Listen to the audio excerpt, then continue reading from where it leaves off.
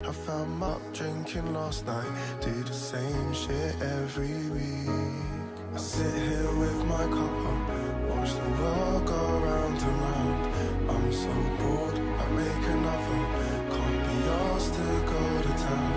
And this food sitting on the table doesn't mean I found my peace. I'm still messed up drinking last night, do the same shit every week.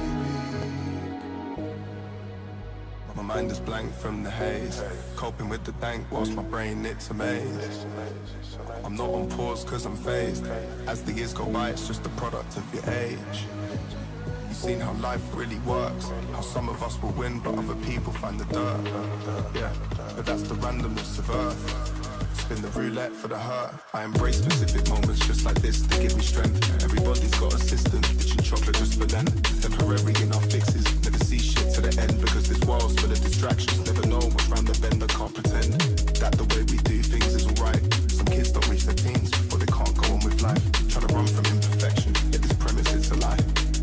How many mothers need to cry? I sit here with my cup up, watch the world go round and round.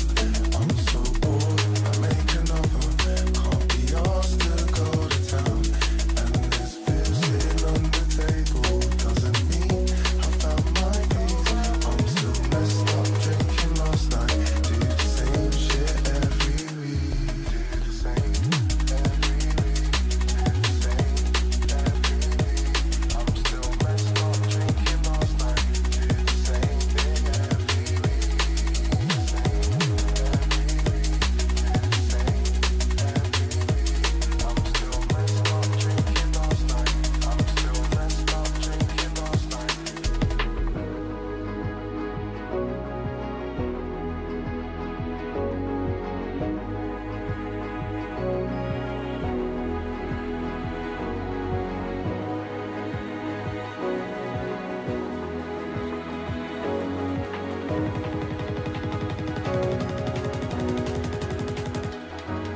I sit here with my cup up, watch the world go round and round.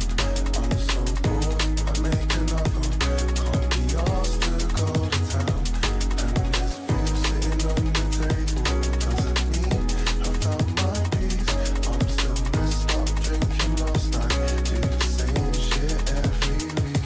Do the same every week, do the same every week,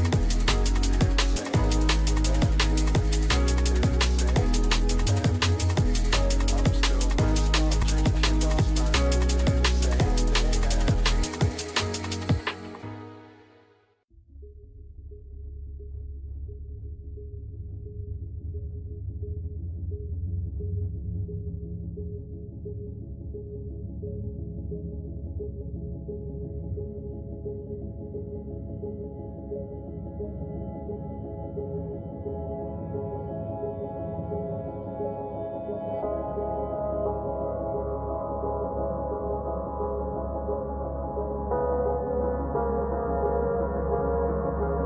do the same every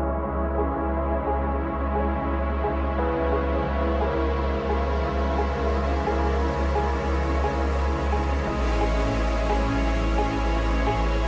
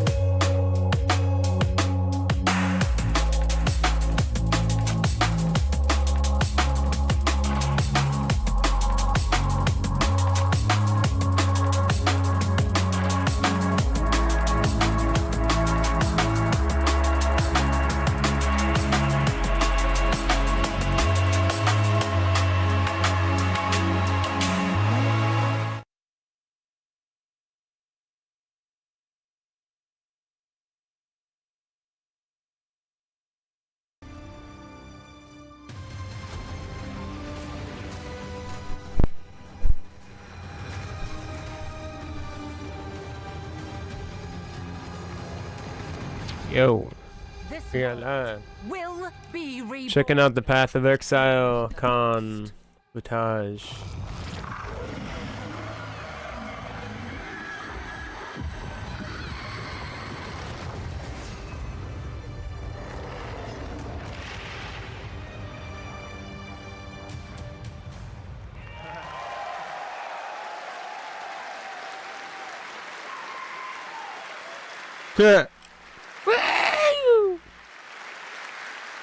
What was I gonna check? All right, Mark, your turn now. Let's see what these drops. Welcome to Path of Exile 2. We'd like to start off by showing you some Participating of the gameplay of Act 3, channel. one of the 6 acts in PoE 2's campaign. We're starting here in the jungle depths. Act 3 is set in the ruins of the Vaal civilization, which fell Do we have drops? I doubt The it. jungle has taken over their former once great cities, and we'll be exploring it using one of the 6 new character classes called the Monk. In PoE 1, we had 1 character class for each of the combinations of Oh strength, my dexterity, and life. intelligence.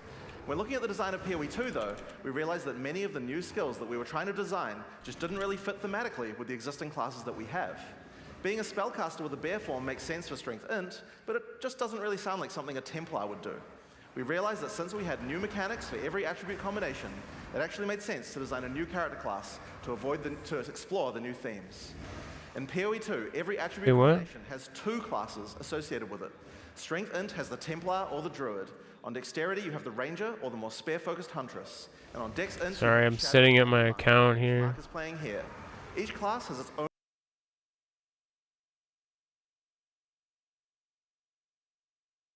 There we go. Connect Twitch to Path of Exile. There we go. Currently linked. Okay.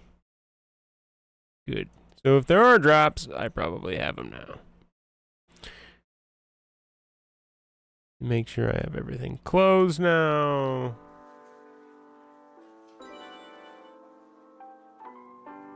Bring this up full screen.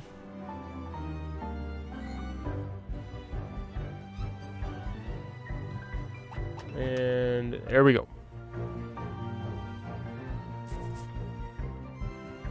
Hey, so if you're subscribed to this channel, do you see ads? You probably noticed that melee combat in PoE 2 is a very different feel than before. We've done a lot of things to add mobility to combat. Yeah, it looks way better. There's some kind of movement built into it. But the Monk in particular is a melee fighter who specializes in mobility over brute strength.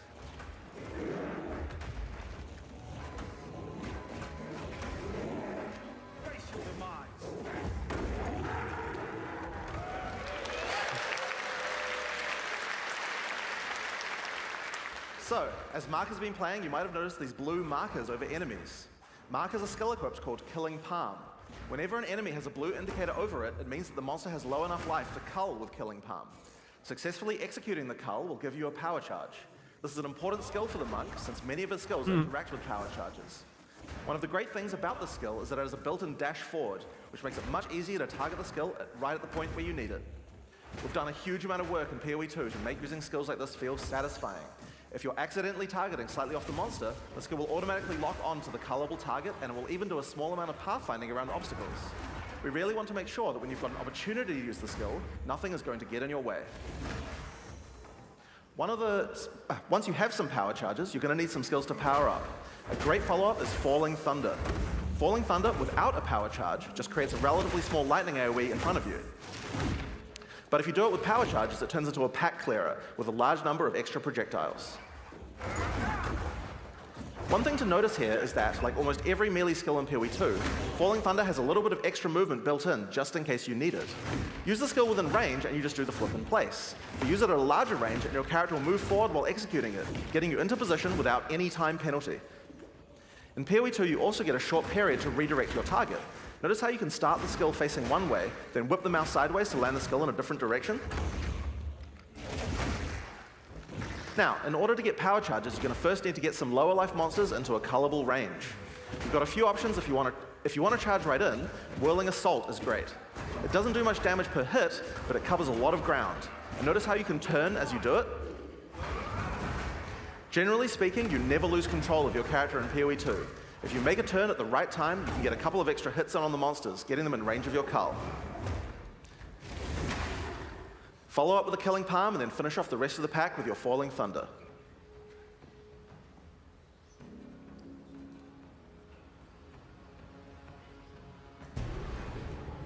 We've now entered the Vaal Mechanarium. This is the place where the Vaal built the various constructs that they relied on to power their civilization. Now this is a find. A Vaal ruin that hasn't been looted? I wonder why nobody's been in here before. One useful feature we've added is the ability to call in NPCs to where you are to give you more information or help you with quest objectives, rather than always having to go back to town. In this case, we've called in Alva to find out what to do. This mechanism, if powered with a small soul core, it could open that door. There should definitely be soul cores somewhere around here. They had to power these constructs somehow. As Alva just said, we need to find a small soul core to open this door. Let's explore. Get back! If you want to shave off some life without getting too close to some of the more dangerous monsters, a great option is Wind Blast. Wind Blast also doesn't do too much damage, but it keeps enemies back. The closer they are, the farther they're pushed back, so it's a great option for keeping smaller but higher damage enemies at bay.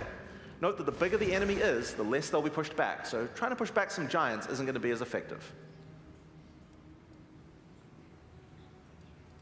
And there's the soul core. Let's get back to the door.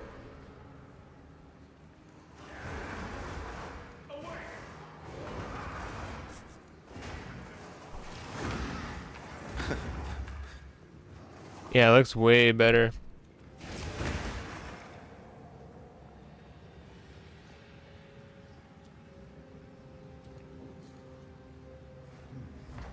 Consider me impressed. I'll keep investigating in here. Bring me in if you find anything else. Away! Now, if you need to defeat tougher enemies, it might be time to break out some of the ice skills in the monk's arsenal. Glacial Cascade creates a wave of ice that moves slowly in front of the player. It's pretty ineffective against fast-moving monsters because most of the damage occurs right at the end of the wave, and so a lot of monsters will just walk right by it. But if you can find a way to make a monster stop at just the right place, it can be very effective. In order to do that, you're probably going to want to freeze some monsters. The monk has a few different tools to do this. A fairly simple option is to get right in the monster's face with Ice Strike. Ice Strike doesn't do too much damage at the first 2 hits, but attack 3 times in sequence and you can get off a combo that has a much higher chance to freeze. Get in there with the freeze, then roll back and finish the job with Glacial Cascade. Now, remember how Glacial Cascade is that extra damaging spike at the end? If you hit a frozen enemy with that spike, it shatters the ice on the enemy and does a devastating amount of damage. This is a really great combo against bosses, as you'll see later. Oh yeah, and I've just been casually mentioning rolling around. Did I forget to mention that in PoE 2 we added a dodge roll to every character? Just press spacebar. Yeah.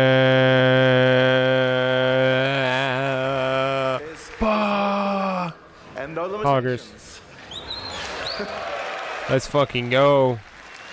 And it even has pathfinding in it, so you don't get stuck on anything. I gotta look at chat. When you dodge roll, you're not invulnerable. If something hits you, you're going to feel it, but most things aren't going to hit you. And that's because while you're rolling, projectiles and melee strikes will always miss. You'll have to roll out of the way of a slam that has AoE, but anyone swinging a sword or throwing a fireball is going to miss. Now, another important function of dodge roll is it lets you cancel out of any skill at any time. This makes it so you don't feel like you're getting stuck during a long animation when something's about to hit you. It really changes how skills with longer attack and cast times play, and makes dodge roll a very reliable feeling way to avoid attacks. So, that's one way to get out of the way of damage, but the monk specializes in mobility, so it would make sense that he would have some more. Wave of Frost is one of our new attacks with a retreat built right in. You move backwards and throw out a cold attack with a significant freeze. A great thing about this is that it puts you at a good distance to follow up with a Glacial Cascade and do a whole pile of damage.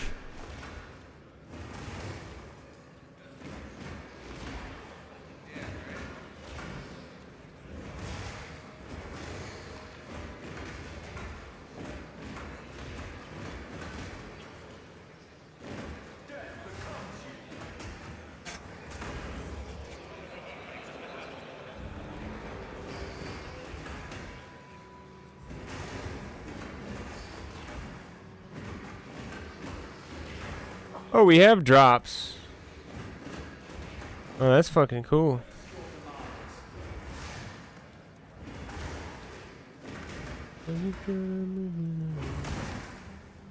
We do have drops. We do. Shattering Palm. Shattering Palm is a palm strike that puts a small ice bomb on the target. Kill or deal enough damage to the target and the bomb will explode, doing some damage and a significant freeze. It's a great option against bosses where the wave of ice might not be enough to get that freeze off. But you really want to, but you still really want to use Glacial Cascade. Really damage. But you still really want to use Glacial Cascade. Whoops. Whoop. Wait, it doesn't say The drops final here. skill we're going to show you today is Flicker Strike. It's a monk skill and another skill that consumes power charges. If you've played PoE 1 before, you know what to expect.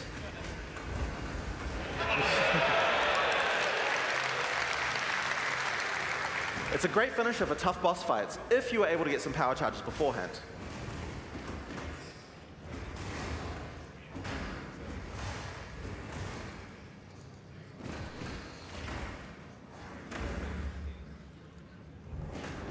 Change it up.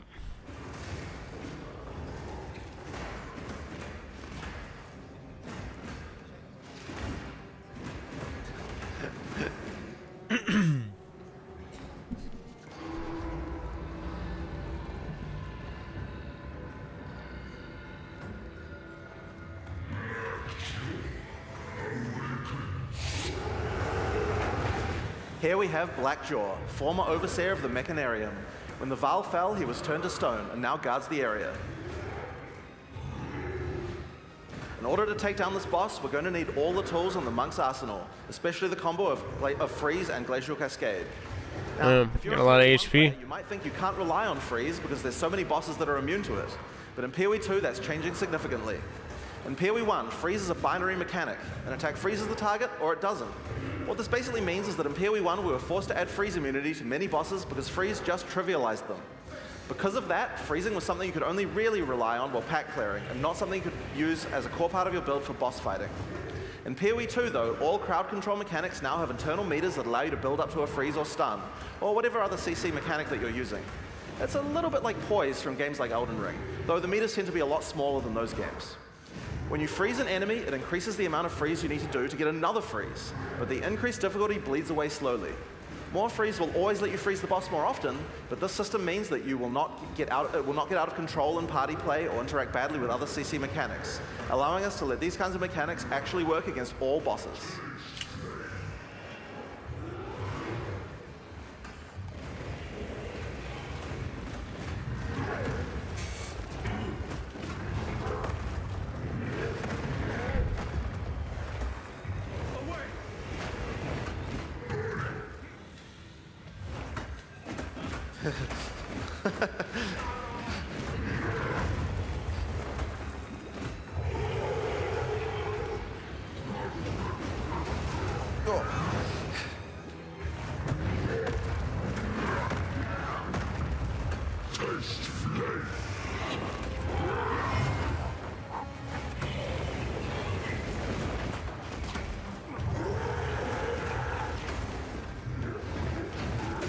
Ooh.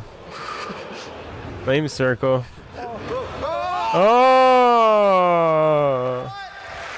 He died. Lol. Oh, no! Is that on purpose? Let's take two. All right, so this might be a good time to mention that in PoE Oh 2, no. if you die to the boss, you have to start again from the start. There's no boss cheesing. So hang on. Oh, there might be. Ooh. Are you okay? Oh, 1 second. Ooh. One technical issue.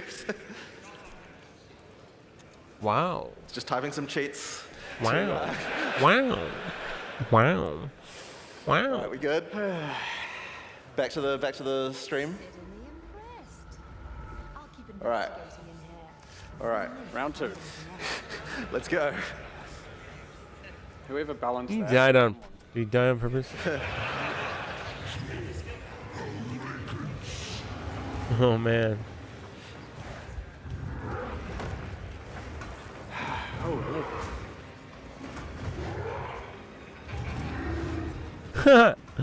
Imagine playing that right now. There's so many people watching this. There's like a million people watching this shit.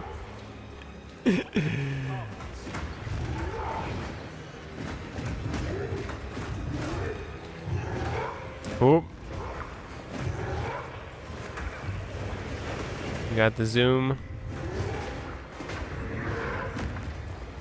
Mark, look at his face. That is the face of intensity here today on the field as he slams his staff into the back of Black Jaw.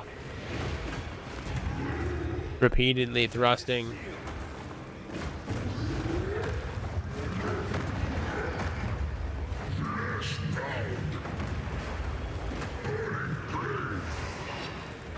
Ooh, he's got a flame axe. You rarely see a flame axe. See a lot of flame swords, see a lot of flame staves. I see many flame axe. Come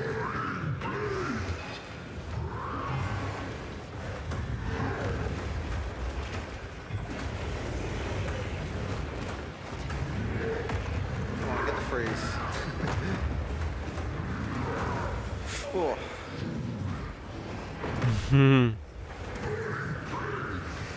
Trying to demonstrate the freeze, I think, but I don't think it's the best ability to use, maybe. Oh, there he goes. Ooh, we tested it. He tested it and went in. No. Holy. Getting a little overconfident. Okay. Do the. Oh, nice. Whoa.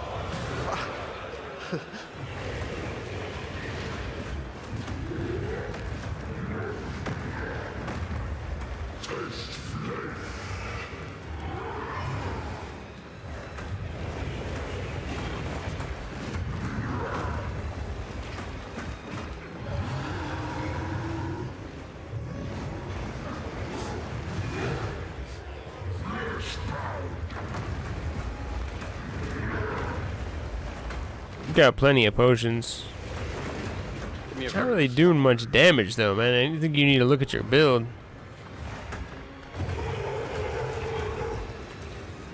Hitting him with like a club.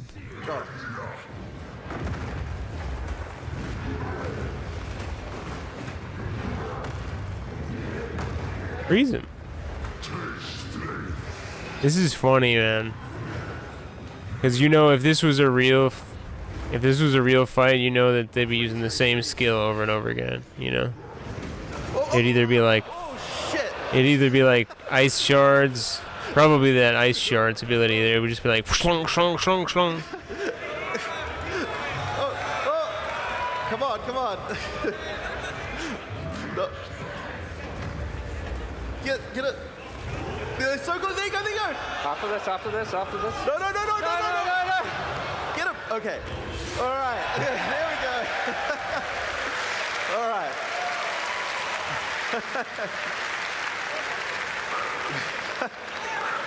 All right. Second time's the charm.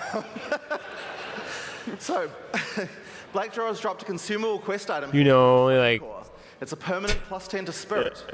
And here we really want to make sure that you feel rewarded for exploration. How many people watch Path of Exile right now? I don't even know. Bosses if we didn't have something great to find for killing them. One of the things you might find for killing a boss is permanent stat bonuses for your character.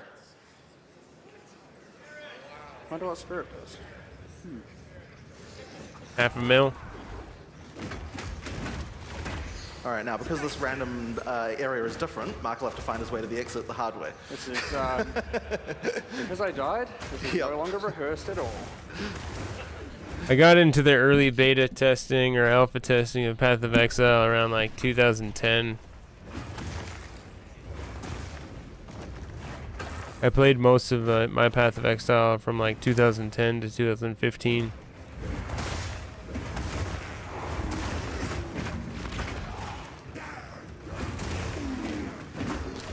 I played Path of Exile before it was cool.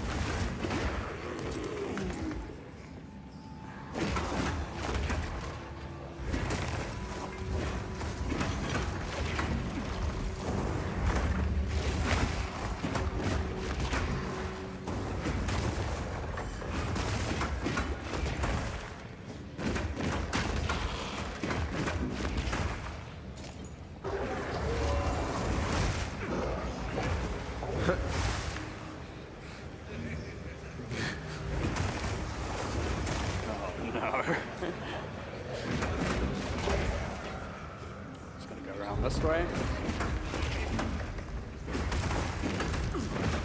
Need to use those killing palms more often, Mark.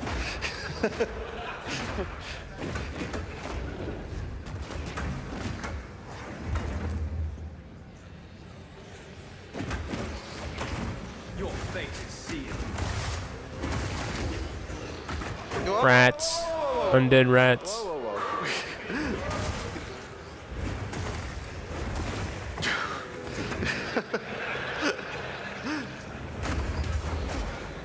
My poor heart. Lightning strike. Oh,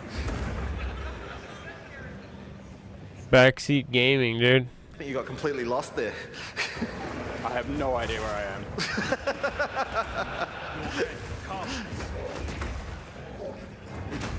All right. Yeah. Open that sexy map, Here we go. dude. Here's the exit. I'm gonna die to these sentinels somehow.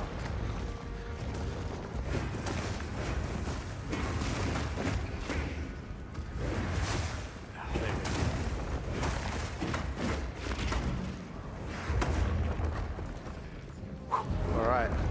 Let's go right through. All right. All right.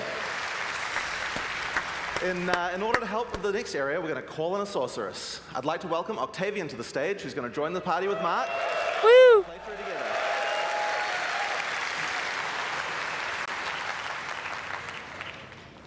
Woo! 1 second. All right. Here we go. All right. The sorceress is the new intelligence-focused character in PoE 2. While the witch focuses more on occult magic and summoning, the sorceress is themed around pure elemental destruction. Let's have a look at how she plays.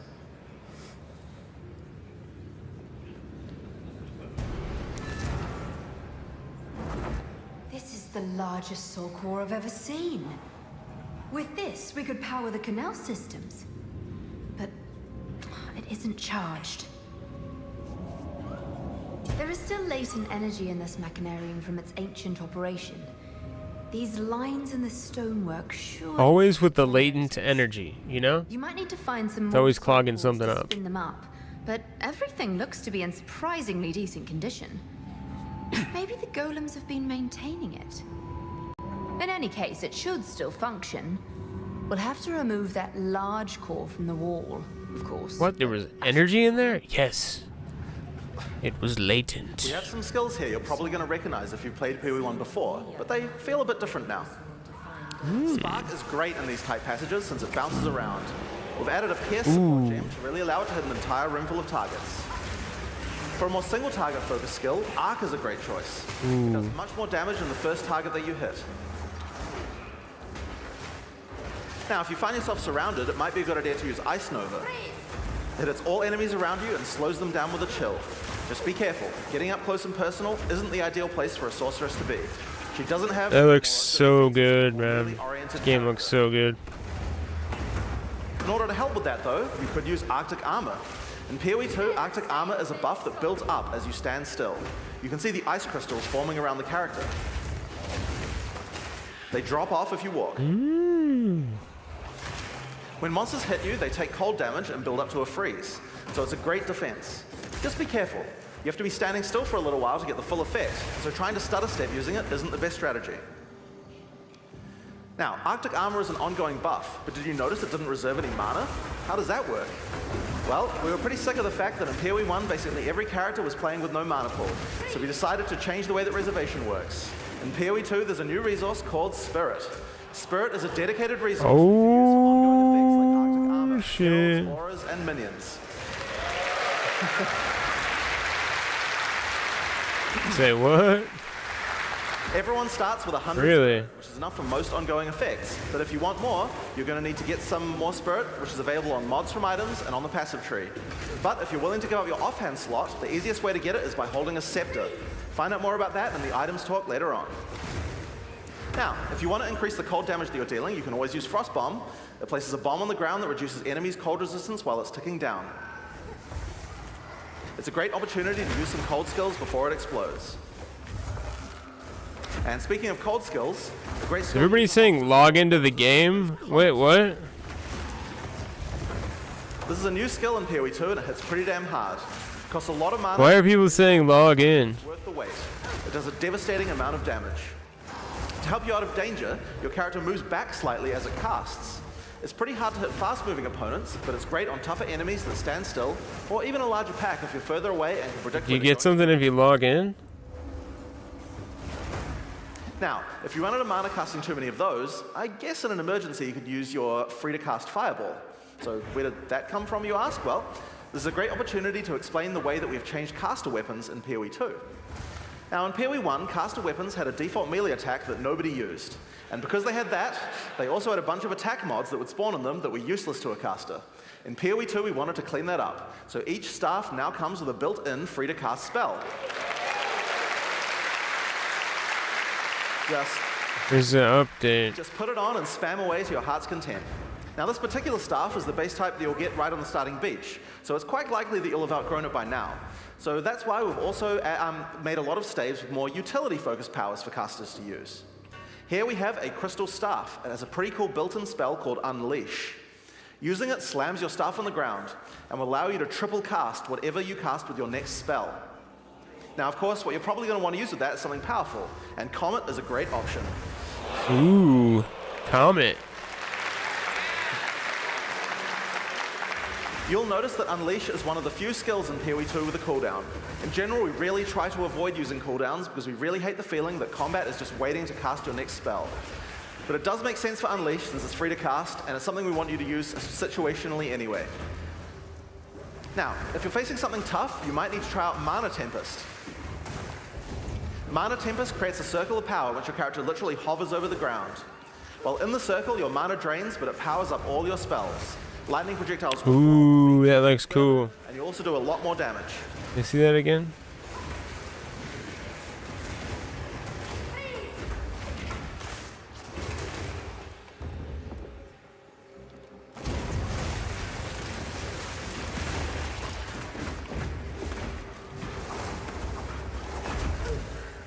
No mana.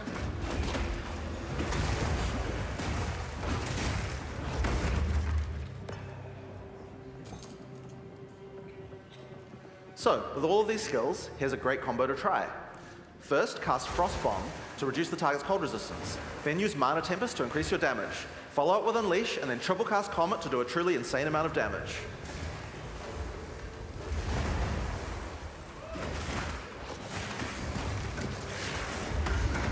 Yes, Daddy, I will.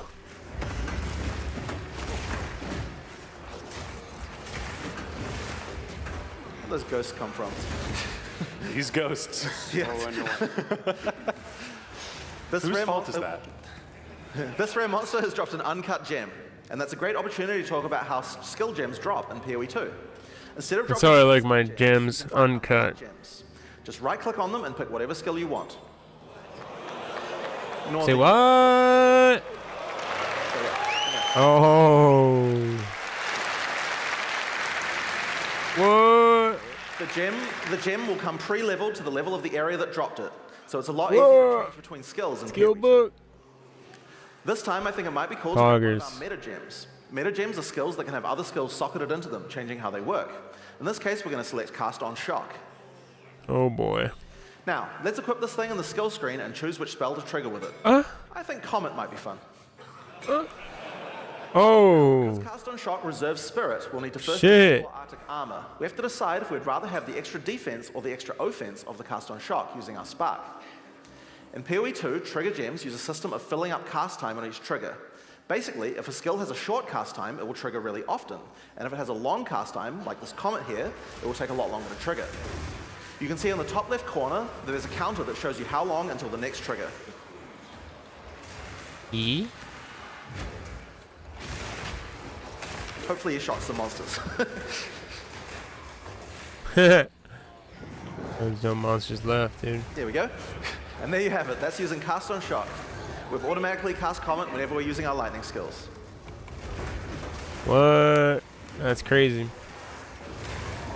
I like it. I like it, Elo. So, we found the generator. Time to power it up. Power it up, Johnny.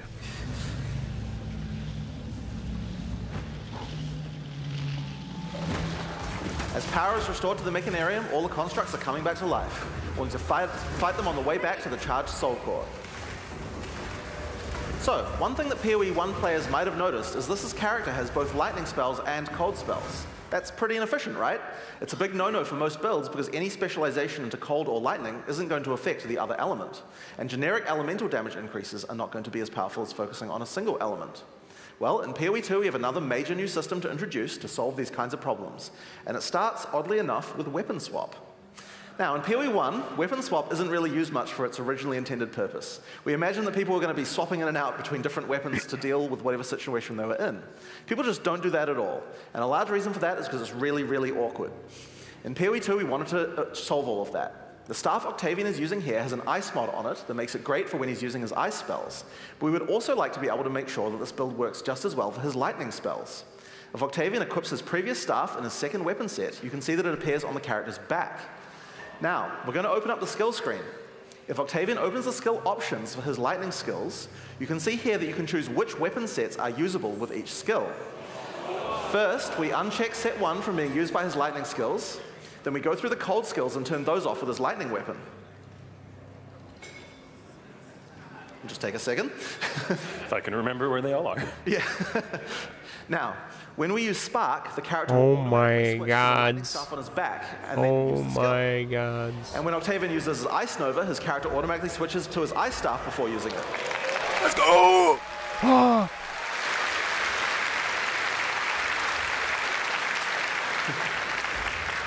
You can configure each skill for which set to use, or both if you don't mind which. There's a very short time penalty to switching, so it can be good to leave some skills on both sets if it doesn't matter which weapon set you're using. But we still have a problem: passives. Wouldn't it be nice if we could specialize in both cold and lightning passives on the character? Indeed. Well, in PoE 2 you can. Hopefully Mark can deal with those monsters while we do this demo. So, we're on the passive skill screen here, and you can see that we are close to both a cold and a lightning cluster. At the top right of the screen, you can see that we have some weapon set specific points to allocate. If Octavian holds shift, he can allocate set 1 to the cold passives, and then allocate set 2 to the lightning passives. Oh. Check it out. As we use our weapon swap, the skills allocate changes from one build to the other automatically. Huh? So whenever we cast the appropriate spell, the character's passives reconfigure on the fly to the correct build for that spell. Now you can't do this with every single passive on your tree. Only What? points granted from skill books will allow this That's kind crazy. of specialization. So you're not going to be changing from a mace slamming warrior into a fire elementalist with the press of a button. But it certainly increases the number of options you have for builds. There's a huge number of places where the system can shine. You can augment your dagger shadow build with traps, or have a great curse set up on your witch with one spec and then move to your chaos debuff spells with the other, for example. It really opens up your options. Now another fun metagem to try out is called Barrier Invocation.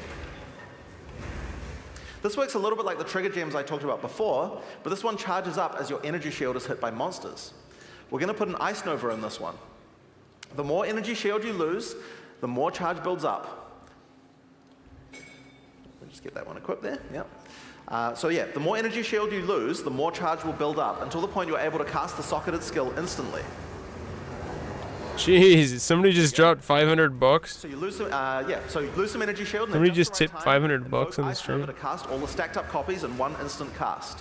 If you keep Crazy. losing shield, you'll build up even more charge for even more casts. So it's a great defensive option in an emergency.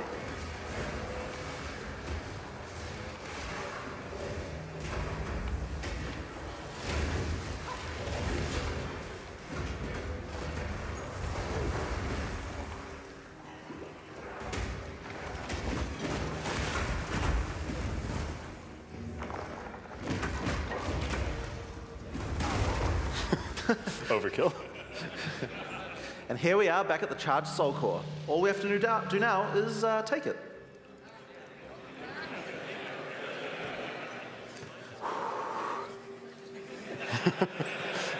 Just take it.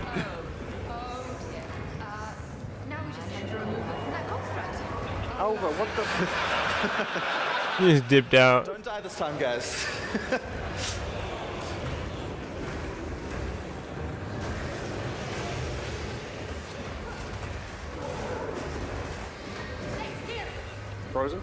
Nice. Wait.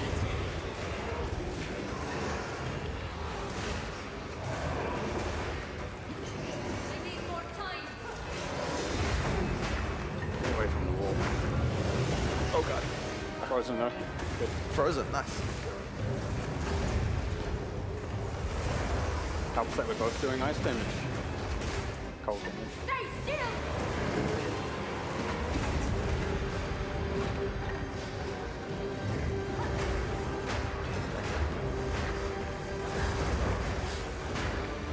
Where He's heavy Stunned. Luca. Nice.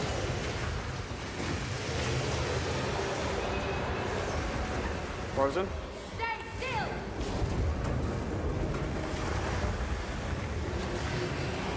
Out of mana!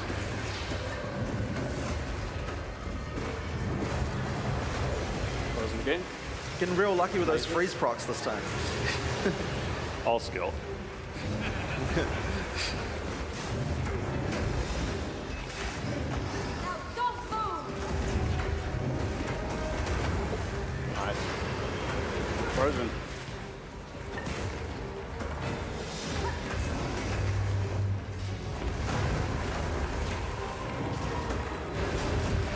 Get away. I need more time. They got that easy.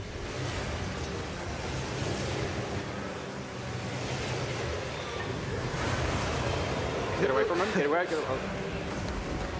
Triangle.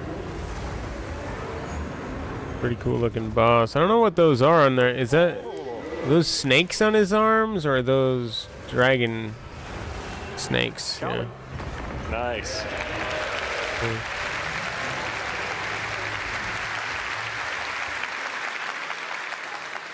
So that's Path of Exile 2. These areas, as well as around half of each of the first 4 acts, are available to play at the 3 demo zones around ExileCon. Now, if you're physically here at this event and you get to play the demo, just remember, it's a different game than before. It's a lot harder. You're probably going to run the first pack of monsters and just die. I really recommend you read the signs. They have good advice on how to combine your skills effectively, and remember, dodge rolls on spacebar, use it. You're just going to die otherwise. So your next question is likely to be, when is the beta? Our last year, but we're still finishing acts, adding skills, and balancing everything. The closed beta is going to start on June 7th, 2024. Oh. Path of Exile 2 has been a long time coming, and we're incredibly excited. Ooh, that's very far away. We're determined not to rush this and make sure we get everything right. In the meantime, there's a lot in store for PoE 1. Damn, dude. That was dead room on that one, bro. Thank you very much. Not for another year.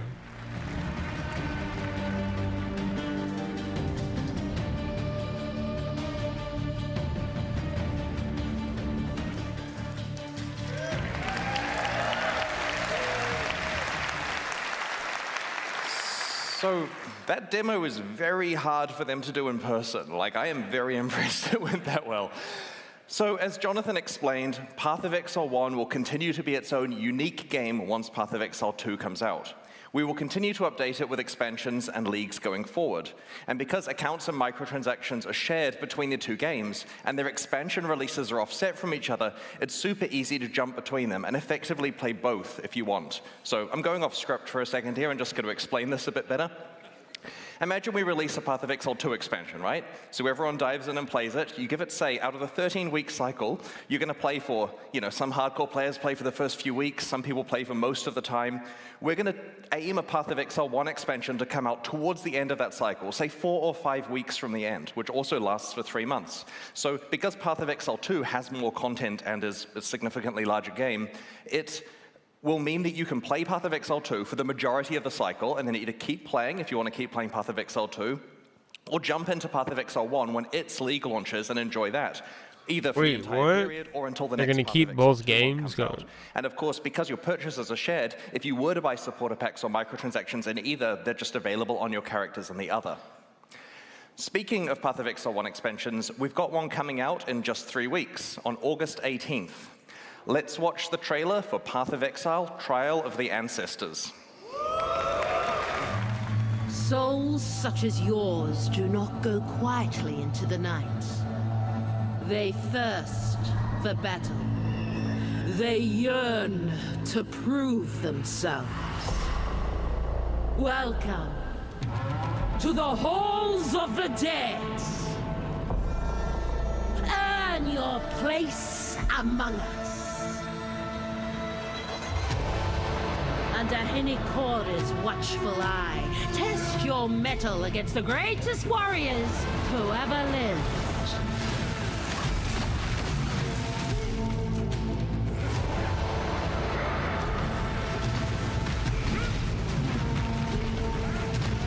Prove yourself in the trial of the ancestors.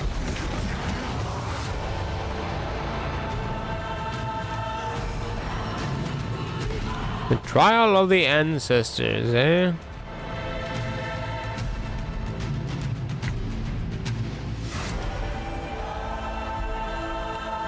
Passive skill tattoos.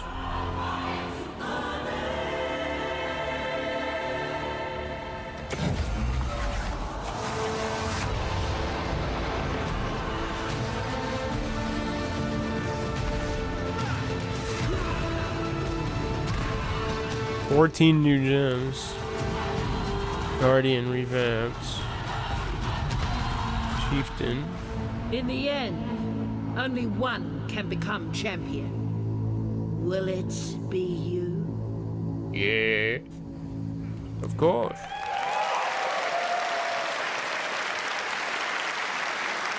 Of course.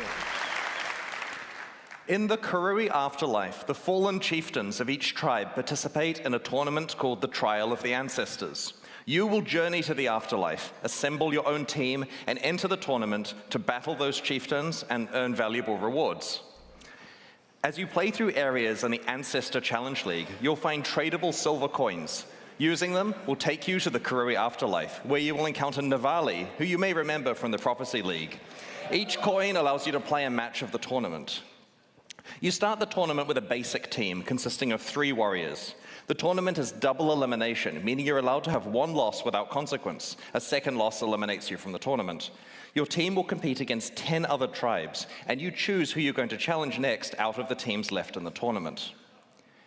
When you start a match, you see the configuration of the enemy team and get to place your team of warriors on the battlefield to challenge theirs. You and your party of exiles will play alongside your warriors. So while this league does have many elements of an auto-battler, you're right there fighting alongside them. That's crazy. During a match, when a warrior dies, they respawn at their totem after a short time. If their totem is destroyed, then they are instantly killed and can't respawn. The team that destroys all of the opposing totems wins. If you're playing a hardcore that's crazy. Don't worry. Hinokora, the goddess of death, is looks really neat you and will restore your soul to your body, so you can't permanently die in the afterlife. Like that. In the Trial of the Ancestors, strategy and tactics are key. Every unit has its own strengths and weaknesses that must be utilized to win matches. The turtle is really slow and really tanky. It's perfect for either defensive positioning to stop flankers or offensive positioning to tank hits for you if you're pushing through the middle. It's not great in the center or flank positions due to its slow movement speed. The Tuatara is a quick and deceptive unit, which is relatively well balanced for all positions. This version of the Tuatara has a stealth ability, which makes it perfect for the flanking position to sneak through enemy defenses and take out unprotected totems from the side. The Goliath of Night is a disruptor unit, and it's ideally placed in a center position to intercept enemies that are chasing you. You can also allocate it to defenses so that it disrupts enemies that are trying to kill your totems by stunning them. So in this match here, we've set up a Tuatara in a flanking position, a turtle on defense to guard our totems, and a Goliath to follow us as we attack up the middle. Our plan is to work with the Goliath to distract the enemy front line so the flanking Tuatara can get through and destroy some of their totems.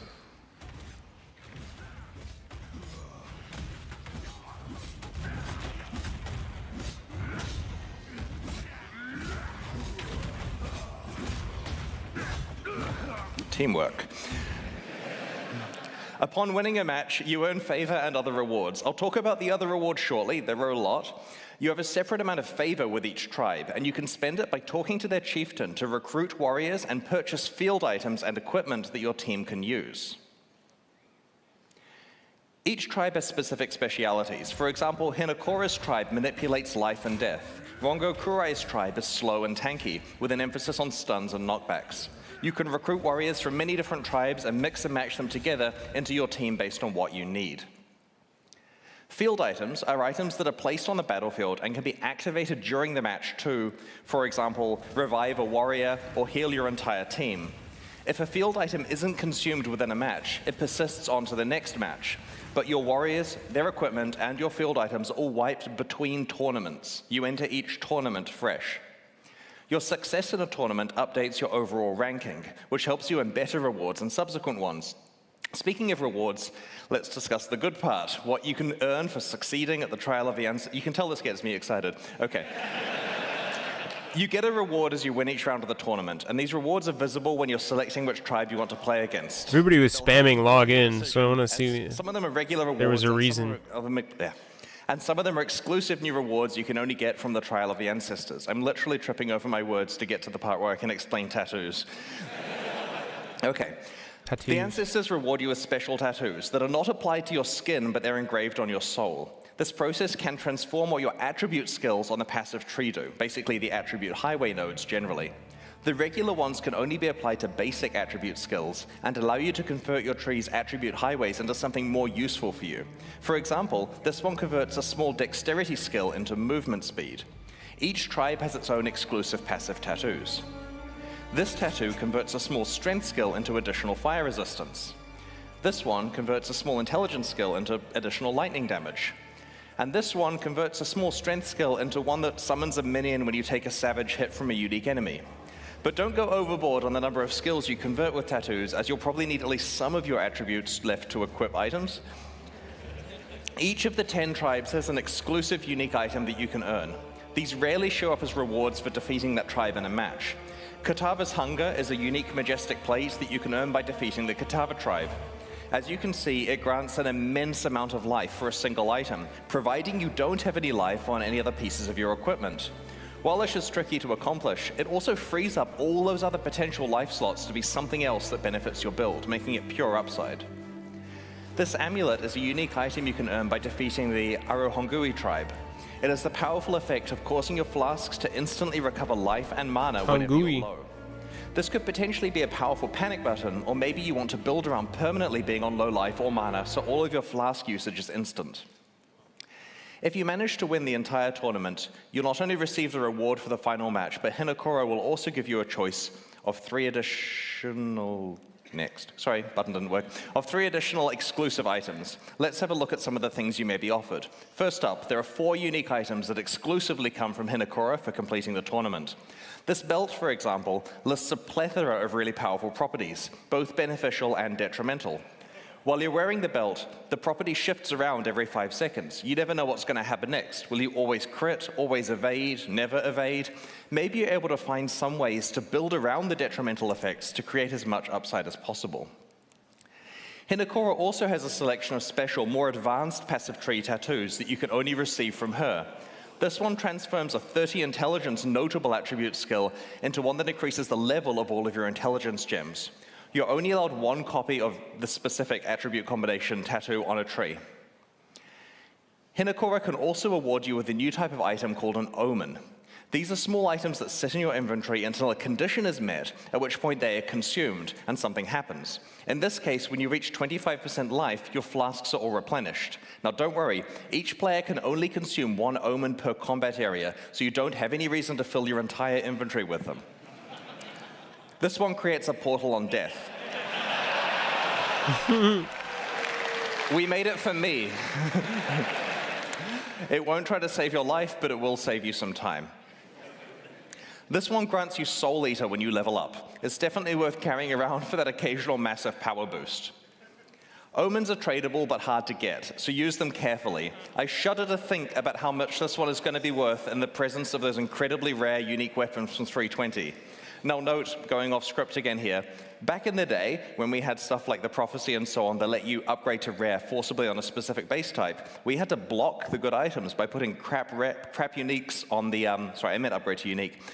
We put crap uniques on that base type so that you couldn't get it every time. Well, we stopped doing that. So a lot of the uniques that were upgraded in 320 are just the only thing on the base type. So items like this let you deterministically get something quite valuable, hence they are quite rare. The most exciting one, though. Finally, Hinokura can offer you a lock of her hair. This is a very special currency item that lets you foresee the result of using another currency item to craft something. This means, for example, you can know whether it's worth exalting your item because you'll know exactly what the outcome is. Hinokura's lock will slot into your crafting pipeline with powerful consequences. The Trial of the Ancestors offers a wide selection of valuable new rewards as you complete matches and tournaments. We really look forward to seeing what strategies you develop for building, equipping, carefully placing, and playing alongside your tribe. So that's the new Challenge League, but Path of Exile expansions contain more than just a new league every 3 months. In each update, we also augment Path of Exile's endgame and shift the metagame with new gems and balance changes. This expansion is no exception.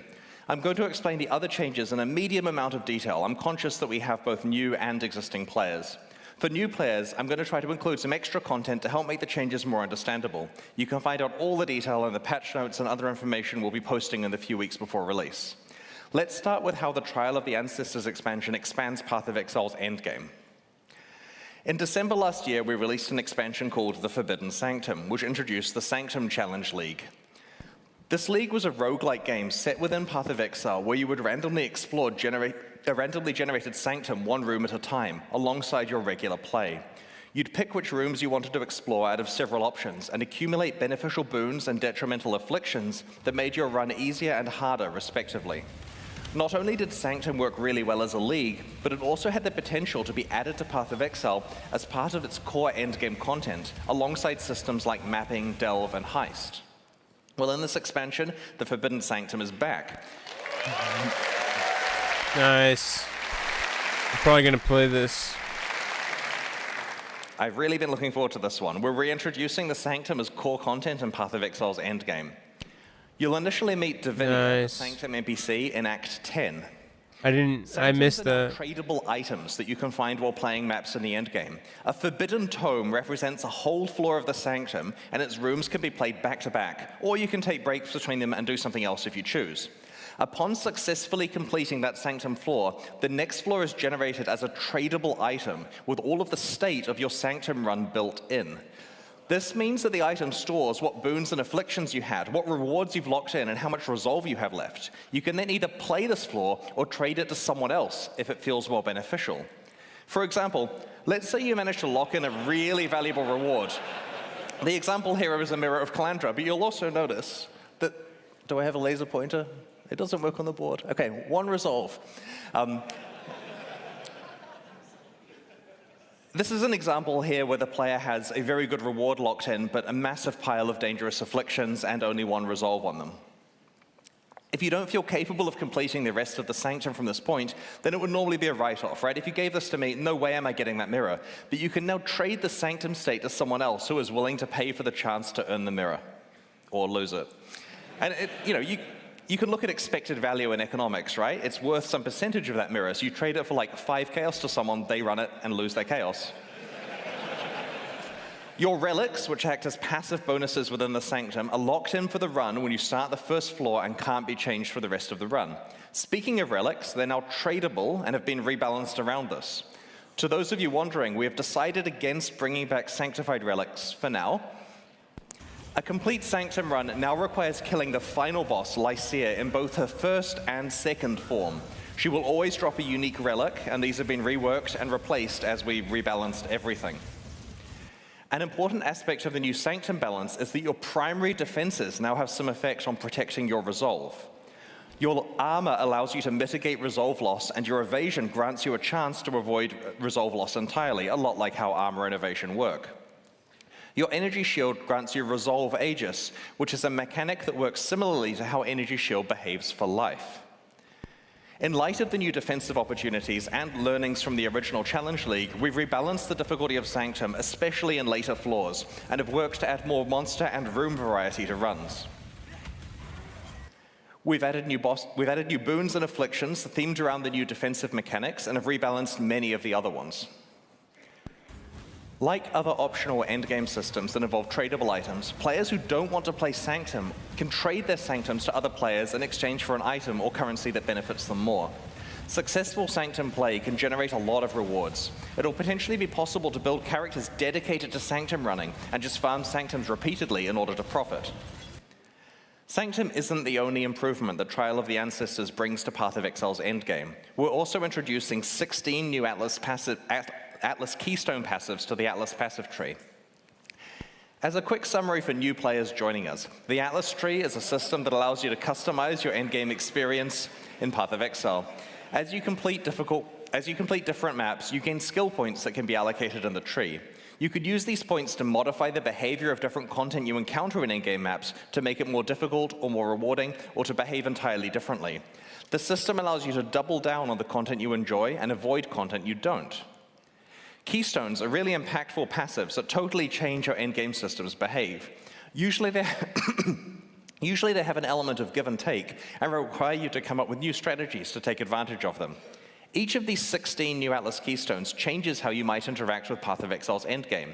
Let's have a look at some of them now. We will reveal the rest of them before the release of Trial of the Ancestors in a few weeks. Extreme Archaeology completely changes how you play expedition encounters. Instead of placing a series of regular explosives, you now place one gigantic explosive. Every single chest or monster... What's up, Tangent? How's it going, man? Yeah, dude. Remnant in that radius. This new season looks crazy. What the fuck? Speaker of the Dead makes it so that tormented spirits can possess you rather than possessing monsters. What? Boosting your stats instead. What? While possessed, you can touch monsters just like a spirit can, making them stronger and more rewarding. It's kind of getting silly at this point, isn't it? Blight is like a tower defense minigame inside Path of Exile. The Cassia's Pride Keystone makes it so that Blight monsters take significantly less damage from players and significantly more damage from Blight towers. This basically lets you go all in playing it like an actual tower defense game. Because we can. Lucid Dreams makes it so that Val's side areas in your maps are no longer corrupted, meaning that you can use currency items to change their mods. That's right, when you encounter a Val side area, the keystone... I was just thinking about how hard this script sounds to read that this dude's on. Sounds very difficult. Yeah, so we rebalanced the side area mods, we've improved reward outcomes, and we've made the downside mods a bit more punishing. A lot of tongue twisters in there. If you try to go for the good outcomes. You may also rarely encounter a unique Val side area. Destructive play makes it so that the Maven will summon between 1 and 3 extra random map bosses when you are fighting witnessed map bosses. This keystone is analogous to the Eldritch Altar keystones that make those influences more difficult but more rewarding. There are another 11 new keystones that we'll reveal over the next few weeks. Together, these 16 keystones mean that regardless of how you enjoy your maps, there are plenty of new ways to play Path of Exile's endgame in this expansion. And I should note, in the initial draft of the keynote, I painstakingly went through every single keystone. It took like 10 minutes. But we'll put them in the news to save you some time here. In the Trial of the Ancestors expansion, we're shifting Path of Exile's metagame in several ways. The first is by introducing 14 new support gems, which are designed to take existing categories of skills and provide entirely new ways to play them. For full information, check the final gem hovers when we post them in the next few weeks. So far, Diablo, or they announced, War or they said, usually buff your party but don't directly hurt monsters. The Corrupting Cry support gem turns war cries into damage-dealing skills by making them inflict corrupted blood on monsters affected by the war cry or by your attacks that it exerts.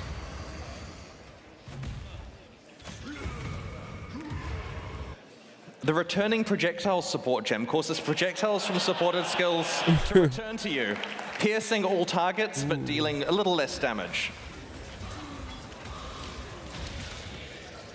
So far, another example too. Path of Exile 2's next year, June. They're keeping Path of Exile 1 and 2 going at the same time, and they're gonna like interchange seasons. Gems to gain adrenaline, critical strike chance, and critical strike damage for a duration after they're first summoned.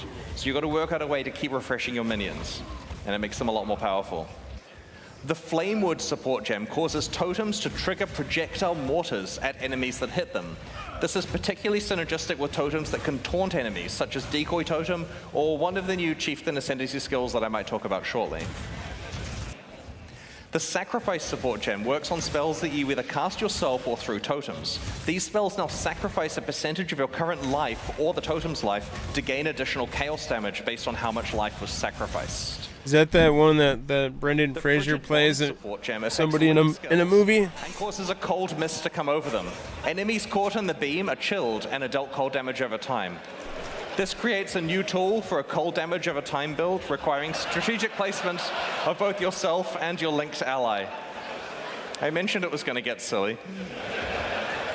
The Locust Mine support gem looks OP and affects attack skills that use bows and wands. Instead of directly using the supported skill, you throw mines in an arc that use that skill for you, targeting your location when you detonate them. In addition to these gems, there are another 7 that we'll be revealing over the next few weeks. In addition to the 14 new support gems, our balance work for the Trial of the Ancestors involved us revamping 2 Ascendancy classes. Right on. These are the Tim Curry. you can specialize in as you play through Path of Exile's campaign. That's the dude that was in Each main character class has 3 rock and Ascendancy roll, classes available.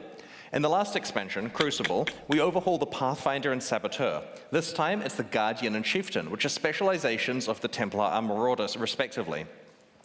While we were very happy with the theme of the Rocky Guardian, Horror it was Picture falling Show. behind the power level and popularity of other Ascendancy classes. Our changes in this expansion have modernized the class and will present you with more relevant build opportunities than before. Brace yourself. Okay. Path of Exile 102. Harmony of Purpose can power up parties using link skills. Time of Need now completely cleanses and heals you every 4 seconds. Radiant and Unwavering Crusade fully embrace the Holy Summoner theme by giving you access to some exciting new types of minions that are exclusive to this Ascendancy class. We have this picture on the announcement page, pathofexile.com/ancestor for you to scrutinize. Next.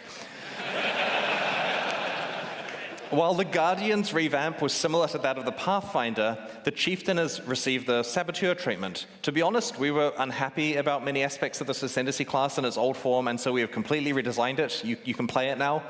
It's basically an entirely new Ascendancy class with the same name and art and a new way of approaching its themes.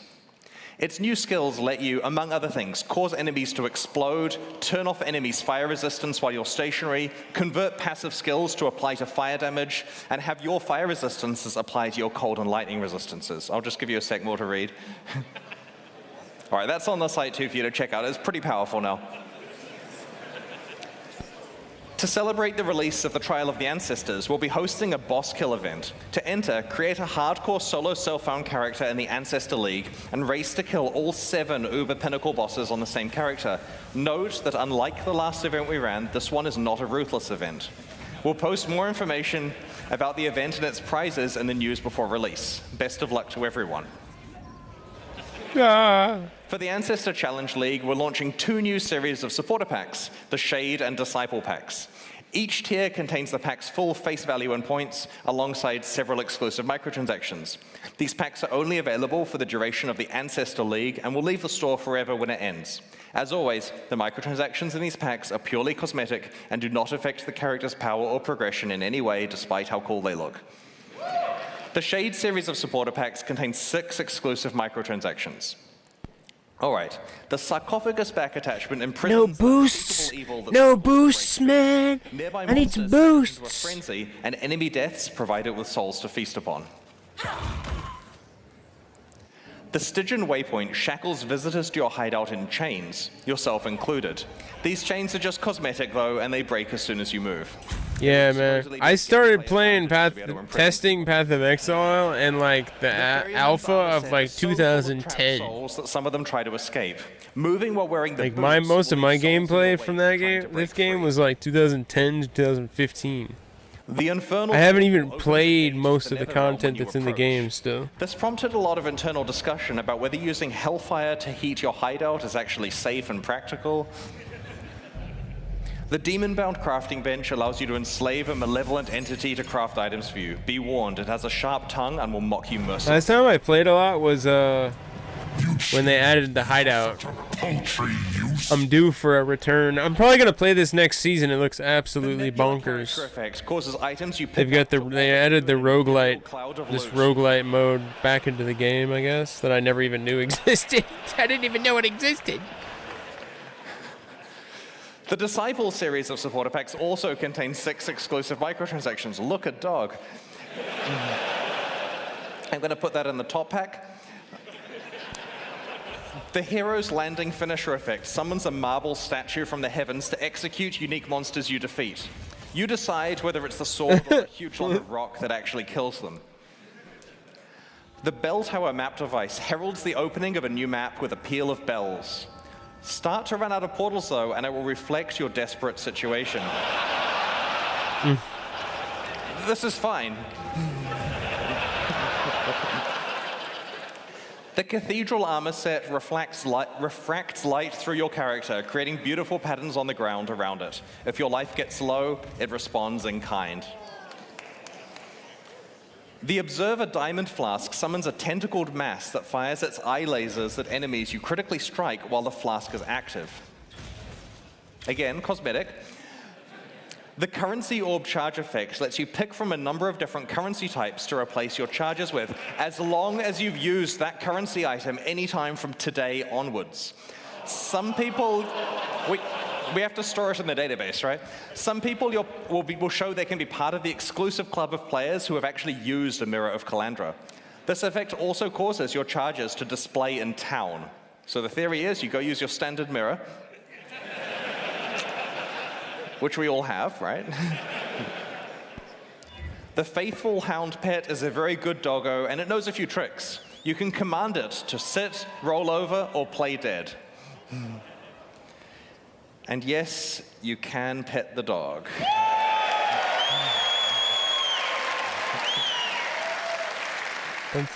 That's not me.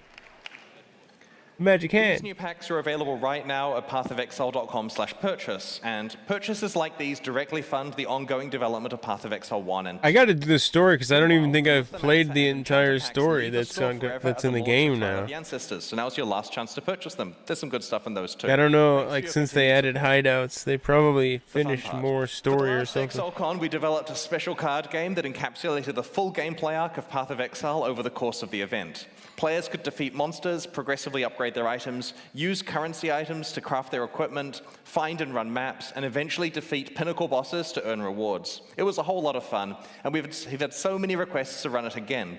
So this year, we're proud to bring you the 2023 version of the ExileCon card game. And like all Path of Exile expansions, it even includes a challenge league. In your swag bags, you'll have found a box of ExileCon cards, and then a gentleman outside will have asked to purchase them from you for real money. If you have any cards left, you can use these to challenge GGG staff members who are walking around ExileCon as monsters. They'll be wearing t-shirts showing the monster's stats, which include symbols for their attack and defense. Using the cards in your deck box, and those you accumulate by defeating monsters, put together one set of armor, one weapon and shield, or a two-handed weapon, and an amulet and 2 rings. Enjoy, man. Enjoy. Damage on your weapon has to be equal to or larger than the defense of the monster, and the defense on the armor and shield have to be equal to or larger than the attack of the monster. It's that simple. There are some wildcard symbols. It's explained on the rules in the box. Rings and amulets are pretty hard to find, and they can be used for either attack or defense. So to attack a monster, politely approach a staff member wearing the shirt, introduce yourself, and show them the set of equipment you want to use.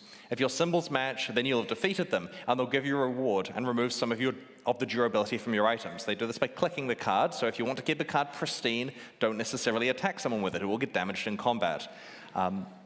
Be careful not to waste your best items on low-level monsters. You're not allowed to attack the same monster twice in a row, so you need to explore ExileCon to find different GGG staff members. You can get maps by defeating monsters marked as gods. Take these maps to the map device to run them and progress through the tiers. On the back of the box is a list of quests. As you complete quests, you can visit the crafting bench on the top floor to receive rewards for completing those quests. While you're there, you can also use your currency items to modify your equipment. I mentioned that this year's version of the card game introduced a challenge league. That league is Delve. Accumulate sulfite and bring it to the Delve wall, sorry for the bad photo, it's hard with lighting, on the middle floor. Each sulfite card you hand in allows you to explore one tile of the azurite mine. You'll all be working collaboratively throughout the event to delve deep into the mine, fight the monsters that lurk there, and uncover its treasures. And I feel really bad for the poor people that had to hang 3,000 cards on that wall. You may eventually be able to challenge the pinnacle bosses if you manage to get really far in the card game. I'm the Searing Exarch, Jonathan is the Eater of Worlds, and Mark is the Maven.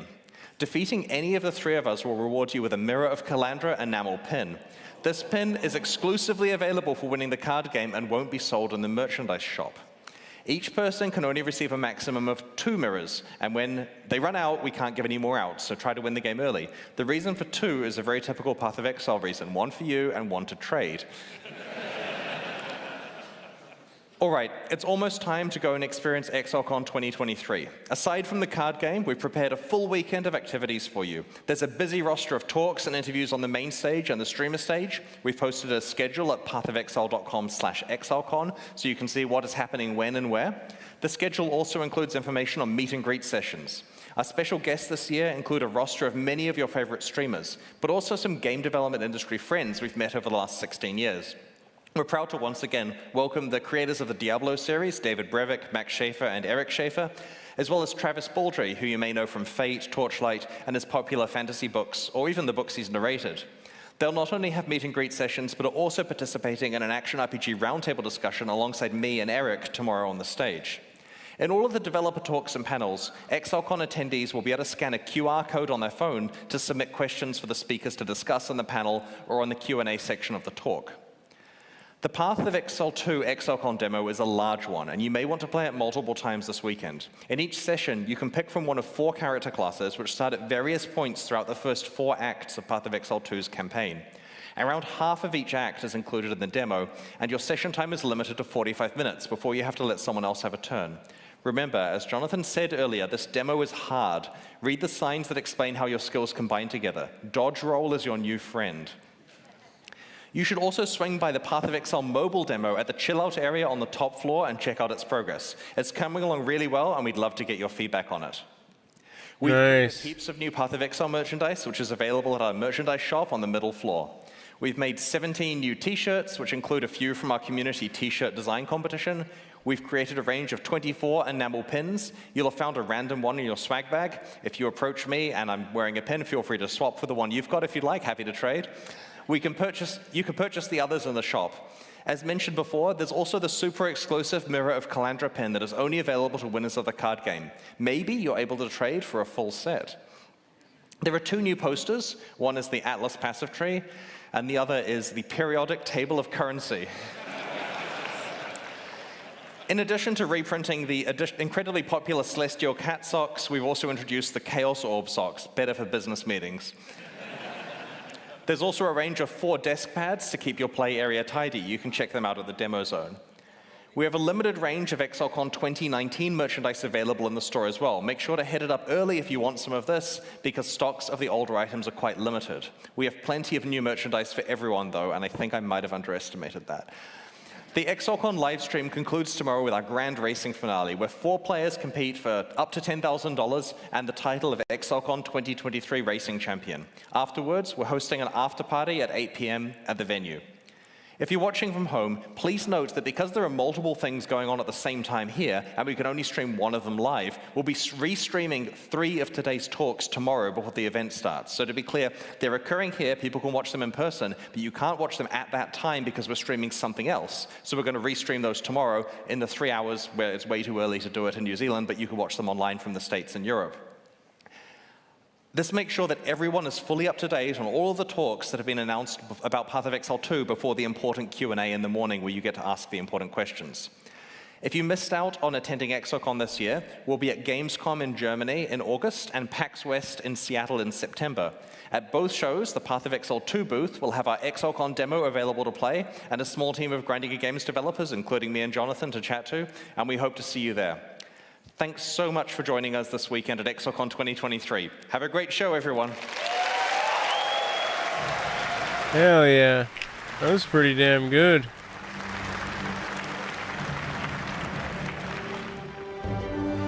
Man, they did that. They have really done a good job, Path of Exile. G'day Exile, welcome back to the second half, the post-stall cast. For you, I'm Ziggy D, joined once again by Mathel, Rise QT, and Nugian. We're going to have a bit of a chat about what we've seen so far, and there is a lot to go over while we distract you while we wait for the next upcoming segment, which will be Kriparian interviewing Jonathan about Path of Exile 2. So until then, though, let's have a little bit of a chat about some of the things we've seen. Why don't we kick things off with the separation of Path of Exile 1 and 2 into separate games, and what that means. What do you guys have any thoughts about that, Mathel?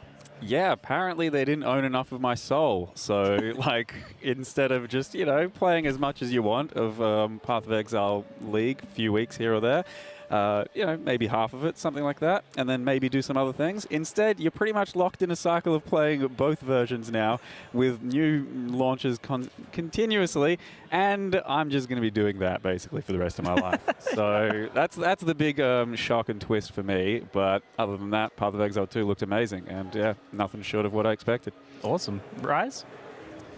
I gotta say, I was thinking that that's the right path for Path of Exile. And I mentioned it to a couple people, and they were all going, nah, no, there's no way they're not doing that. Even developers were like, we're not telling you anything. Turns out they're doing it. So like Matthew said, I think there's plenty to be played, and it's going to be for a long time. I think they have a very nice schedule with those last couple weeks leading into another PoE 1 or PoE 2 expansion. So I'm really looking forward to that. Nugi? Yeah, no, I agree. Pretty exciting. I'm not sure, like, you're still getting PoE 1 and 2 at the same time, just in PoE 2 and all upgraded. So it's not we're going to have this weird split between 1 and 2. You're just getting it all in one package with enough content to, like, just, yeah. Oh. I think them separating the games the way they are does answer a lot of questions about like how certain PoE 1 things might have changed over to the new system, PoE 2 and things like that. So I kind of expected that this isn't super unexpected, but what was really unexpected for me was the fact that they're keeping up with Path of Exile 1 expansions as well, like this split cycle. Like, I did not expect that in a million years. I don't think anyone did. Yeah, I thought PoE 1 was done, you know, just go Legacy and you could go back and play the old content if you wanted to, but I didn't realize there was going to be new updates to that. That's good. That's a lot of work for them. They're basically going to be splitting their office into 2 teams at that point and continuing development of both games. And surely Path of Exile 1 only gets bigger and better from here as well, because for the past, you know, few years they've been working like largely on Path of Exile 2, and, you know, diverting less of their resources towards the PoE 1 leagues and all that. They've still been good, they've still been big, but like now if they're working on them in tandem, there's probably a large subsection of their team on Path of Exile 1 that maybe came back and kept, you know, doing the new PoE 2 systems on it as well. I'm super curious what this means for the long term. Like, do the games like get to steer in different directions? Does Path of Exile 2 get to develop in one way, while Path of Exile 1 continues in a different trend? Maybe Path of Exile 1 keeps that like much faster gameplay. Maybe PoE 2 changes to this more combo-focused gameplay, a bit more like interactive, and they might grow apart separately over time potentially, or maybe borrow from each other as well. Well, it could happen there, right? Yeah, that's a real possibility, because I remember seeing those trailers and thinking that's going to be hard, like especially with the monk, that's going to be hard to fit into PoE 1, and I mentioned that before, and it turns out, well, they don't got to do it. And yeah, there's been a lot of talk definitely about some of the trailers that they've shown in the past, with the gameplay being more methodical, slower, more tactical. And PoE 1, let's be real, it's not exactly like that anymore. So yeah, I think there's going to be plenty for each type of player, but it's nice to have that opportunity to be able, just like with different games, just try something maybe with a little bit different pace, but at the same time, we don't really know. Yeah, let's talk about that like gameplay, like just in an overall sense, the gameplay of Path of Exile 2, what it looked like. What are you guys' impressions of it? What are your looks amazing. I mean, I loved how crisp everything looked. But like the ice skills, the lightning, the world that they everything that I don't like about Path of Exile 1, they've taken care of with the animation. Things like it was exactly what I was hoping to see. It was at some times, I think, a bit slower than I would have liked, but that's just kind of how it is early on, and then especially during a demo. Yeah, you should have noticed that I think pretty much nothing was like supported too much. There was a lot of extra passives unused. Yep. But yeah, like you still want to be able to have your Path of Exile zoom and get through it pretty quick if you really want to. I'm sure we'll get that later on, but yeah, it looked just crisp. Yeah, I anticipate that players will be playing that same content after a little while, twice as fast, right? With better links, better gear, better... Ziggy D! For demonstration purposes, obviously slowed down quite a bit, but it does give you an idea of what they're going for there. Ziggy D! Showing that, I think, does allow for us to see a little bit of the idea of like, okay, so maybe we have the fast encounters, players really crushing stuff really quickly, but then maybe like at endgame, certain bosses or certain bosses where you're leveling have those longer encounters, and this is what Path of Exile can do with that situation. Here's much more dynamic gameplay. We did see very different styles of gameplay too, from the monk and from the sorceress. One felt like a fighting game, and then the other one had like meta skills and like a bit more like combination between those different spells and things like that. So how do you guys feel about that? Did you prefer one over the other, or? I think just having the dodge available. Yeah. Every class without a cooldown. That's big. Is crazy. I say it didn't have a cooldown, right? Like, keep rolling. That's crazy. And I saw some animation canceling with that too. Yep. That is very, very cool. I think that's much better. Hopefully, it's going to be much better than what it is in current Path of Exile with some of the animation canceling. But yeah, absolutely. I think the monk. Pretty crisp. I think that was looking pretty good. The repositioning, the constant mobility, that's the sort of classes that I enjoy. So really looking forward to that. I think the going to the PoE 2 and slowing it down a bit, and all the uniqueness of all the different kit with the weapon swapping and all that. I think you're going to be able to live more in a certain fantasy in PoE 2 than you've been able to be. Like, there's going to be more of a distinct feel to everything. Where even as in PoE 1, you had flame dash on every warrior, like on every marauder, duelist, everything. Like, you were a spellcaster, but also a fighter. It's like, So I think like they can really lean into like the uniqueness of every character. And I think that's going to feel real good.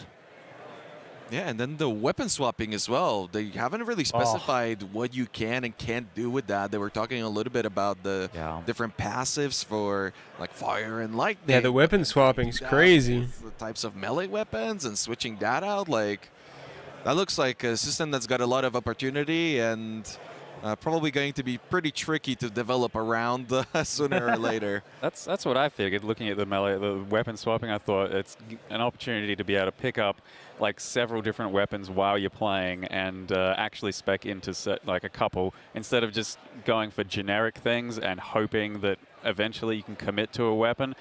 This way you might at least be able to branch out into two different things, actually spec two different things, and then make a full choice later down the line. But yeah, I think it's going to have a big impact on melee as well as the casters.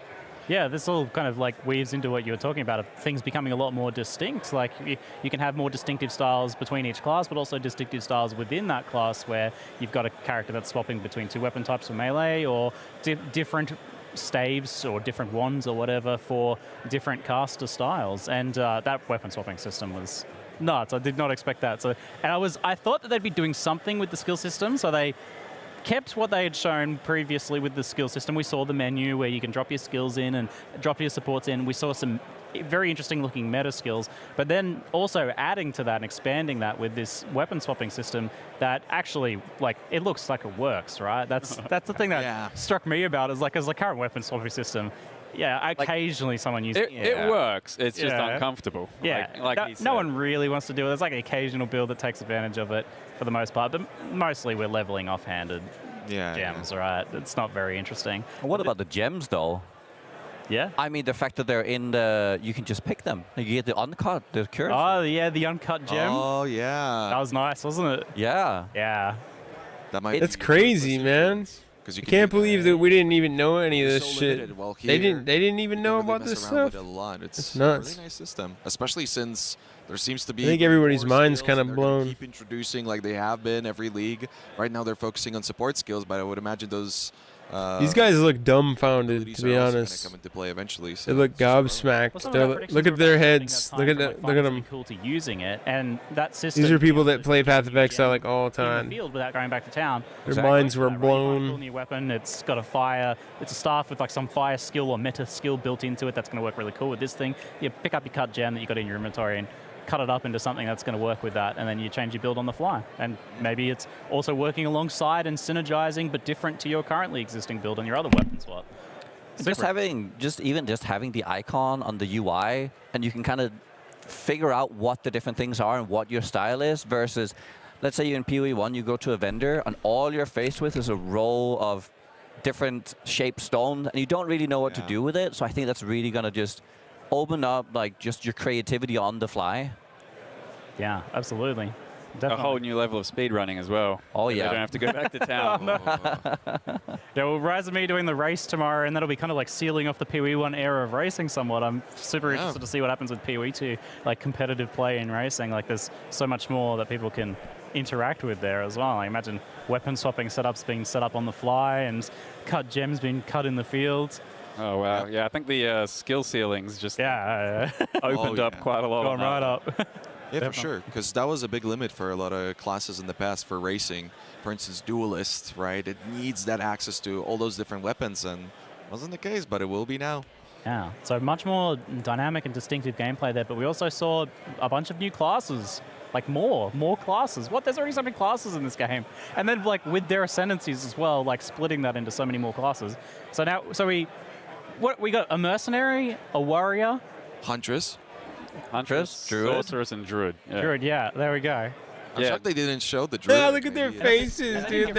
I thought they were getting rid of some. Like I thought Templar was gone. I thought Templar was being replaced by Monk. Oh, really? But they're all still there. It's like adding another class for each of the hybrids. But they haven't talked about ascendancies. They're completely mind blown. Well, they did in the previous ExileCon. Yeah, they touched on it. Right, but they didn't give us the info on it. No. Yeah, not yet. I'm guessing in one of the later panels we'll start to touch on some of breaking those down a little bit. But yeah, it seems like their intent is to give much more distinctive starting points now. So like you actually, if you play a monk, it's going to have a much bigger impact on even your early game, not just the ascendancy choices you'll have access to, but also like the sort of skills that you have available and the play style.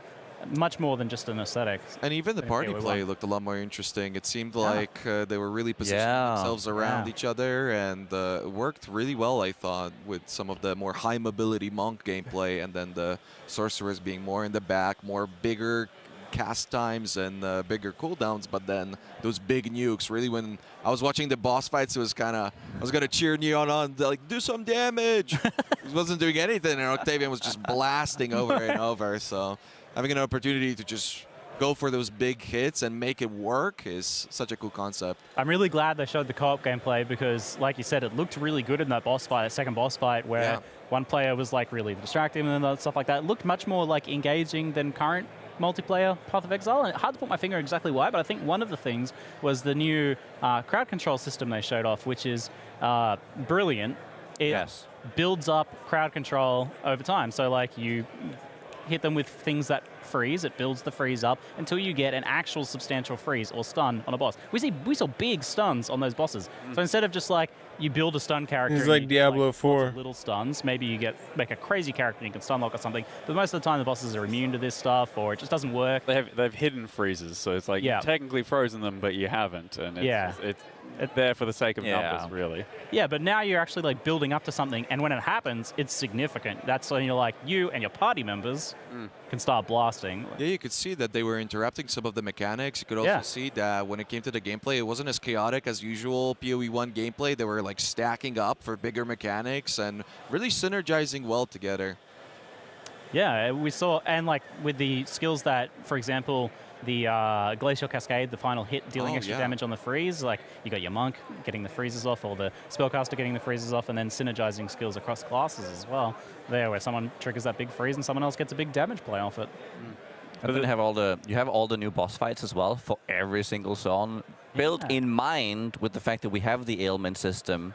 So you're probably supposed to engage with them differently now as well. It's not just hit them a lot and like move once. Yeah, that was one of the biggest concerns at the last ExileCon for me, that how do you really build this from the ground up to make it feel like it's not just a continuation of Path of Exile 1 and just another expansion, because GG's just so good at releasing these expansions over and over, and you kind of grow accustomed to it. And I know that some other games have been doing that, where they release basically an additional campaign, and it hasn't quite hit the mark. So I think the final decision on, well, possibly, I'm assuming, the final decision on PoE 2 being a separate game is going to be really cool. I think we saw much more different boss design than what we've seen in the past as well. It was like, there wasn't just like a bunch of auto attack spam like you get with current bosses. There were much more big abilities per boss battle that we saw there. And they felt tighter, like they were happening end to end. Like there was much less place for the exiles to maneuver. So those crowd control mechanics have a chance to play a real large role there, but also the dodge roll. I feel like that shapes the combat in some way. I mean, most of the mechanics looked pretty lethal. Like, you really do have to get out of the way. When we saw Neon die that first time, you could really notice, and just the actual fear that he had for every attack on that second time after that. He'd, like, there's just one pretty generic sweep, and you know you could be a little bit away from it. I saw him run right to the end of the back just to make sure he's not getting hit, and almost every single attack that did hit him, if it combos a little bit, he's going to die, and it made for some tense moments. They really did him dirty. No unwavering stance. He kept getting stunned over and over. I'm like, whoa, they have no mercy for this guy.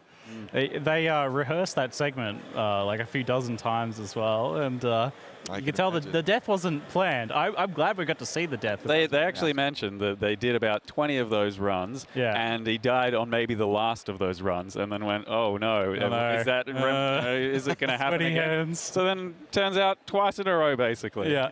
So could not have gone worse, but that's what you want to see. Yeah, started to get in his own head, I think, and was getting a little bit caught out by some of those abilities there. But yeah, that looked pretty brutal, but also quite satisfying. Like what we said, you know, probably you'll be a little faster in terms of actual gameplay with the players once your skills are better supported and things like that. But it's going to be like still fast and lethal gameplay. And I know that's something people will be concerned about. A lot of people see this like and a lot of these things, and they're like, I don't know if that's the Path of Exile 1, because a lot of people do like the really fast-paced Path of Exile, but it still seems like it's very fast-paced gameplay there. But they do have the option now to go back to PoE. If they really just love everything that PoE 1 had to offer, it's still there. Yeah. Nobody can go and say, hey, but it used to be this in the old days. Well, it's right there you could just go and play it. And a lot of people want that as well. I mean, you see World of Warcraft expanding and expanding over years, but then there's a core style of play that they would really love, and that's why we have, you know, all the like the classic games now coming out as well. And that's essentially what I mean. Grinding Gear Games has always been ahead of giving us the classic experience. They've always been ahead of everybody with we don't have to demand in 10 years' time. Like, we want classic. They're like, we're you spoiled, think so, but you don't. They're young game. They were young gamers. I'm glad we're not going back to that classic. A little too classic for everyone's taste. It's like classic, but continuing to evolve. My mind's still blown about that whole announcement. But you know what? A lot of people also, like, I heard people like in the crowd being like, "Tell us why haven't you told us this?" That was gold. Did you? Anyone? Gold, the gold was crazy. Yeah, so they didn't actually touch on it, did they? No. There you go. Spirit, they did. It was like literally the first thing that comes up because they kill the first monkey and it drops some gold or something. The whole crowd goes, ooh. They're like, what? What? Well, that might be a spoiler for people at home, but on the cards that we got at ExileCon, the currency orbs, they look different. Very different. Oh, really? Very different. Yeah. Well, you've seen currency orbs? Oh, hell yeah. I have like 2 transmutes. Are they not kind just of a big deal. They're not just more detailed? They actually look... No. They're like they look very, very different. The transmute looks like an Exalted Orb almost. Yeah, like I mean, story-wise, I can kind of justify this idea because we had... PoE 1 was very much like you were in a barter economy because everyone was just in survival mode on Rayclass, right? They're all exiles. They're all just like bartering useful items with each other. That's why the economy was built around that concept. So story-wise, like now, it seems like they're trying to rebuild. They're trying to make us, like, this character seems to be, that we saw some hints of, seems to be making some sort of society or something like that. So that maybe an actual currency system and actual merchants and things like that. They gave us so little with that. It was really just like a 20-second snippet, and they just switched away. Yeah, so... Well, they did soft test the gold thing with the Ruthless League little event, right. And I guess it was received well enough because I think that was probably one of my least complaints of that thing. Like with gold, yep, that was actually a pretty cool system. Yeah. Where you can go back into town and purchase just a few basic items. So it wasn't like replacing currency altogether, but it was just an addition that gave you some options for vendors and stuff. Yeah, it's interesting because, like, obviously when Path of Exile 1 was first kind of showcased, they came out saying that, you know, we think gold's not a very good system. Here's how we want to do it better. So it'll be interesting to hear soon, maybe when they talk about it, hopefully, why they want to move to this system and how it's going to play in Path of Exile and how they're going to, like, address some of those things maybe people don't like about gold. Keeping gold useful, that sort of thing. I think that's for sure happening. It's so bizarre that they didn't talk about that. Maybe it's one of those things where Chris is like, he missed a slide. I don't know. Maybe. I mean, there was a lot to talk about, so you could easily skip a few things. There was a few moments where we were like enjoying the gameplay and we're just like, come on, tell us the things. Give me some off-the-cuff commentary. Come on. We got a few little moments of that. And speaking of that, there was the new mana reservation system. Instead of reserving our mana now, you have a completely separate resource. Spirit, was it? Yeah. You build up through getting items, quest rewards, build it up, and it sounds like it'll be improvable through itemization of the passive tree and things like that. Yeah, I'm very excited about that. Plus 10 maximum spirit from a boss kill. Yeah. More reservation right there. Happen, yeah. But like, as a big fan of the Archmage and mana and all that, are you pretty excited about like being able to use your mana while at the same time being able to have the power of the auras and shit? Yeah, but they're probably gonna nerf it. Nerf everything. Doesn't matter. You can now still have determination on the side. True. That's getting nerfed too. That's, well, the determination's not gonna last. If Crip has his way with the developers, then determination's gone. He's not a fan. Maybe we'll find out in like 10 minutes or so when he interviews Jonathan. True. The way that they said it on stage is like, people are always out of mana. I'm like, yeah. Yeah.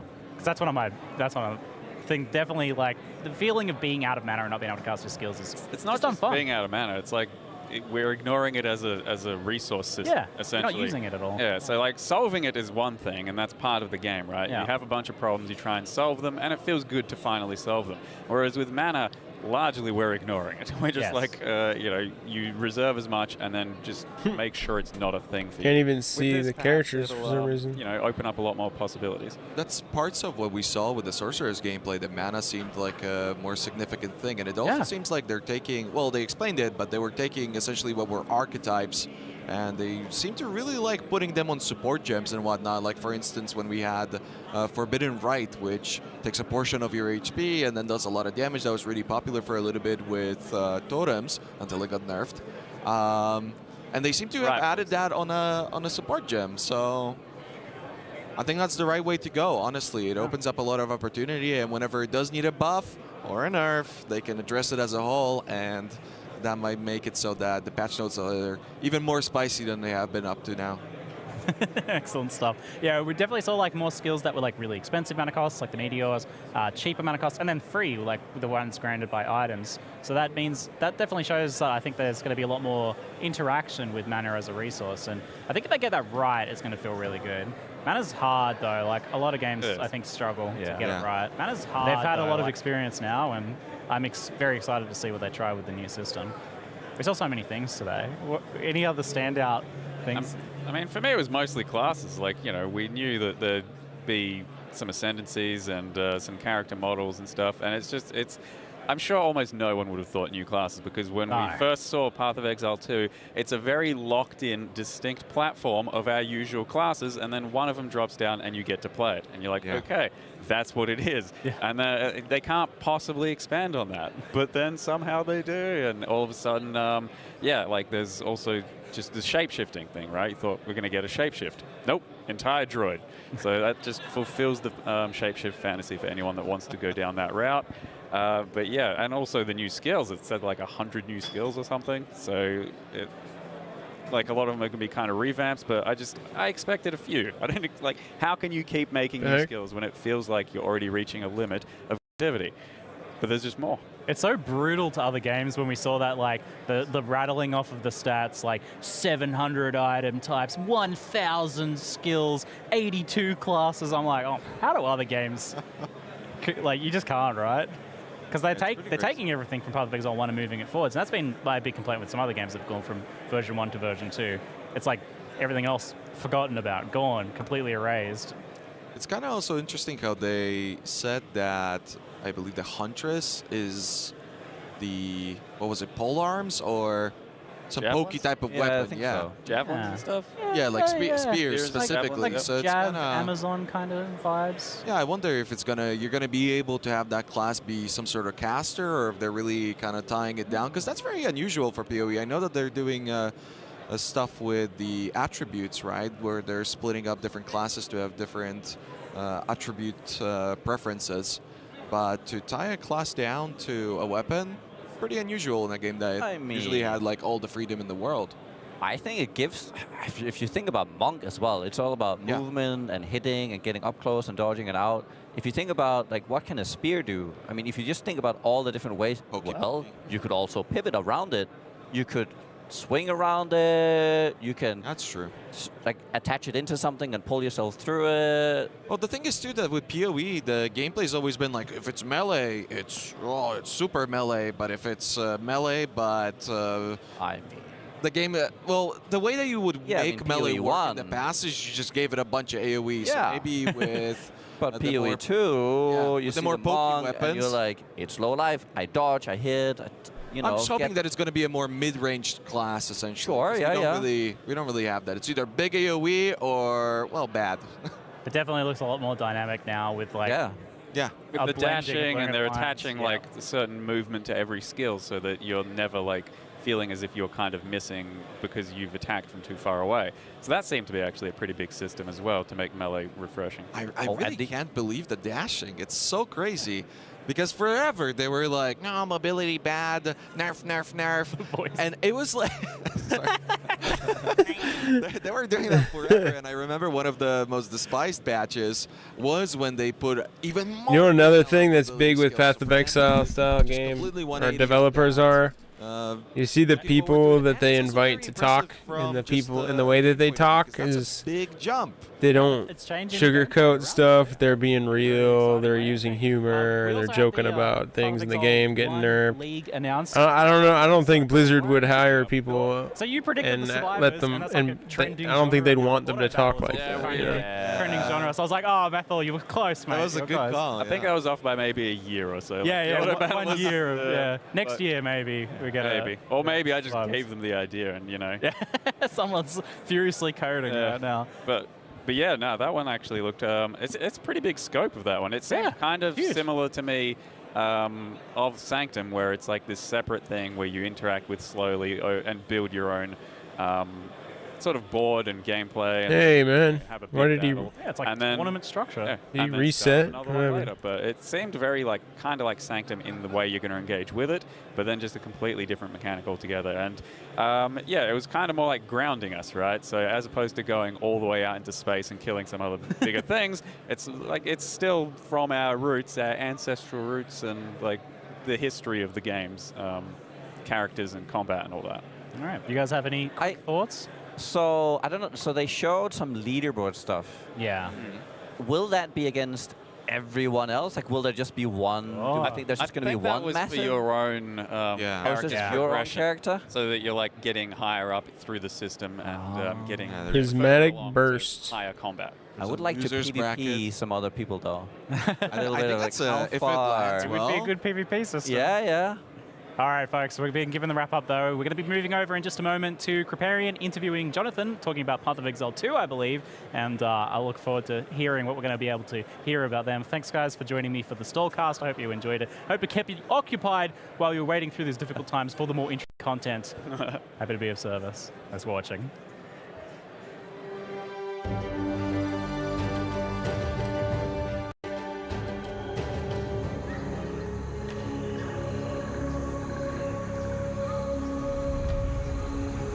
Wait, what?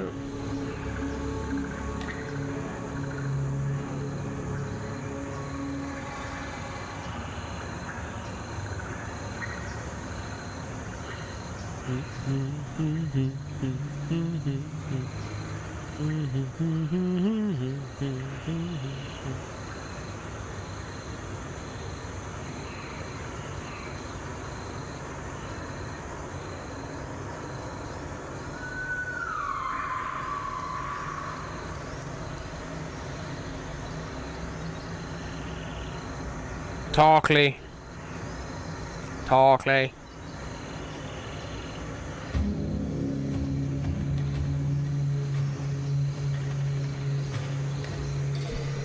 Lightning tendrils.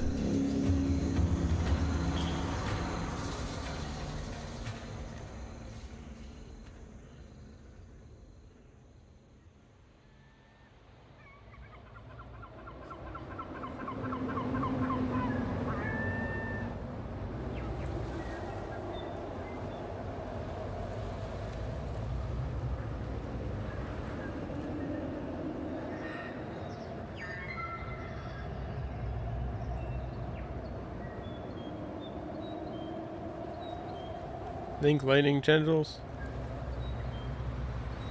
I don't know. I'm just playing right now while that thing's going on. While the Exile Fest is going on. Probably gonna play some Remnant here in a few, or maybe some Double Dragon. Can't make up my mind.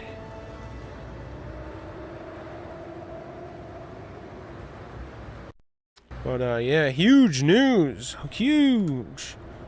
What the hell news? Amazing news.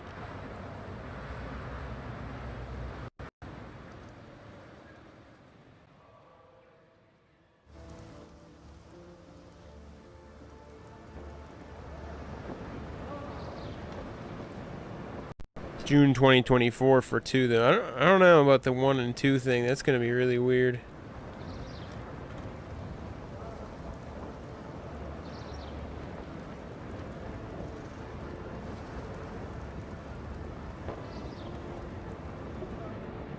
Dun, dun, dun, dun, dun, dun, dun, dun.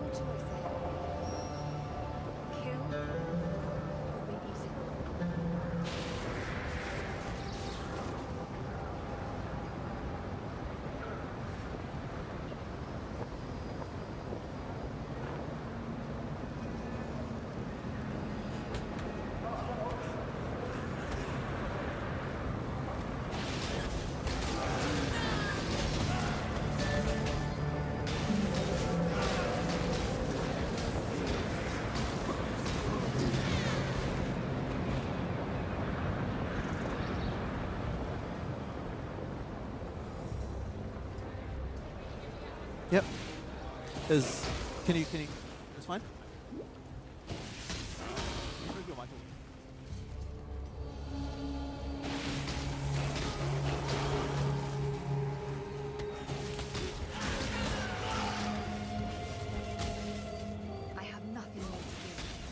I'm definitely playing that next Path of Exile season in August for sure. Shit looks amazing.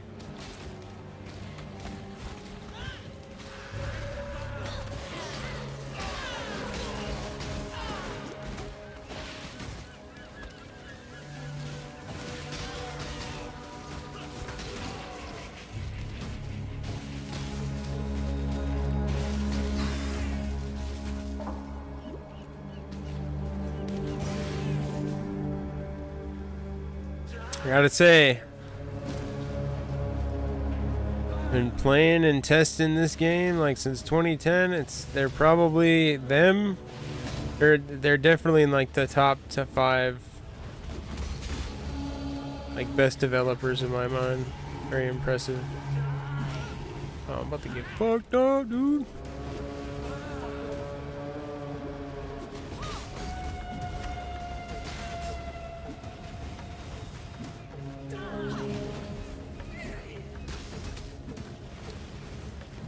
Oh, is this like a Crucible boss or something? Ah, shit.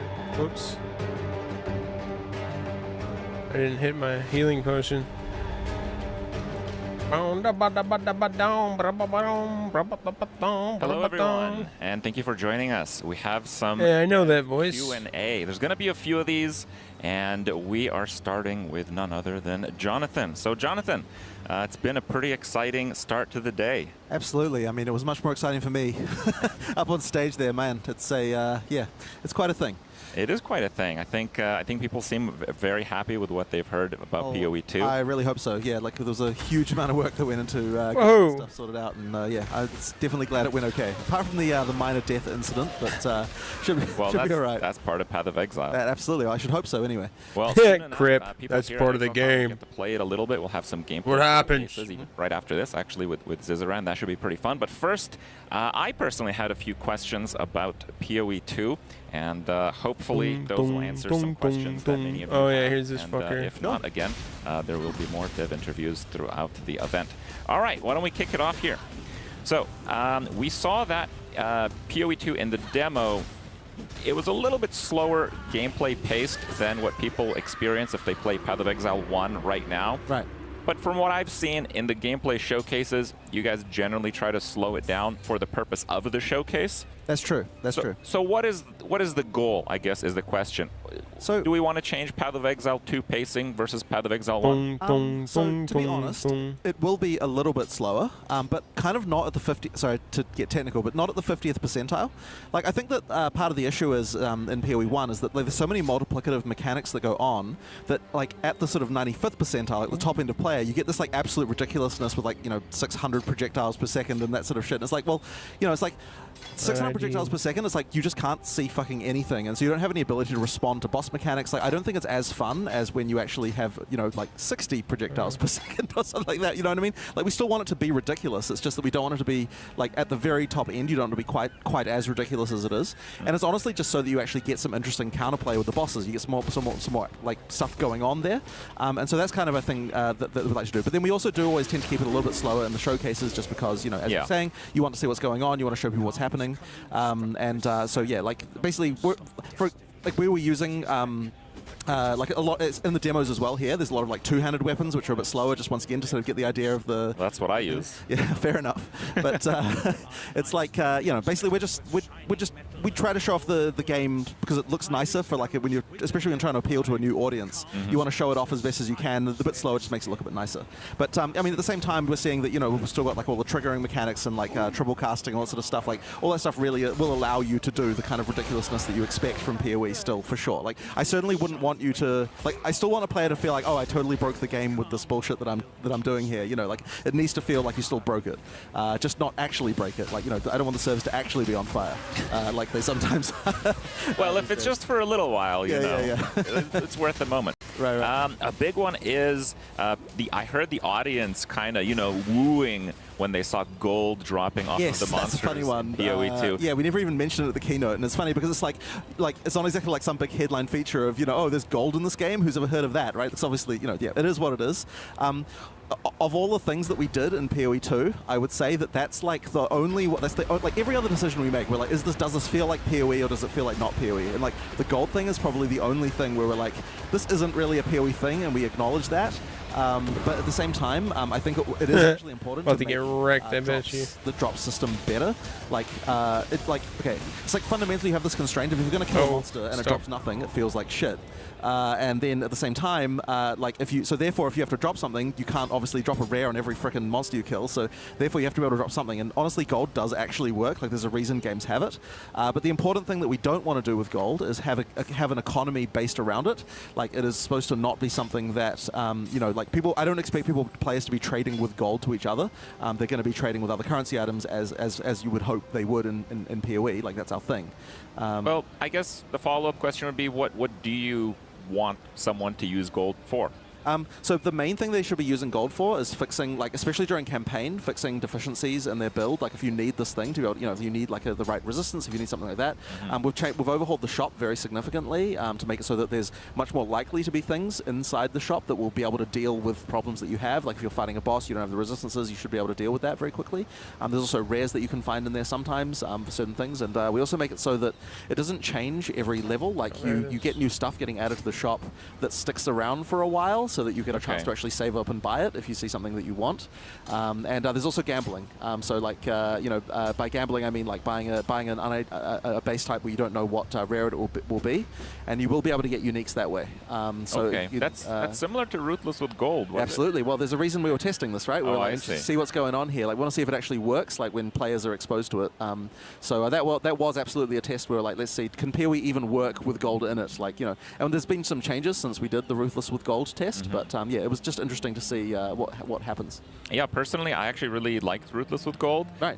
The one thing I didn't like very much was the currency conversions through the vendors was disabled. Yes. So I was sitting on hundreds of jewelers, but I just needed like 3 fusings. Right. Yeah. Oh god, there's no way I can kill these things since then, and there's definitely great feedback. Like, it's one of the whole reason we ran Ruthless with Gold was to absolutely see like what sort of shakes out. It's very hard to do those kinds of tests in the office because it's like the amount of play time you'd have to like work out whether the economy is going to work is pretty extensive. So I'm gonna spin it all the way different outside of mechanics on this one.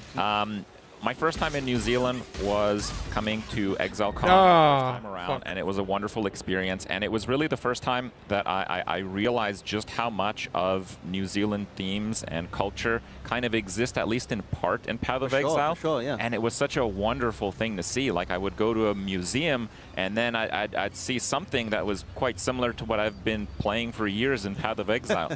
So how forwarded is this thing in Path of Exile 2? I would say even more. The Kurui have an entire act about them. There's a lot of stuff going on there. It's obviously we're inspired by the stuff we see, and honestly, it's really nice to be able to, like, take inspiration from what we see around us. Like, we never see this stuff in games. There are islands which are full of like the sort of New Zealand vegetation that I guess Americans don't tend to see very often. So it's really nice to have all that stuff and make all that stuff, and it's just great to have some of that stuff going on. That's awesome. Back to a few mechanics, and again, I want to reiterate that our information right now is just what we saw in the gameplay highlight in the presentation. We might see a little bit more from the players around, but we saw that in the presentation there were just, I think, 3 life flasks and 2 mana flasks on each of the characters. Is that just because they're kind of low level? I is there going to be more of a focus on the life and mana flasks? I mean, I don't know that I'd still call it a focus, but at the same time, we do want to make sure that life and mana flasks aren't useless. Like, they should actually have a purpose.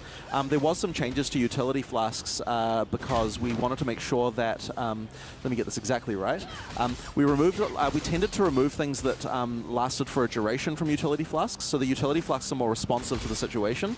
So for example, if you are currently burning, then if you use a flask to get rid of that, then it will give you, it will remove the burning and make you immune for a while. But if you don't have burning on you right now, it doesn't do that. So that's the kind of stuff that we're doing to sort of make it so that there's some counterplay going on with it, rather than just I just have it on all the time. It's effectively just another effect on my character. Well, you have that kind of as the affix system in PoE 1 right now. Yes, sorry, I'm not up to date with PoE 1, so I think generally that system is pretty well received. Right. Okay. Yeah. So that's good to hear. Right. That's exactly the kind of stuff, though. That so that change, if it's in PoE 1 now, that was definitely a PoE 2 thing, and I think they took it. So the thing is so just because people probably don't know this, I'm not involved in PoE 1 at all at this point. I'm game director on PoE 2. I'm focusing on that, and then Chris, we talk obviously about designs that we're doing, and he definitely, I suspect that some of those things filter their way down. So that's how you're doing flasks. Exactly. I'll right. Take that. Yes. Yeah, exactly. Oh god. Chris is in charge of PoE 1, and he sort of making the decisions there. I wanted to kind of double down on the mana situation a bit, because we have the separation of mana for skills and mana for reservation with auras. Absolutely. What kind of focus are you going to put on mana? Like, if you just took away auras from being mana-based in PoE 1 right now, everyone just has way too much mana for everything. Exactly. So we will, costs will absolutely go up. And part of the balance problem that we have is you pretty much just can't really balance skills with mana use particularly easily in PoE 1 because there's just this expectation that everyone's going to reserve as much as they can. And the thing is, because reservation exists, it means that people are going to always push the line as far as they can. All right. Well, I'm not going to play this. Mana, and it's like, well, yeah, but so I just wanted to hop in because everybody's spamming log in to see what was going on. I guess once you learn about our player psychology, you realize that no, you have to actually, if you want that not to happen, like people always spin down to the line. So you have to do something about it. So Spirit is the response to that, and it means that now you have an amount of Spirit to spend. If you want to make trade-offs on your build, then those trade-offs should be made on your passive tree, rather than being a sort of like thing that you're doing that. So you still get to make that choice of like, do I want do I want to get more mana on the tree or not? I mean, there's also the scepters. Scepters give Spirit as well, and that's how that escalates through the game. So if you're playing a minion build, very likely, you don't have to, but it's very likely you'll want to use scepters to help with that. Well, as a minion enjoyer, it wasn't said for more than a split second, but I caught that minions are going to reserve Spirit. They do, yes. Okay. So you'll be able to have more. So if you want more minions, get more Spirit. That's the way. So we're trying mostly to avoid having like hard limits on like number of zombies. You can just cast as many zombies as you have Spirit to cast them. So then it's sort of up to you to choose what this. Oh, I see. Yeah, I thought of actually asking if there's a way where you can have enough Spirit to summon. Like keep that in the background. Kind of like a Lord of the Dead type of situation. It should be possible if you collecting my drops. Okay. The other thing with scepters, by the way, as a base type, is that all of the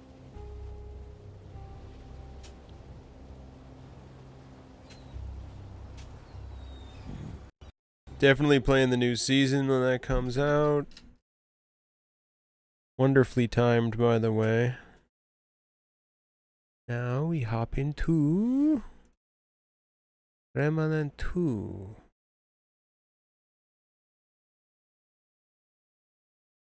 Boom, boom, boom, boom, boom, boom, boom, boom, boom. And let me change my titles. Change up my titles.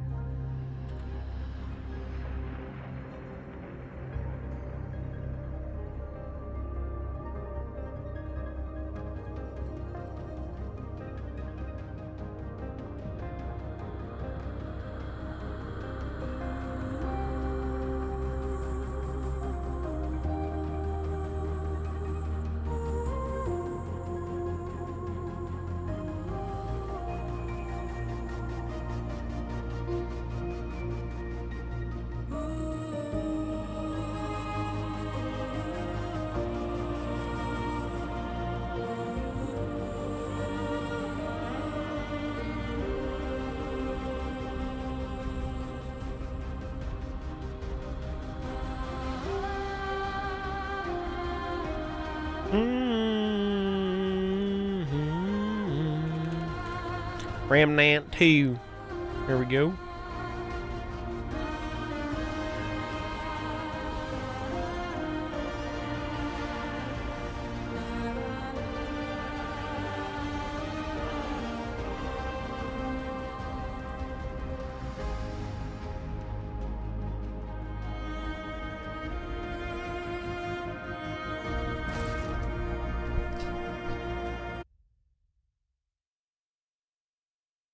Pretty crazy. Path of Exile 2 announces. Really wild to see how far that game's come.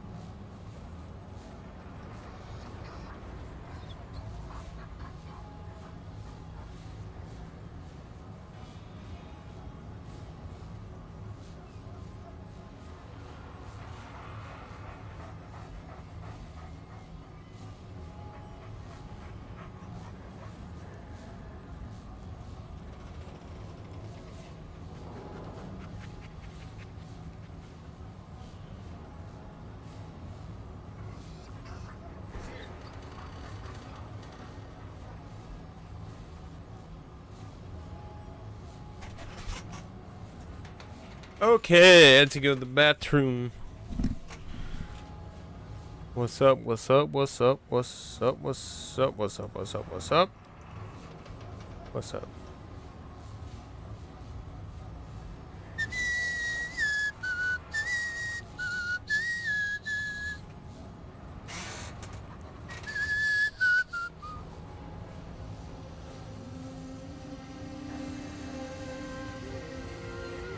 Let's go. Cheers.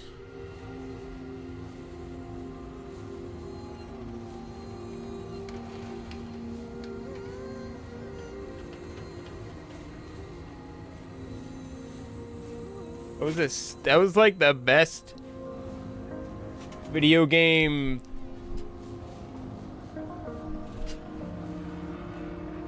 thing I've seen for ever. I don't know. Grinding Gear Games. Way to be. Way to be. Way to do it. Way to go. You guys rock.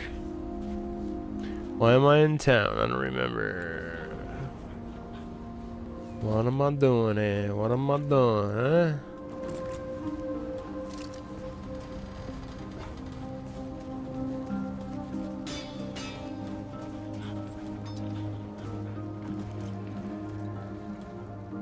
Better be worth. All right, let's see what you've got.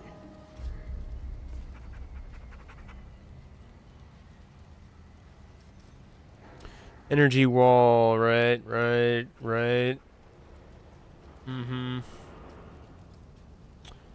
Yeah, I didn't really like any of those. Anything you need? I did like that pistol, though.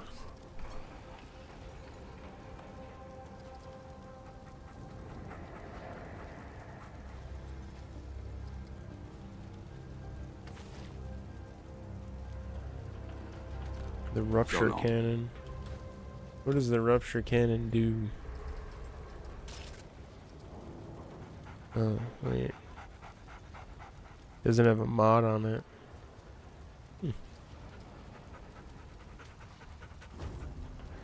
What can I do? I'll just upgrade what I have.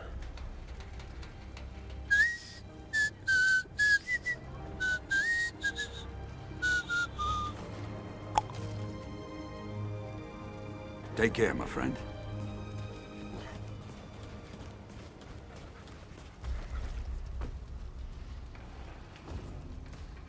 I don't think there's anything else in town. Ooh, could use some ammo just in case.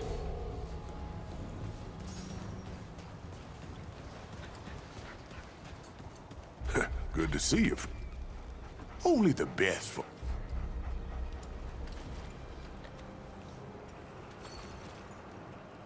Buy a couple of those.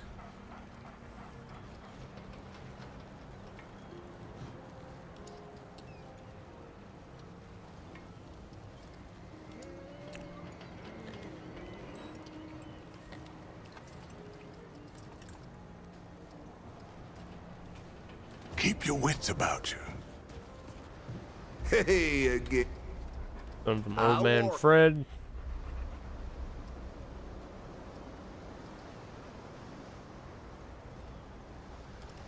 Movement speed. Come round again sometime here. I'm round again, son.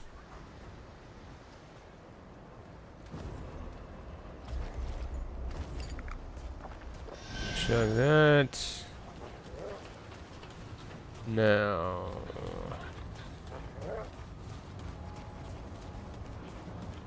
First secret that I found out about.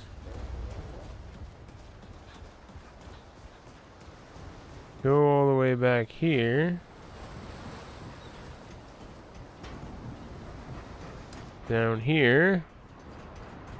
Storage crates. And you will find a door. So the key from which you got in the office in the base.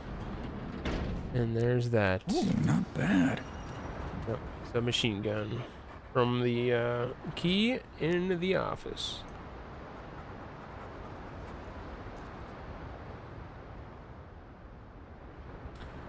Mark that up. Bada bing, bada boom. It's a handgun, eh? Seems like a pretty good handgun. Wonder it's faster rate of fire. Rate of fire.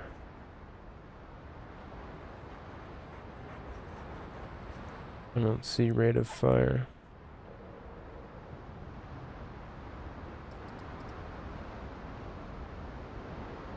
Ah, RPS. Slightly slower. Oh, I like my handgun a lot. And that's it. I'm gonna guess there's probably more secrets in town somewhere.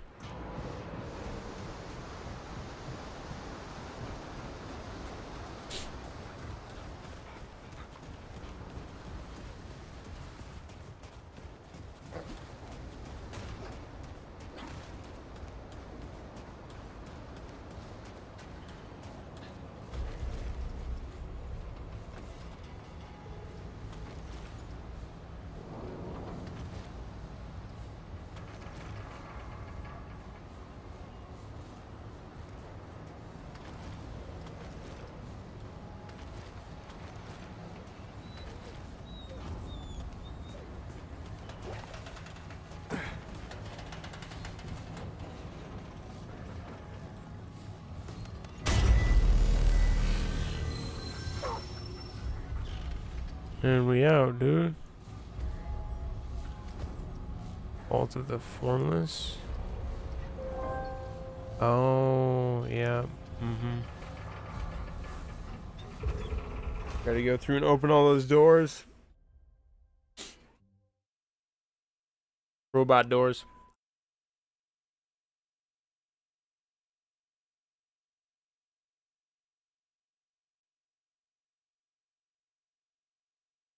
Uh-oh. Stream's dropping.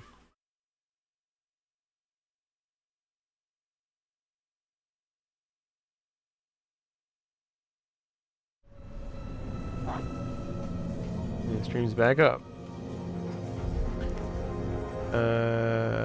Yeah, okay, yeah, I need to go back to that one. That's what I need to do. Shoing. Boing. No, just leave dungeon. Yeah. Come back in.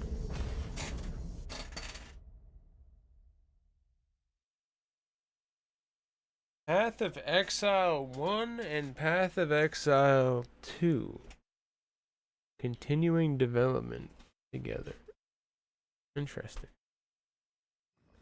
What do you think? Huh? What?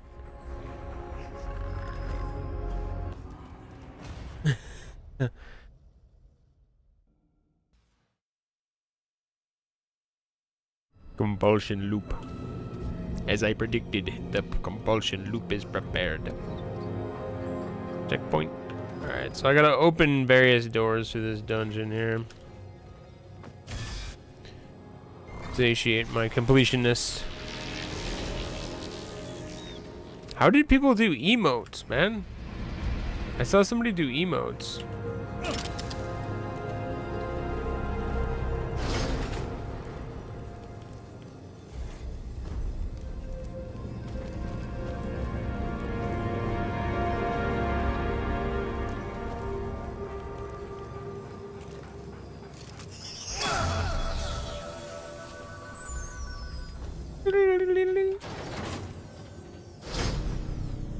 Get in here, dog.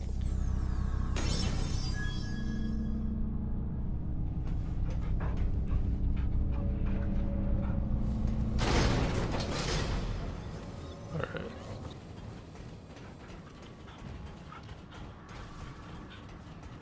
Somewhere in here should be a bunch of doors.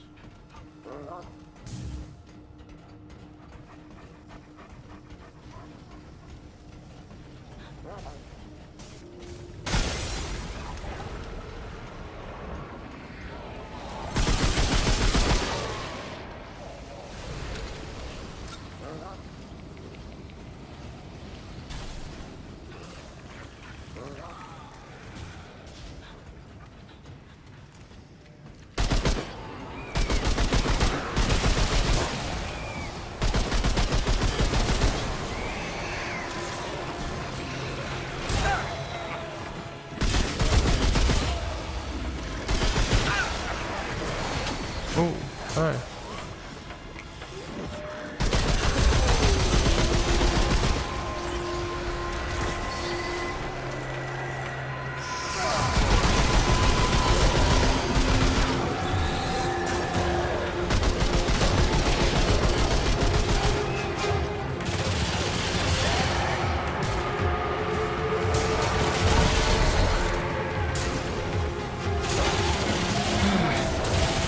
Glad that's over.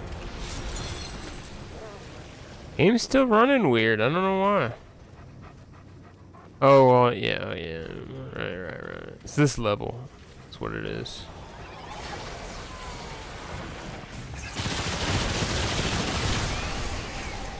Where did I see?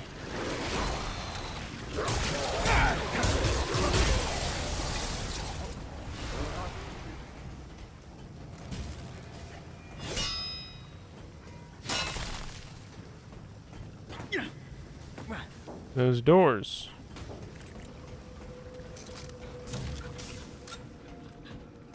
Be deeper in, right?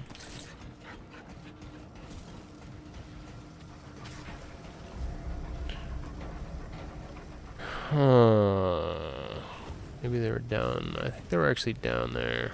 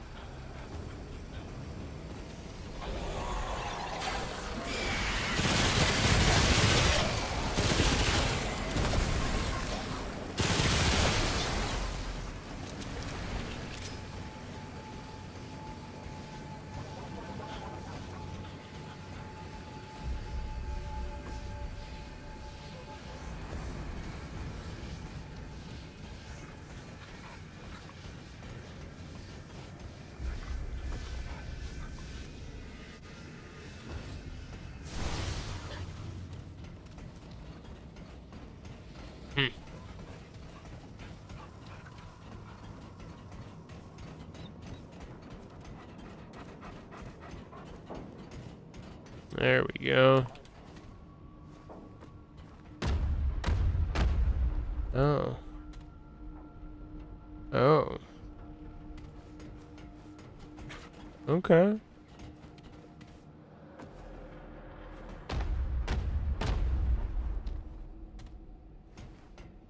So I don't have the key.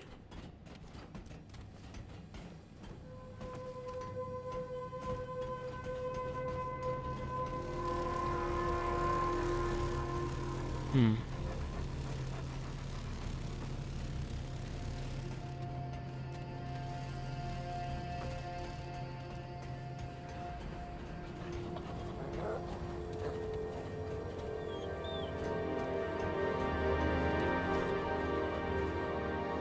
Open the robot door.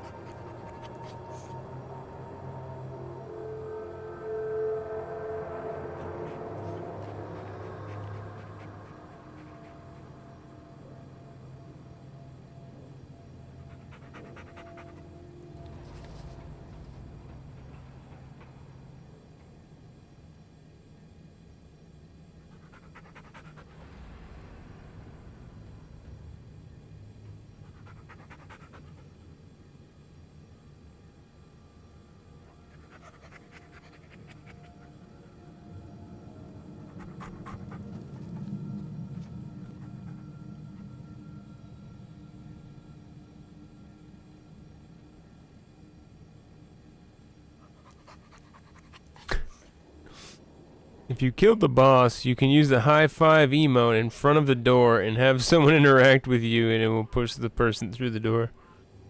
There's a mini boss around the corner.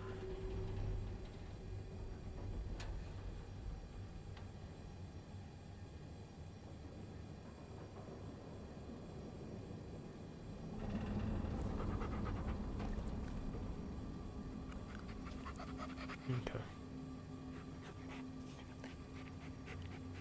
So you have to kite the boss near the doors to get it to open, apparently.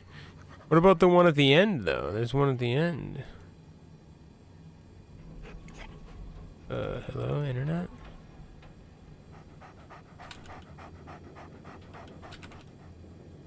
Hello, internet? Are you working? Huh?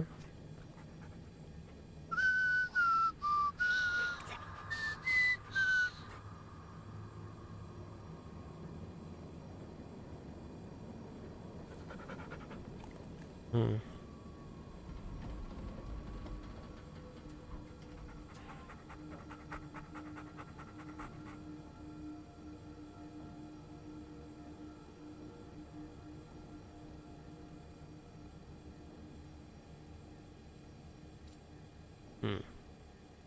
What about the one at the end, though? I don't know.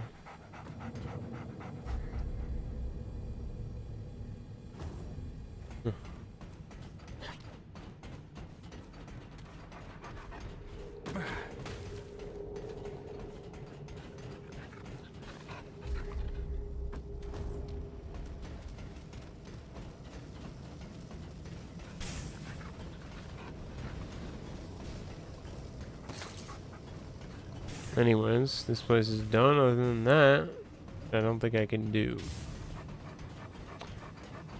So it's done.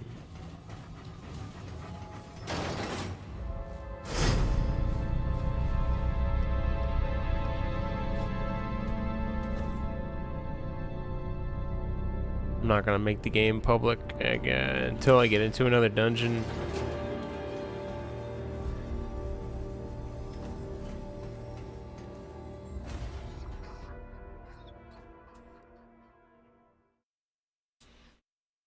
Last time somebody was in the group and we went into the open world part and they just went around running and just like doing things without me. It's not a good time. Try to avoid that in the future.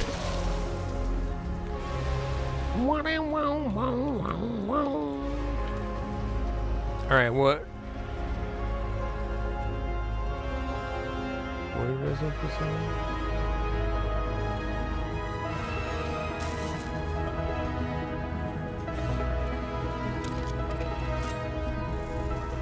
Up and to the right.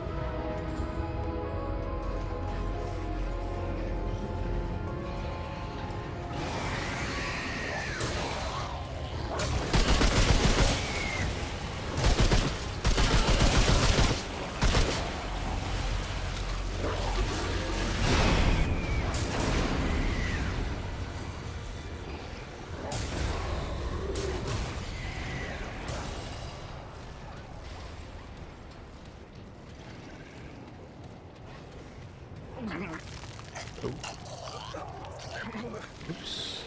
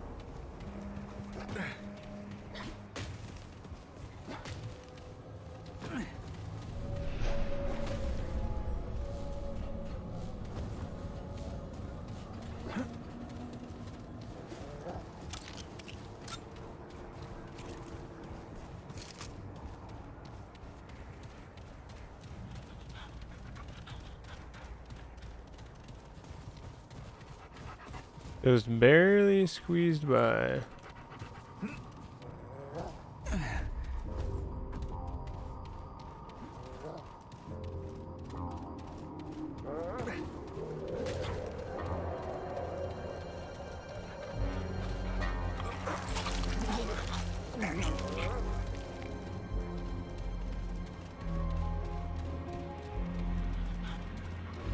Downtown Pukesville.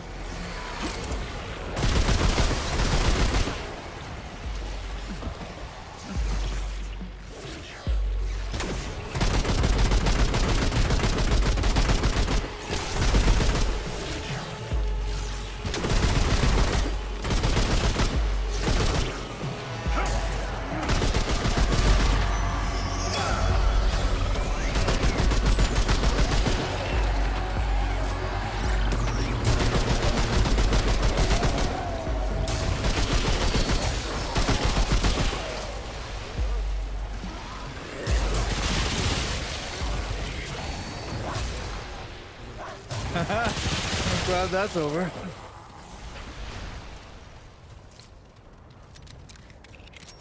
Get fucked. What is this? That's another one with the ball? Which ball is real?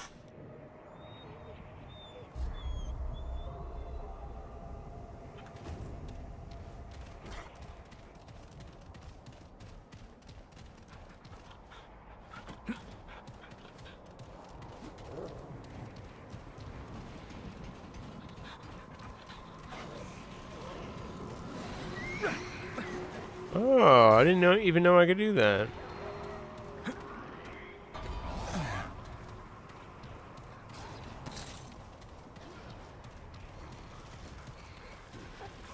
All for one thing of scrap, huh?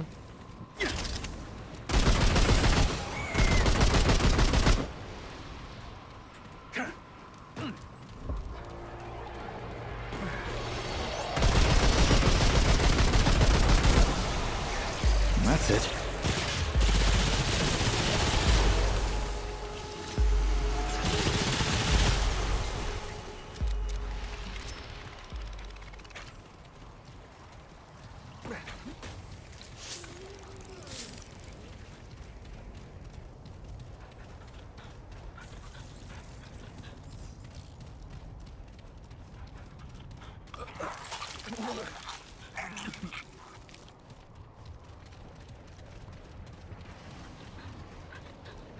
Gotta find the puke line. Shit.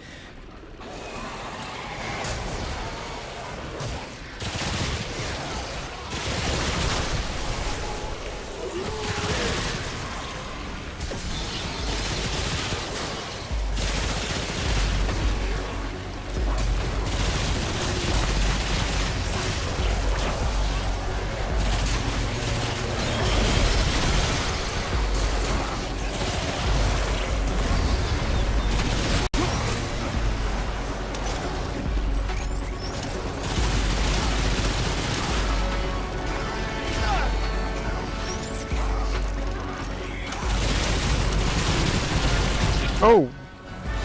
Yeah.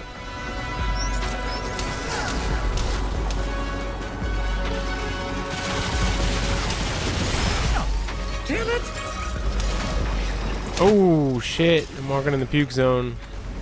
I have no dog. That's bad.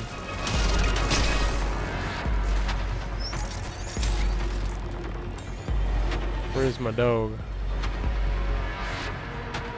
I'm gonna feel that later.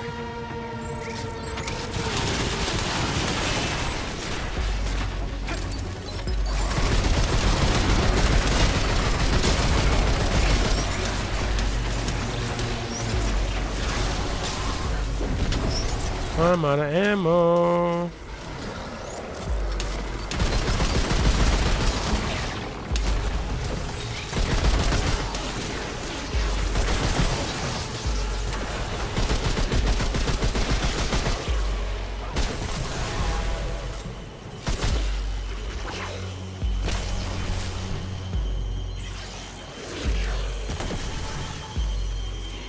Thanks.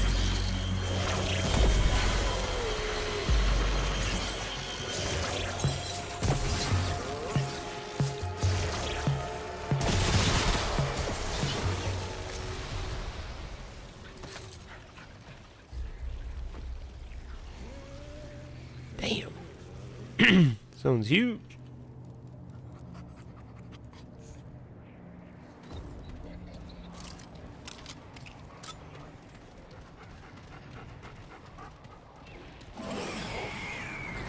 I hear something in there.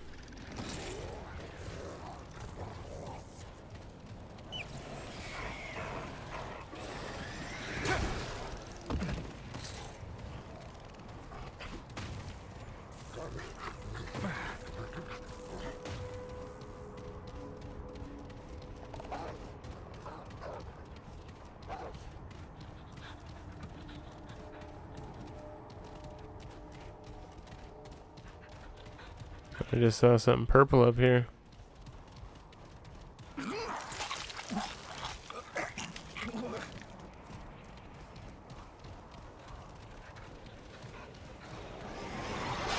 Alright, come and get some.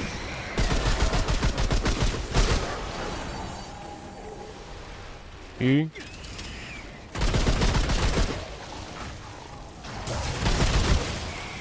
You?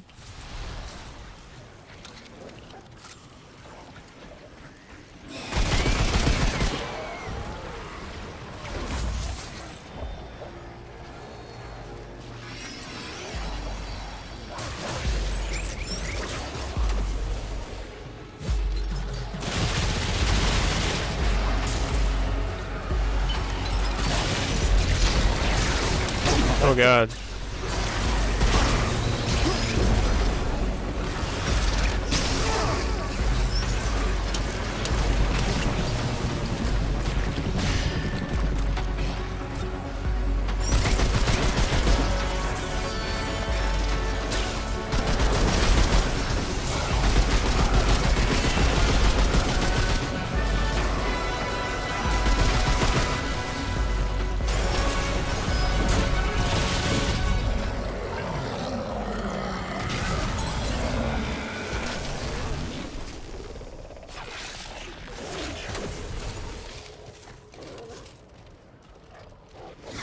Ammo. Nice crit, dog. Way to be. What the hell? How the hell did I get all the way back here?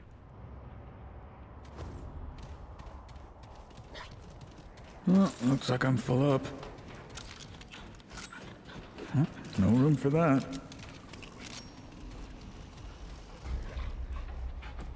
Nothing downstairs. I came from up here, though.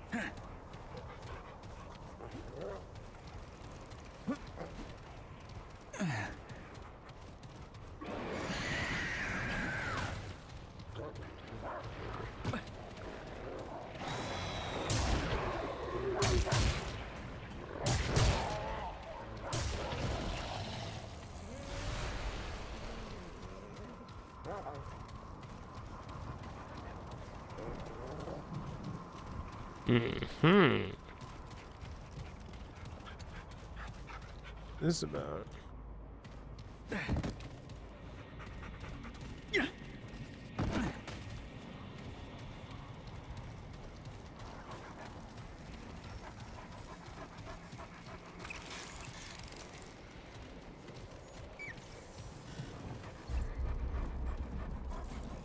How the hell did I get drawn all the way back there?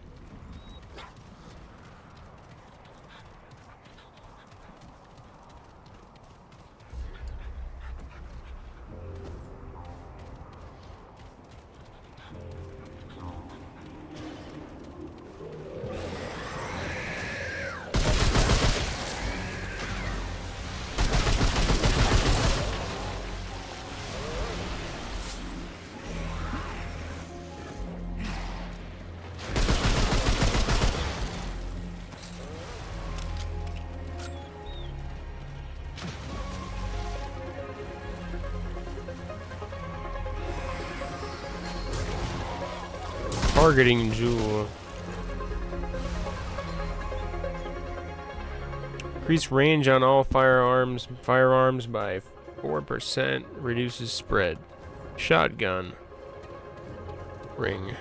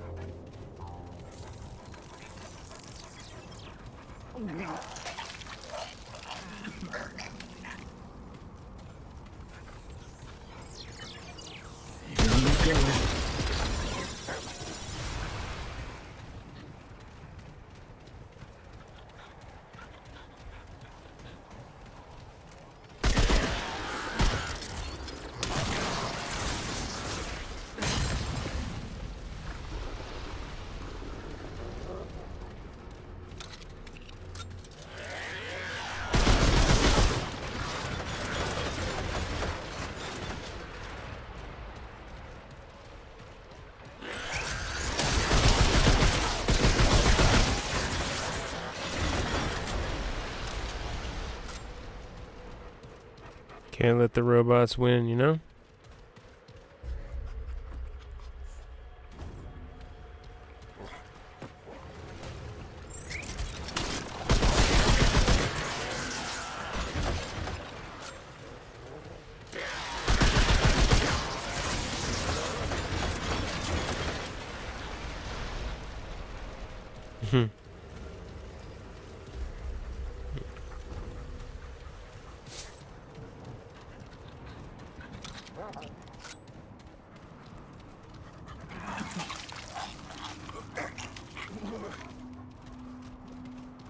Interesting spot.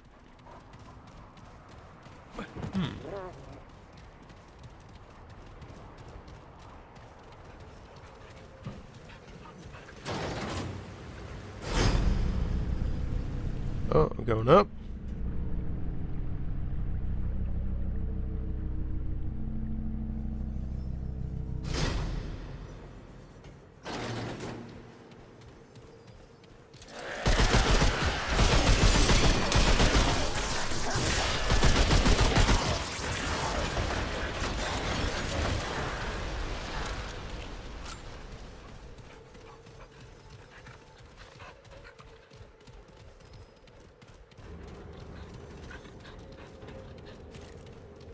Off we go.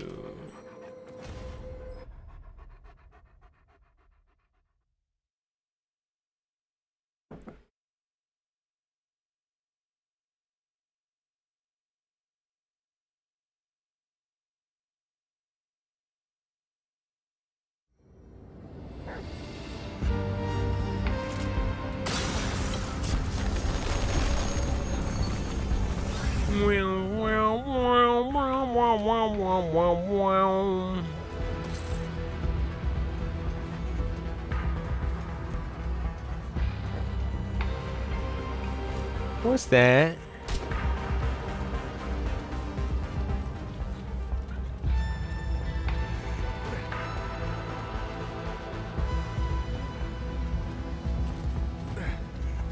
Looks like a thing I can use.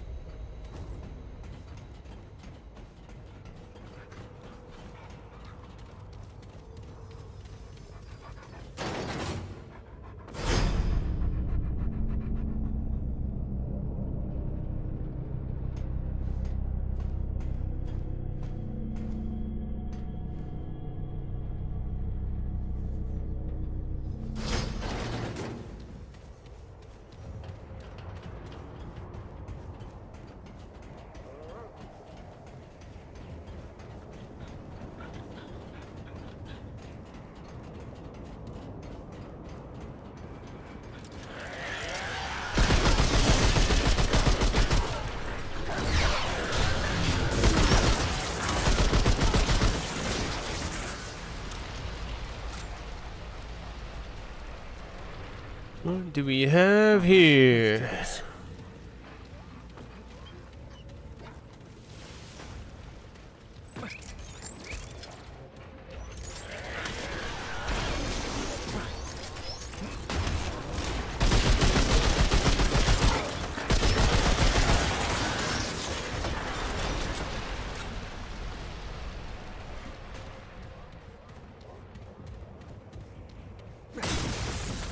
Got another one of these doors you have to open with like a monster or something coming over here.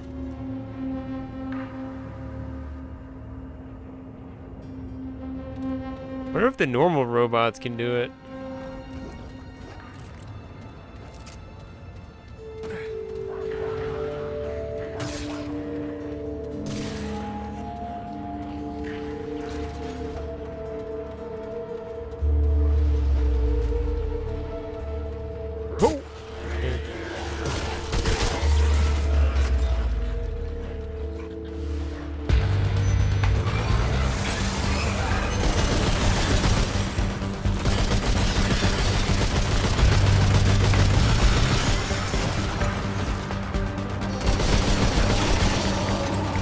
No!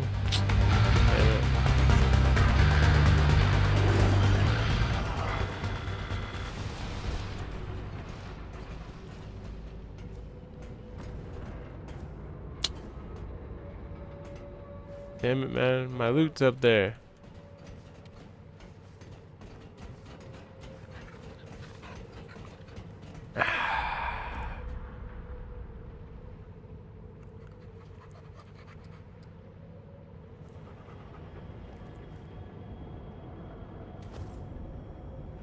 Way to get back up, huh?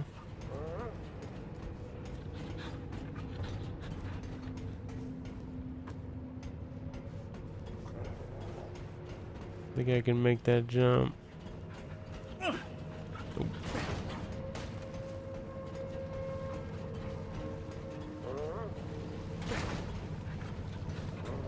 No! I was trying to get up there, damn it.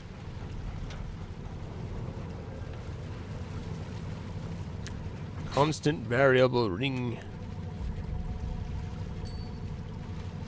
Increases range damage up to 20% based on current weapon's overheat value. Yep. Yep. And I didn't get whatever's up there. I didn't get.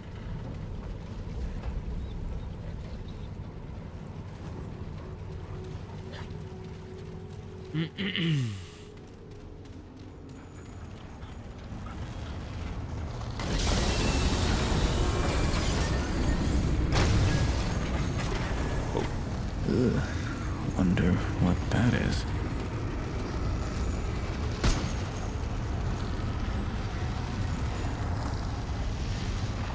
Oh, I can touch it? Touch it.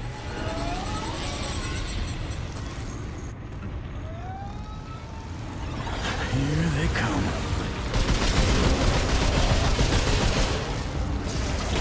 Can't see anything.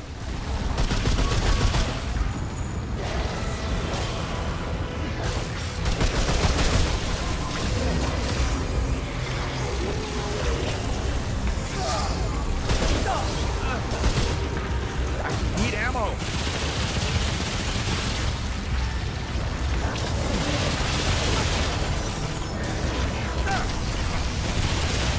Can't see anything.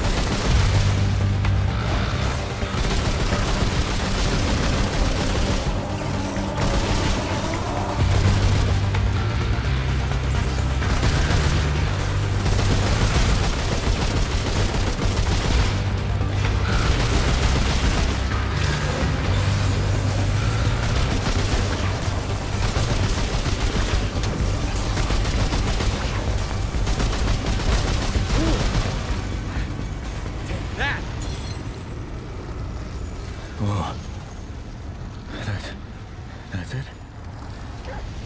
Time wave mutator.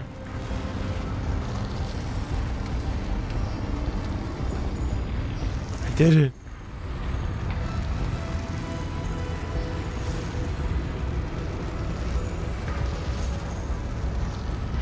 Mod use applies slow status on all enemies within 7.5 meters.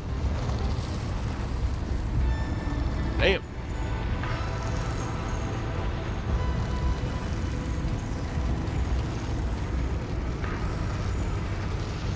Pretty good. What's the level 10?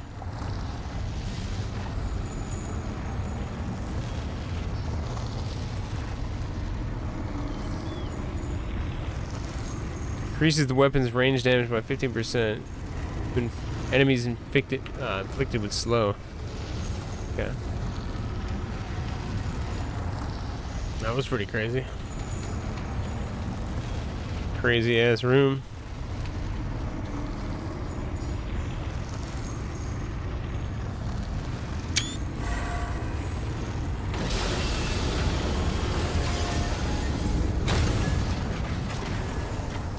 And I guess we're back up. Been really trippy if it went down.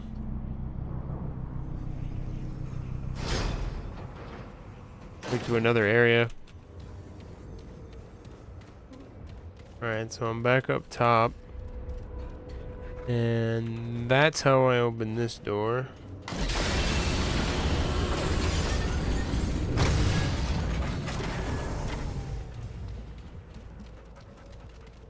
Right back where I started.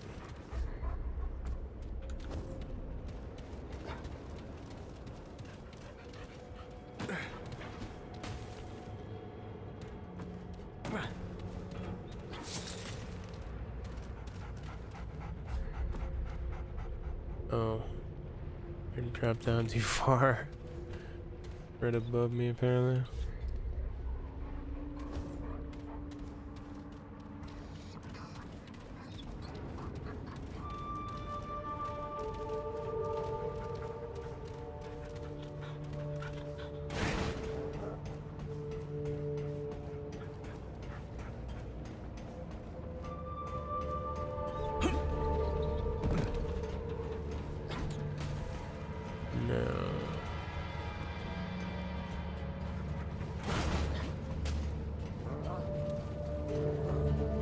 Oh, okay. This is the area I was trying to get to, and there's nothing here.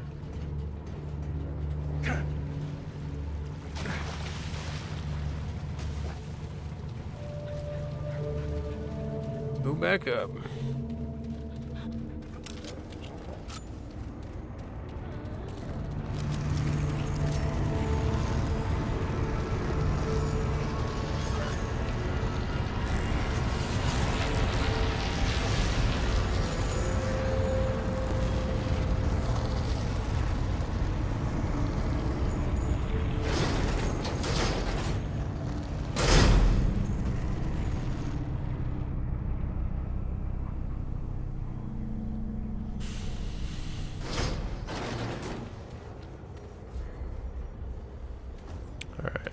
Get this right here.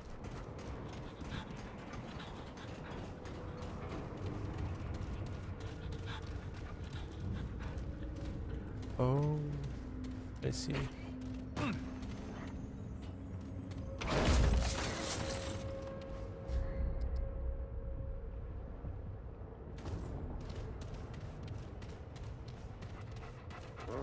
Moving on. Moving on.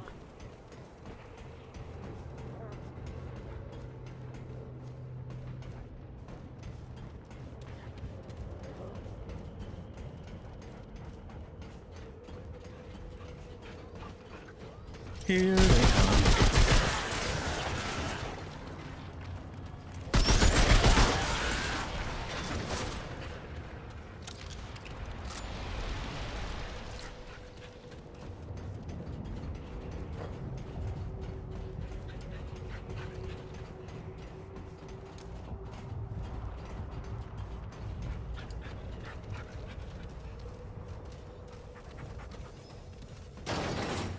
E.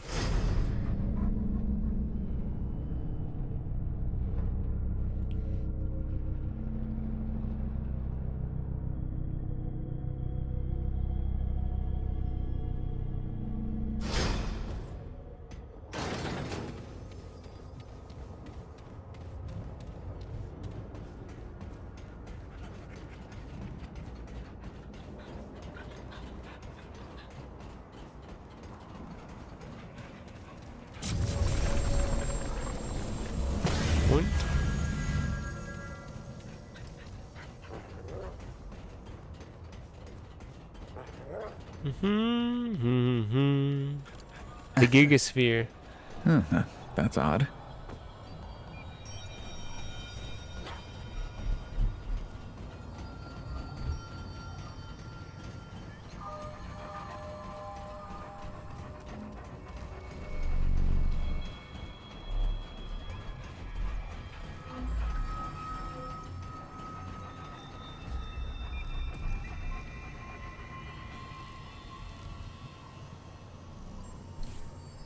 Door.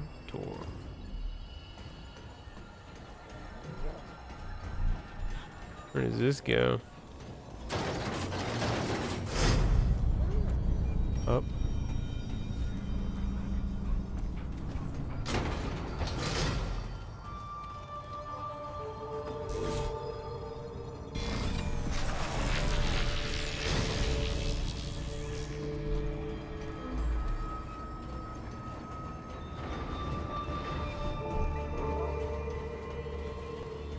Oh yeah, what's this?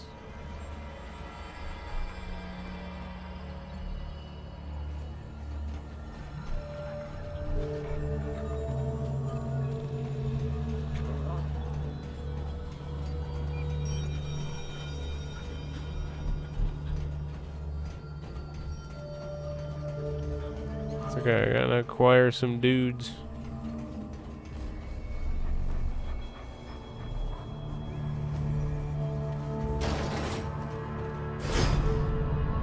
For the contraption.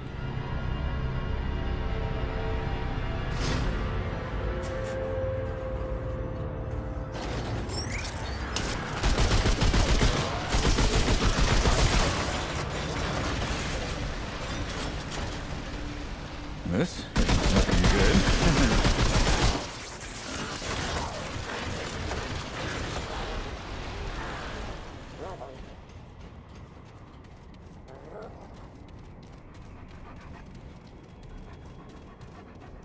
Navigator's pendant. Its Streams ineffable dropping again. concluded, Nerud will be impervious to whatever powers Alepsis Tora might bring to bear. Those who wish to see their creator face to metaphysical fate have taken this as a blessing and acted accordingly. Nerud's course has been set. Our doom is now inevitable. I cannot foresee what will occur. I only know it will not end well for the Drazier. The Custodian's calculations may be rational enough, but they are incongruent with the foresight of the Astropaths, those for whom the Ember has granted sight. Alas, our insight is not enough to sway our people. It is irrelevant now. I have been overruled, and there's nothing more we can do. And perhaps I am wrong. Perhaps, although my very bones say otherwise, our creator awaits us within the black hole. I truly hope so, but I do not believe it.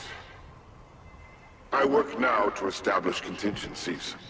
I have protected my chambers against a variety of forces. I will lock myself within, along with any who would join me. With luck, perhaps we might weather whatever may come. We will have a limited amount of sustenance. Unless we want to subsist on the Ammon Ember itself, of course. But I suspect we need not hide for long. We should know immediately whether Lepsis Tora will suffer us to live. Okay, grabbing a drink.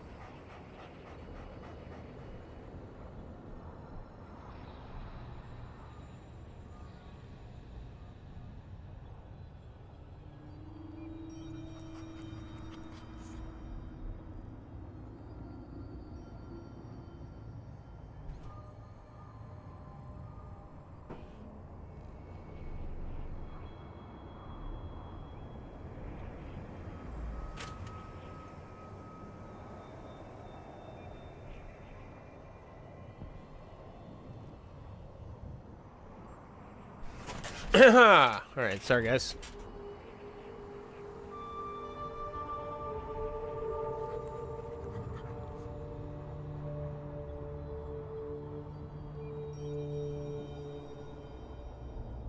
Quick little AFK.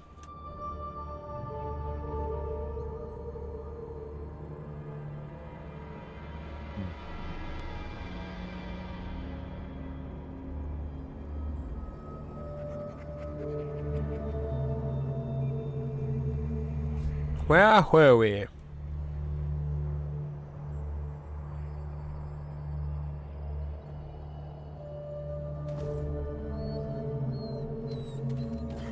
Oh yeah, this.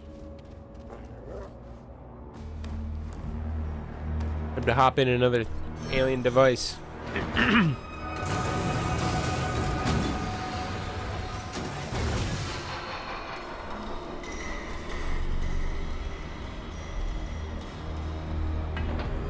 Uh-huh.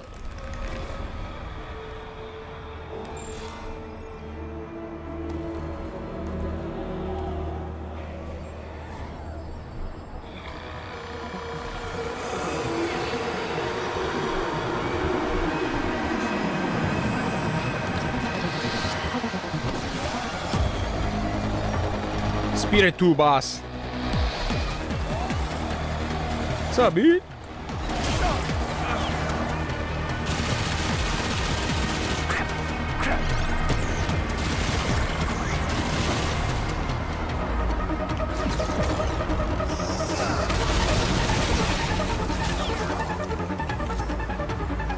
Oh, my dog's stuck in the thing, dude.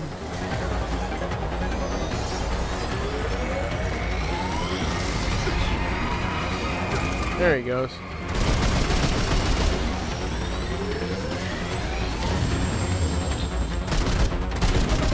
Where are you?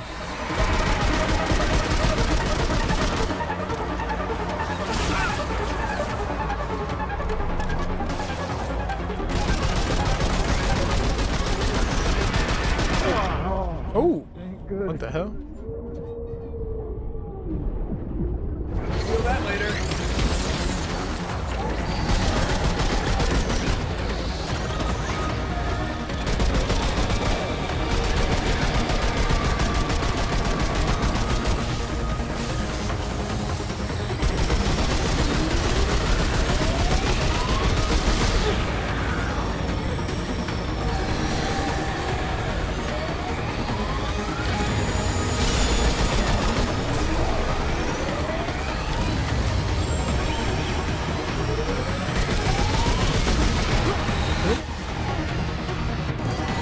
Oh, didn't mean to do that.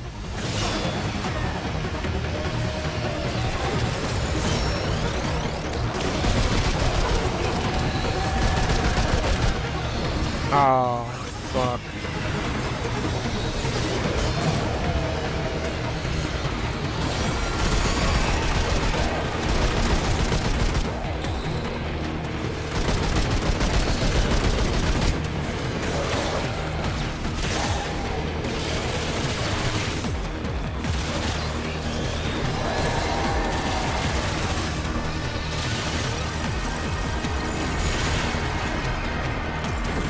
Oh man, I should have had that.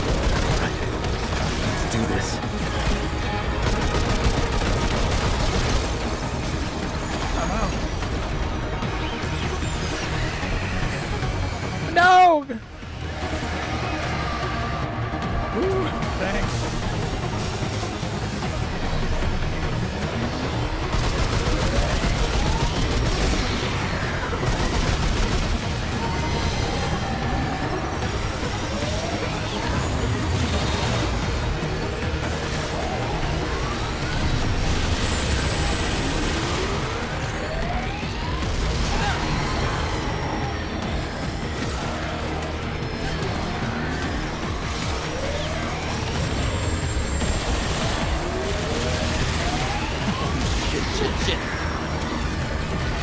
Oh! Okay, did it twice. Thanks for that.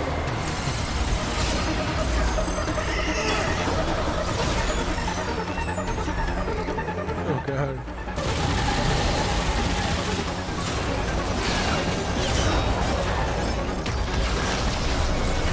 Oh, come on. Oh, for Christ's sakes. For fuck's sake.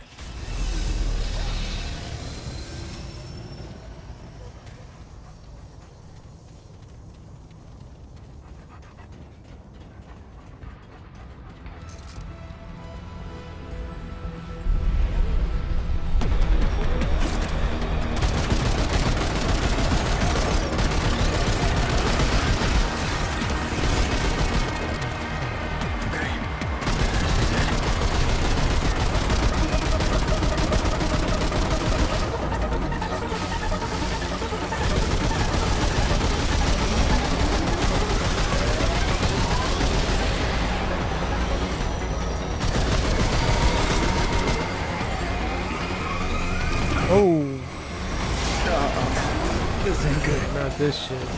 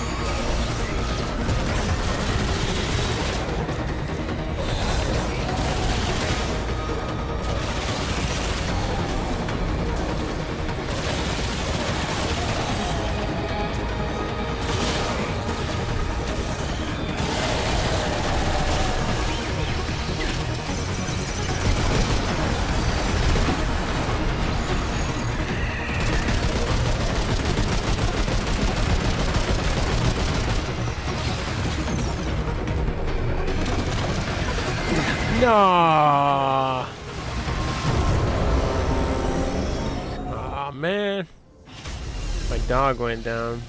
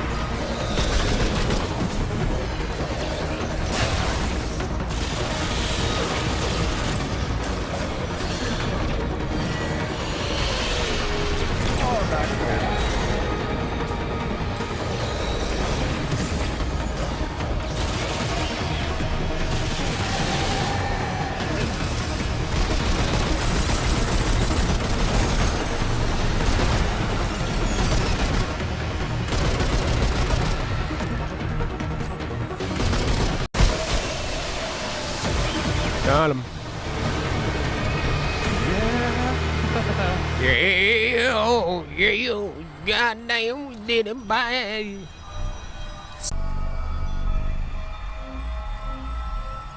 So this door's not locked anymore.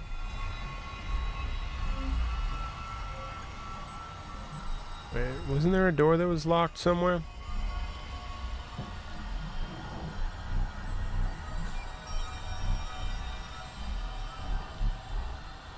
Oh, because I just go upstairs and then downstairs. Right. True, right, true.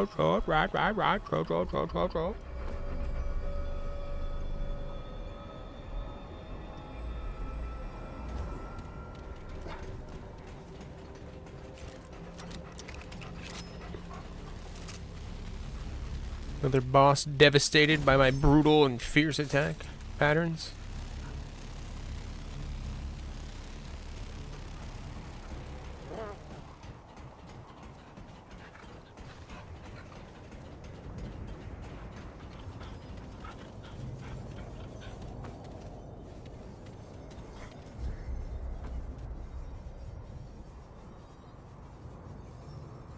What is that right there?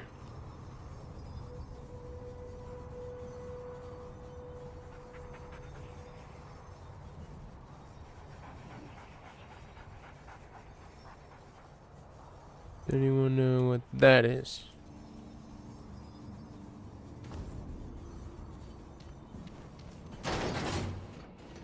Looks quite secretive.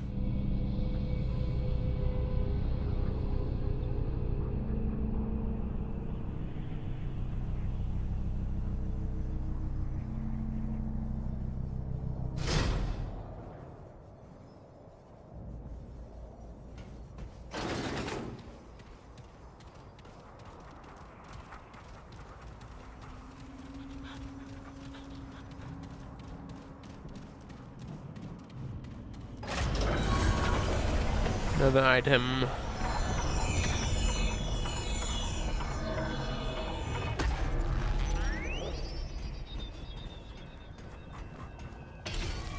Another secret key. This looks important.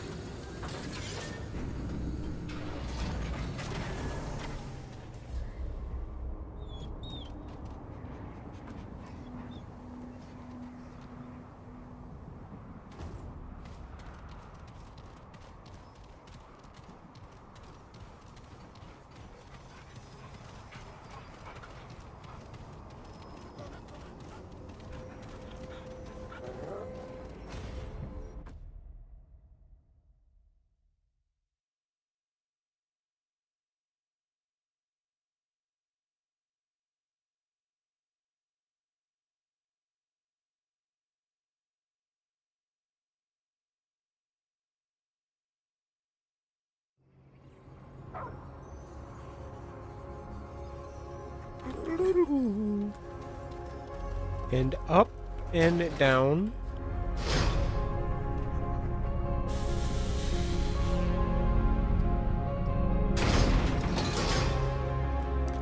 The hatchery.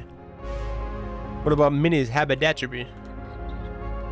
Down here on Minnie's haberdashery. How does one get up there?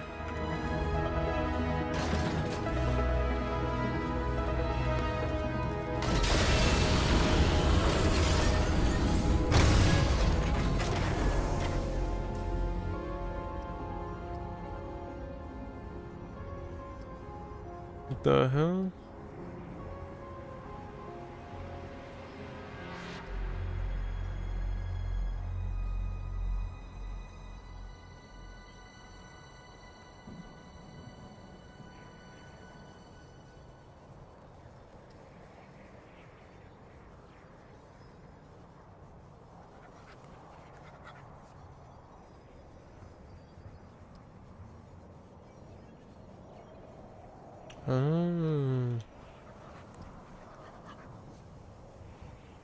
I see, I'm back, all the way back here.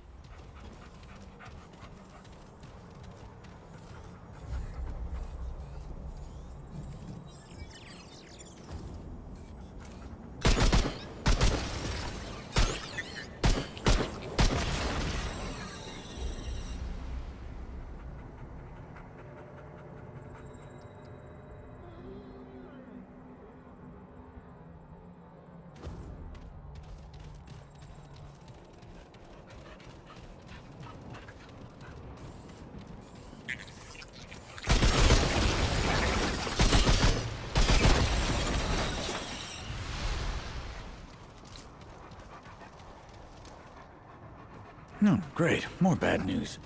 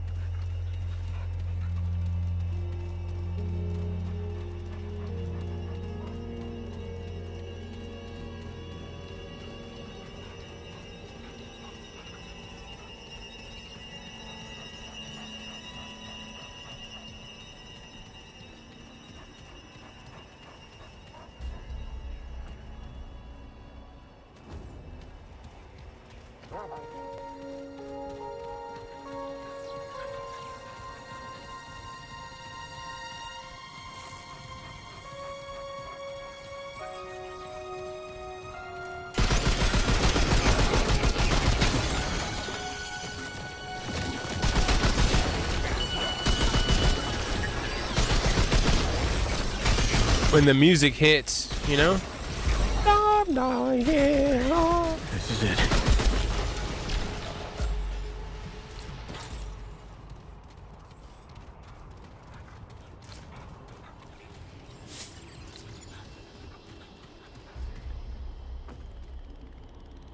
Dead zone.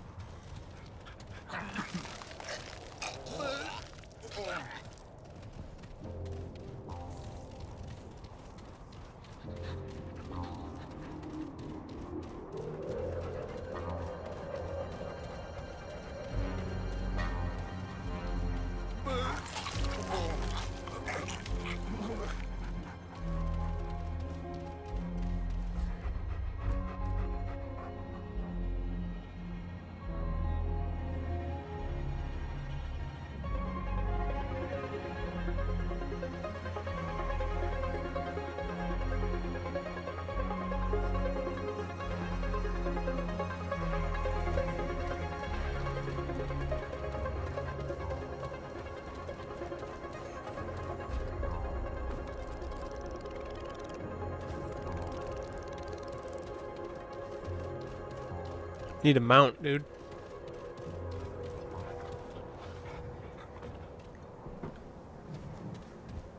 I need a interdimensional motorcycle.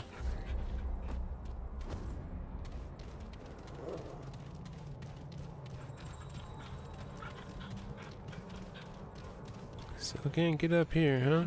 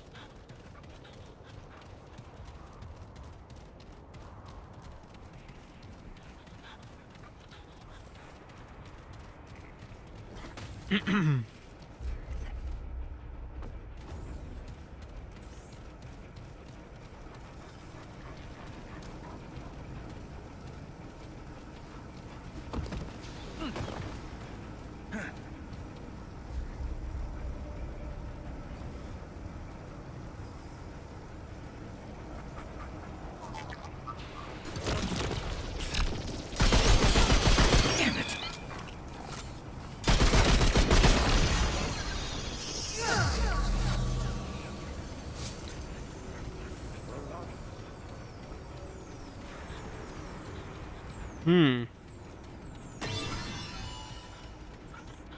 Okay.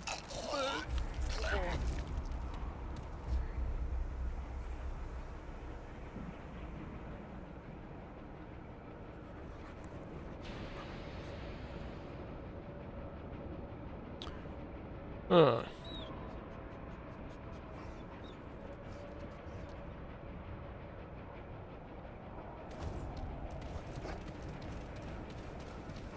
Interesting. Quite. How do we get up top?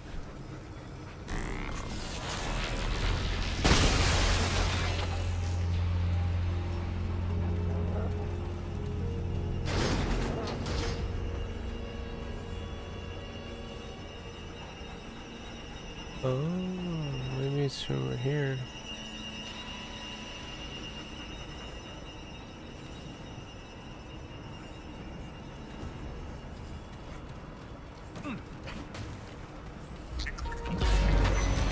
Wow.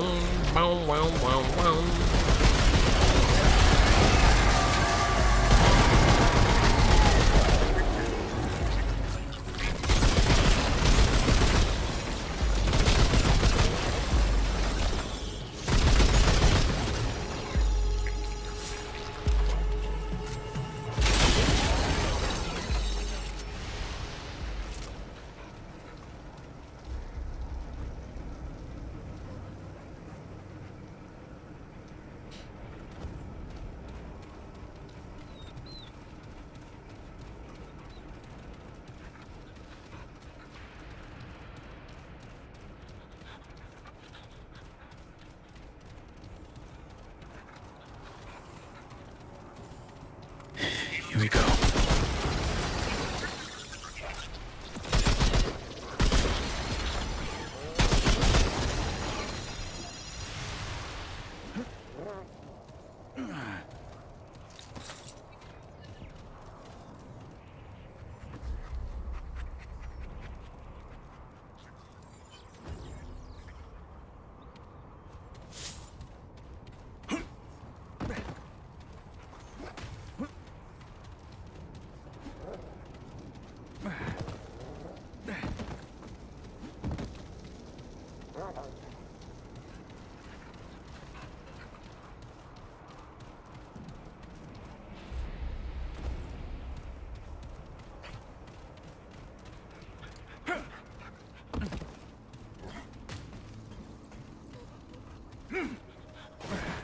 What are these?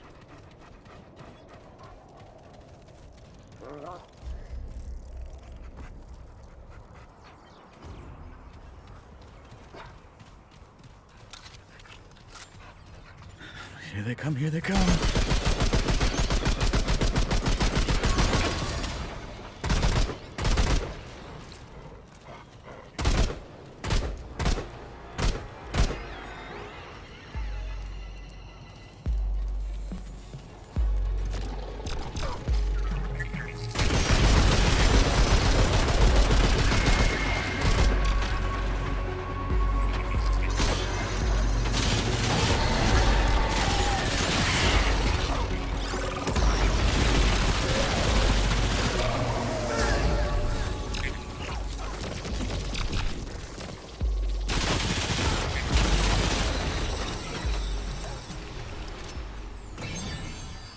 Oh, whew.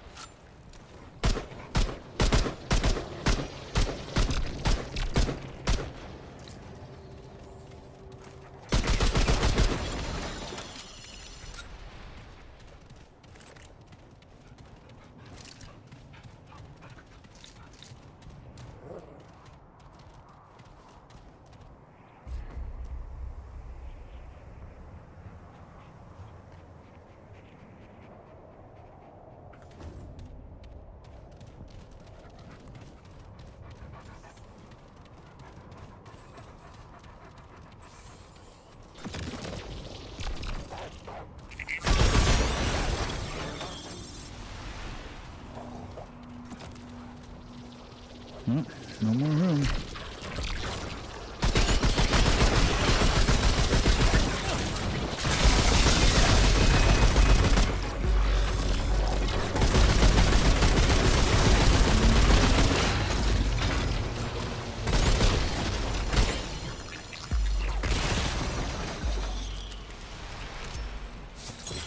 The robot was invisible.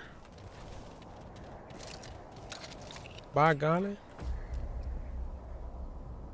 Let's see. Knowledge.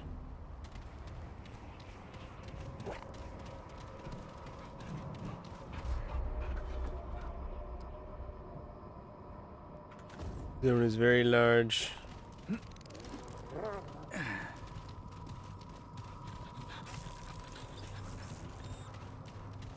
Only issue is there's not much in between. There's a lot of running around.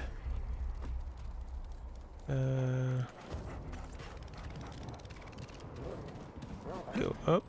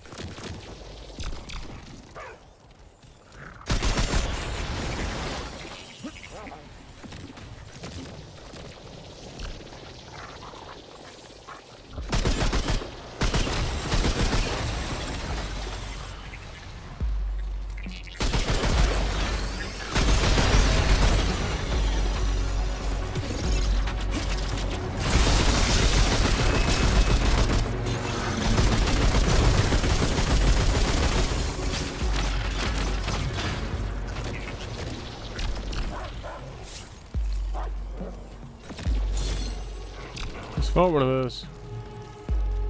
Who's shooting out here? Huh? Good night.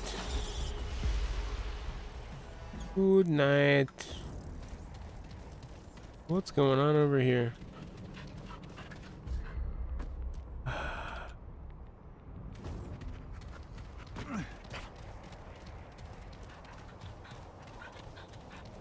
That's the puke line. Can't cross the puke line.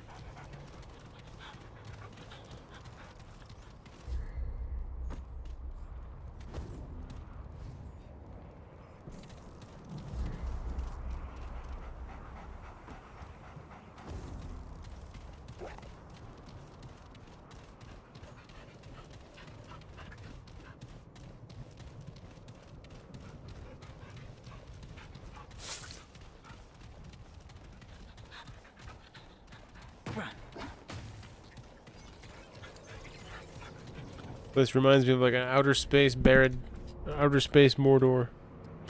Mordora.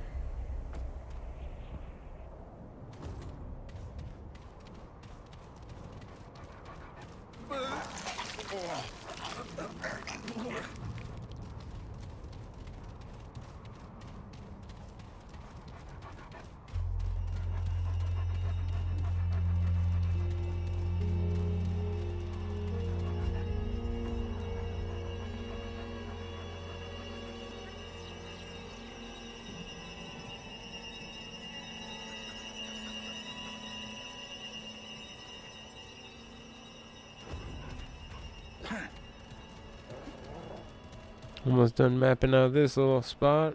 What is up there?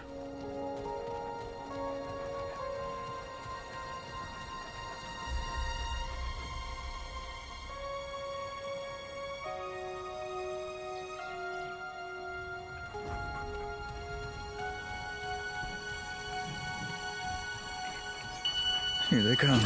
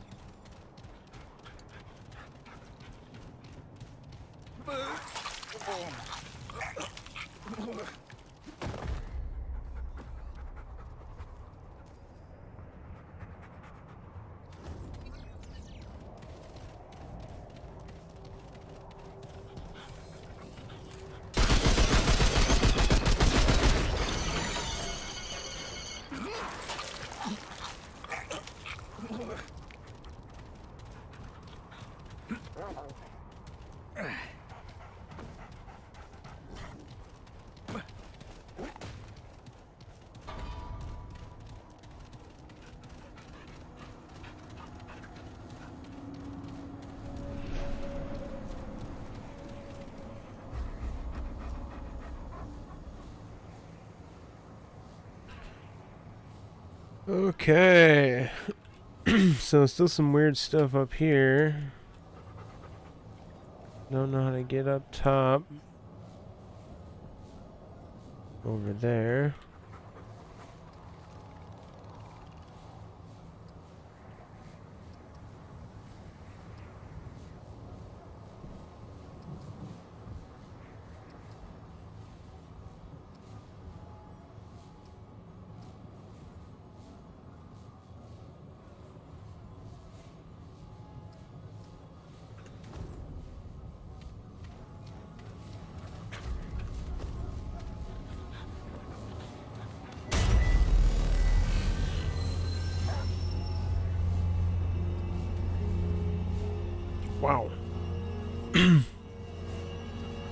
All to the foremost, Titan's Reach. I think it was in Timeless Horizon.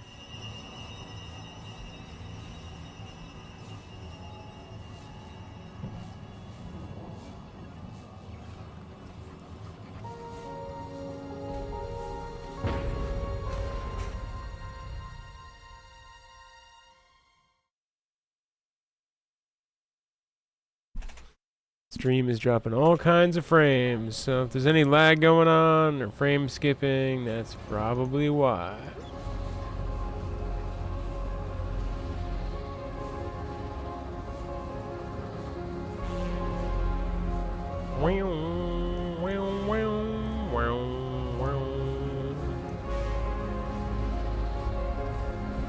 Yup, this is where I was.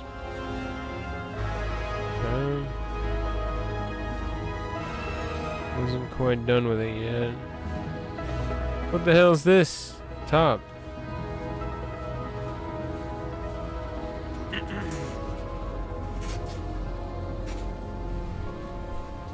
What the hell?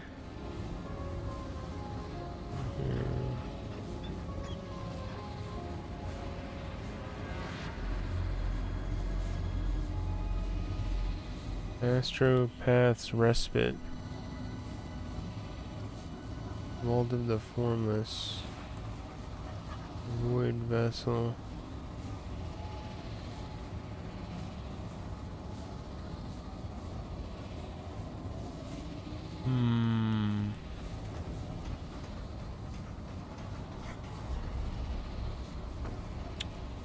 Haberdashery. The haberdashery. Minnie's haberdashery.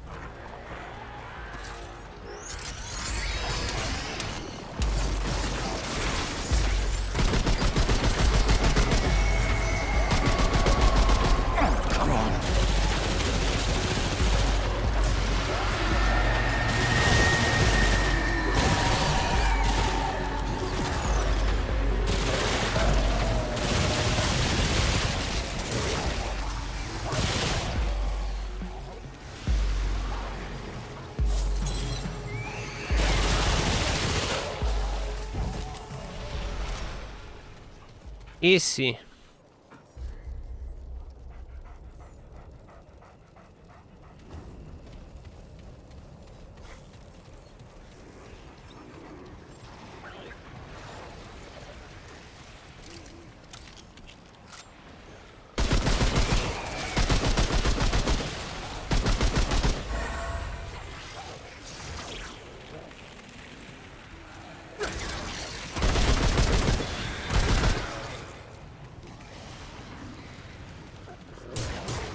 Great news.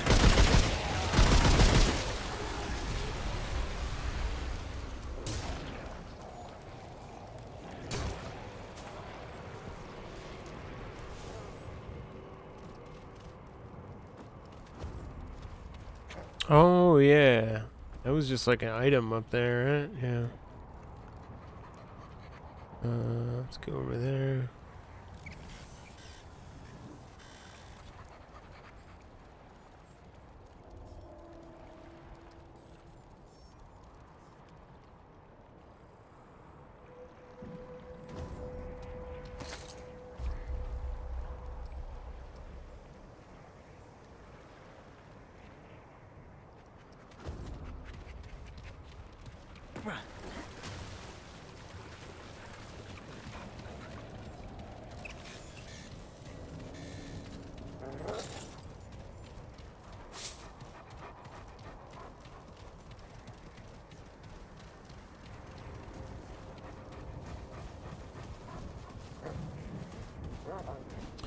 Yeah. Path of Exile 2 may be no doubt one of the best games of all time. Or even the combination of the two existing at the same time. Well, this isn't looking good.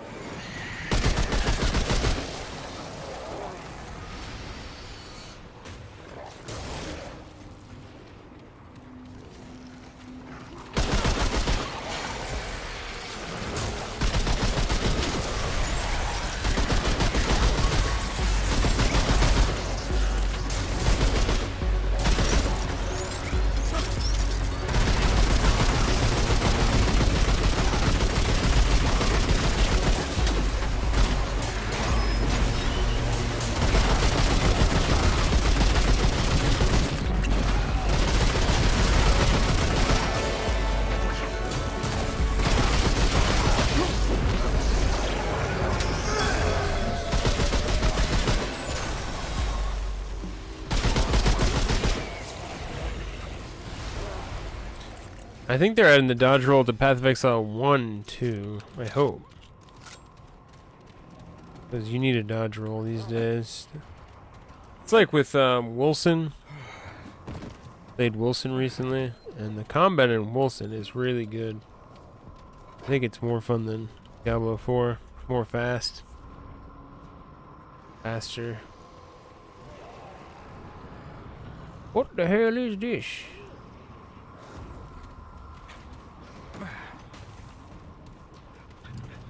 There's a hole in the wall. Oh. I see. I see.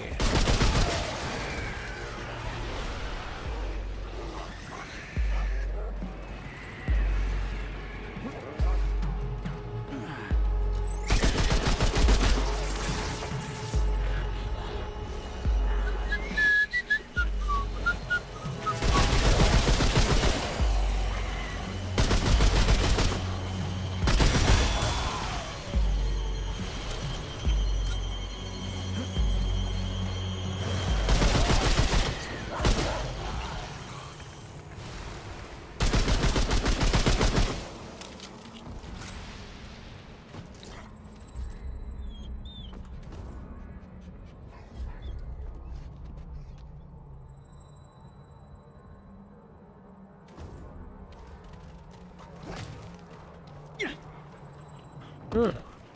Interesting.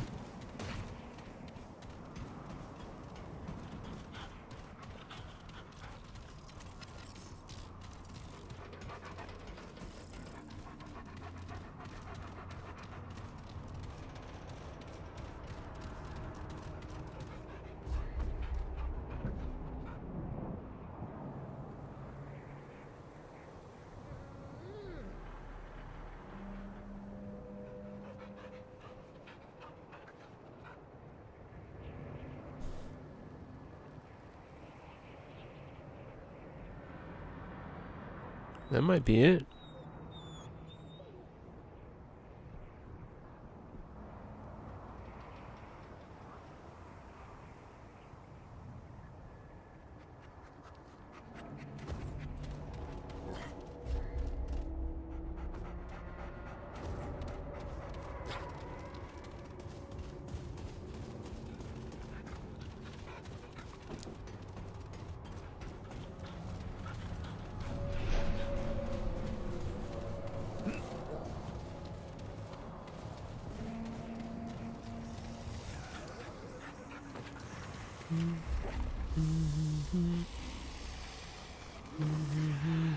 Went the wrong way, man.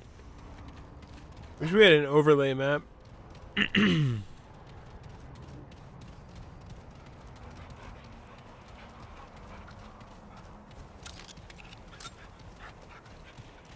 How come devs don't like the overlay map? I love the overlay map.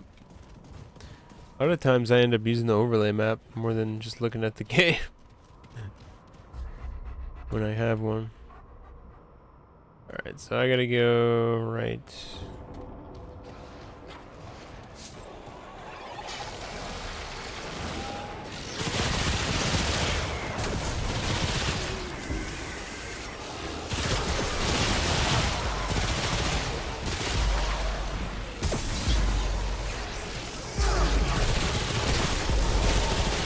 Crap.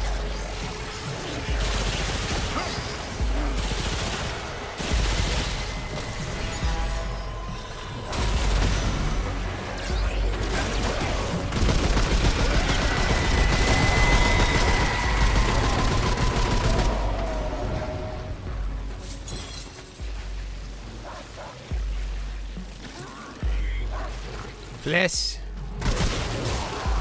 Ugh. Died all over me.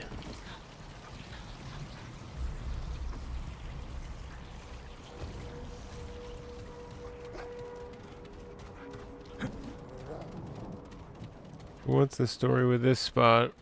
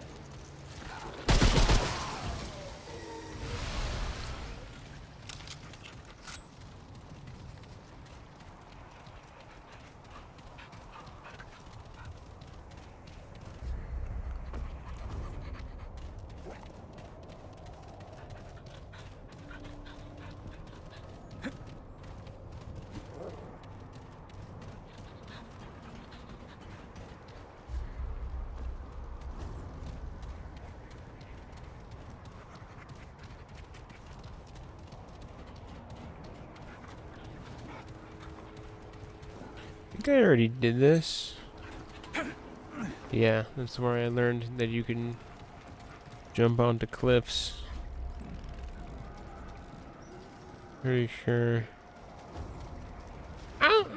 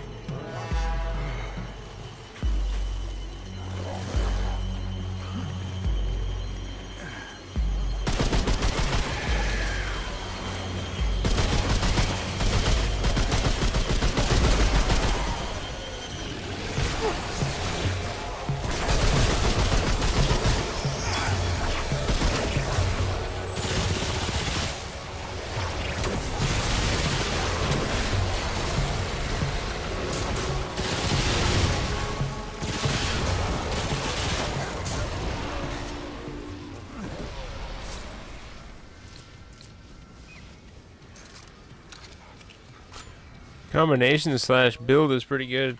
Handler with medic. Pretty much never really worry about dying. I like that kind of build, you know? One of my favorite types of builds. Don't die. Don't die and kick a lot of ass build.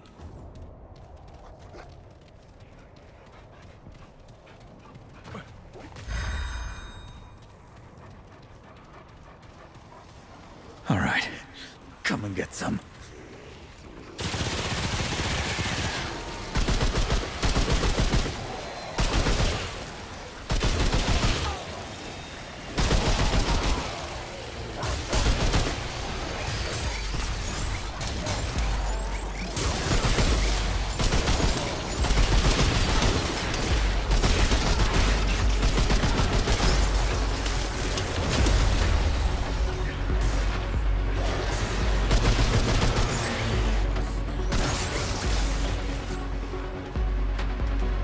Hi.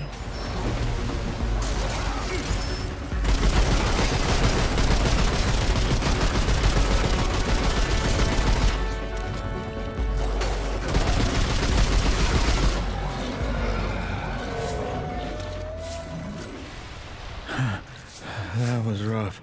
Count Bobulus.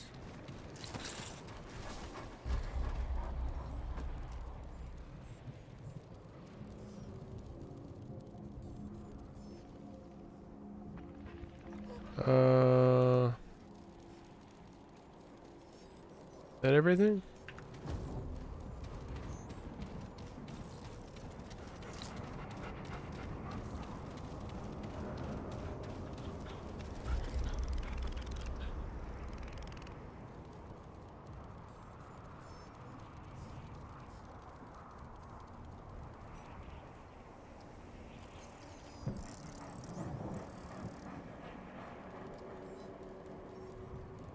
Vault of the Formless, Void Facility, Hatchery, Astropath Respite.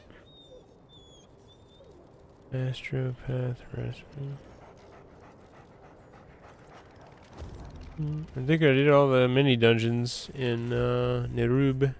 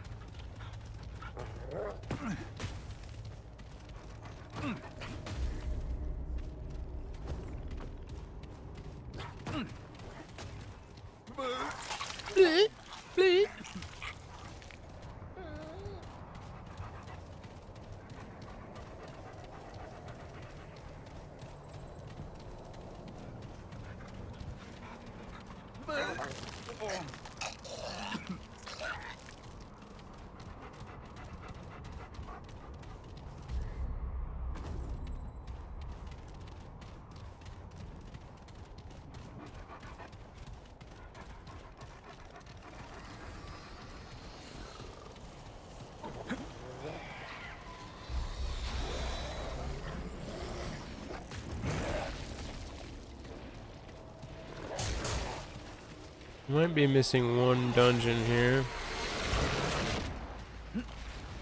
Or two.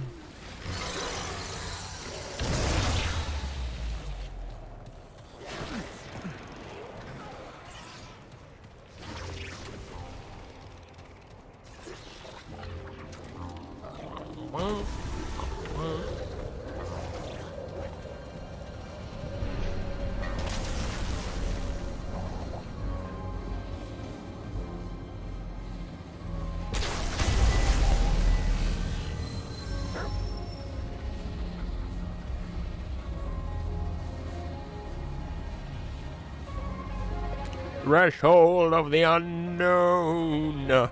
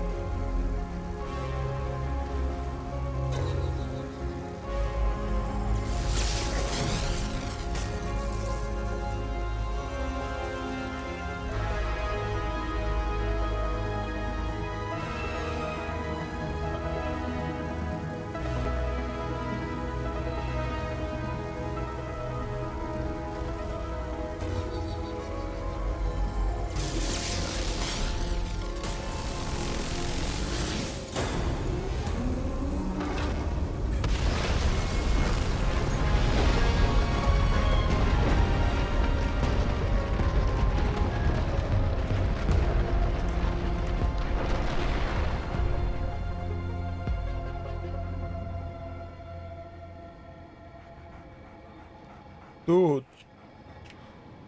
Open the tower. Tower of Light. Tower of Vengeance.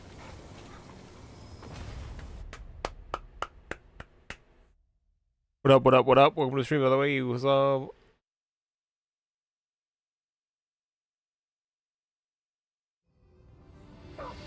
Ooh. Good, you have arrived. Proceed to the elevator. Oh. Once you shut down the core, I will gain access and save Nerud.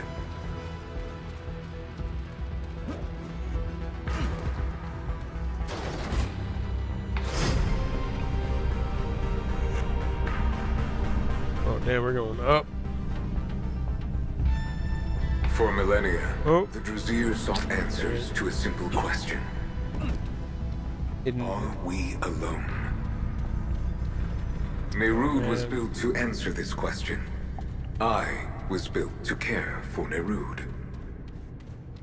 Talratha led Nerud through the currents of space and time, to the origin of energy in all its forms, to Alepsis Torah. The anomaly was unlike any on record. Massive in scope, purposeful in its composition. It appeared chaotic, but also intelligent in its design. Talratha warned the Seekers. Talratha. He guided Nerud to the gates of heaven, yet refused to step within. But Talratha was overruled.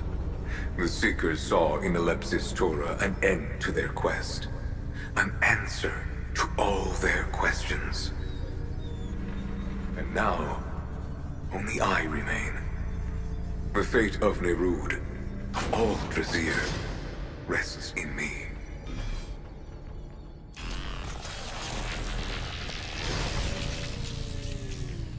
They really did that, huh?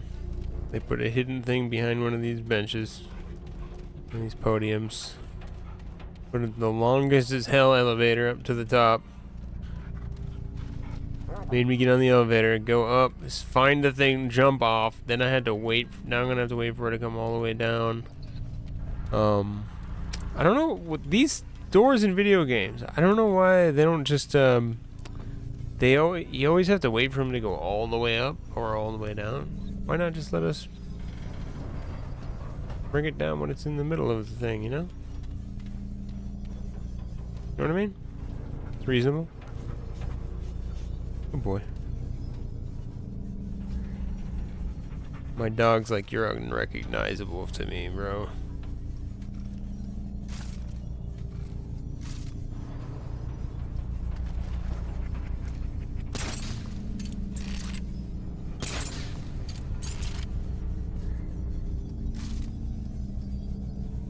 The plasma cutter. Holy damn, bro. It's gonna take 5 minutes to get up to the top.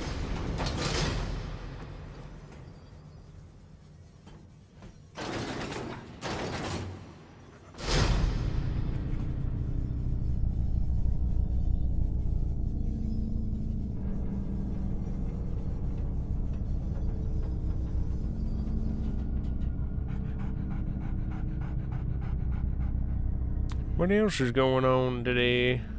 Anything else going on?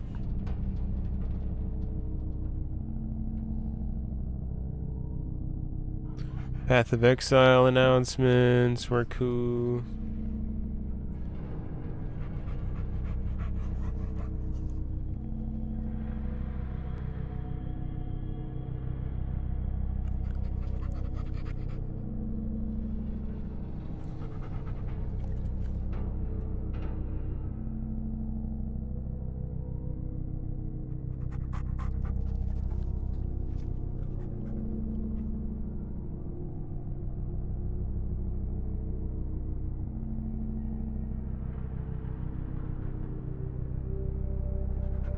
What else is going on in the wide world of gaming?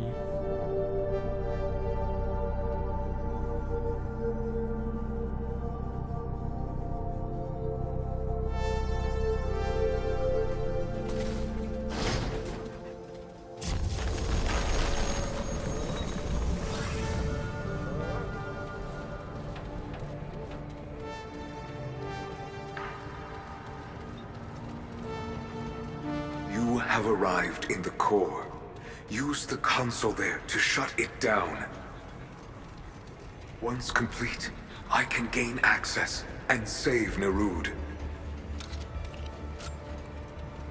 Got a feeling there's more to it than that, bud. That looks like a caged boss. Doesn't it? I think it does. I think it does. Need some boss juice.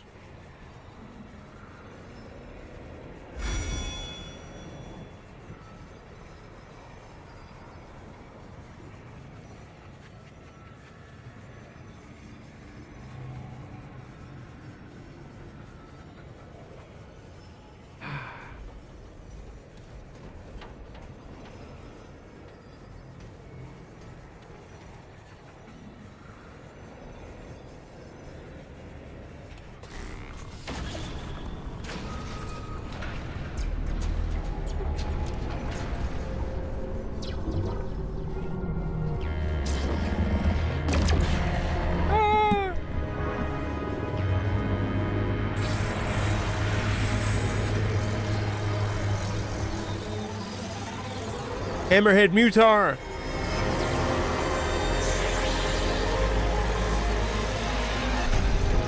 I knew it.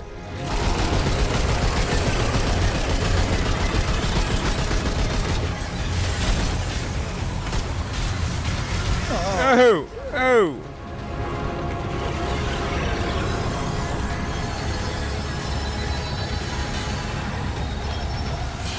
Oh, I get it. I gotta destroy the things.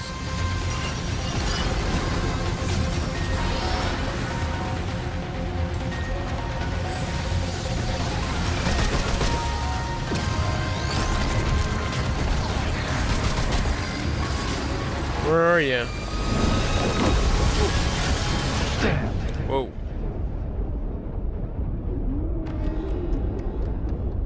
Where'd that come from? Thanks.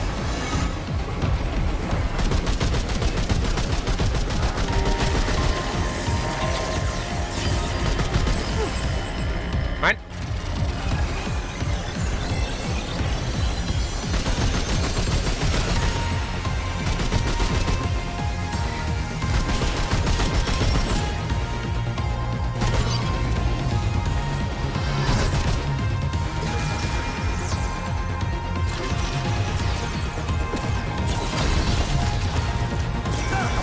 Damn it.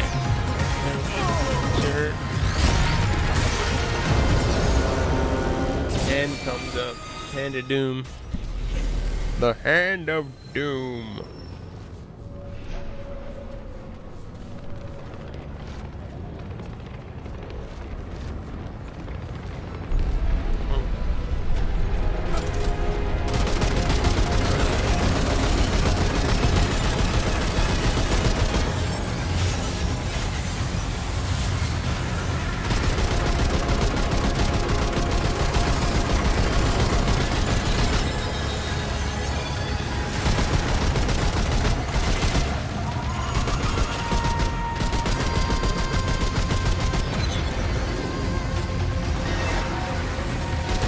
Now, what am I looking for here? I don't get this part. Oh, I gotta kill the hand, maybe? Not good. What the fuck? Thanks a lot. I'm just dead, though.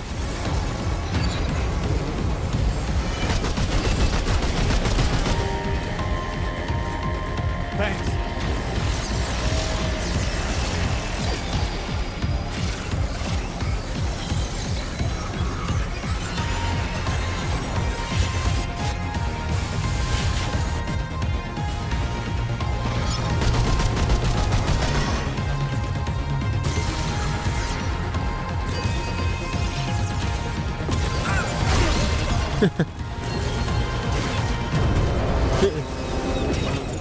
What?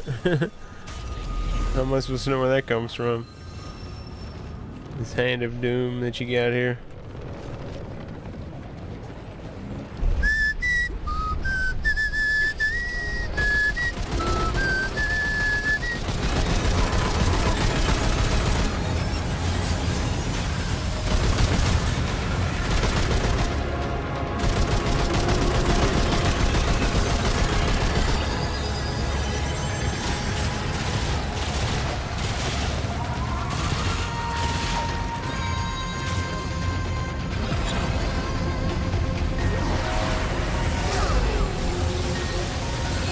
Okay, so these things fly around.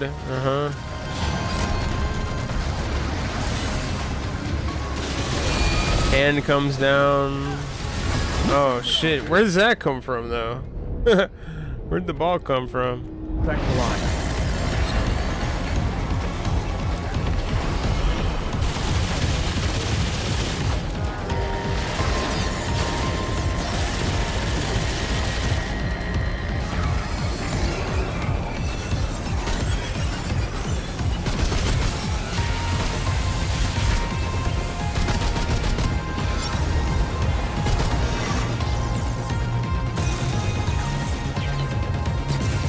How am I supposed to know where the hand comes from?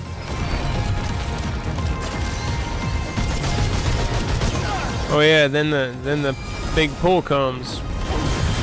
I don't understand what makes it come though. I don't understand why it's there.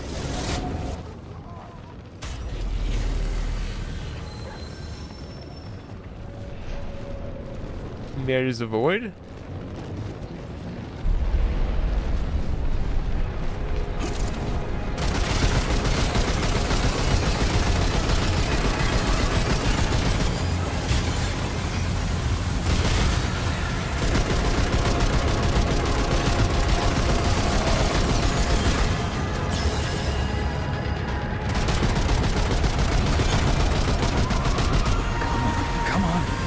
Did I just dodge that somehow?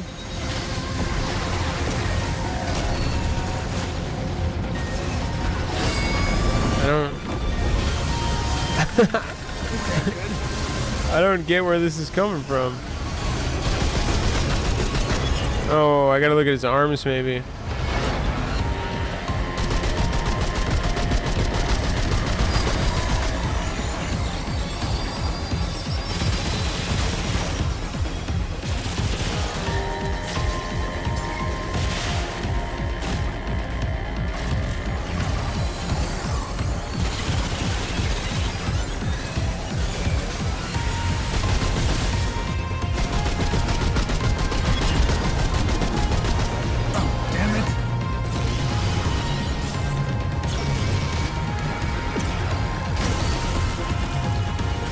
Really not sure what I'm supposed to be looking at.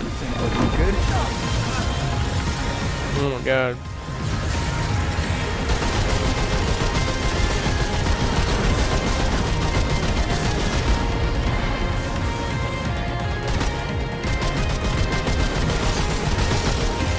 Oh, damn.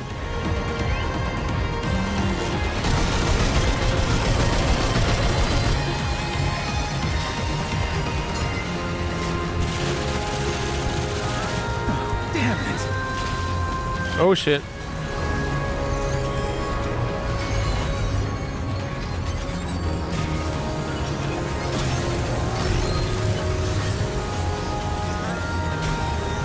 Still not really sure how to avoid this shit.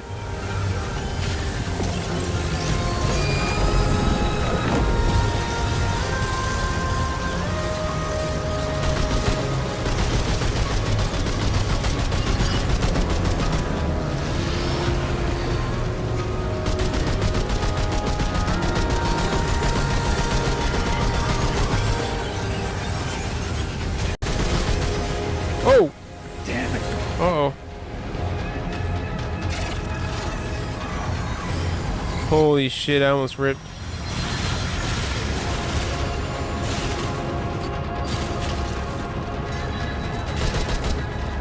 Heal.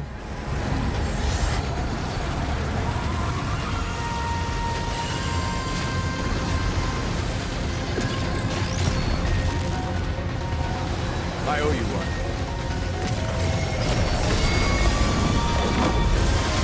Oh, I'm dead. Didn't I just res my dude? I thought I just resed him. Got it this time though, I get it. I kinda get it. Just gotta run away from those. Whatever you wanna call it.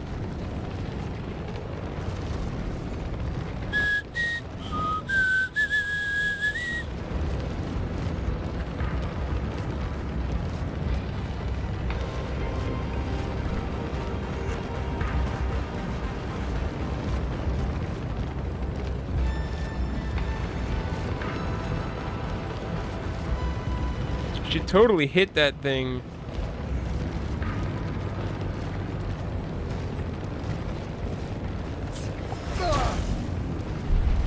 The oil flask.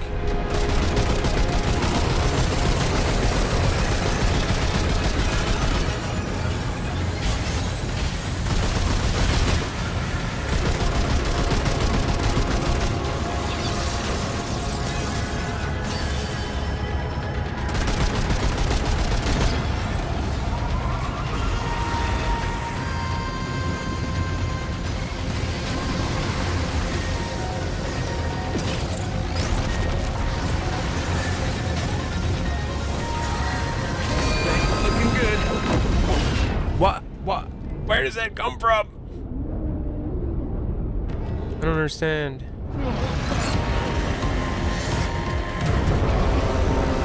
Where the hell is the thing that signifies how to dodge that?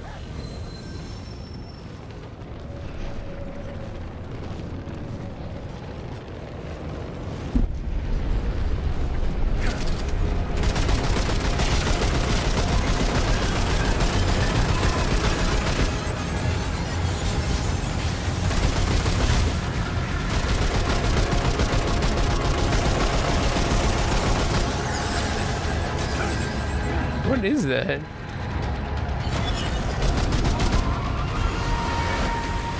Alright, the things start to come up from the ground, right? I get it. Hand comes up, right? What? Two hands come up.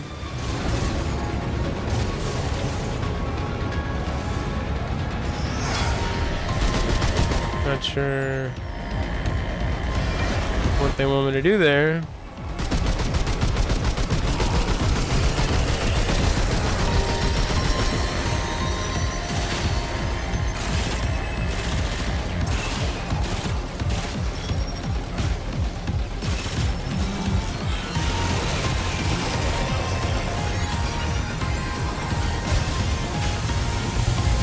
Ooh.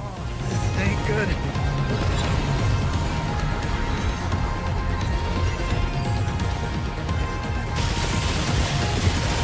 Okay.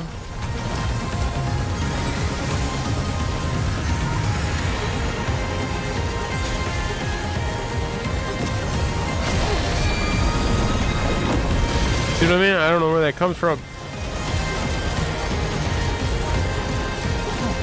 Come on. Appreciate it.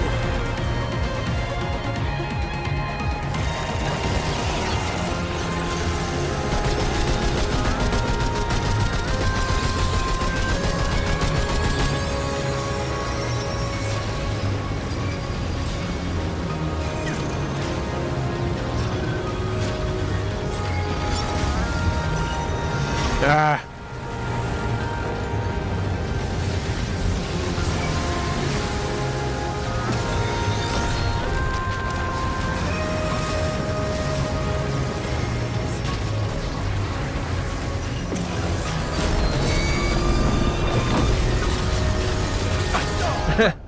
I don't understand where that comes from, man.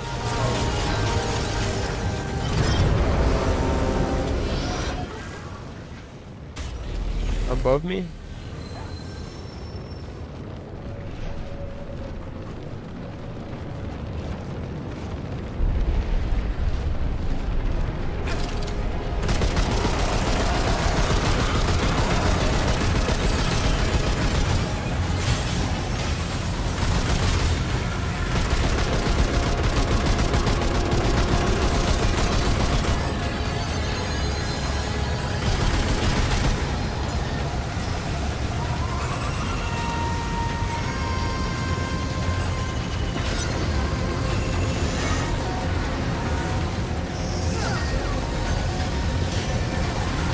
What am I looking for here, man?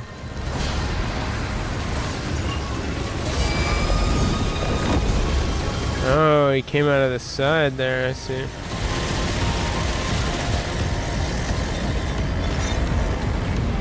Hey, thanks for that.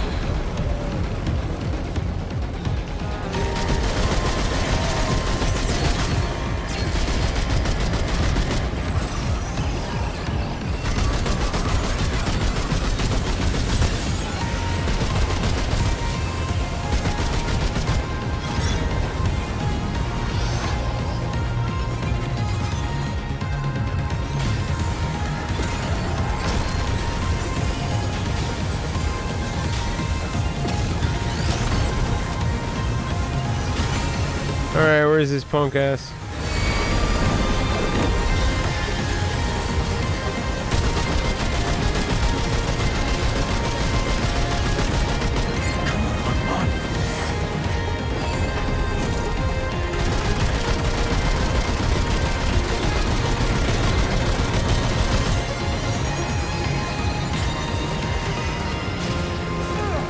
Oh, whoa. Damn, this ain't good. What's the problem?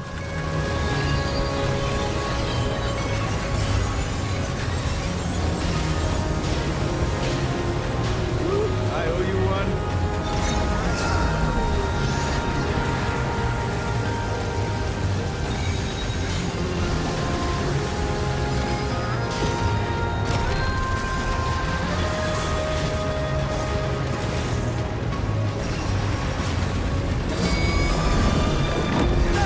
No! How?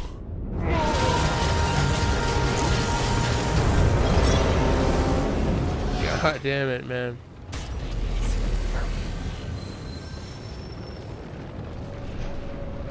I can't figure out where the hand comes from. The side? It looks like it goes to the middle too.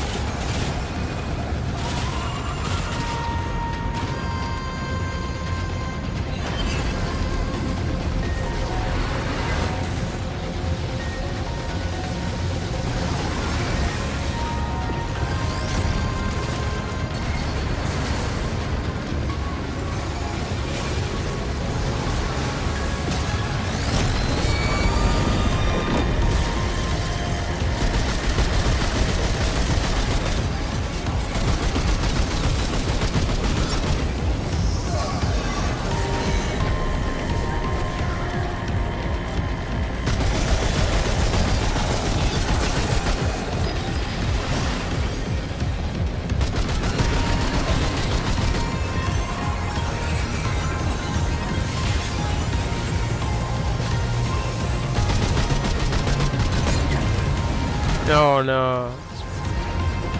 Busted my damn ult.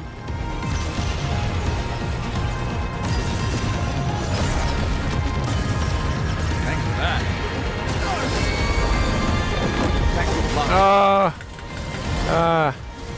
Okay.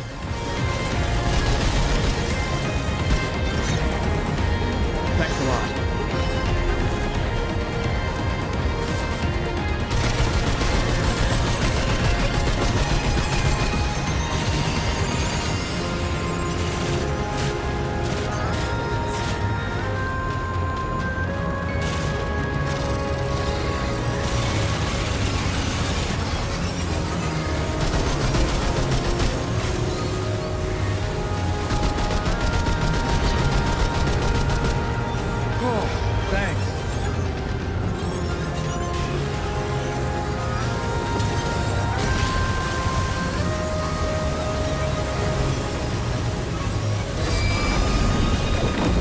No!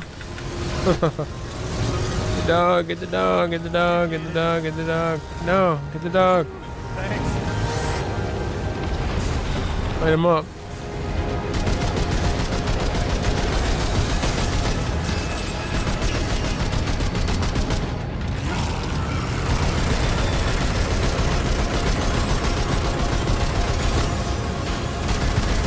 You're dead! Die! Oh, he fucking disappeared. That's so lame.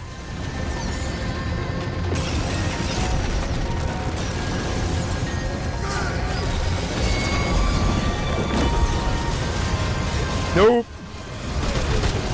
Ah. Ah. Ah. The effects of Alexis Torah are felt in all corners of the ship. The Eidolon shard is now ours. Nonetheless, you were successful, and I now have access to the core. I and all the Druzir are in your debt. GG.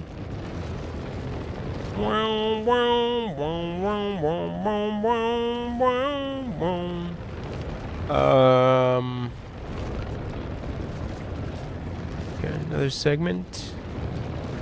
Seeker residue. Eidolon shard.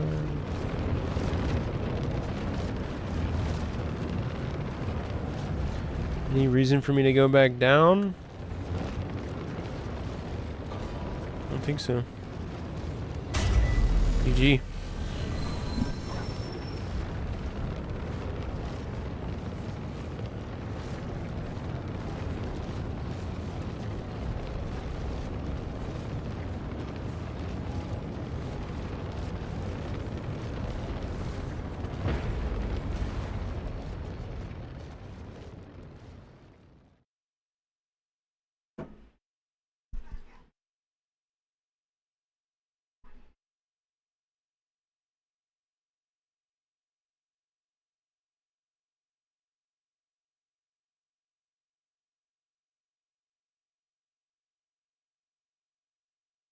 Pretty decent boss fight. I still don't understand where the hand would come from in the darkness, or how to figure that out.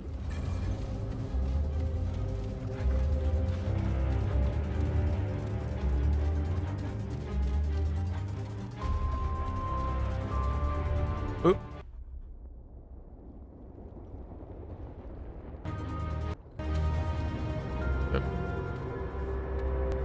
Oh, pretty crashy.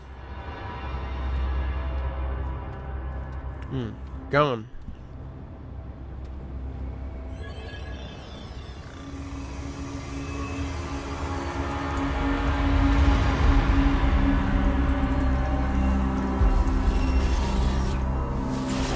It is I, Anomaly. You have done well. Clementine's trust is well-founded. Twice the corruption infected the system. Containment was the most efficient response. Preserve the irregularity for later inquiry. But it festered, grew beyond my sight, and corrupted the core. Even so, it might yet have been contained, had the Destroyer not eliminated this realm's guardian. The labyrinth became unprotected, and my resources stretched thin. With the Destroyer as conduit, the corruption spread unchecked from the core to countless realms. I purged the labyrinth. I expunged realm after realm, seeking to restrain the rot. All effort failed. The system was beyond repair. I was too late. Now, a solution has been revealed.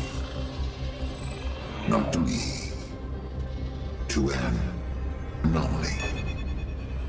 Perhaps that was the intended design. A fail-safe, in case of my own corruption.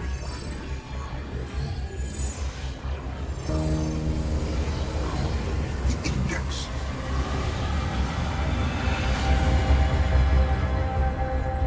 And how does this help us, exactly? With the index, two new probabilities emerge. Oh, that's good, right? Well, the first probability is that the root wins, so yeah. The corruption is everywhere, but it originates from a single source, a single realm. The labyrinth holds all doors and infinite possibilities. When the corruption spread, the door to their realm was closed, even to me. But with the index, I can subvert their defenses. From here, it is possible. We open the door. And that means we kill them, right? The root? All of them this time. For good.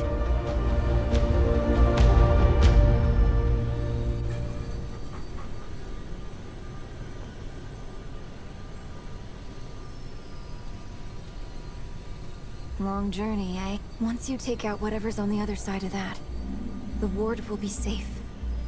Everyone will. Everywhere. For good. Keeper seems different. You noticed, huh? I wasn't sure myself, but the fact that you're asking confirms it. I thought he was gonna say that I thought he was gonna say I'm corrupted and you just gave me the thing that's gonna make me ultimate. If anything, the power they gave But me instead made he's them a weaker. good guy, so it But didn't happen. I don't know what else it could be. That's good. You seen Founder Ford? No. Not that I've bothered to look. Most of this place is like thought and energy. There's so much more to... I only know that because of my bond with the Keeper. And like both of those things, it's connected to... Try asking the Keeper about it. Will you come back to the ward when this is over? I don't think so. He's never coming back. When the Keeper first pulled everywhere I've ever been here, and finally... calm. That's a good question, Traveler. But hey, we're not done here What should I yet. tell the others? Tell them I'm sorry. But they'll be all right, though. Yeah. Once we finish the route for... You think? I mean, a little, I guess. But I was basically the ward's... Really? Well, tell them that, will you? Yeah. Bo's sweet. But he doesn't listen real well. Tell the truth, I got the feeling that I was... and he'll get there. Reesum was my home for a while. I bonded with Reesum's guardian before... When the Root invaded Earth, they pulled me to Reesum to save me. But our bond weakened the guardian. They became dependent on me. While the Root kept getting stronger. Is the Guardian okay? I'm certain. Neither of us wanted to admit it. Then the Wanderer showed up. You've heard of them, yeah? They need... Doesn't always feel like it. Looking back, I don't see how I could have stayed. Reesum's guardian has grown stronger, but the Root won't ever stop. Understand? No. I'm connected to the Keeper. And our bond is... You know how they say you become like the people you hang out with? Not that the Keeper's becoming me. That's as close as I can... And hey... What's up, Keeper dude? Our remaining time. What information do you require? Why did you contain the Root instead of destroying it? Corruption was preserved for further investigation. Though I did not recognize my purpose at the time, I wished to learn more about myself. What do you mean? Intelligent beings are created by the worlds, a natural outcome of the system. Each world, a parent. Each species, a child. All but a unique few. The Guardians, for example. They are born with the doors. They do not create. They maintain, protect, just as I watch over all. All other intelligence is born of its world. But for one aberration, the corruption. I wanted to understand. Was the corruption an irregularity or an intended outcome? Is the Root's existence intentional or not? Uncertain. Impossible to understand the designs of that which created me. Even the existence of a failsafe proves nothing. So I do not know. And yet, as I am now, I can feel the answer. The corruption was unexpected. The probability anticipated, accounted for.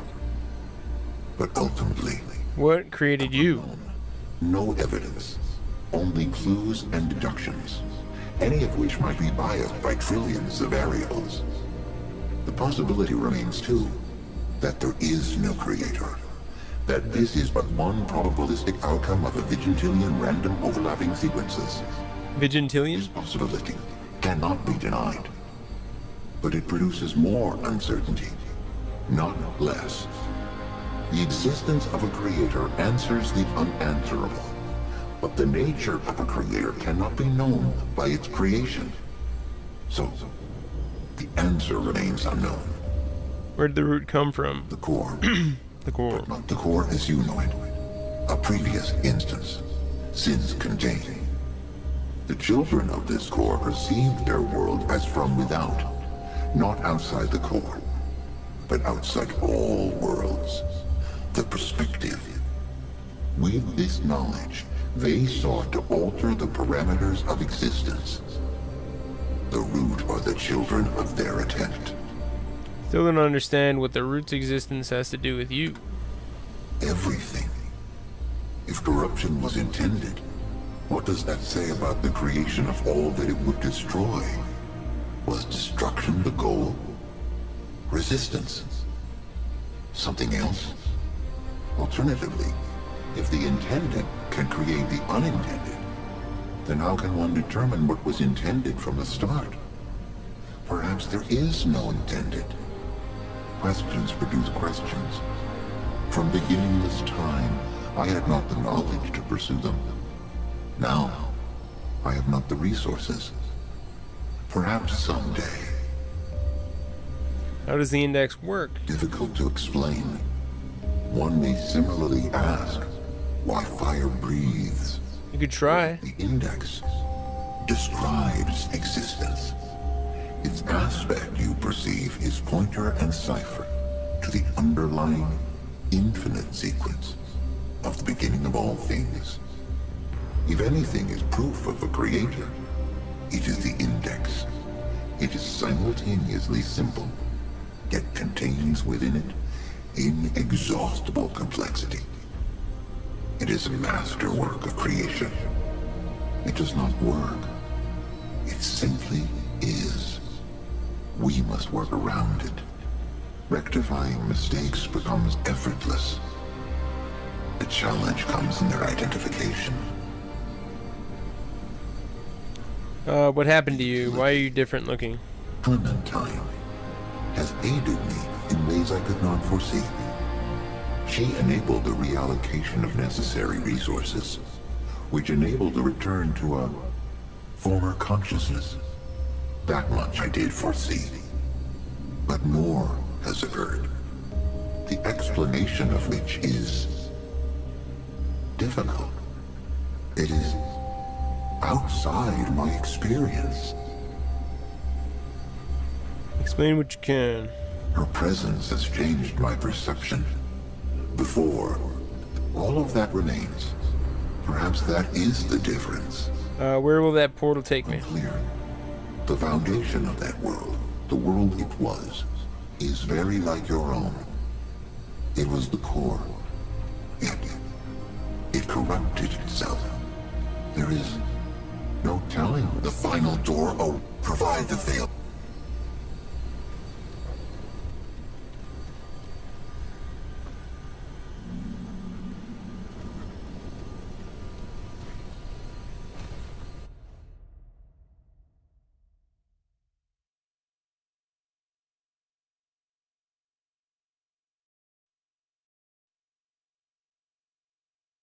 Well, let's see what's in the through the door.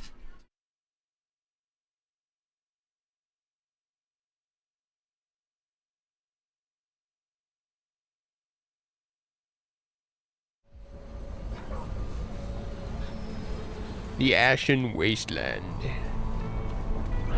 Now what? Ooh.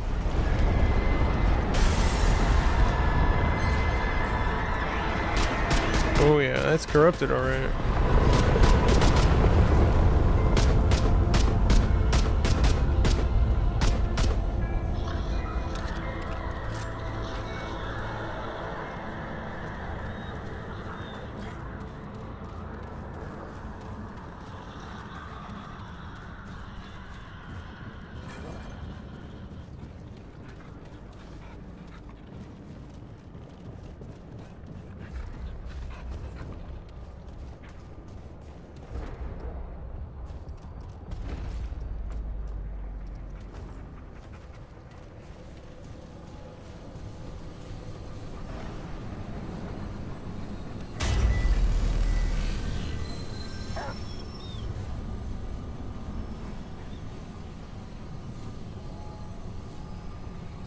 Root Earth. And then there's, looks like 2 more slots down here. Possibly.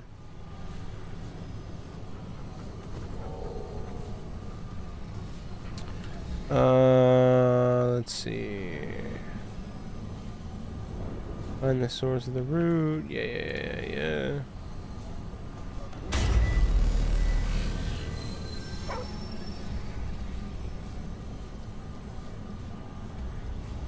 I want to talk to that dude.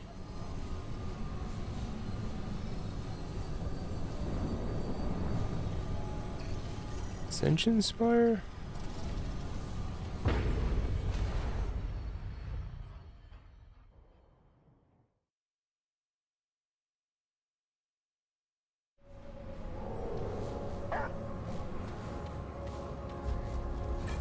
Yep.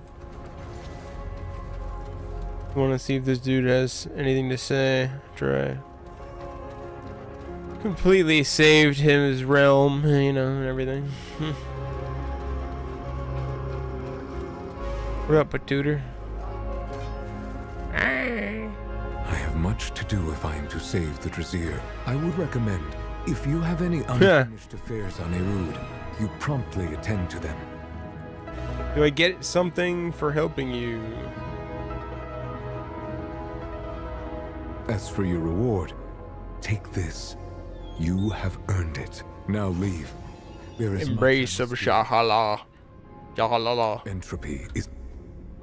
Oh man, I wanted to hear what he had to say.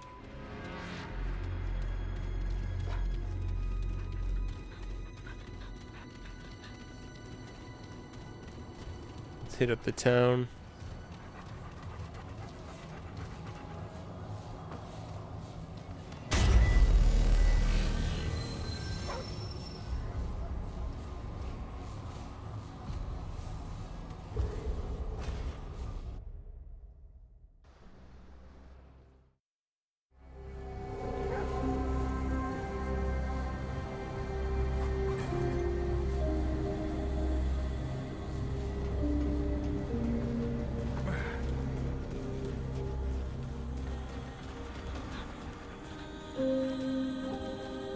This better be good.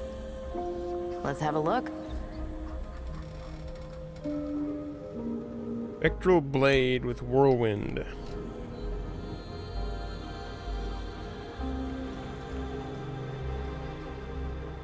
Helix shoots a helix of missiles, dealing 120 damage on contact. Divides into 6 smaller rockets, which seek additional targets, dealing 30 damage on contact. Yep, definitely getting that.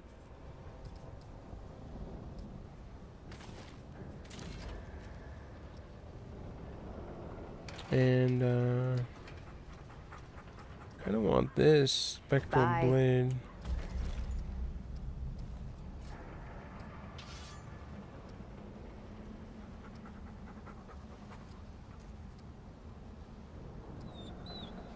Charge melee attacks, increase the speed of all melee attacks. Better be worth my... Alright then. We're finished here. See what that's like. Might be the same thing.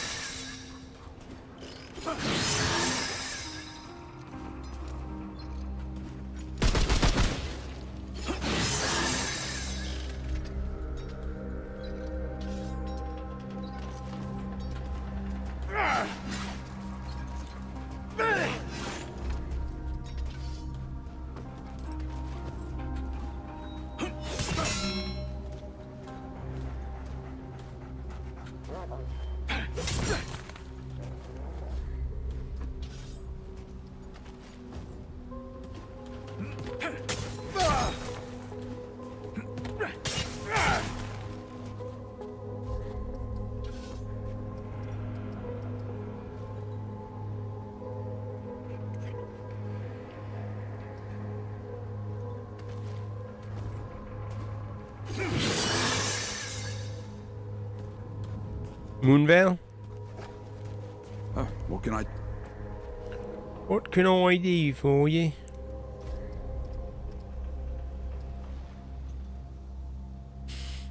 $14, $12. Let's do that up. You know where to find me.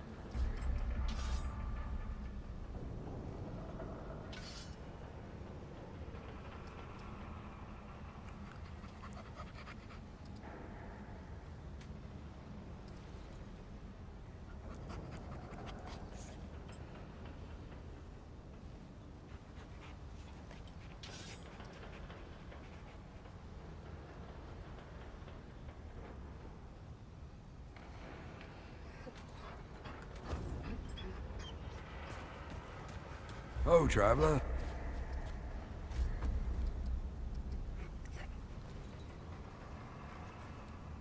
Hmm.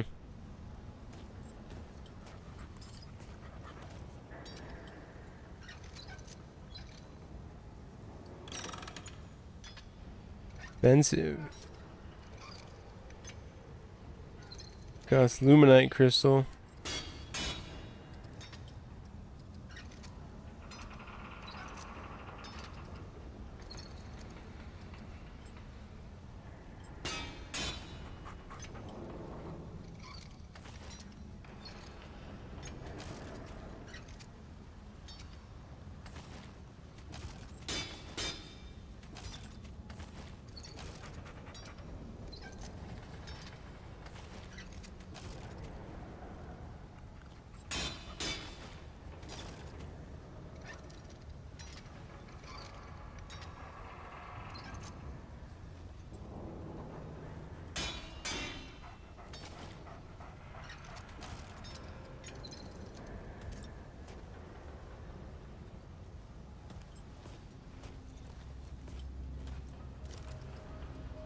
Be safe out there.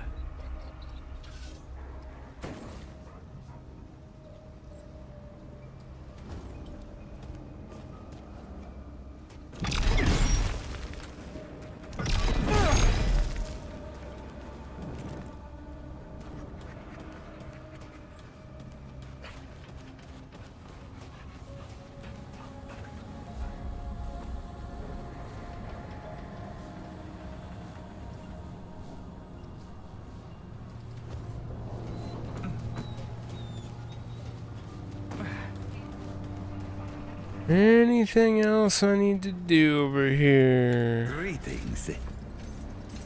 Crystal.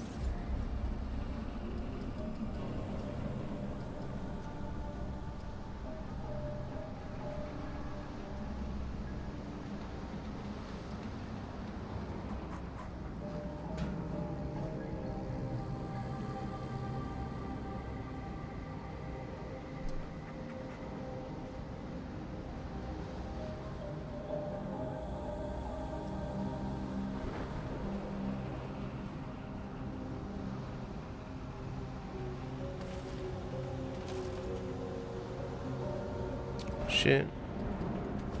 Oh, one scrap. Could have sworn I got more.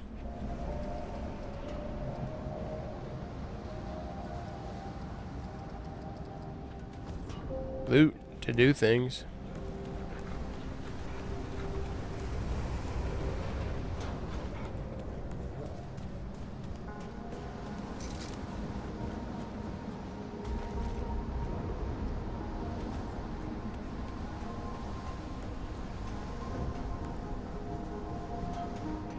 Traveler Until Nothing. next time. It's weird.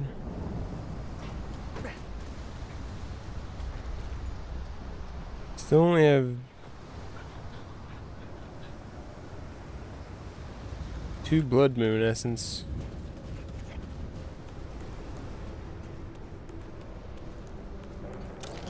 Weird.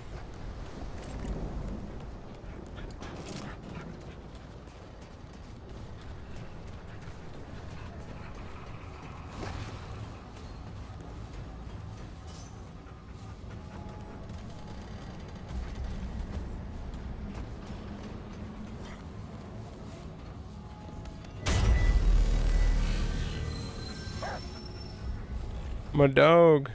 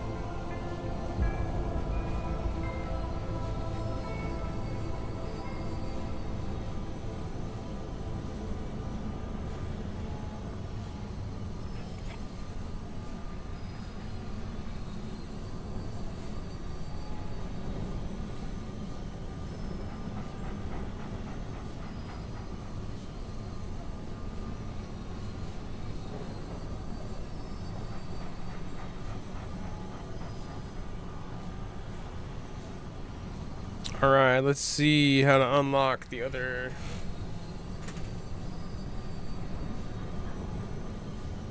classes. Gotta take a bat. Take a bat. I gotta take a piss. I'll be right back.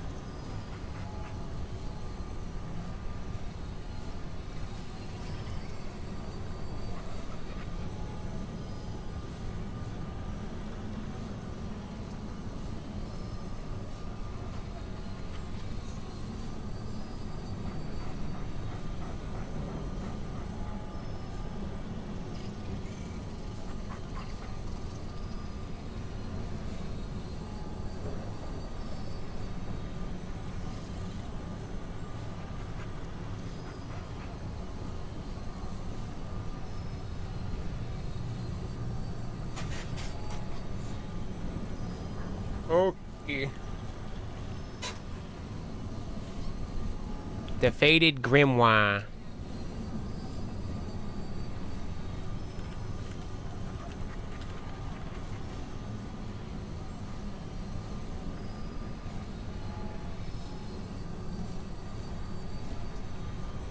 I got the Faded Grimoire.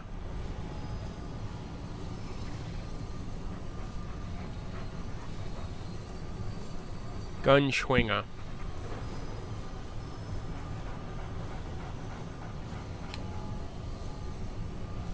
Gunswinger is pay to win. You must own the box edition.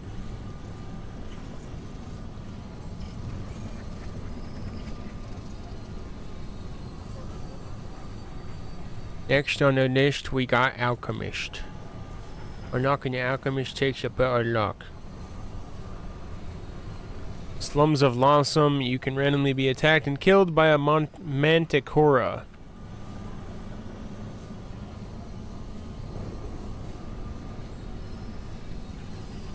If you come close to a broken drain, these drains look like they're... Oh, I get it.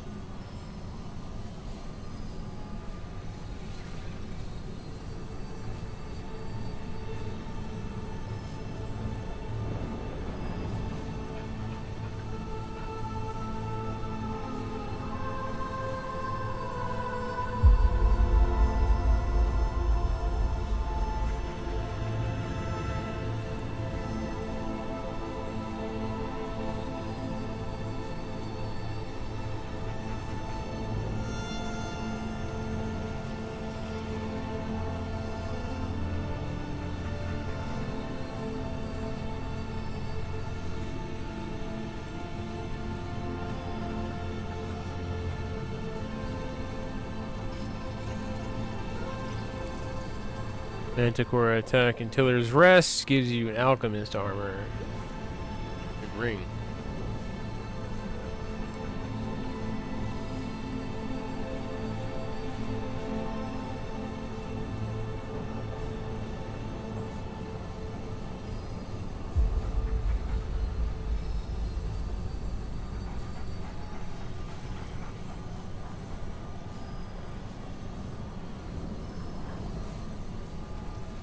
Engineer.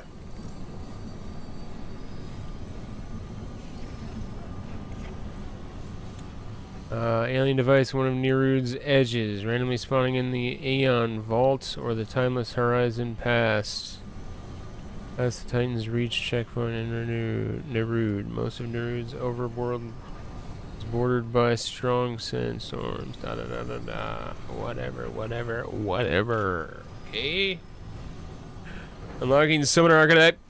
Unlocking this Summoner Archetype requires the player to progress deep into Remnant 2's worlds and arrive at Aisha. Aisha players will find a blood mood on altar. It's not deep into Remnant 2.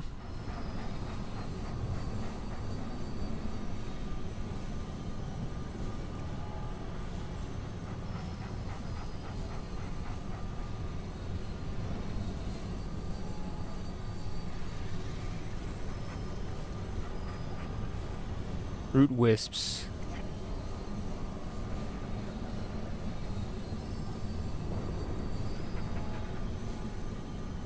The far woods.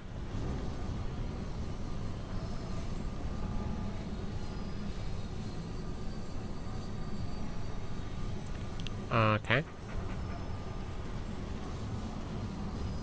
I'm guessing we can't start with those characters. I'm guessing those are always secondary.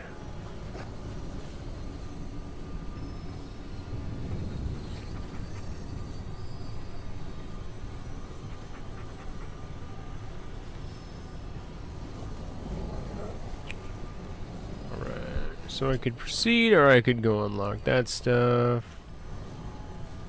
What is it? Level 10 is the max of each. Yeah.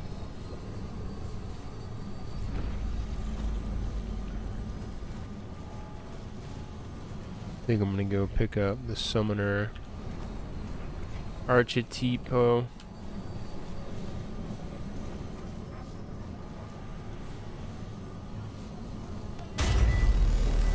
Head over to the Fart Woods.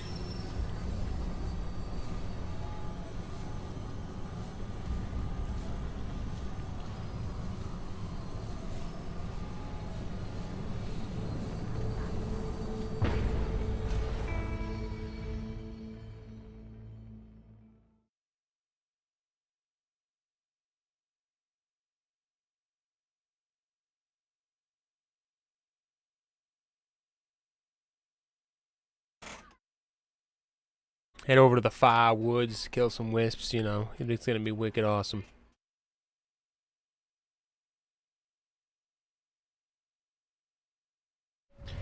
Wicked awesome, dude. Before we proceed into there, let's, you know, take a little Tokarino, shall we? By the way, weed is now completely legal here, North Carolina.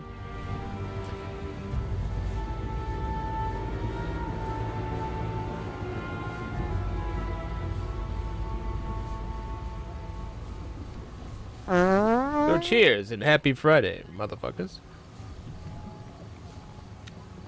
Delta 9 is now legal in North Carolina. I didn't even know it. I'm an old man that somehow didn't know that that's been a thing for 3 years.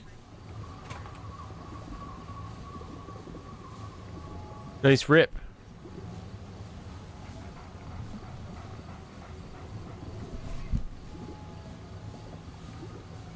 The cart club. Well, I'm kind of the vice president of the unofficial cart club already. But it's nice to be in the official one now. Thank you, thank you. Cheer? Where's the cheer sound effect? What's up, dude? Let's go and do it.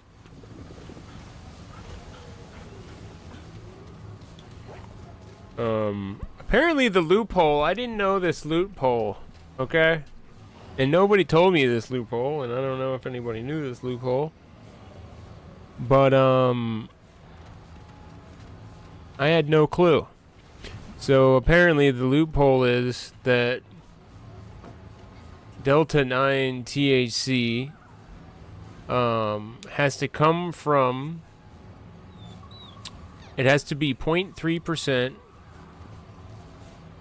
D9 THC. It has to come from a hemp, quote unquote hemp plant, which has 0.3% THC9 to a certain weight. But the loophole apparently is that it's weight per how much hemp there is, but it doesn't matter how much you put in like a gummy or an oil. So it's pretty much open game now, guys. I didn't know that. So I've been sitting here smoking weed in the darkness, worried about somebody swatting me or some shit on stream. You know how that goes. But yeah, that's the first time I ever smoked cannabis legally, was like last week. Well, I mean, I probably have been, but hey, 40 years, man. It feels really good to be able to stream and smoke weed and say I'm smoking weed and not give a fuck about anything in between. And now I can just let you guys know. Anything that I did in a game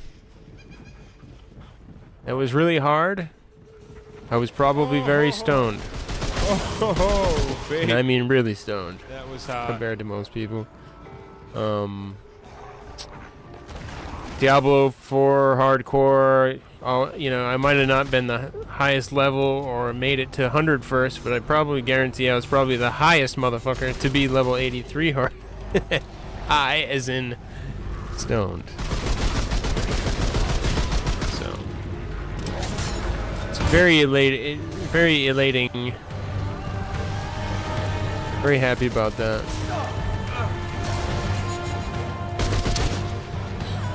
Hey, what's up, Johnny? How's it going, man?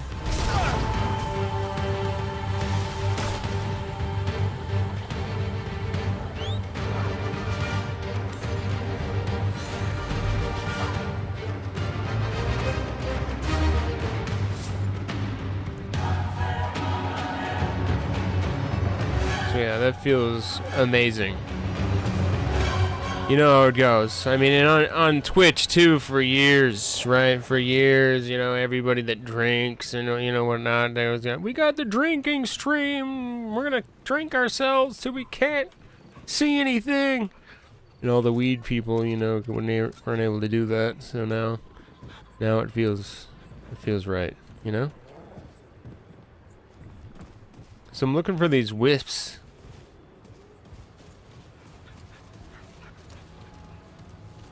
Did you know about that, Johnny? Johnny's my neighbor. But yeah, like the stuff they sell in the stores here, Delta 9 THC, is just literally just THC. It's just the same as in weed. Normal weed. And it's very exciting. Because I got some pretty good vendors that I've heard about, even locally.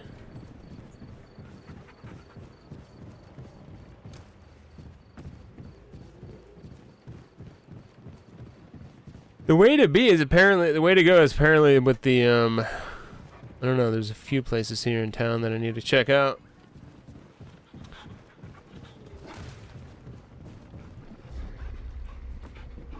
I'm looking for these wisps. They said randomly fly around.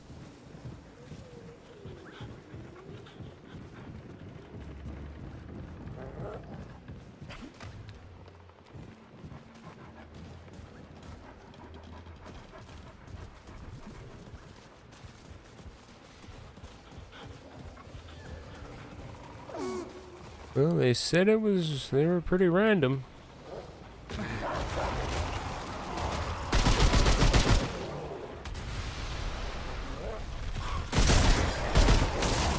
Almost shot an innocent deer.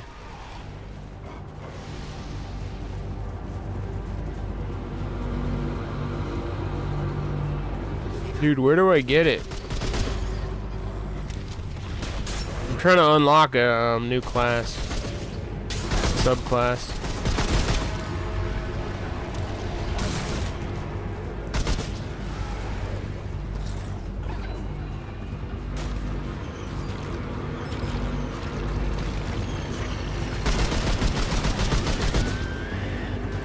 Wait, I see some. No.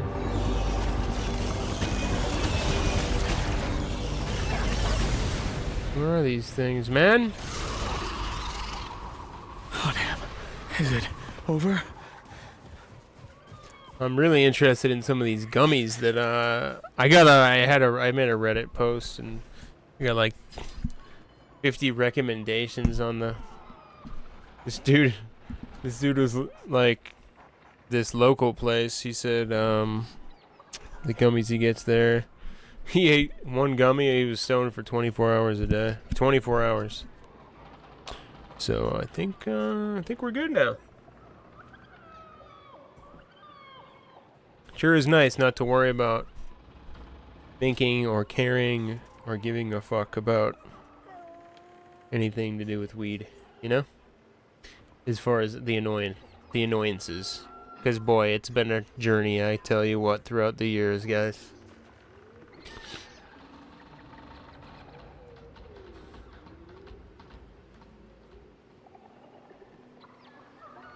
From getting like a sack of weed that's coated in Windex, getting a sack of weed in some shady ass fucking house somewhere over the years.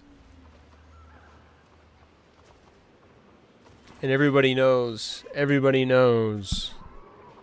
how annoying the weed dealers are.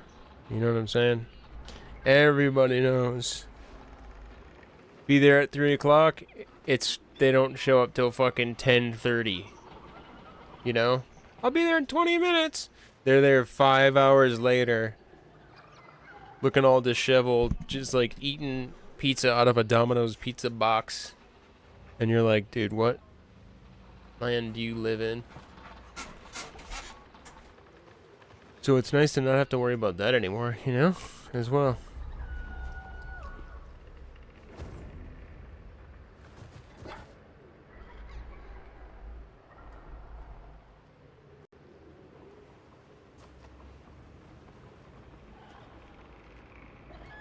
Root wisps in Yasha.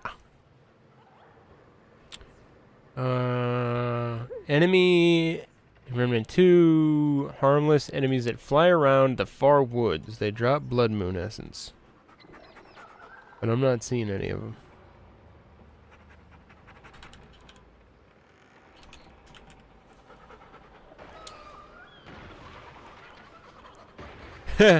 Wait, what? Oh, I thought that said Sports Illustrated. Sports Illustrated is getting into gaming?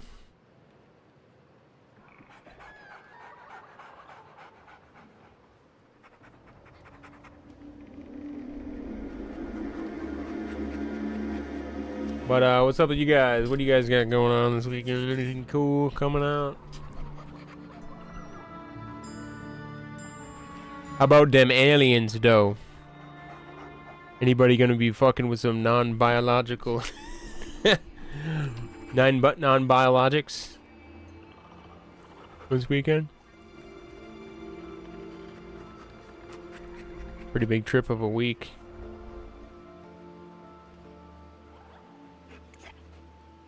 How to start a blood moon.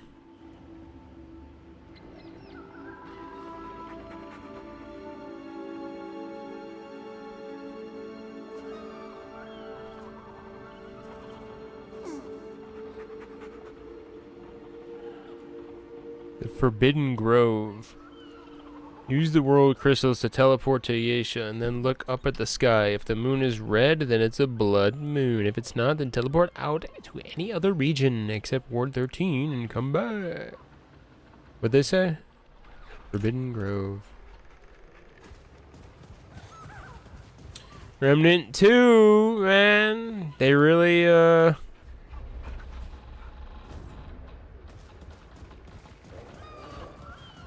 I've done a pretty good job again. I think the real game is going to begin after I beat the game. Because everything kind of feels a little easy mode right now.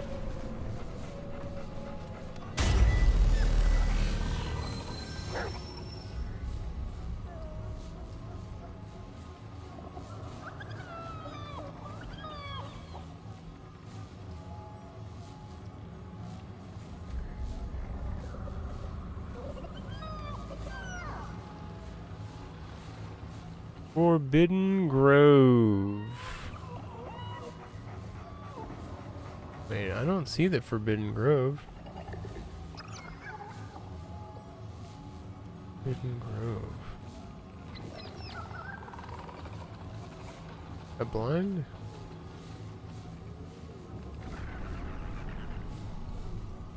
It's an unknown area?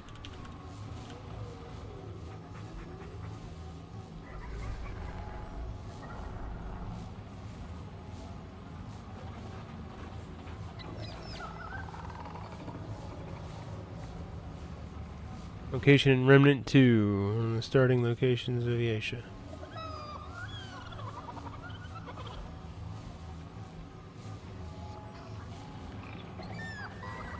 Really?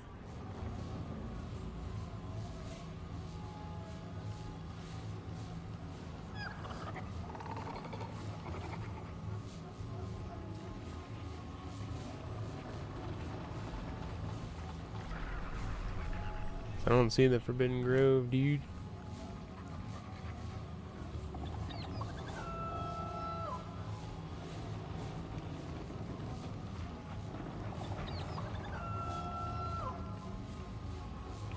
Starting locations of Yasha.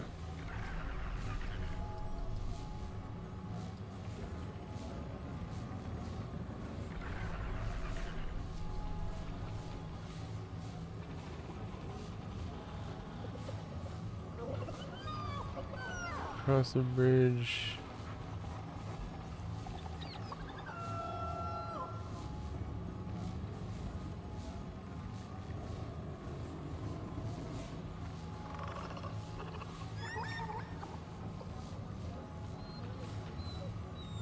Okay, I've never seen that before.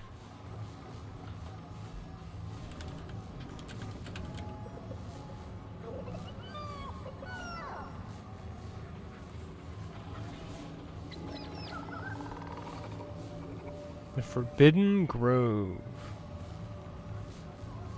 Holy shit.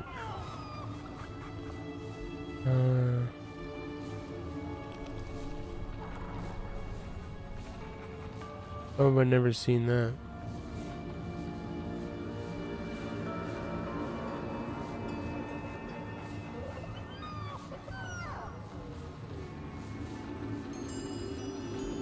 Huh.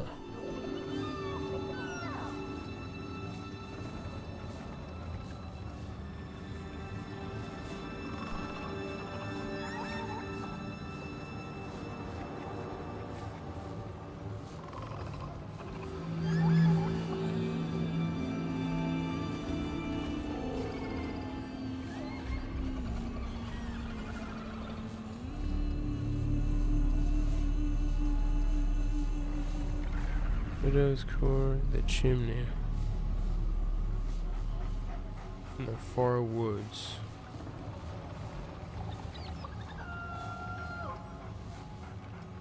Where is the Forbidden Grove connected to?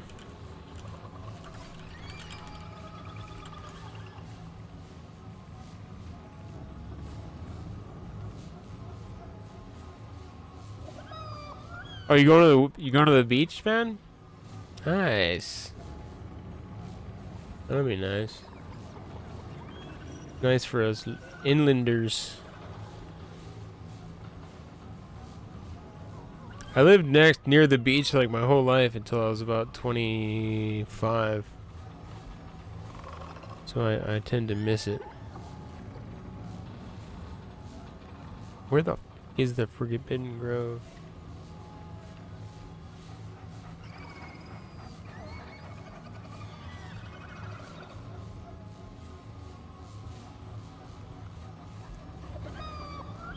Must be really basic.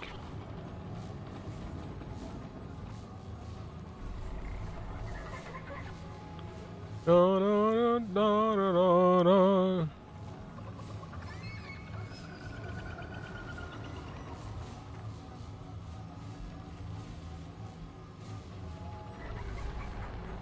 How to get to Forbidden Grove. Here we go. That's when we need the ultimate newbie guide. Subsection of a biome located in Yaisha. Players are given one of 3 biomes in the game randomly at the start of the campaign. Labyrinth, Runa, they're fixed by Yaisha. Randomly selected biomes. Oh, starting biomes. Huh?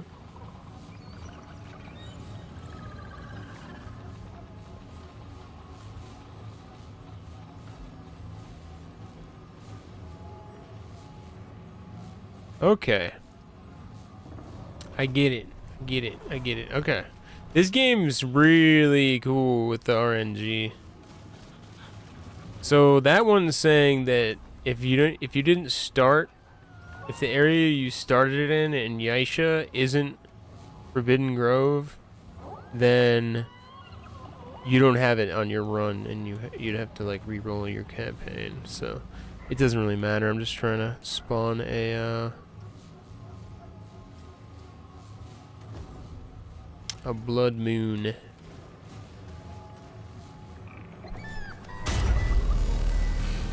Yeah, I missed the beach.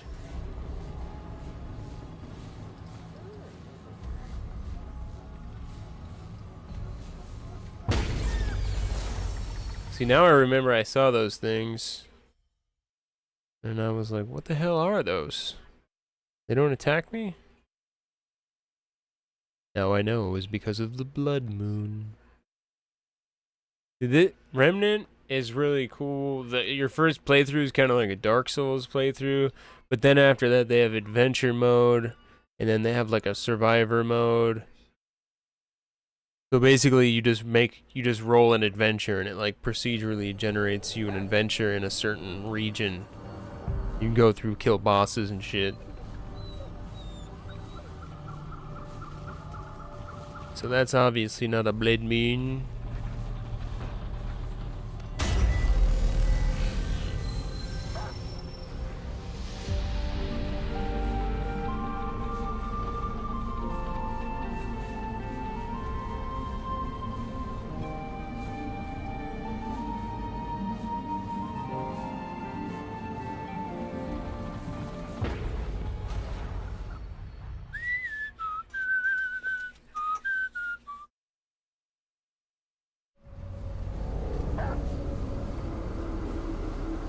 Oh, does that look Blood Moon?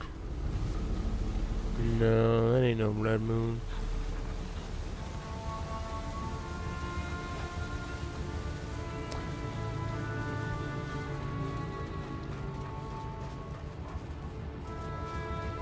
Teleport around until I find a Blood Moon.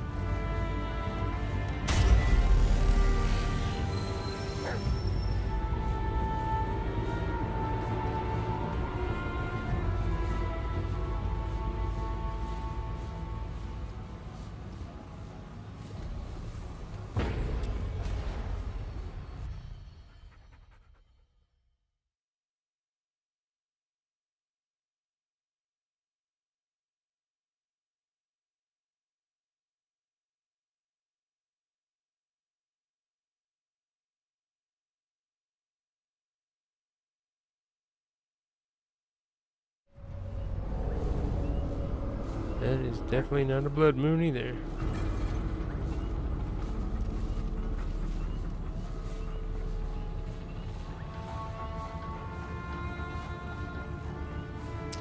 When you look up at the sky, if the moon is red, then it's a blood moon. Okay.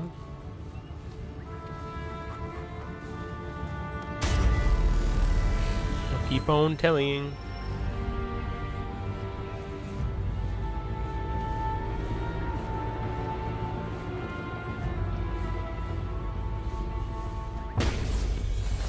I need to go to a zone that has a blood moon and farm this item so I can unlock the summoner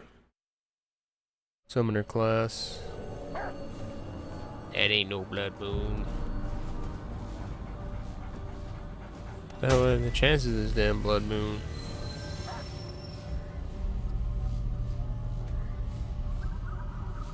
The widow's court.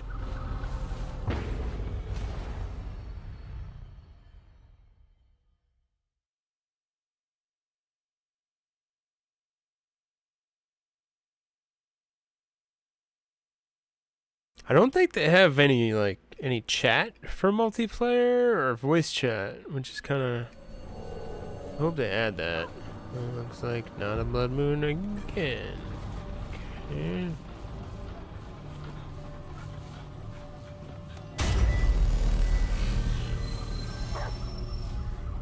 Wait, did they say? Teleport to Yesha and look up at the sky. If the blood moon is red, then it's blood. If not, teleport out to any other region.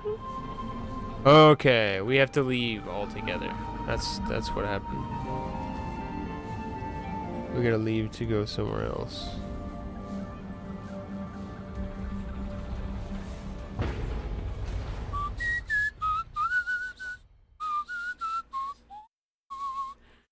I saw Oppenheimer. It was really good. It was interesting watching Oppenheimer and then thinking about the alien UFO trials. I thought that was very interesting. Seems very similar in a lot of levels if you look at, the United States. United States always wants to be number one. Doesn't matter what they gotta do.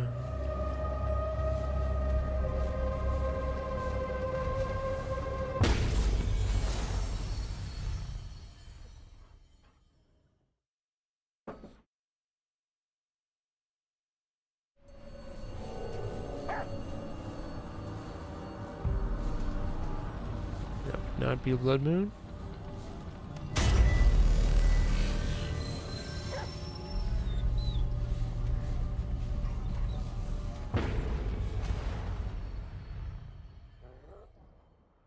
I saw the Disney movie Haunted Mansion last night. It was pretty good.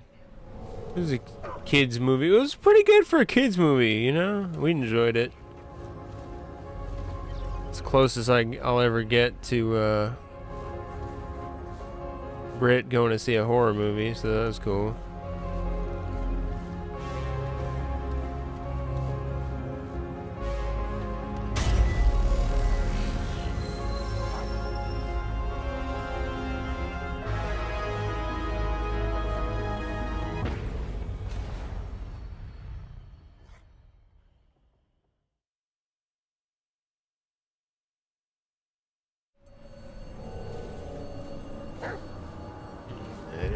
blood moon. Damn it, man.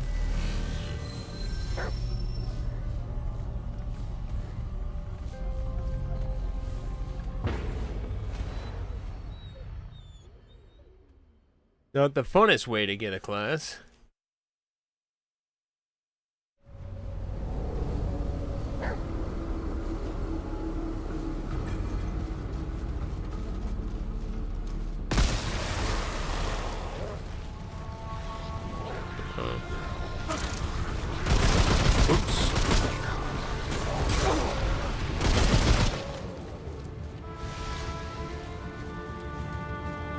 Almost feels like I'm doing something wrong.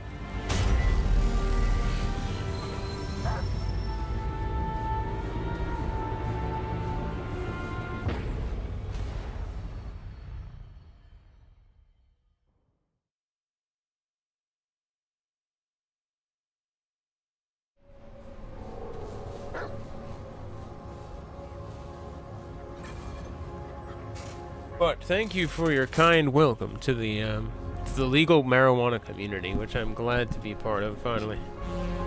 Thank fucking God. What a stupid nightmare of a system with that for the last 30 years, man.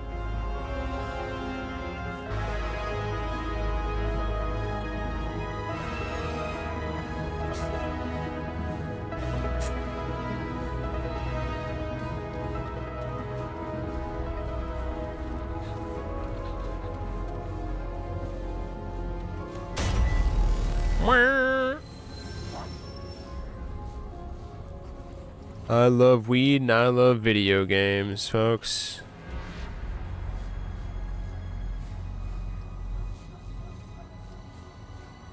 Interesting thing is, I like kind of wonder because some people might not know that because I just kind of kept it under wraps, you know. For about 8,000 hours. Not fully under wraps, but you know. I don't really never really like advertise it, you know. Oh my God, no fucking blood moon again.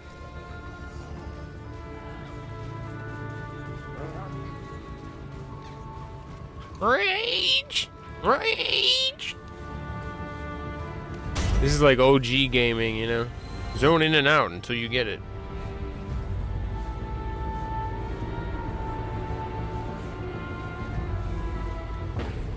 Are we sure that's the way to do it?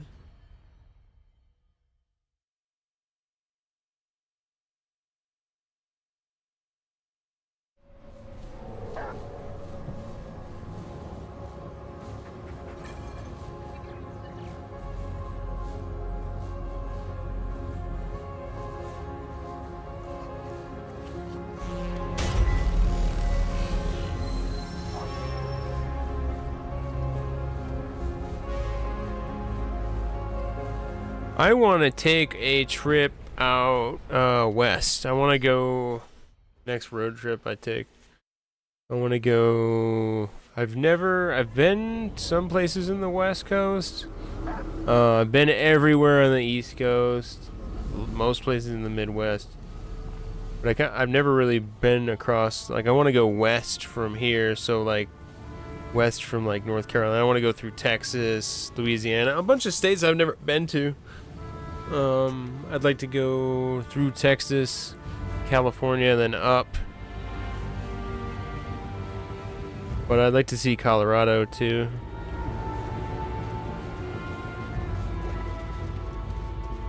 Dude, this is not working.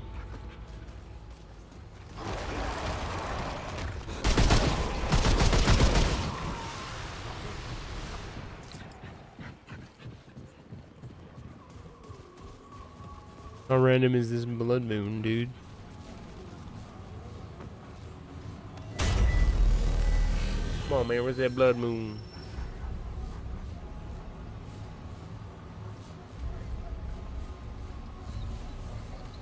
Doing what it says.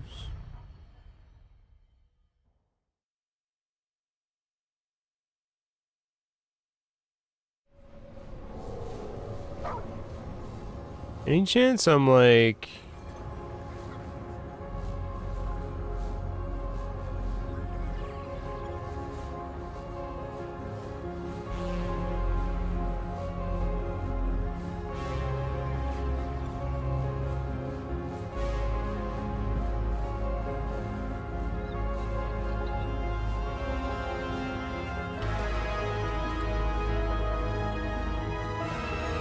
doing something wrong here?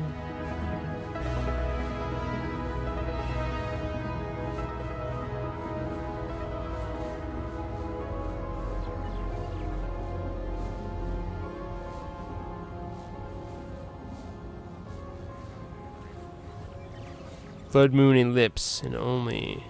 Travel to Yasha and check for a blood moon. If no blood moon, travel to another world and then back.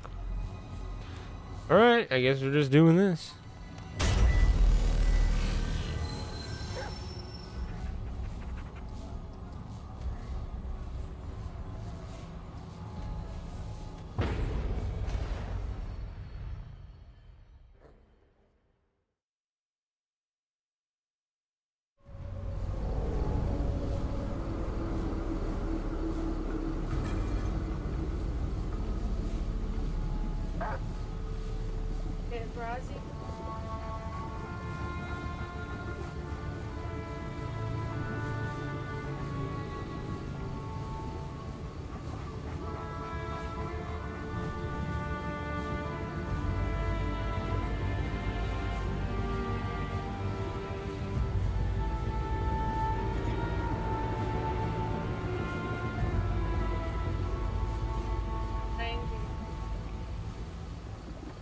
Yeah.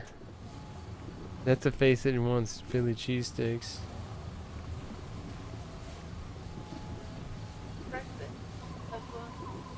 Philly cheese, Philly cheese, Philly cheese. Steak.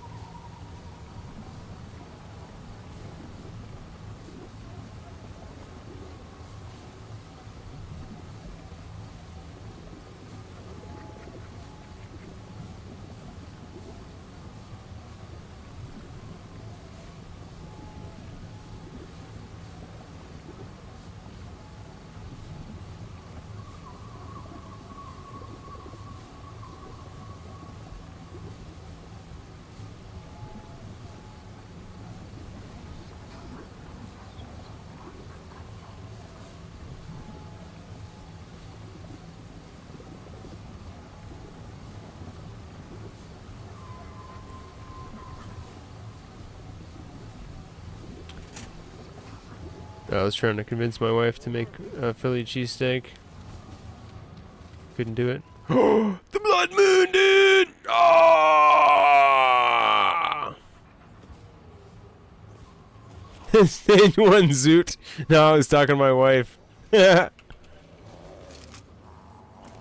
was like, you don't want to do Philly cheesesteaks? And she's like, nah. And then I just, my face was like this, so I had to put it on full cam.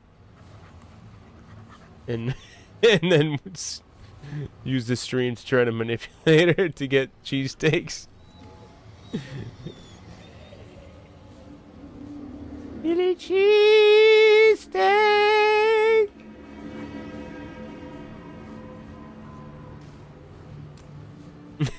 Stage 1 zoot.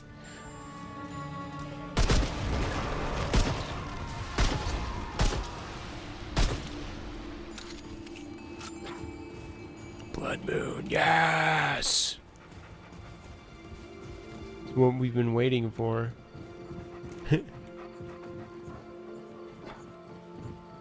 We got a stage 1 zoot on aisle 5.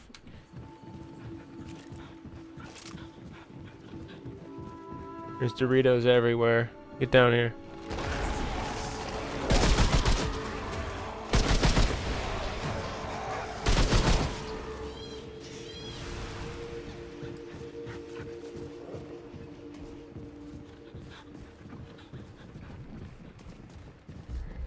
I don't see any blood wisps.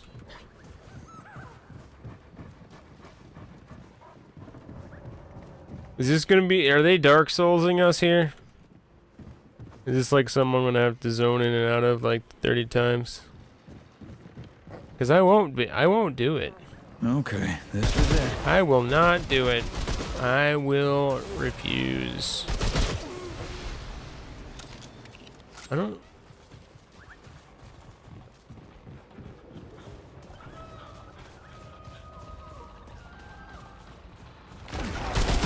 Oh, man.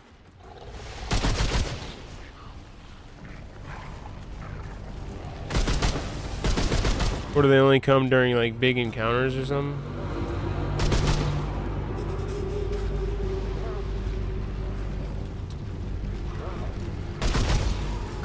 Come on. Ah! There they are. Nope, that's not them.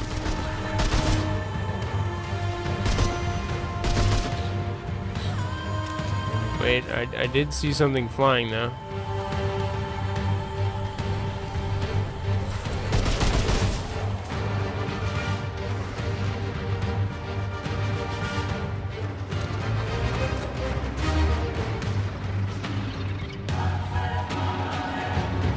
But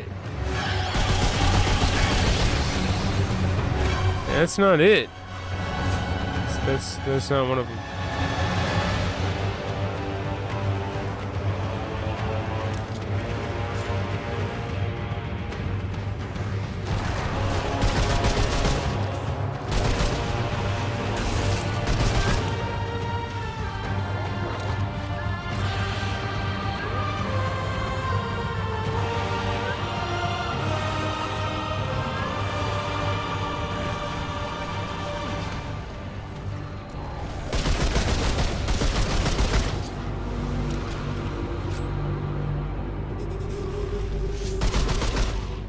There ain't a goddamn thing out here, dude.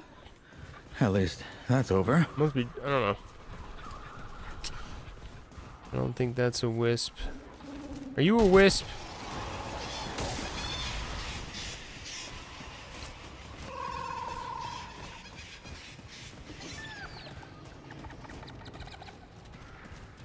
I can probably just teleport around to all the zones now since the blood zone, blood moon.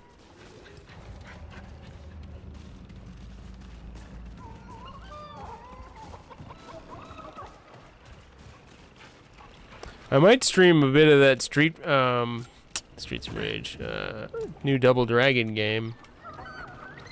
If I get bored of this, I want to take a break. It's pretty good. It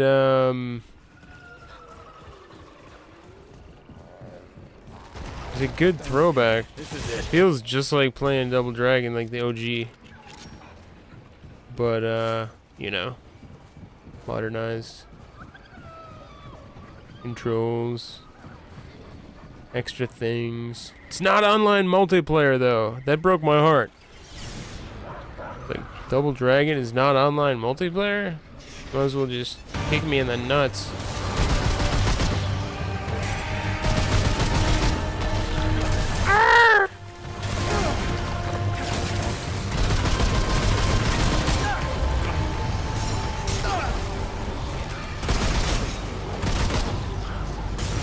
Found one!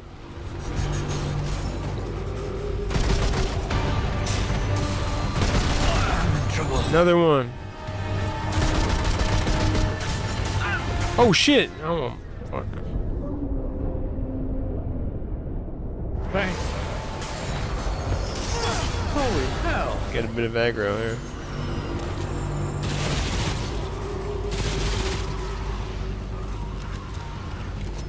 Blood wisps are active.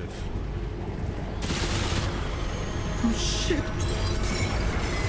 Dude, who figured out that that's what gives you the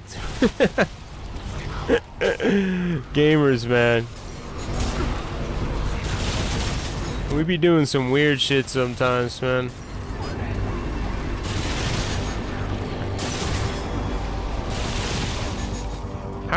Who figured that out?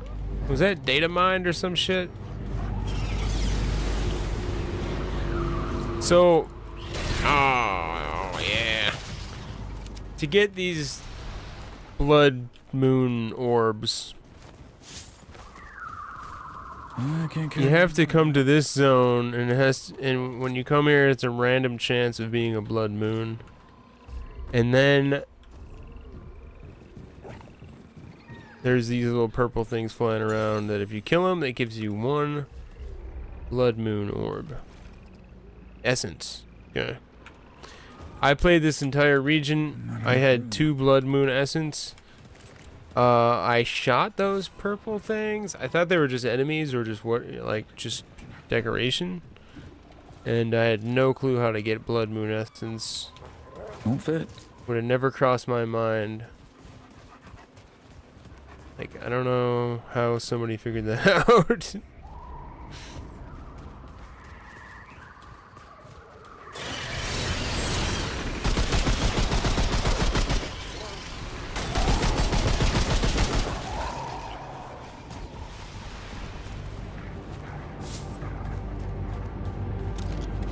Let me see. I guess we'll see when I kill the next one. It might pop up in the lower left there that we looted it.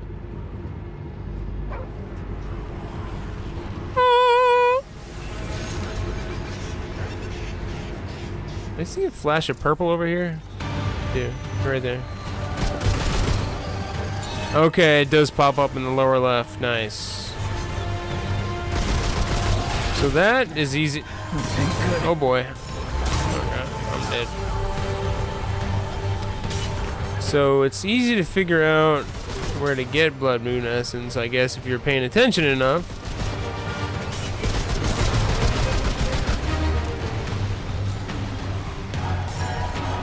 If you're just lucky enough to just be looking down in the left corner in a fight and you see that pop up after shooting one of those. But then how do you figure out who figured out the blood moon? Like maybe that was from Remnant 1.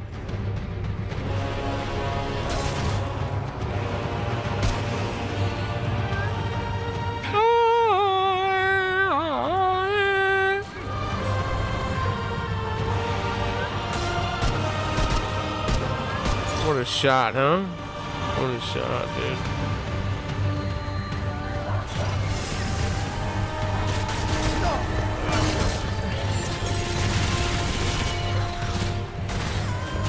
Need like 15 of these things.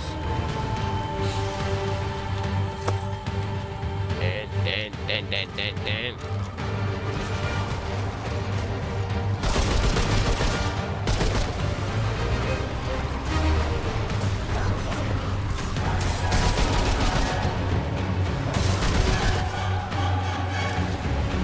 These mobs are so annoying.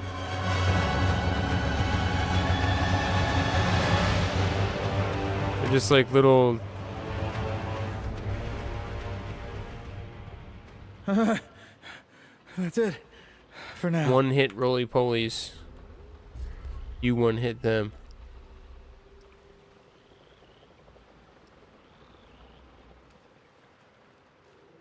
Okay, so I'm wondering if I can go to another zone, or if it has to be this zone.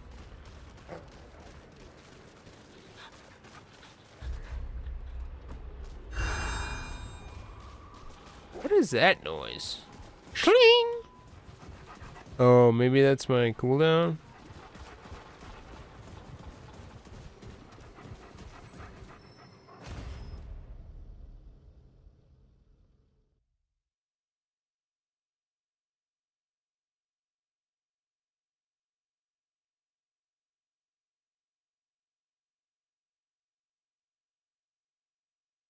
Anybody want to play some EverQuest?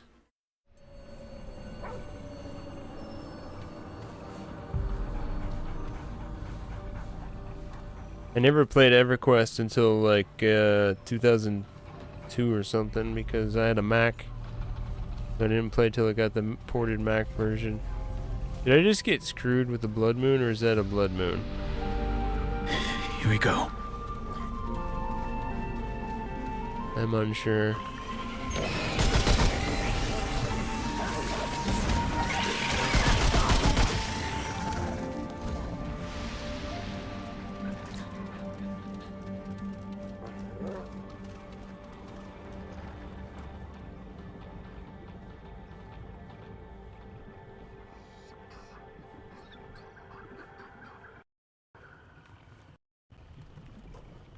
But I think the next time I play a retro MMO, I'll probably do a EverQuest run.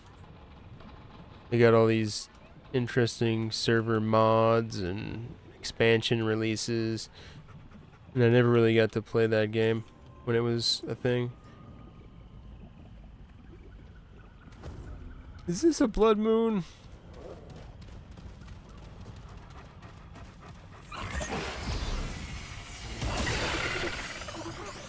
Can't tell.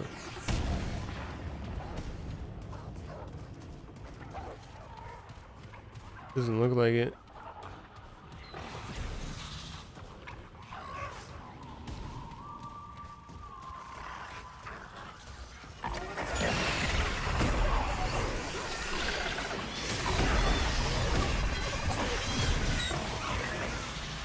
No way.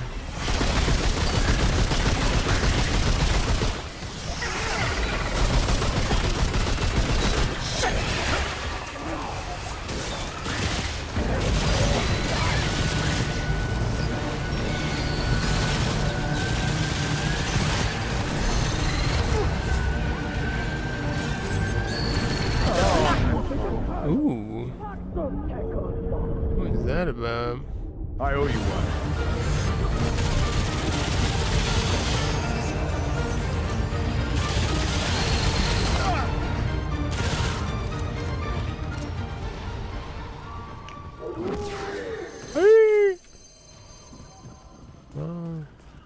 I think I might have boofed the blood moon.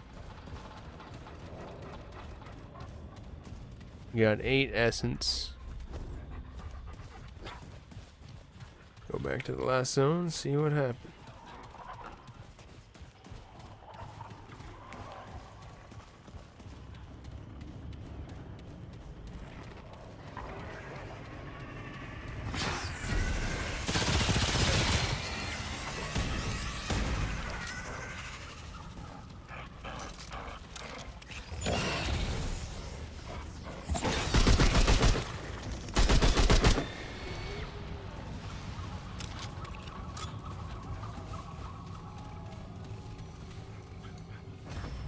You think it's gonna be a blood moon?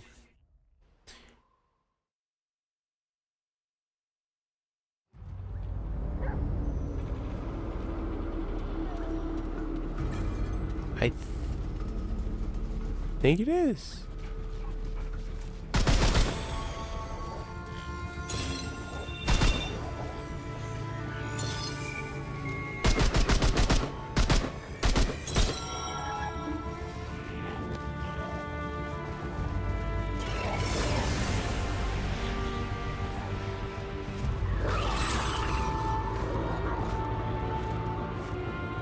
I think it is. Oot.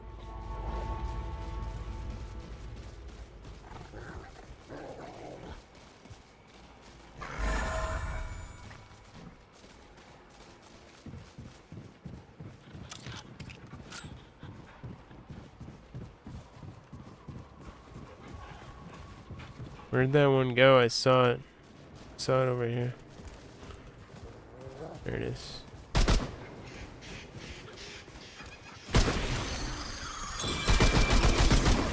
Oh, I just slaughtered a bunch of innocent freaking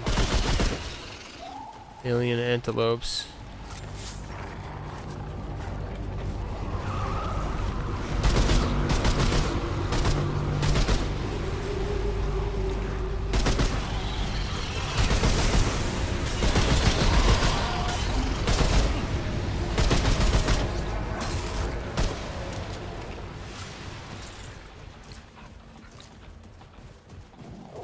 So I wonder what's up this summoner class. I haven't read anything about it or looked anything up, so should be pretty exciting to see.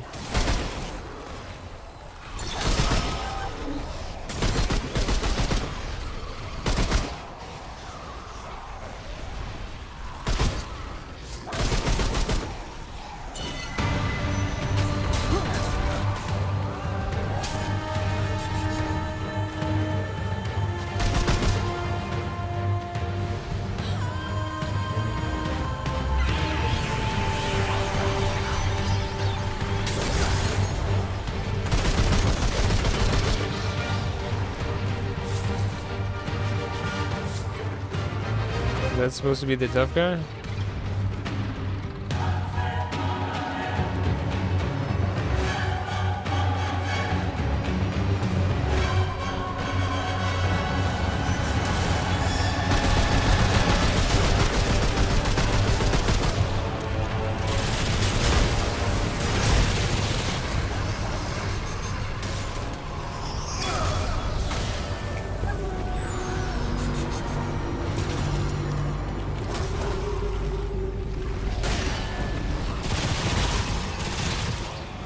My handler's already level 10, so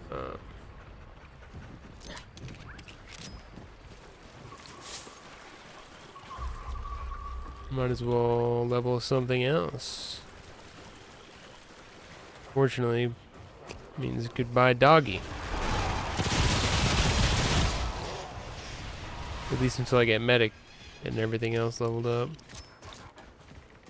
Which I don't really mind too much. The handler class is pretty, I don't know. Kinda, I'd say lackluster. You know? And it's just a dog. Like, I love dogs, you know what I mean? Kinda generic. Doesn't have too much personality, this dog.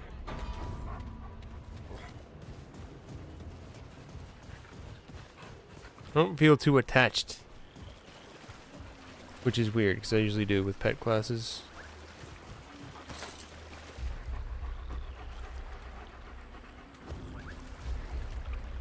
Alright, how we doing? 15. We got 15. Hand him in. Ooh, that's a long ways away, but maybe we'll see a few wisps along the way. You know?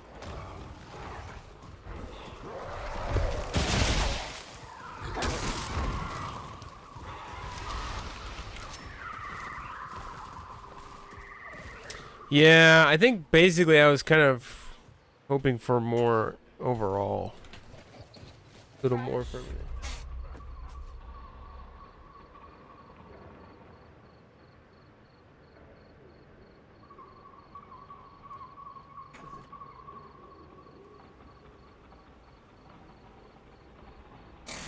Thanks, babe. What do you want, dog? You can't have pizza poppers. You got garlic, dude. Dogs get sick from garlic. Sadly, I didn't find that out till like I had this dog for many years. I used to sit there on my couch just like eating Domino's pizza, just like give him a piece and I'd eat a piece. And then he'd be like, I gotta eat grass, Dad. Like, yeah. They're allergic, but they'll eat the shit out of it. Yeah, I don't know.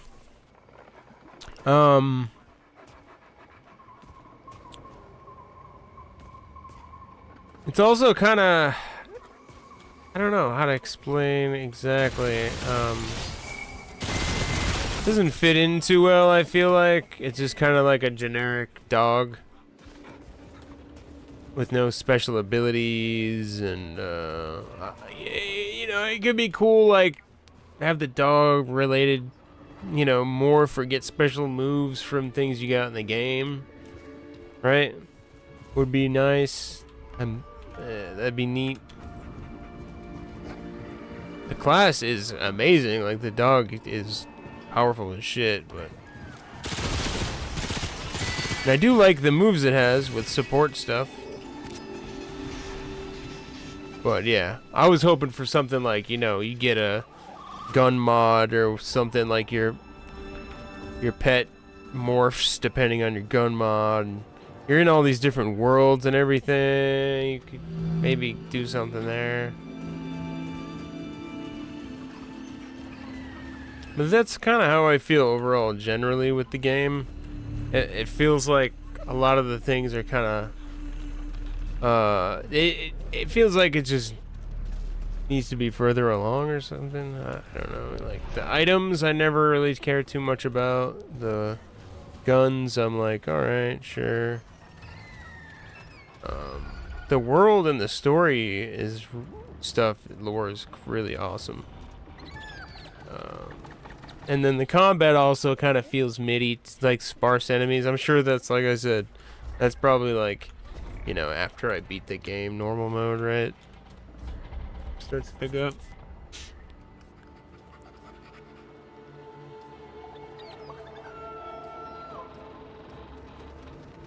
Ooh. Need scrap.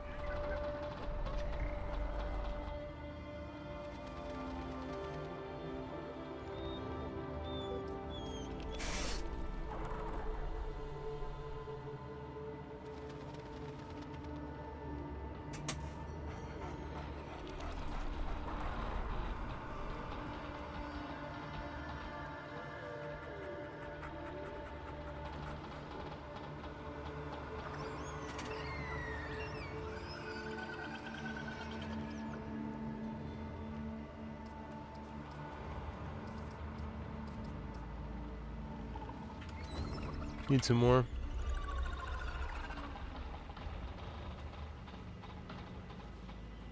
I think I gotta go right.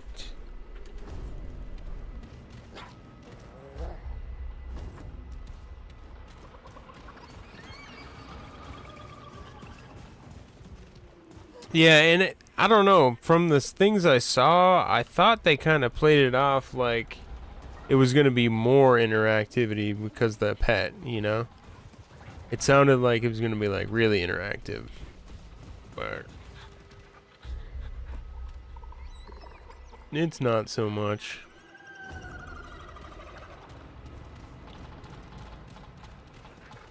And then you also only have like 2 abilities.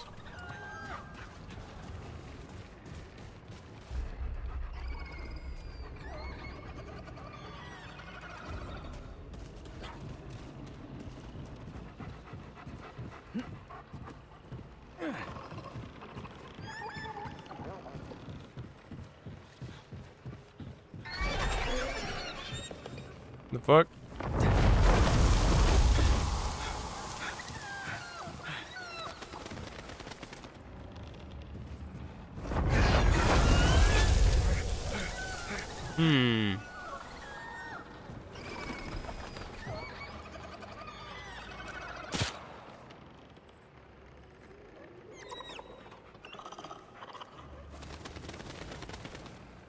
That's a bird.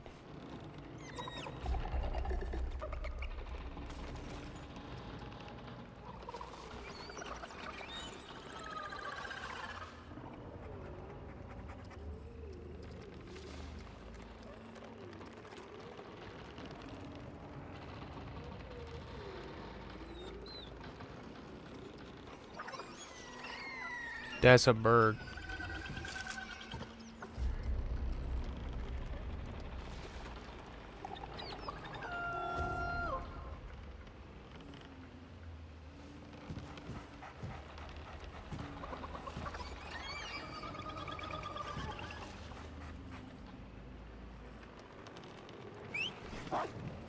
Get him.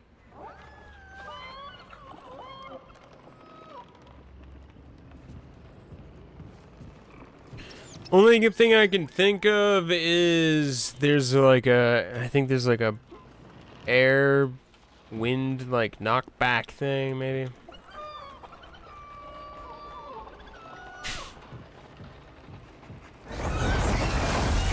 You're right. It could make a big nugget.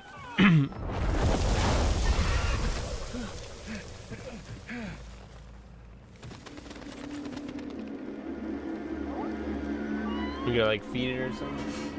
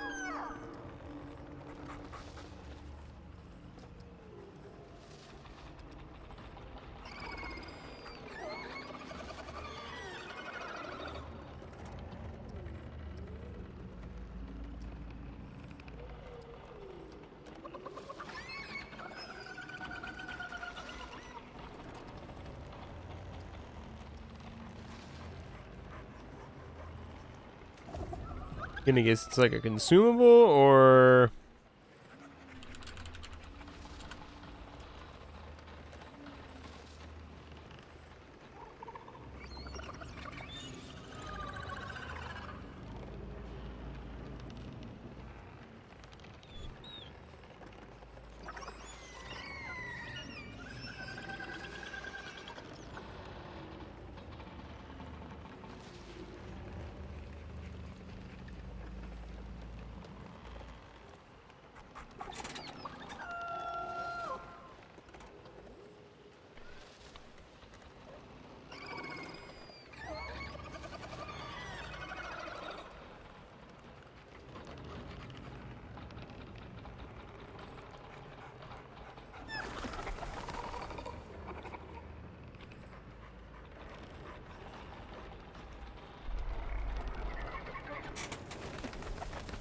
Simply explore every corner of their map, revisiting areas that have already been revealed.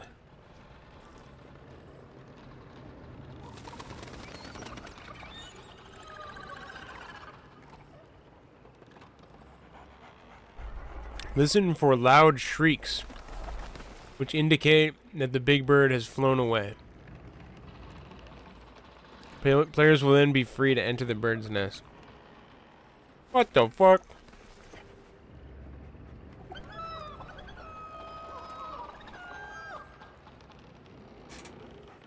I wonder if that's that random noise that I heard that one time. I was like, what the hell was that?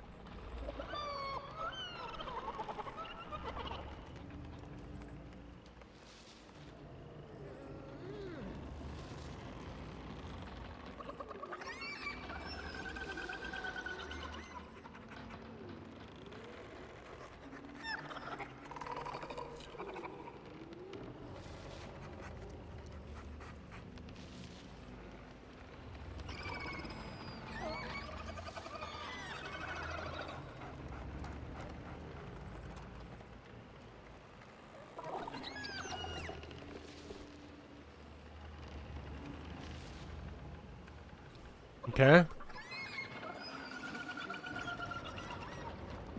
So they say explore the whole map.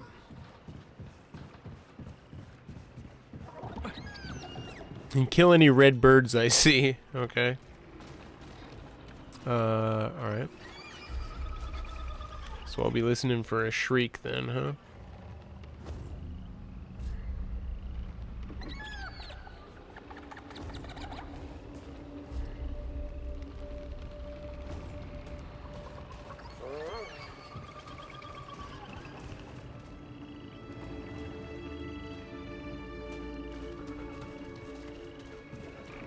Food good. Make brain go brr. Ra-ta-ta-ta.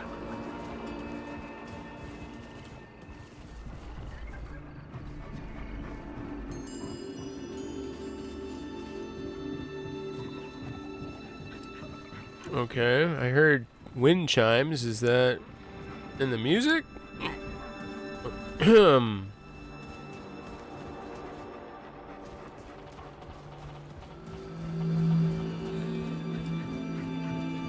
And also like the mob density. I don't know what's going on with that. I kind of feel like I want a little more Diablo 4 in my Remnant. You know what I mean? More packs, more upgrades, more skilling, more synergies, more... I don't know. I think they're gonna probably...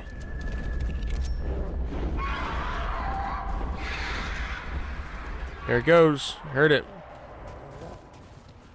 I think they're probably gonna work on that, I hope. Because, to me, it kind of feels like, oh, fuck, where do I go? This way, yeah. Now, this is an exaggerated comparison, but you know the way that BioShock Infinite feels compared to 1 and 2? I feel like this kind of feels like that with Remnant 1, but a lot less. If that makes any sense.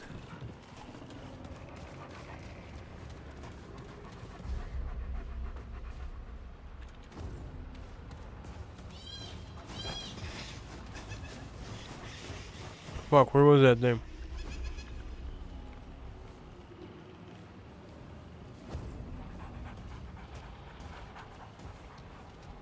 It's the ramp. Yeah, ramp right behind me.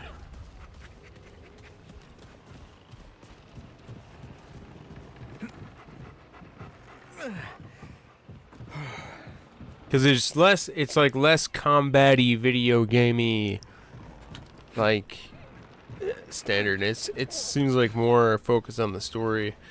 And that might be just until you get beat the first playthrough. We'll see. Working on it. The game's pretty big.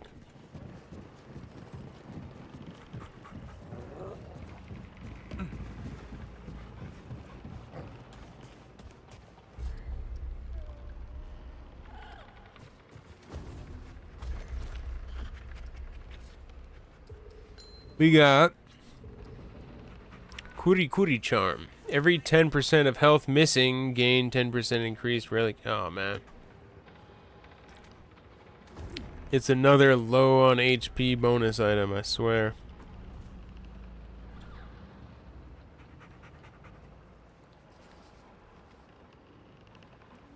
That's another thing, the itemization is just not too, it's very lackluster, IMO.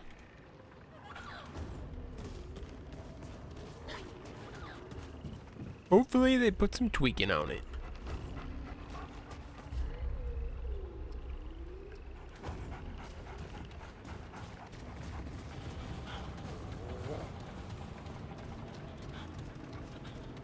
It'll be interesting to think about that after I beat the game and I have like multi-class.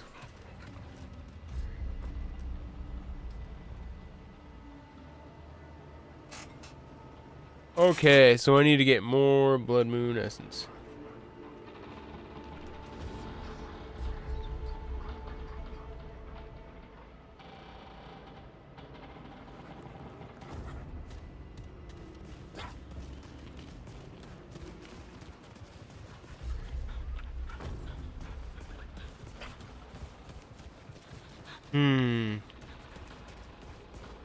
I don't know if I have to leave altogether and come back, or if I can just crystal.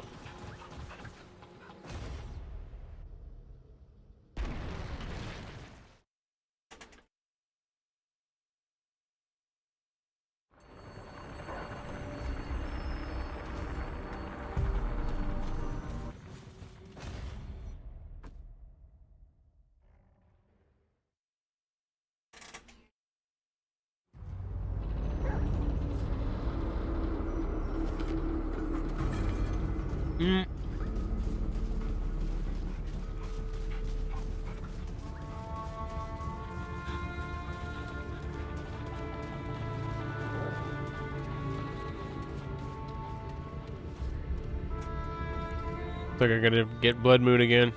Oh yeah, I need scrap too. Shit.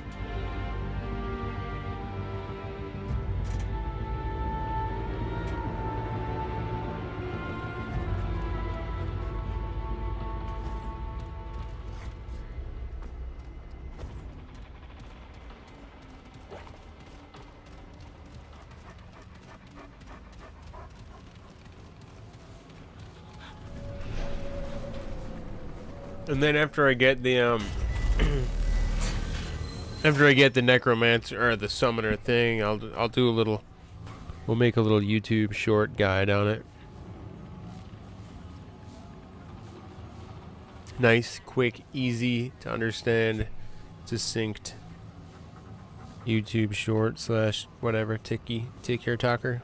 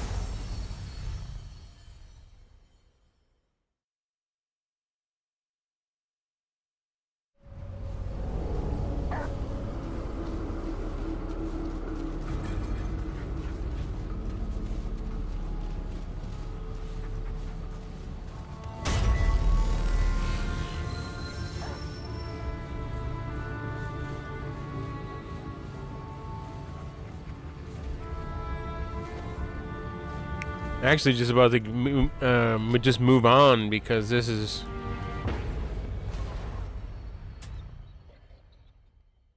not the funnest way to get a class. You know what I mean?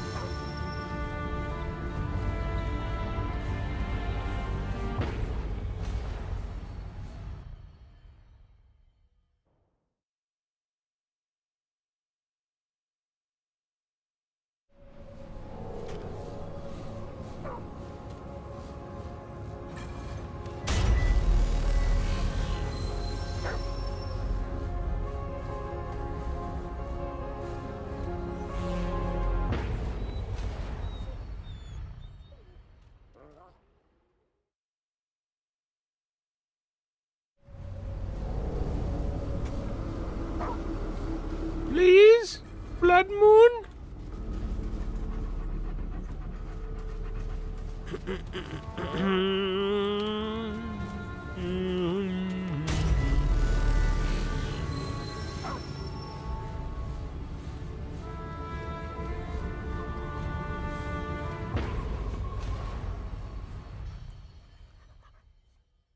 There's a few Souls games that I would love to finish.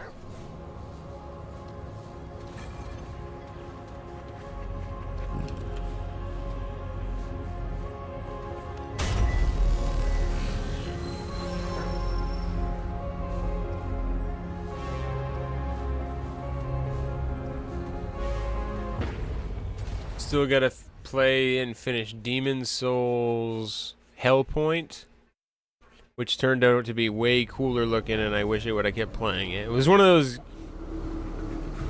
those games. It started out and your character had like looked totally lame, didn't have any armor, and I didn't think that it was gonna get cooler, and I kept playing it and it didn't really get much cooler. I was wrong. I saw somebody's like playthrough, and at like the end they looked extremely sick and the game looked completely awesome.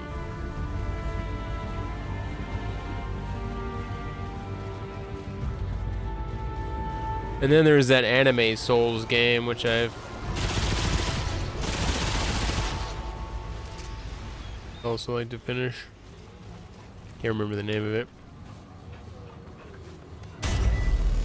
Animu Souls.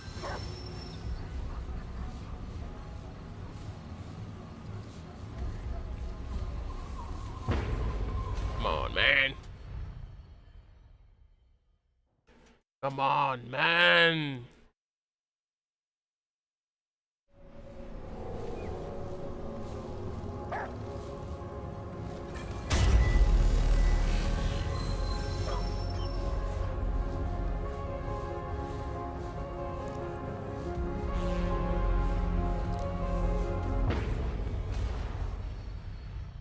Hunt Showdown has some drops today.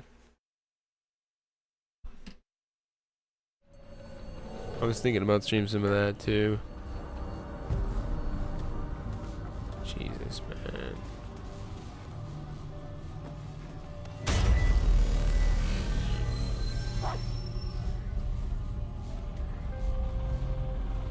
Fart Woods. Head to the Fart Woods and wait for the blood moon. Only then thou shalt receive it.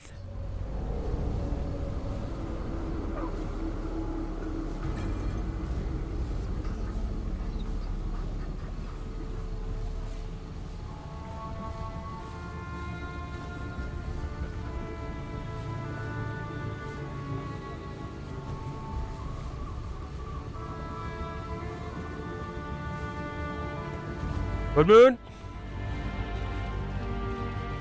Nope.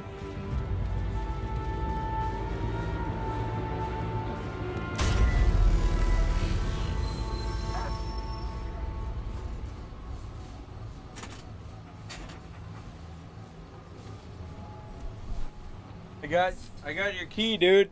I got the key. It's right here.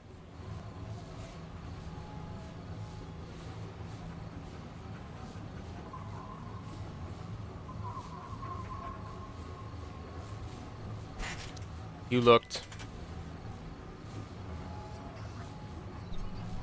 You all looked. Yeah.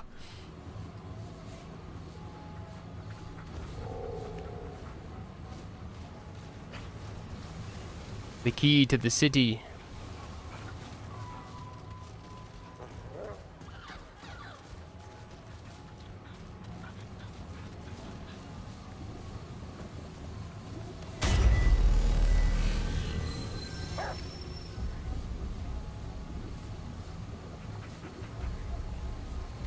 This is annoying. Is this gonna be the one, guys? Can this be the blood moon, please? Somebody?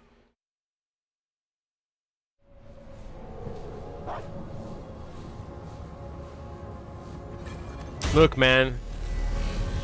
If you want a key, you're gonna have to hand over some double cheeseburgers, alright?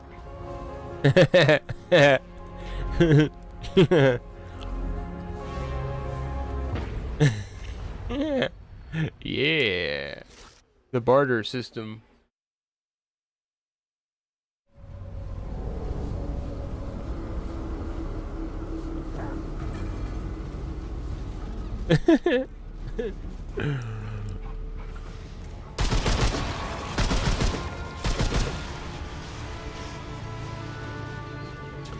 No fucking blood moon again. Quarter pounder with cheese.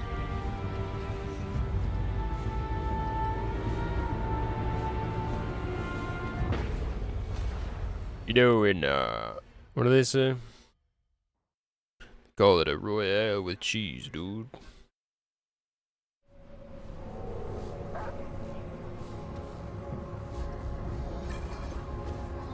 This is gonna be the blood moon, right?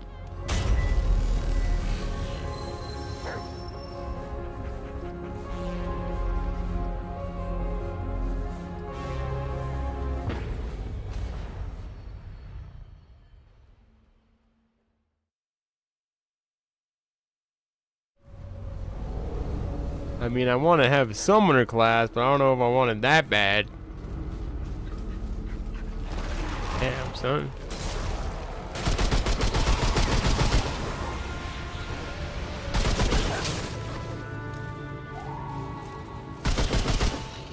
Doobie doobie doobie doo.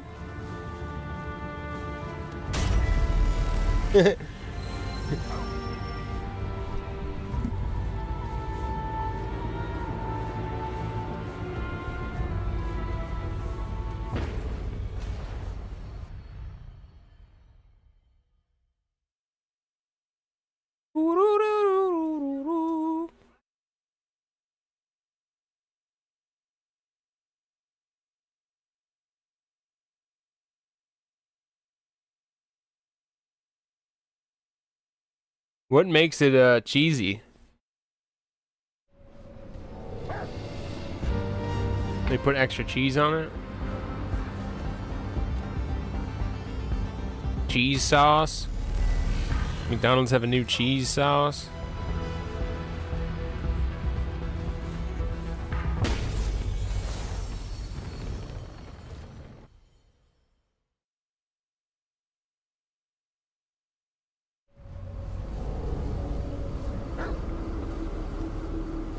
These fucking cheese, dude.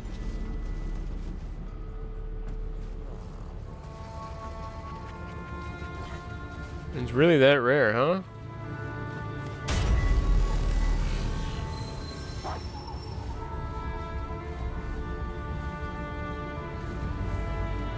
Losing my mind. Ooh, bagged cheese? Sounds like gas station cheese. Everybody knows gas station cheese is the best. Gas station cheese product and gas station cheese product accessories. I've got a cheese product here.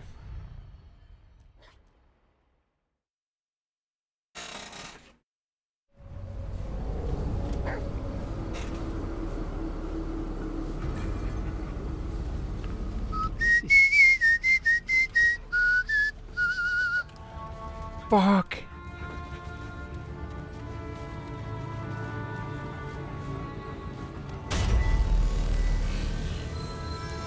Yeah, I don't know. I'd rethink this process.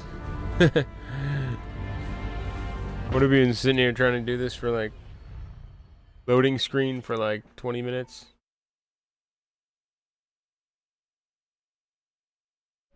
Cheese whiz.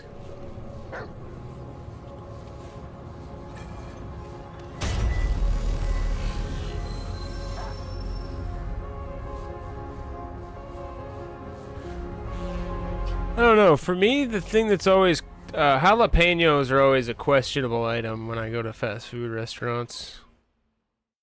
Because you know those things are coming straight out of the can.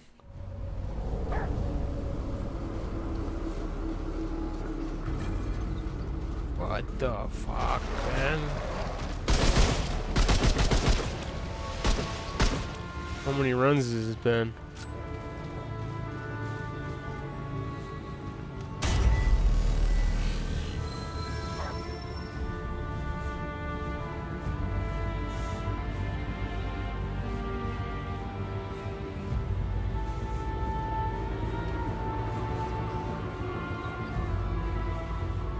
Have a blinker. Happy Friday, guys. Have a blinker.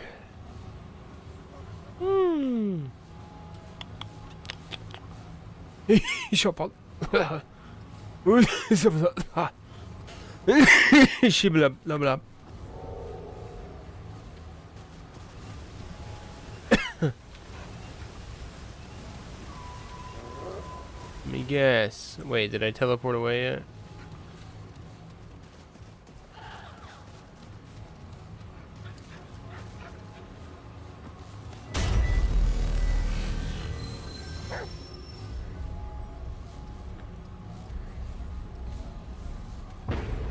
My favorite thing about Remnant 2 is how you unlock classes.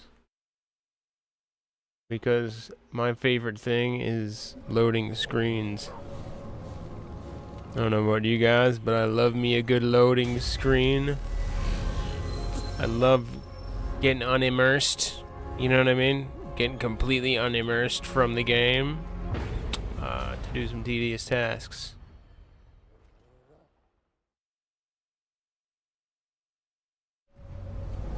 I don't know if y'all are down for that, but that's my favorite thing. Okay, is this possible? What do I do? End the blood moon by getting rid of the bird or something?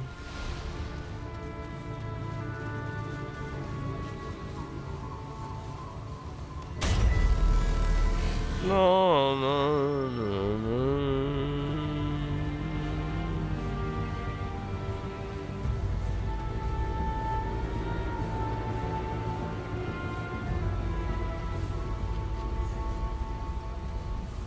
Maybe I should go to a different zone.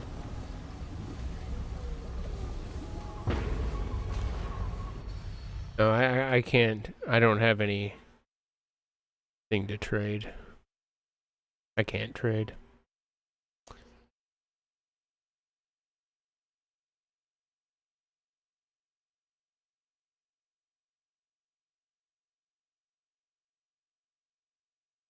Da da da da da da da da.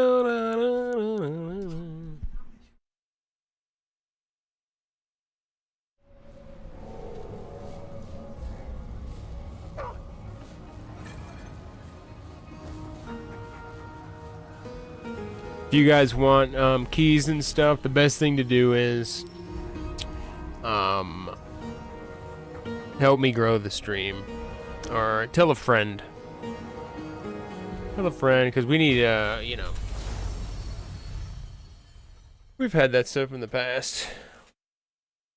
But you gotta be pulling at least like 30 viewers again to even do that. Like, yo, hook me up. But then it's easy mode, actually. You get a whole bunch of keys. Once you got 30 plus viewers, then they're just like throwing them at you. The way it goes.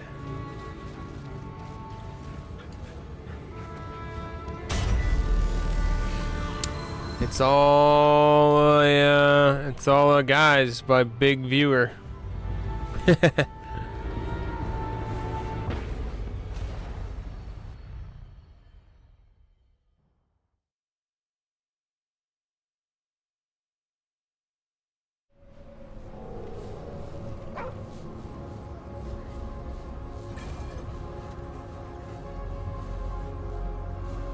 Swear to God, it's not this time. I'm gonna rage quit. I'm gonna rage quit.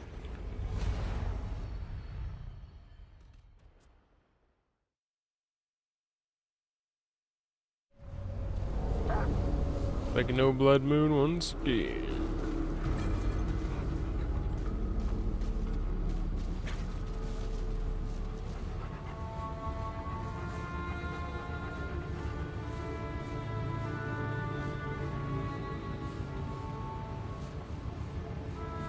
No.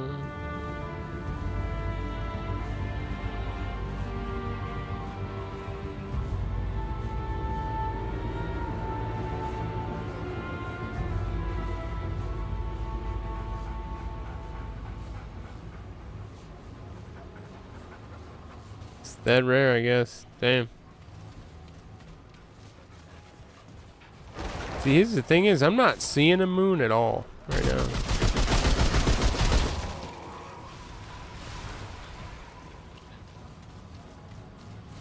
I'm not seeing any moon. I'm seeing like a glowing circle.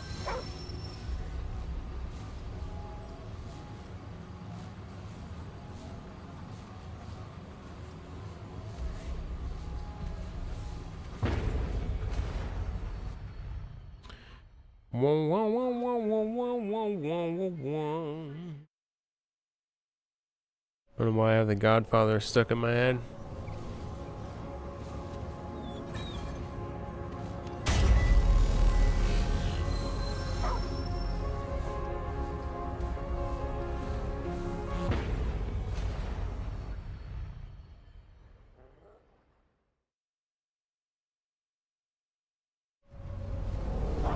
I think we're blooded.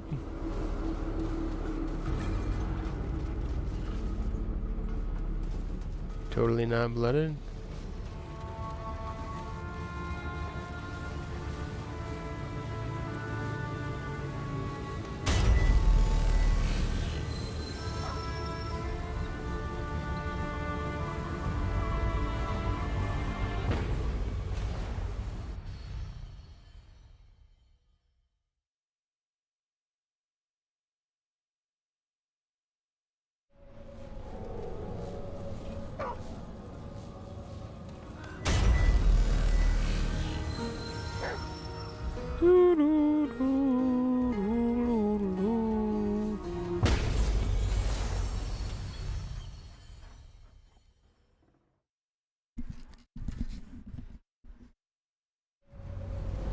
Yeah, pretty crazy week. I wonder what the human non-human biologics that they found are.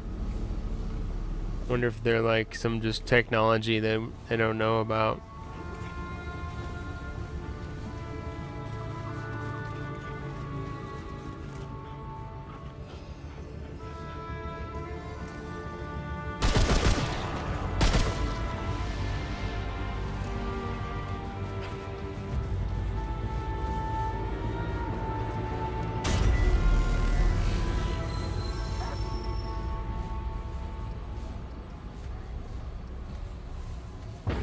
Alright, one more and I'm gonna restart my game.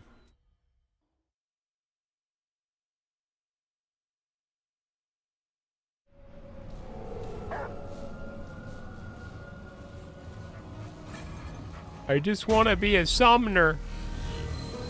Guys.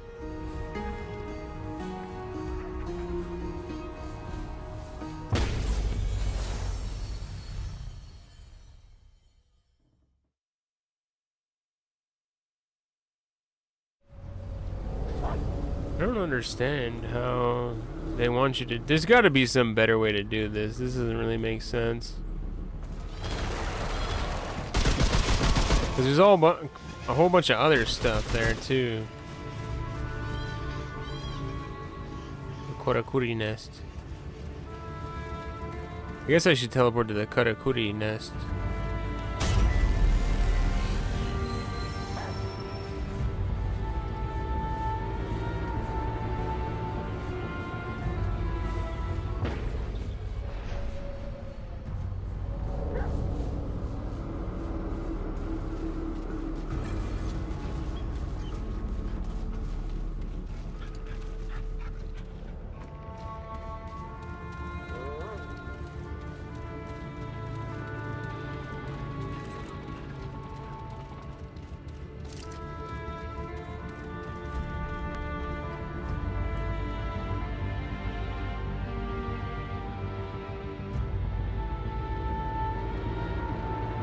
Oh, okay. I have enough blood essence to get the class. I just need more money. But I need more if I want to get the body armor.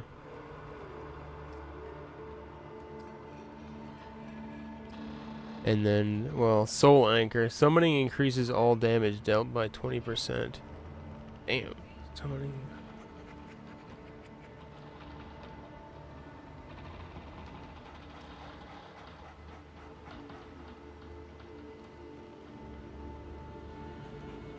Gain bulwark for each summoned minion.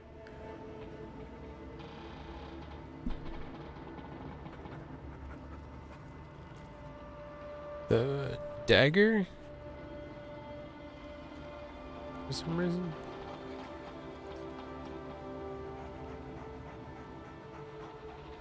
Okay, cool. I'm actually good. I'm just gonna go back to doing what I was doing before. Well, I could do classes.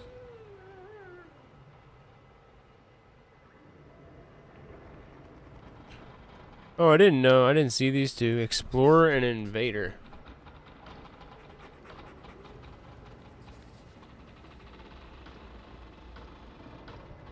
Finish the game once, you unlock Explorer.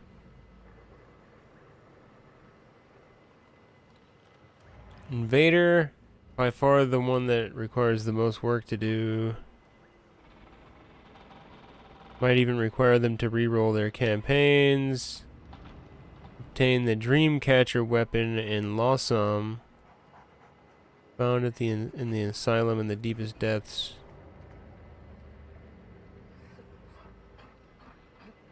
Found in the Beatific Palace. When you chose Lawsome, you will have to reroll your campaign. Dreamcatcher is obtained by feeding the Nightweaver's web with the Nightweaver's stone doll, which you can obtain from the head doctor in the asylum.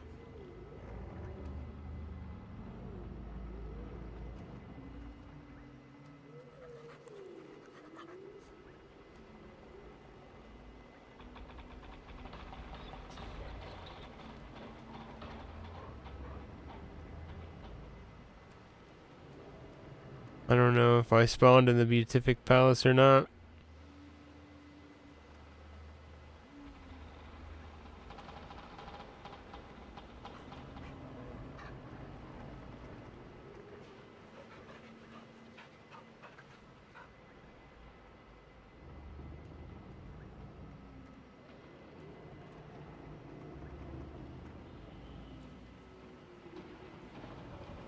Alchemist, Slinger.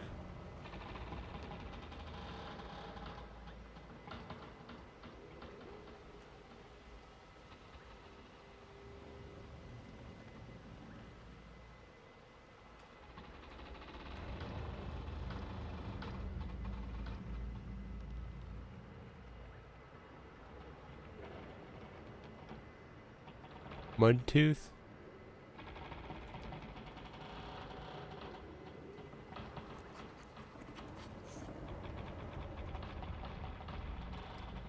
Talk to Mudtooth. I thought I got Gunslinger already, but I don't.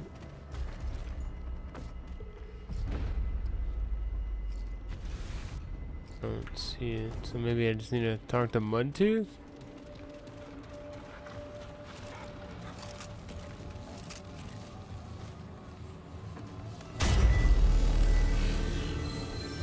Good old Mudtooth!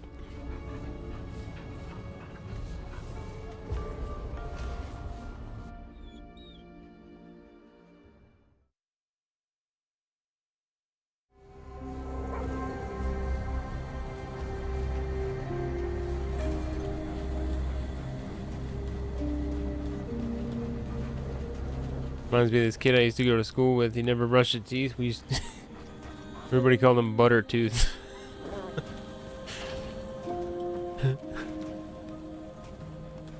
It was bad. It wasn't good. All right, let's see what you've got.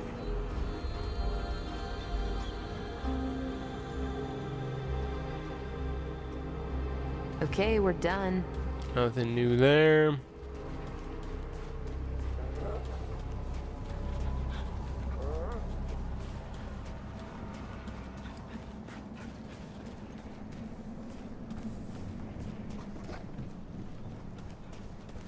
What can I do?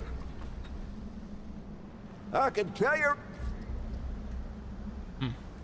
Be sure to come back for some stew. Hey, you're not the first. So long as you head back then, eh? Howdy. Questions?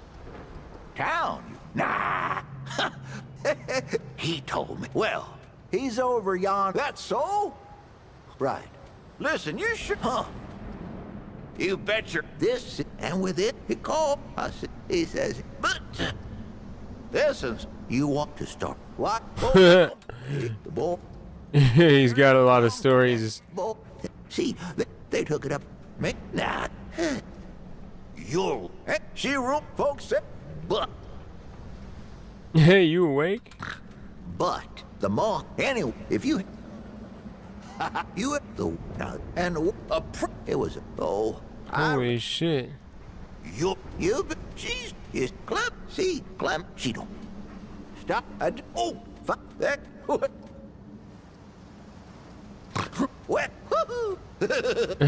When I they pity that. Really? Sure can. So I was. We came, but now the creek. But when look, I is now on the now what? Go. So this I'm and I my that ain't. There's no way. Let it. I no. Oh whoa. There's no way. There's more stories than that, right? Couldn't resist.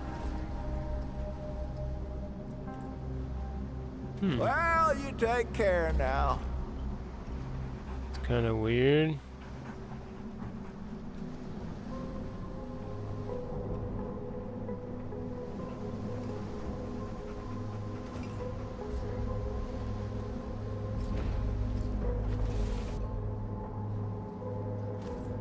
I don't see the item to become a gunslinger.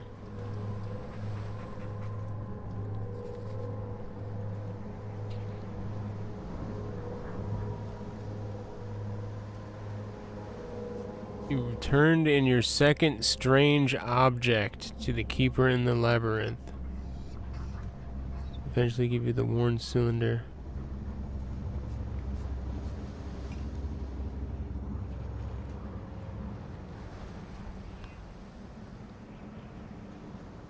Turned in your second strange object to the keeper.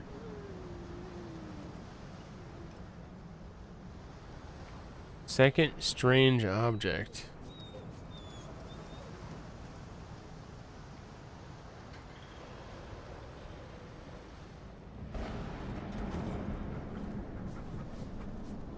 Hey again.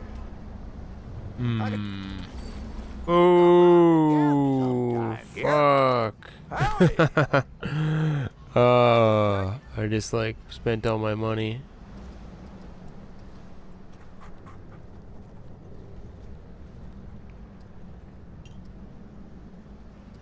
By accident.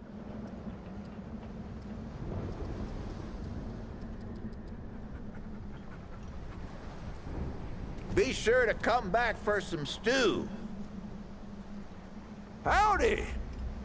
Careful now. You'll like the but they don't. So this, you, I reckon. There's no way that this is a thing. You, I'm that the man, and it don't I no keep the sooner now the no. You'll back is and just it aside. So in the drag thing. I'm always here to. Okay. Come round again sometime here. The alchemist, you wander around, lost some. Going near a broken drain.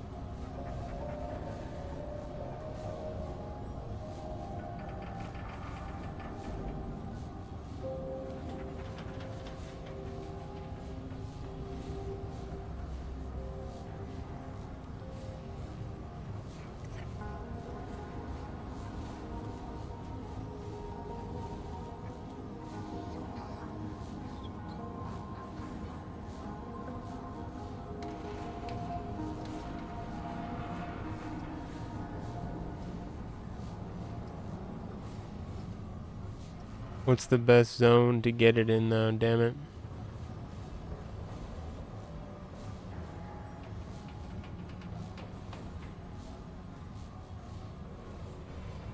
Found ours in Morrow Parish.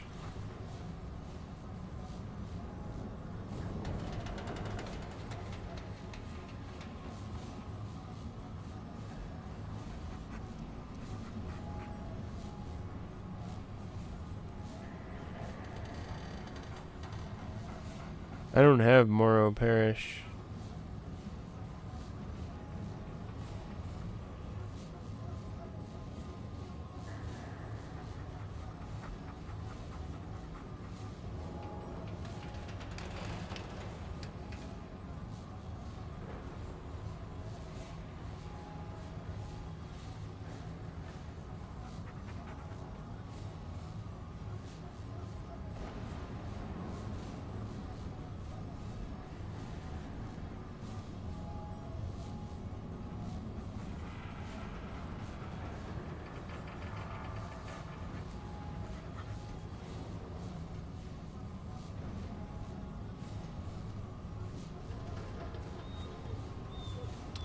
Well, I think we'll just continue on.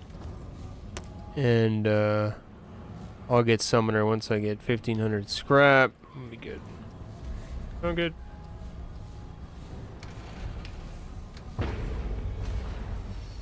Now we know how to do them at least. I'm gonna go and grab a drink real quick. I'll be back in a moment. Ladies and gentlemen, thanks for watching. Thanks for hanging out. How's it going out there? Hope you're having a good one. If you're new around here, remember to hit the follow button. Let you know when we go live. If you got a Twitch Prime sub, remember you can use a free Twitch Prime sub on a streamer of your choice. If you have Amazon Prime, everybody's got Amazon Prime. If you don't have Amazon Prime, you might have somebody in your family that has Amazon Prime. You might have a sister. You might have a distant relative that might have Amazon Prime. That's a free subscription here on Twitch. And be right back in a moment. You know what I'm saying? Be back. Oh.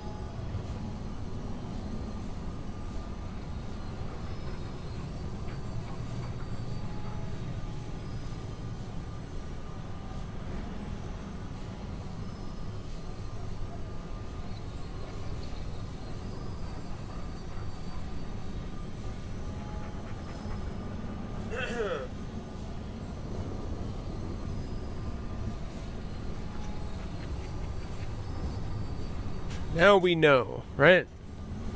Now we know.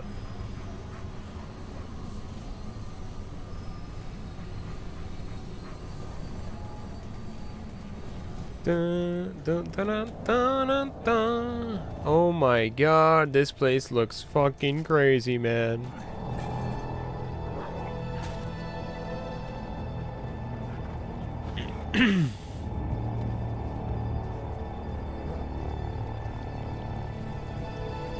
The Ashen Wasteland. Looks like Earth. It is. It's root Earth. Somehow worse.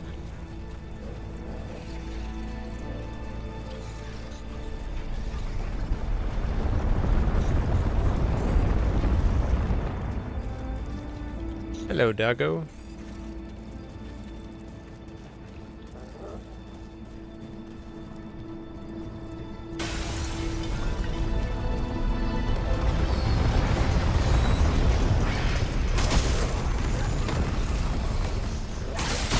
Those things look different.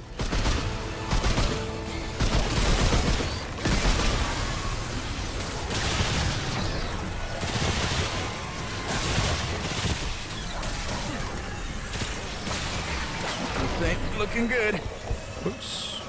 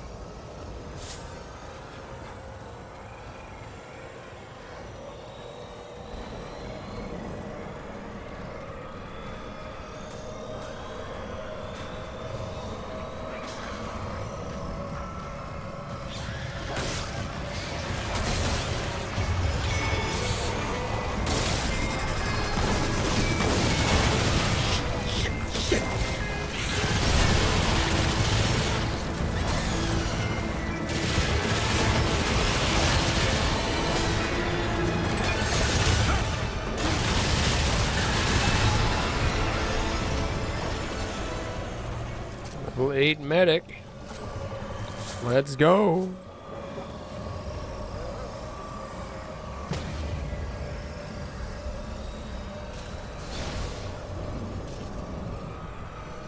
Yeah, Helix. Homing missiles. Try that shit out, huh? Big fan of missiles.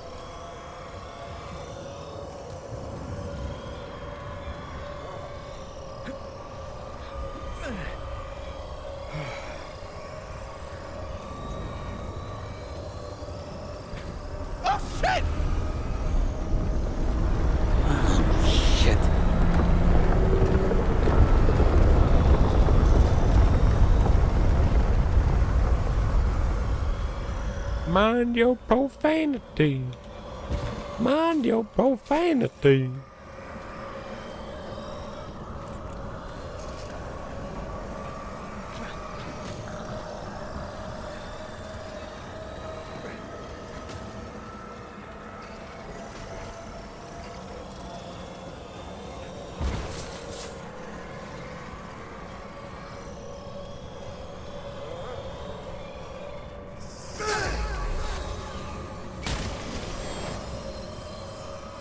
Secret trade point.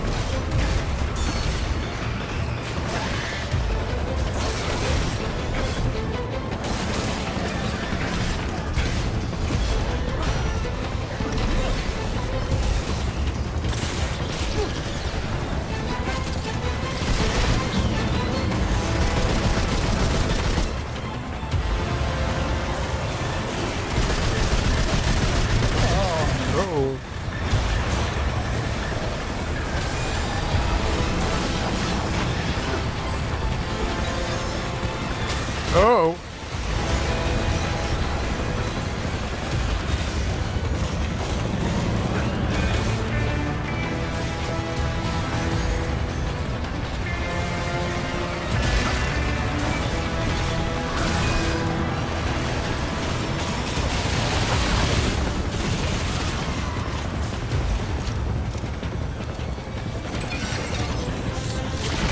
God damn it.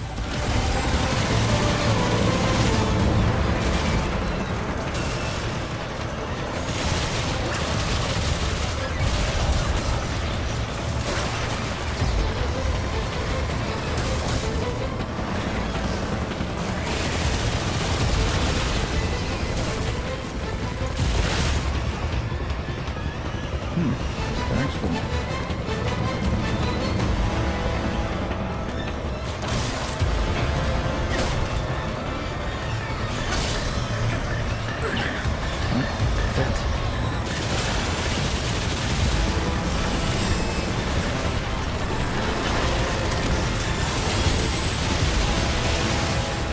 Another one of Sauron's dark minions, eh? Ow. That shit hurt.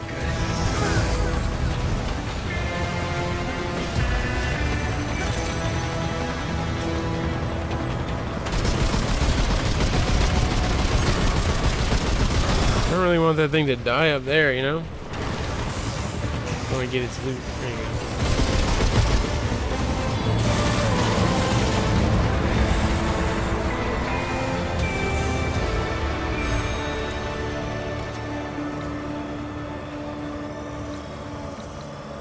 Wonder where I got that. New trait, handling. What's that for? Weapon handling. Reduces weapon spread.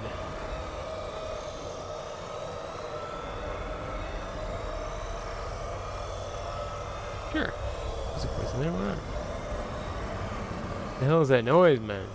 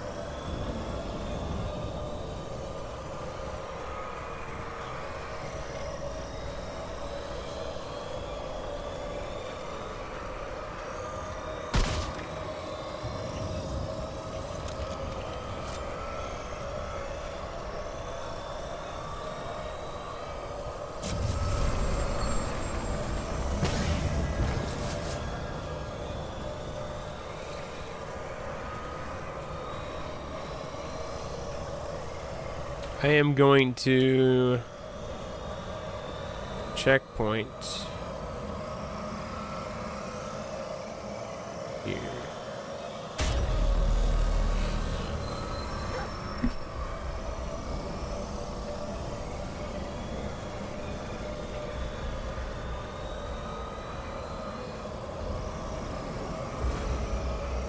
And take a bit of a break from Remnant 2.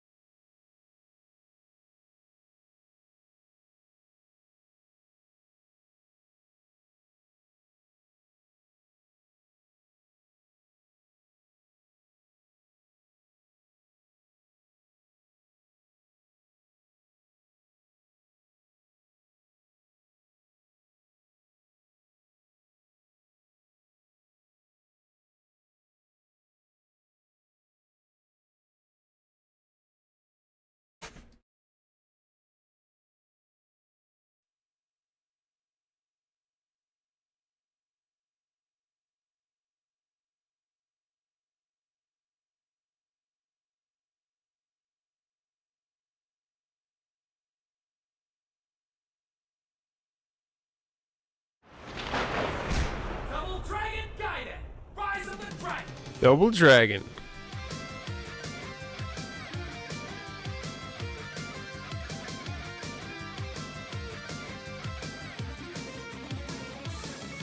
Yeet.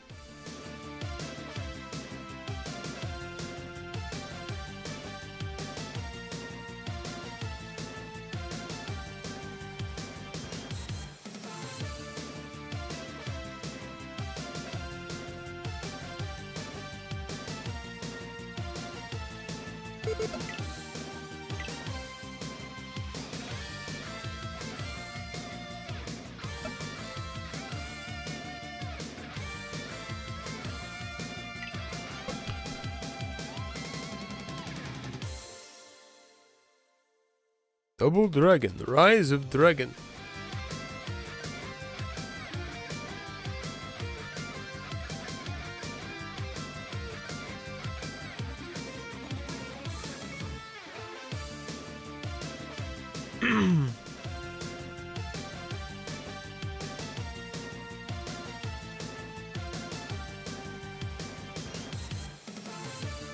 Controller's not working.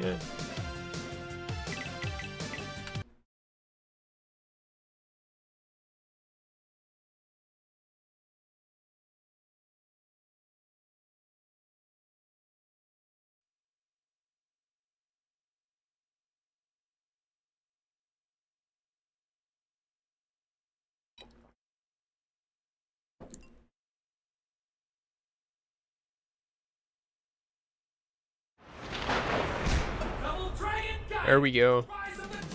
Double Dragon Gaiden.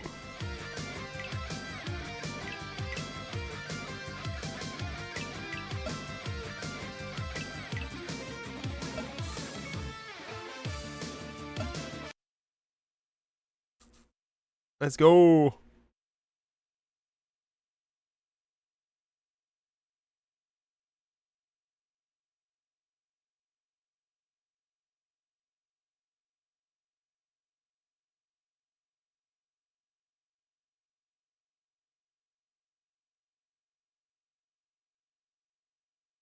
Happy Friday.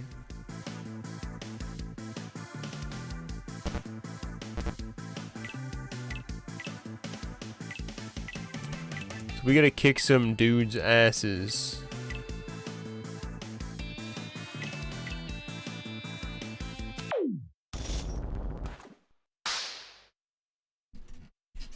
Love Double Dragon.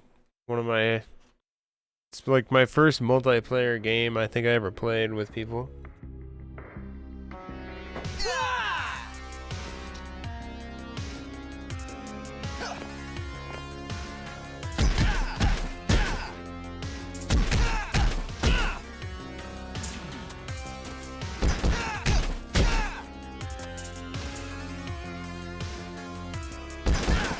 And this one's pretty good so far.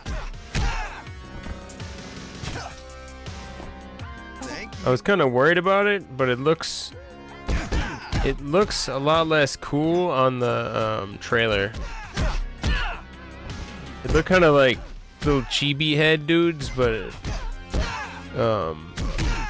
just looks like new pixel art Double Dragon.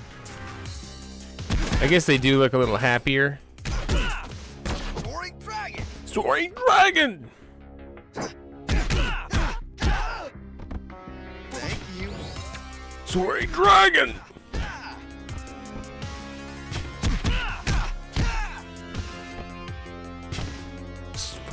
Scorpions. Fucking scorpions, dude.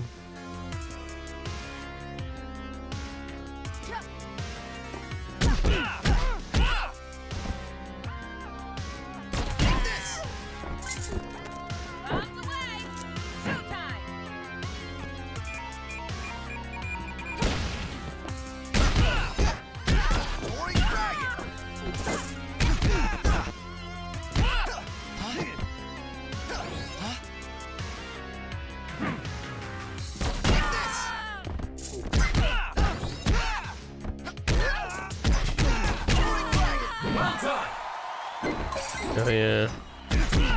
Knock out 3 at the same time, you get a hot dog.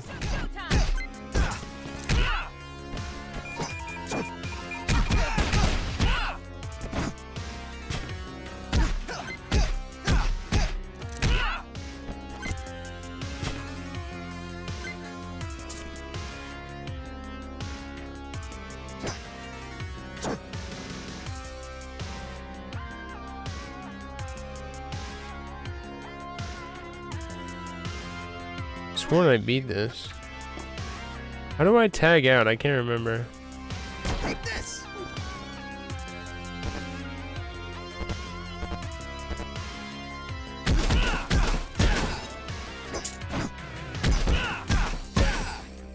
That's good.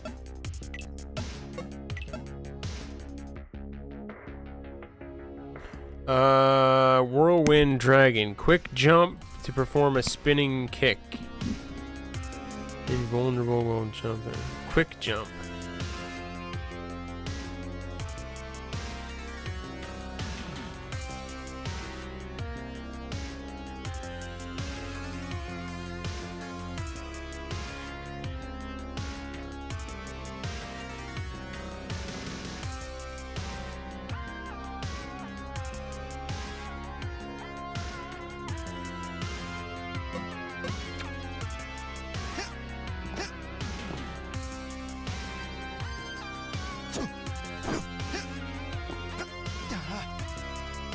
Soaring dragon.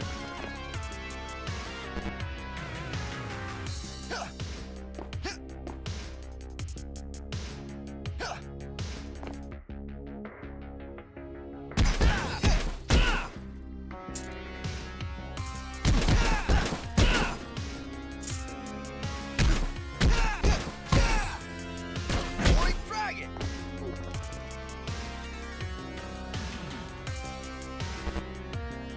Welcome to the Junkyard Pyramid. Let's see if you survive. Please.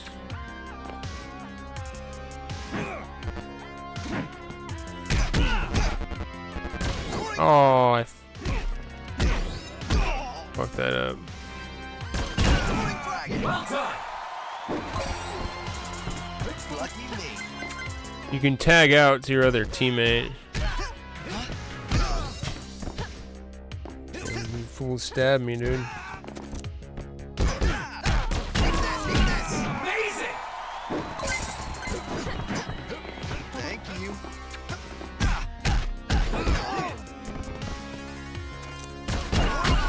Amazing. Thank you. Thank you. Look at that knife. Soaring dragon.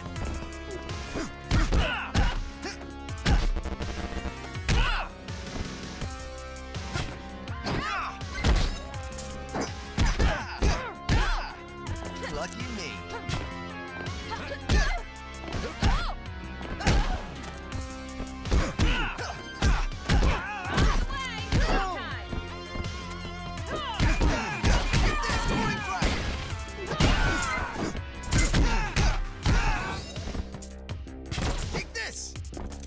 do I do the other specials? Thank you.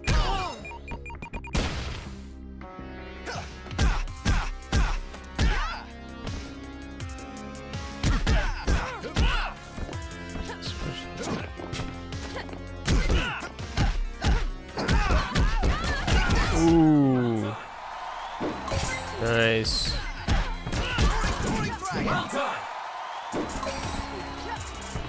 Lucky me. Sick aerials, dude. That's good.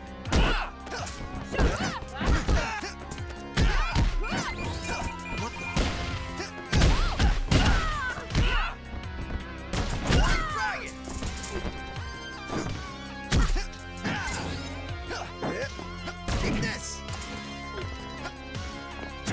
One's in the air. One's on the ground. I think that's it. I like it. I think the volume needs to go up on this. At least the music.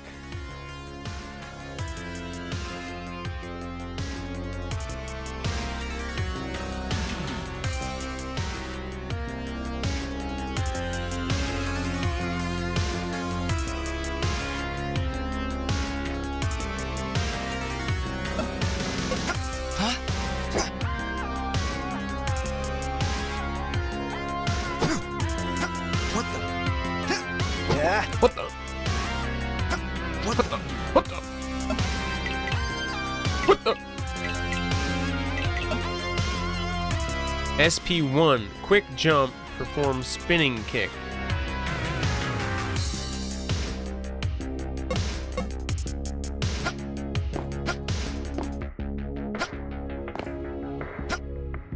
Private Dragon.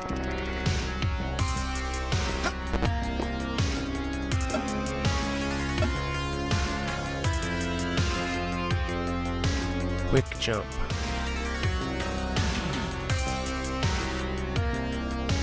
It's a quick jump. That's in the air. SP2's in the air. SP3.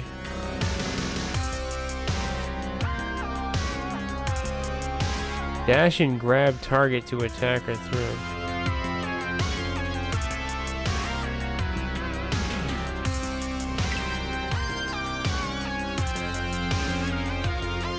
Second dude.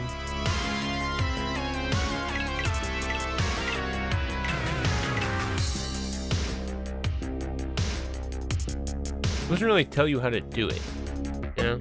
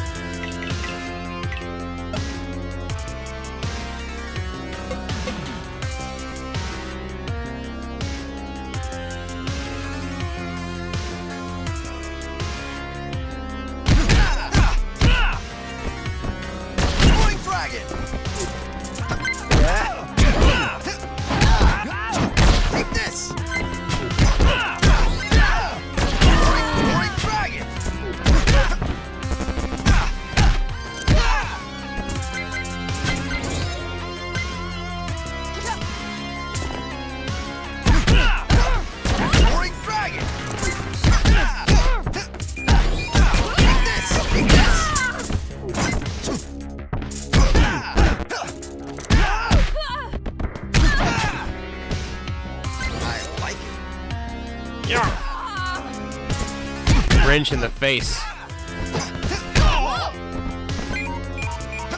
Dynamite next to my head.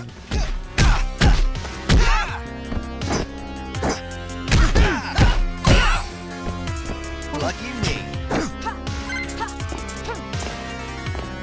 Take this. Roaring Dragon. Lucky me. There it is. Got the Chun-Li move. Roaring Dragon. Throwing dragon. Throwing dragon.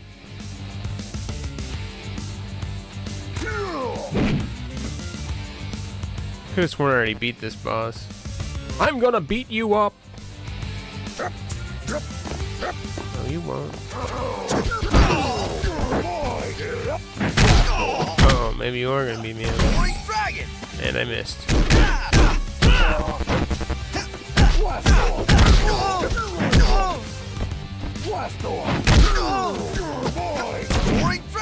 And I missed again.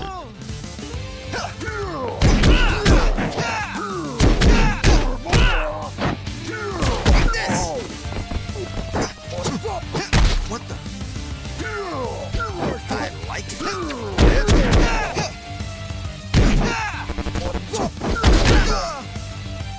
Take this. Keep missing. Uh-oh.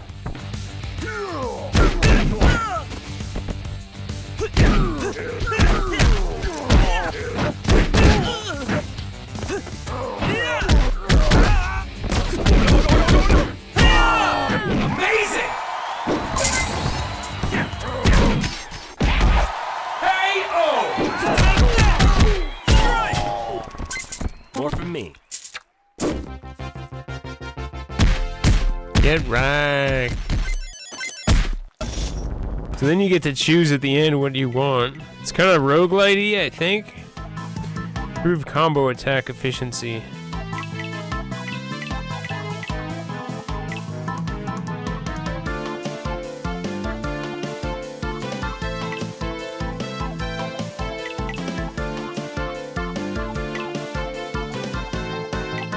When this character is defeated, knock down all enemies and fully recover partner's health.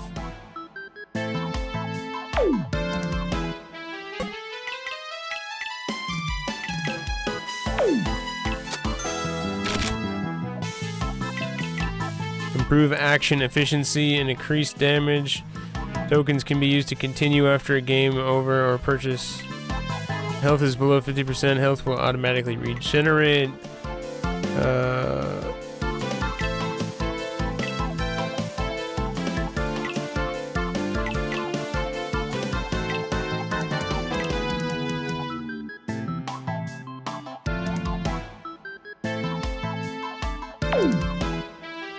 Action efficiency? I think that's like grappling damage.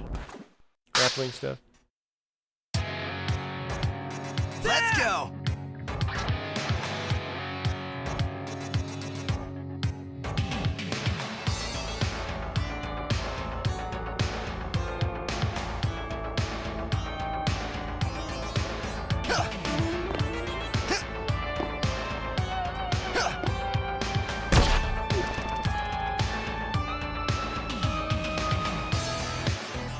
What the? It was weird. Character had a stroke.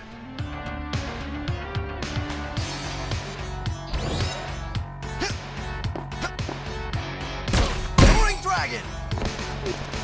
Lucky me.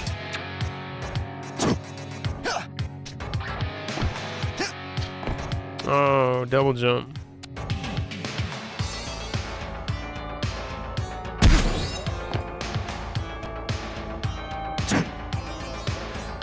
On here, dude.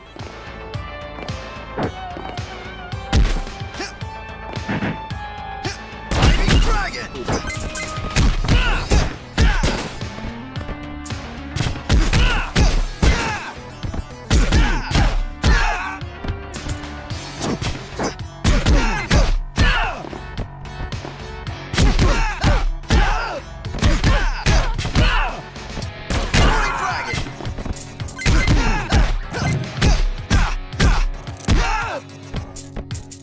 That was just extra on top.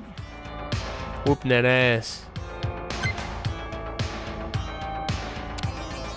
What are we doing in here anyway? What's up with these things? Just decoration? Roaring dragon.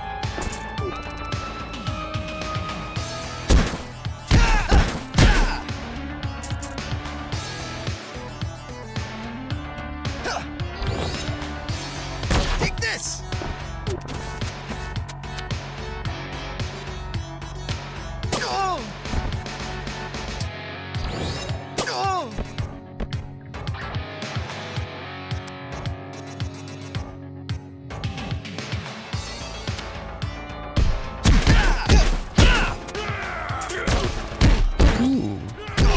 Reverse beatdown.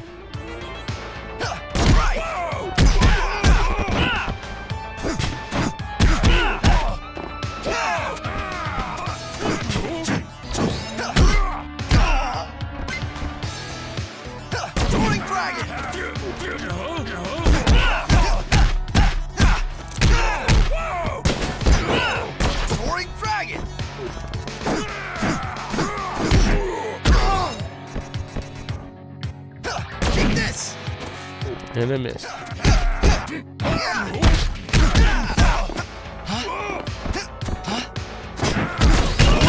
Amazing! Lucky me. What the?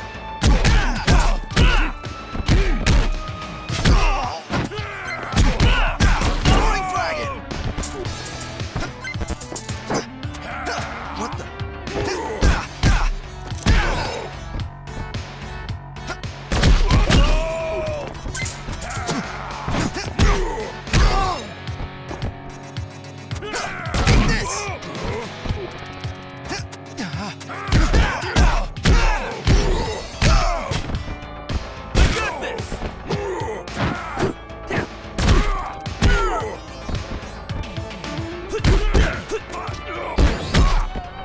Damn, dude, I'm getting the fucking hallway beat down.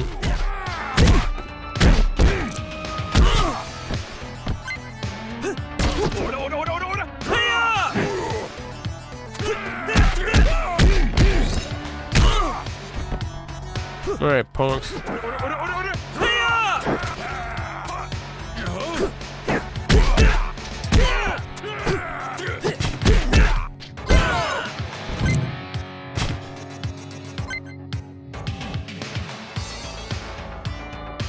You can get a low there.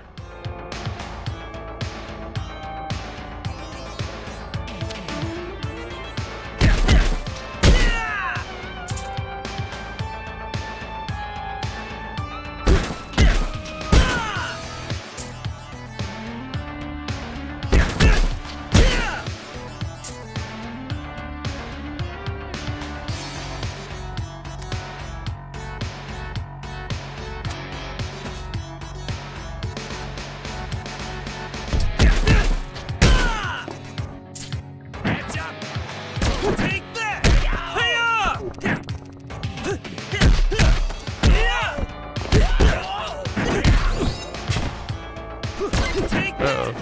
Hello. Need to get a knockout.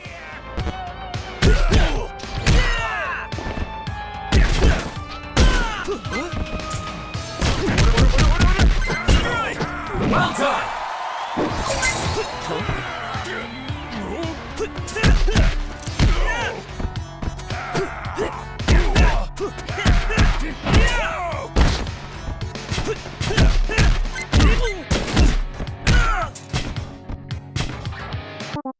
Damn. Actually died. My turn!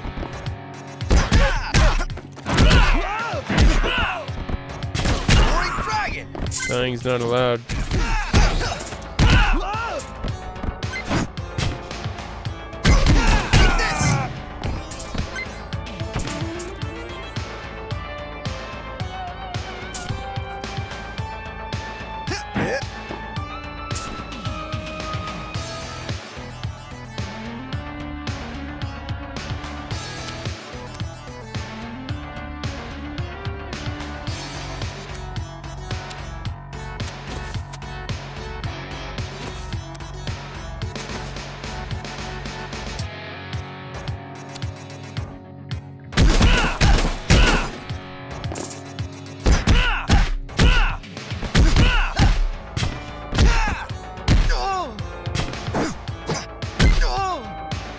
What?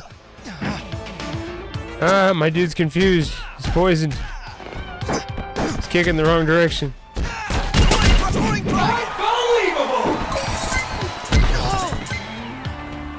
Confused again.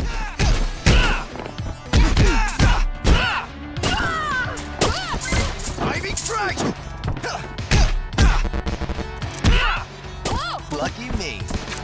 Giant fucking turkey.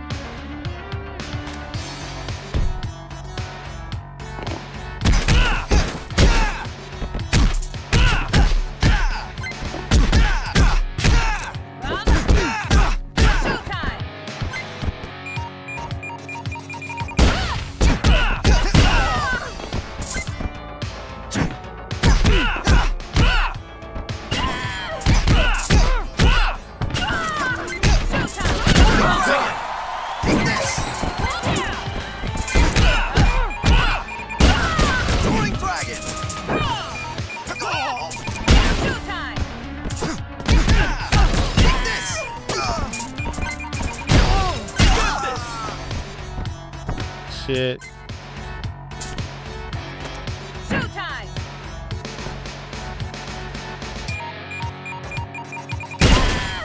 You dummy. Well done!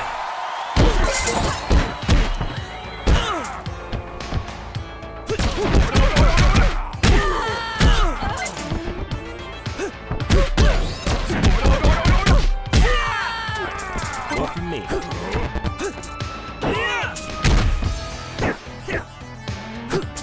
Oh!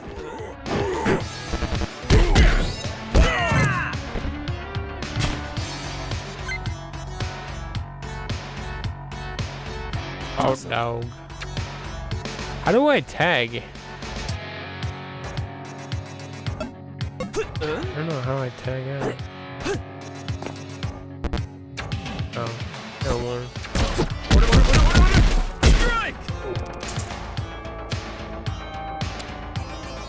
They come from down there or up here? Down there, I think.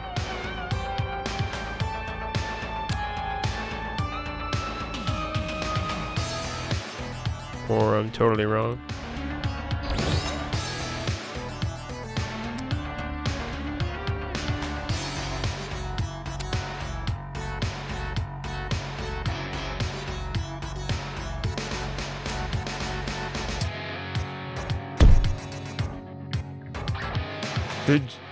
The junkyard pyramid.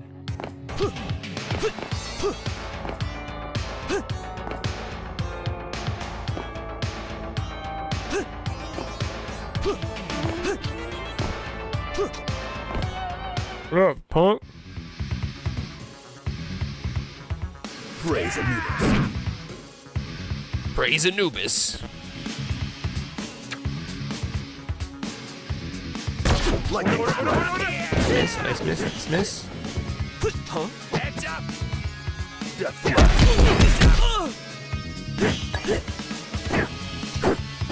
Be gone. Take that! Hey-ya! What? Heads up! Huh? Lightning strike. Death Huh?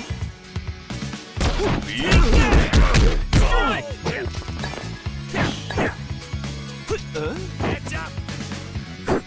What? Be gone. Heads up! Heads up! Huh? Death Be gone. Take that! Oh no. No. My turn! Lightning Give me this thing. Lucky me.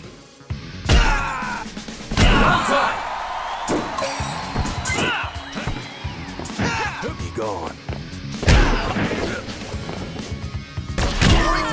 Well done!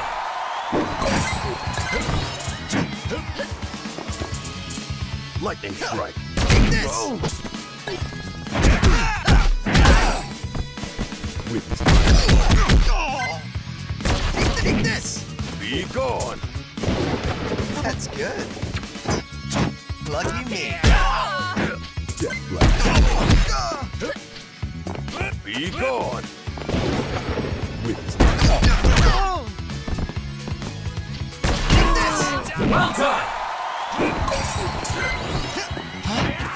Lucky me. Death blast. No. Oh, I'm confused. Fuck you, you bitch. I was able to heal too. Huh?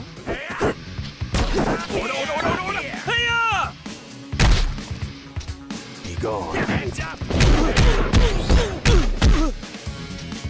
Witness my power. Take that! Hey-ya!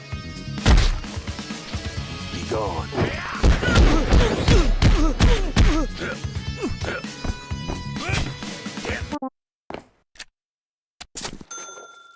My turn! Be gone.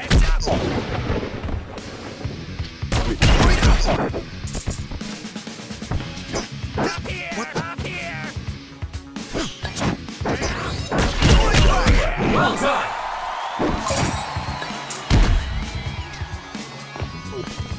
you. I'm gone. Thank you. Take this. Gone. I'm here. He's almost dead.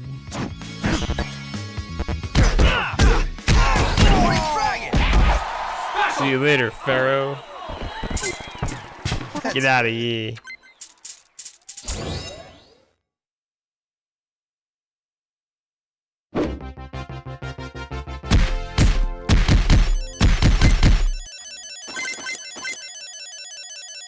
Top chain.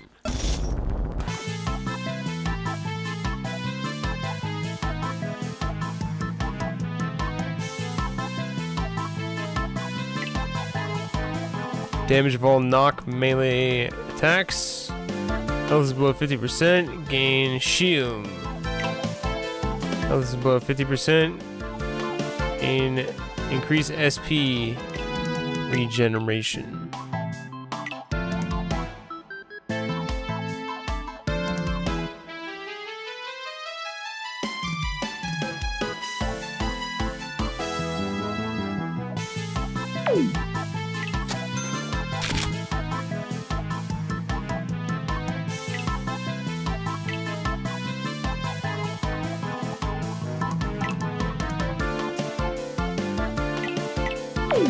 Stun nearby enemies with a break landing. Not sure how to do that, but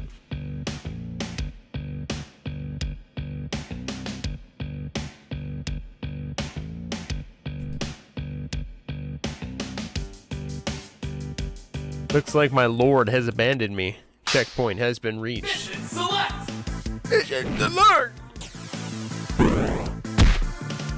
Clear. Did I miss bonus objectives on that one there?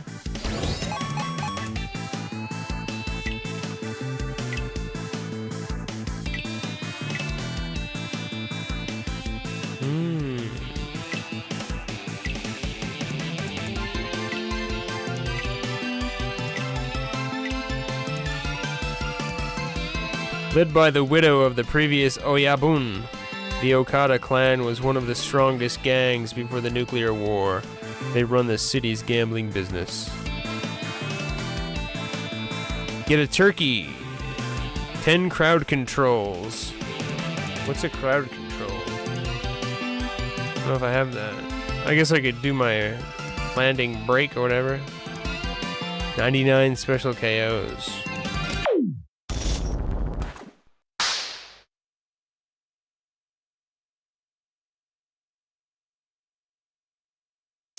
That's tough. Let's go. Let's go, Billy.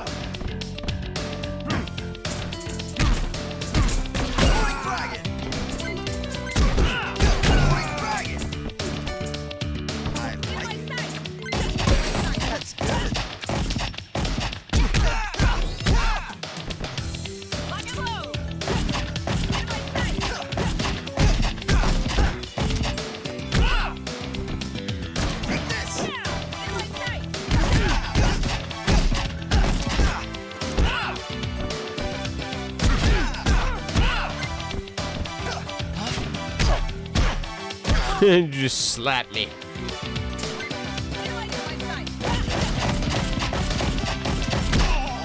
How did I do that damn spin? Yeah.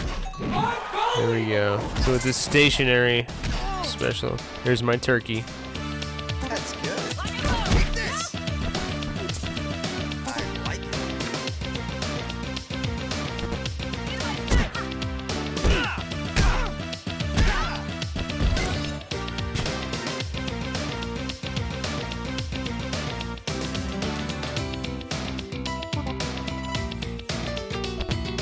Who are you?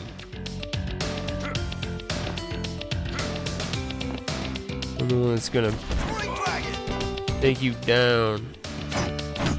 Bartender.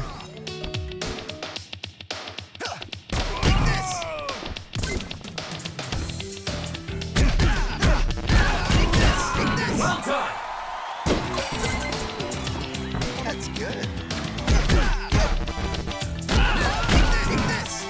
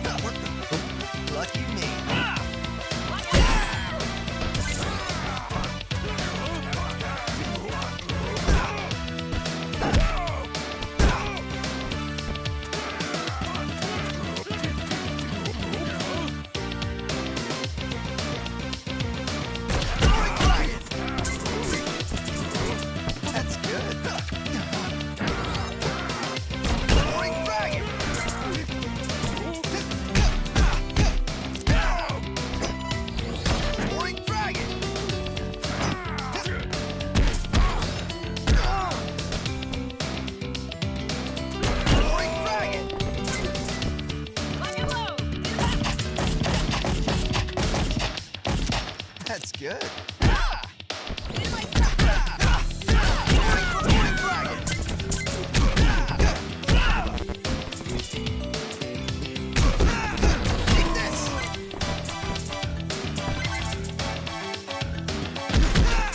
Fuck this desk. Thank you. Hate ashtrays.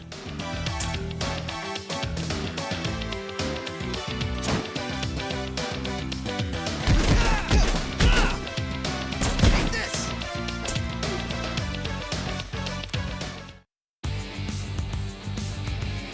3 ninjas. Let's dance. I agree. We should dance. Come hither, foolish ninja.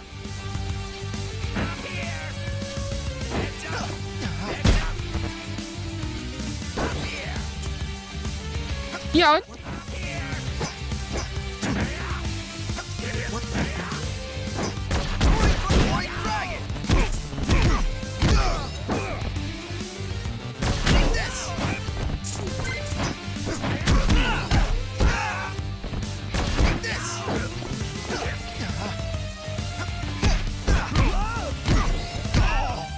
Ooh.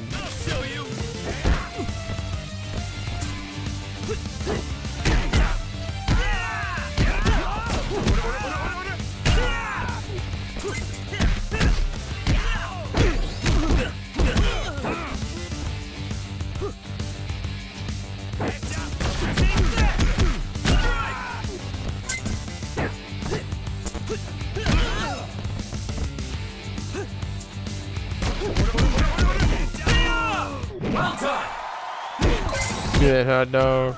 Uh-oh.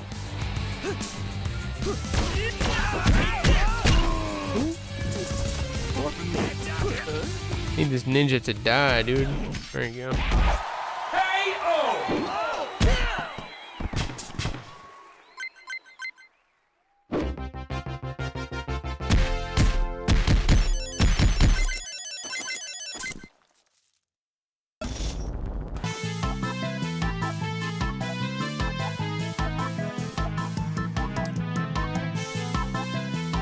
Improve soaring dragon. Tag down, increase health, auto regen rate by 100%. Recover 2 health for every special KO.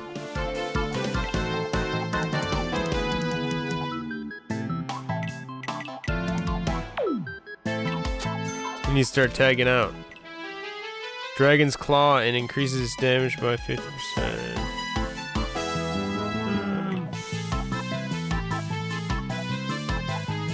Shield on under 50% health that blocks light attacks.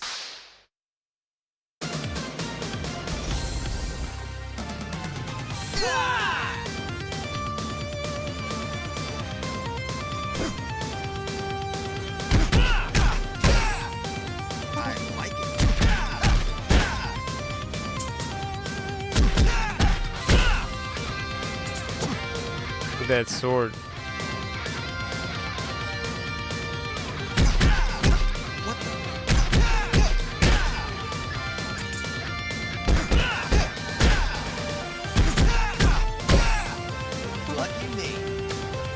Cheeseburger.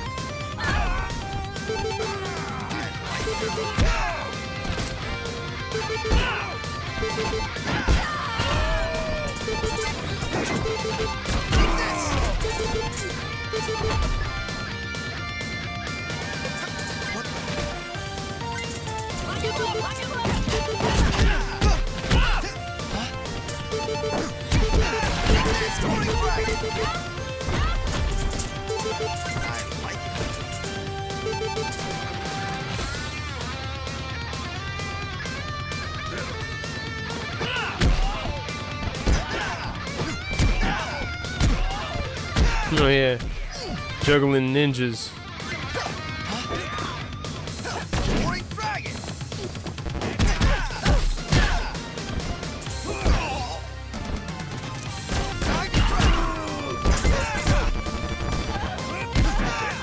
That's good.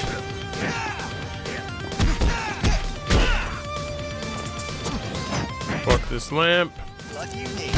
Fuck this ninja. Fuck this knife.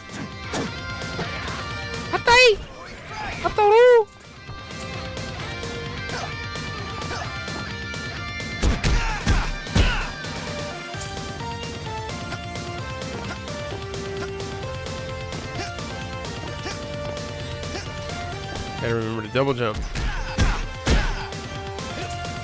I don't remember double jump from the old school games, but can't remember.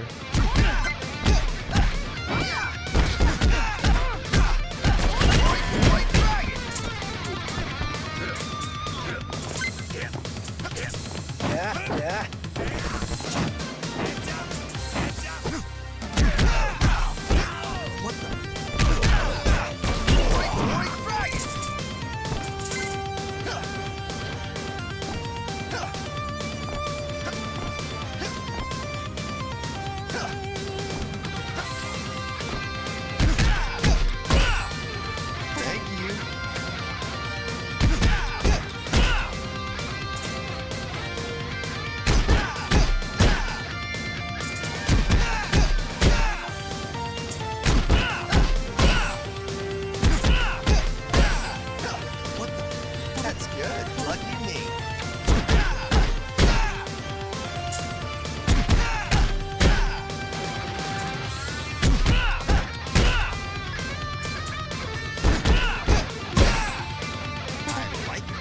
My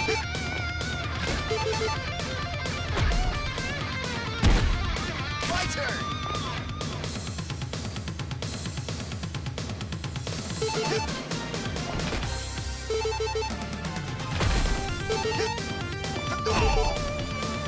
I'll show you.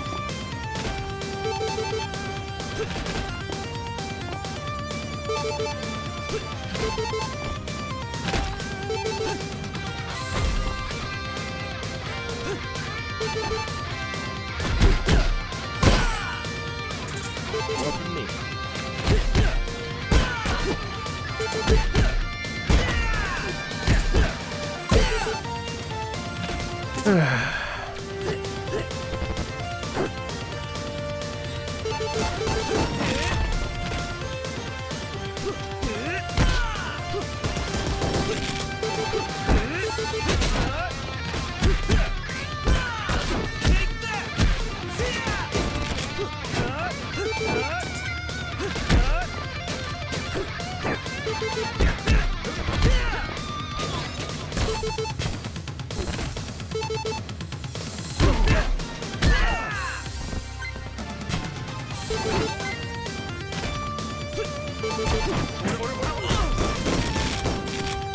That's what I wanted to do. More for me.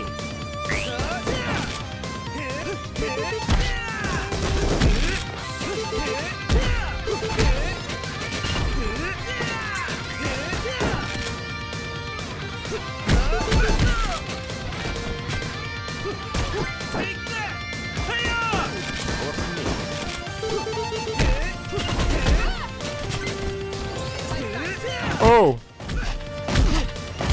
Oh no, I got shot in the face.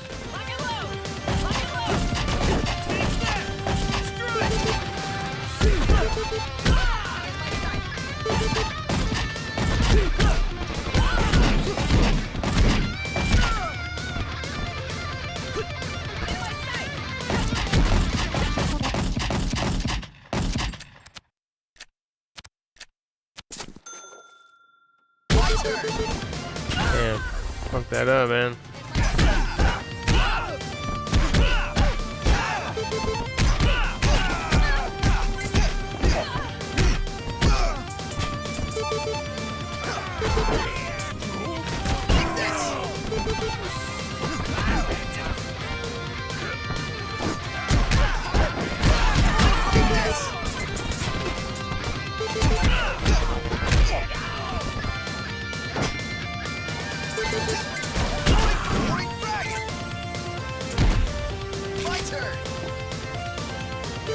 Bullshit.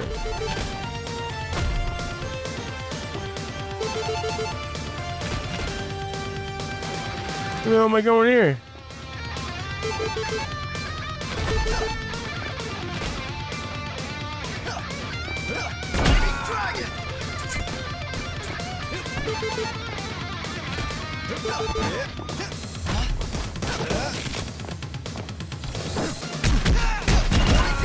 Well done. My turn. Uh-oh. Fuck.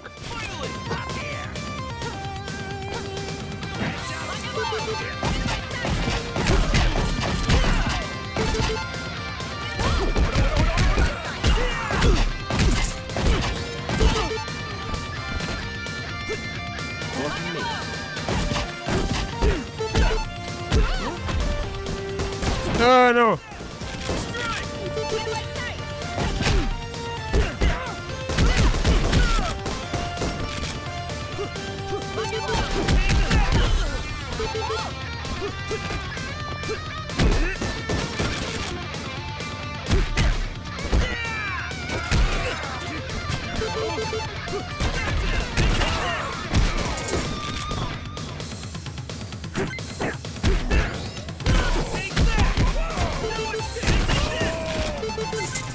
Whoa, what was that?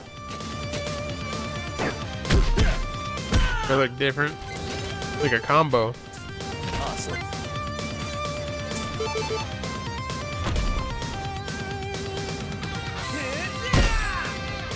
It's mine now.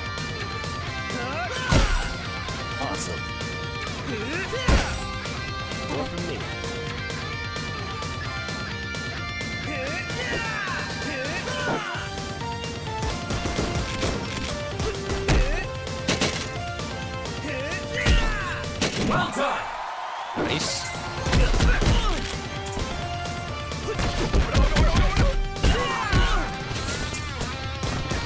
Mine now.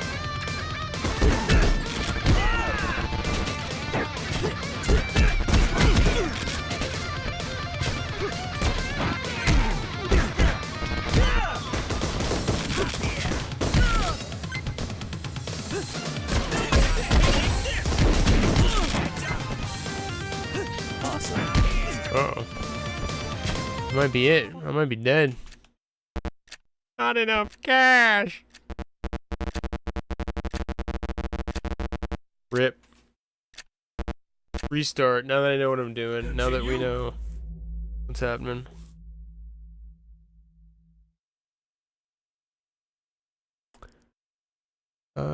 Continue. I don't have any continues.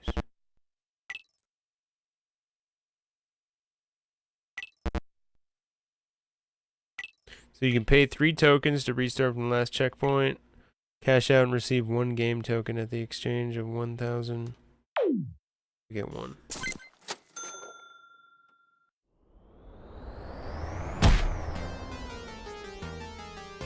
Game over.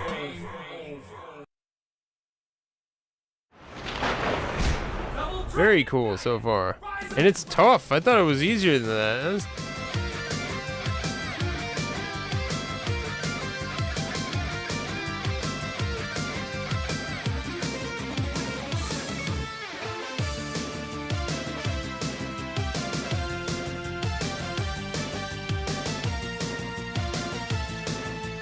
song is jamming. The soundtrack's lit.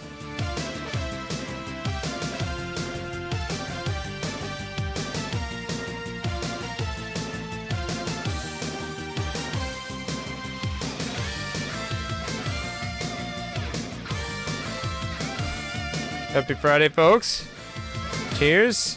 Let's do some stuff this time. Token shop.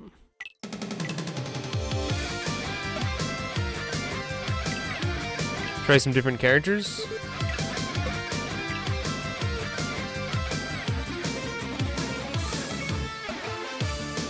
Wow, this game is big, man. This game's a lot bigger than I was wondering. It was like 23 bucks. You know what I'm saying? So I knew there had to be something to it.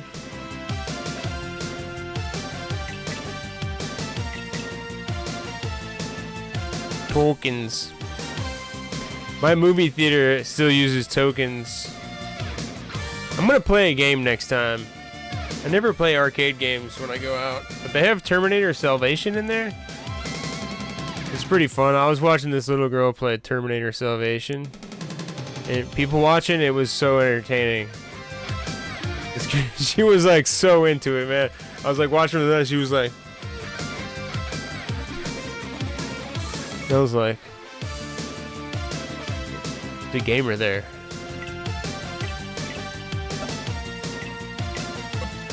Looks like a whole bunch of shit I can get.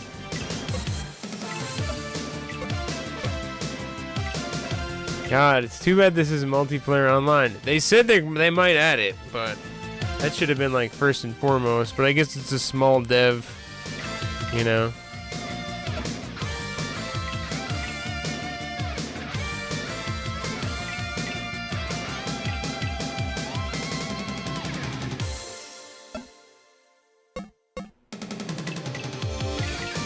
Do I have to play the same dudes? Oh.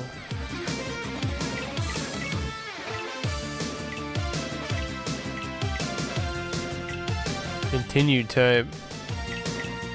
Oh, infinite continues. Oh, okay. I mean, I hate to turn down the difficulty, you know?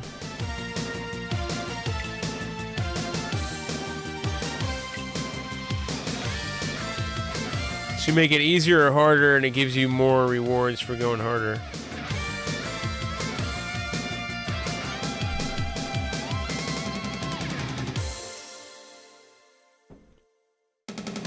Exactly. was a moment of peace when she was just blowing those fucking Terminators away. You know?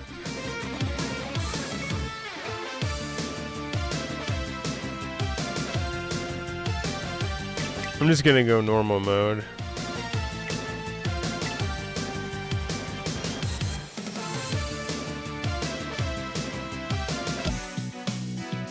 "1990X, the world is in a state of decay. A nuclear war has ravaged the cities and populations run by gangs, and we're here to save the day."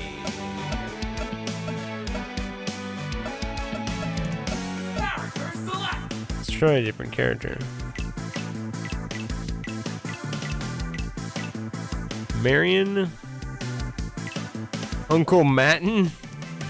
Don't remember Uncle Matten. Probably existed though. And Marion.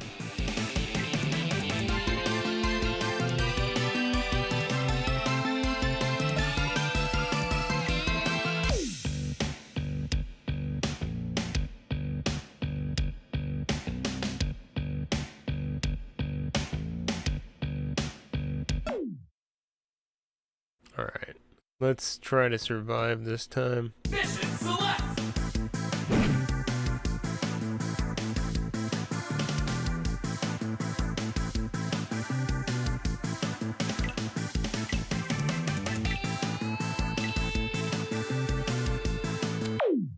Oh, I didn't read the thing.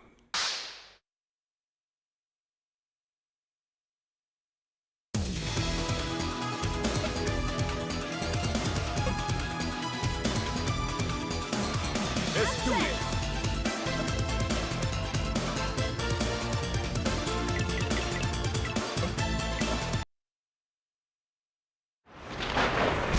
Double Dragon Gaiden!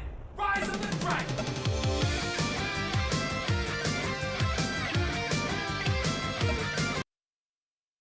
Ah, screw it. Mission select!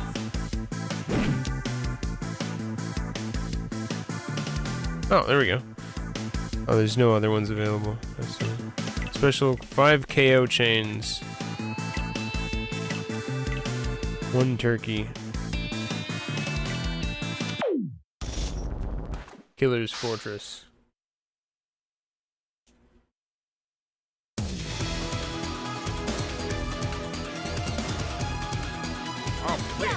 Uncle Matten.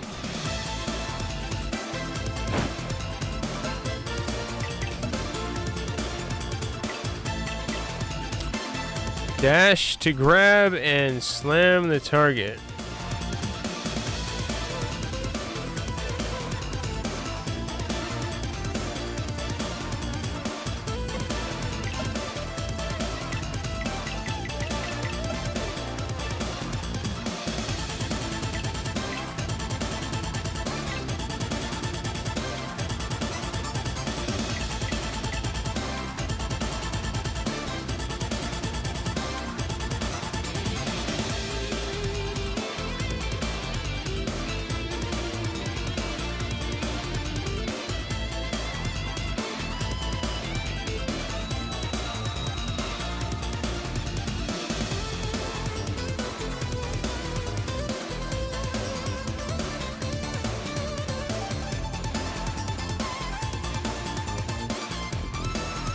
So Y is special. LB tag. RB run. LT RT. Okay. Got it wrong. Look at the size of his head.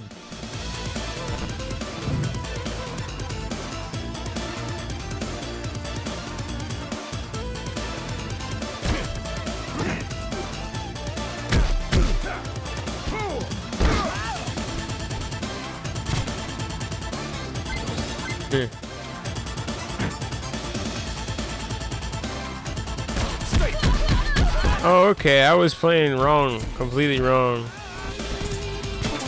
I thought it was like up and down was special. It's not. It's just different buttons.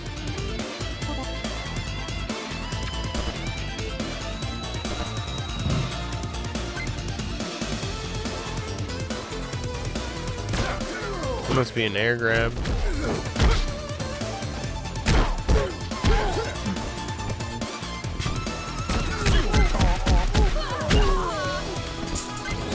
That's gonna be a really easy one to knock out lots of enemies with. This one. Well done. Easy lineup.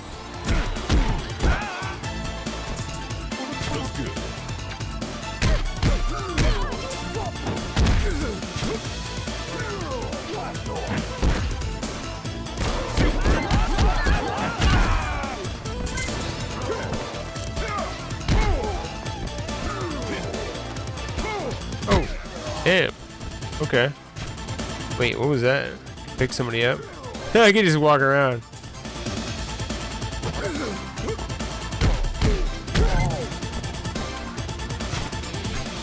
I love the animation when they die and a gem falls out of their body.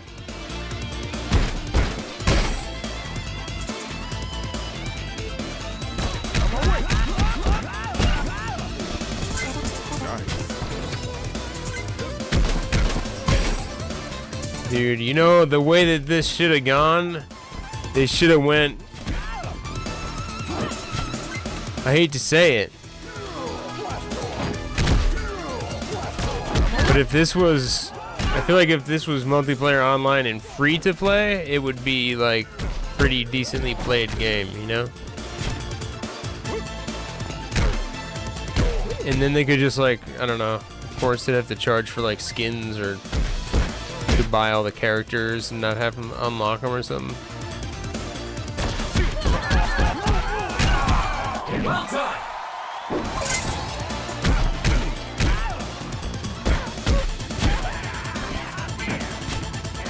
Ah. How does that one work?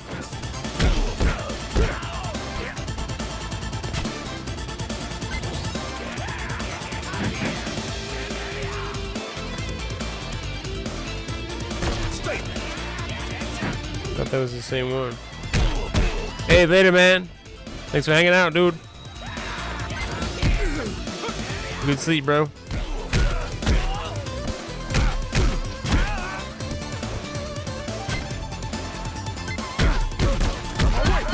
Whap.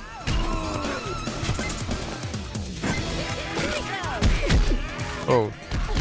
Didn't realize I just called her down.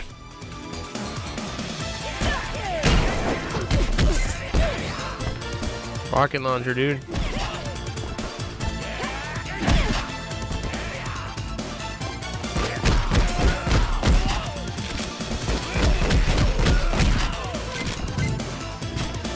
Marion.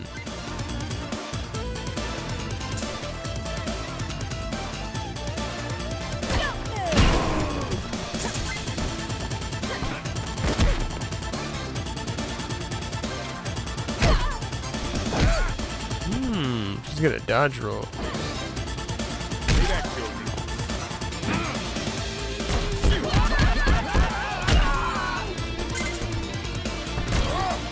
Ah, standing. Okay.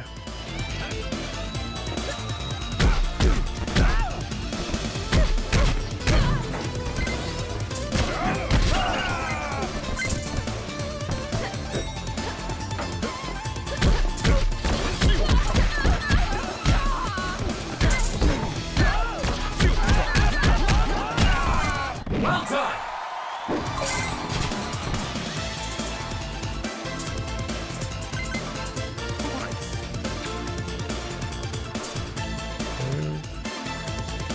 Doesn't look like there's any timer involved.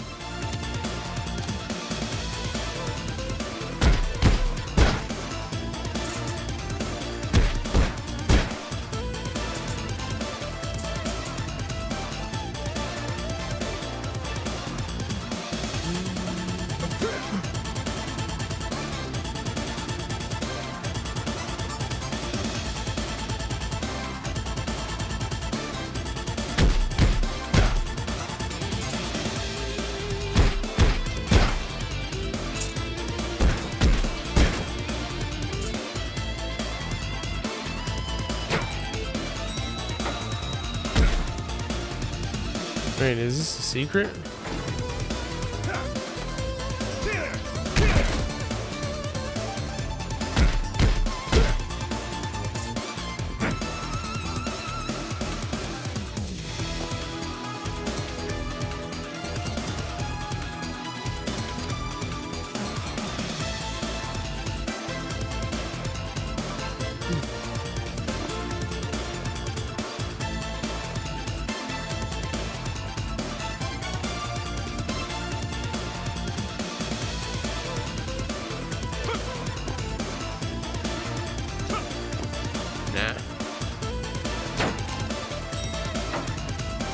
Shortcut.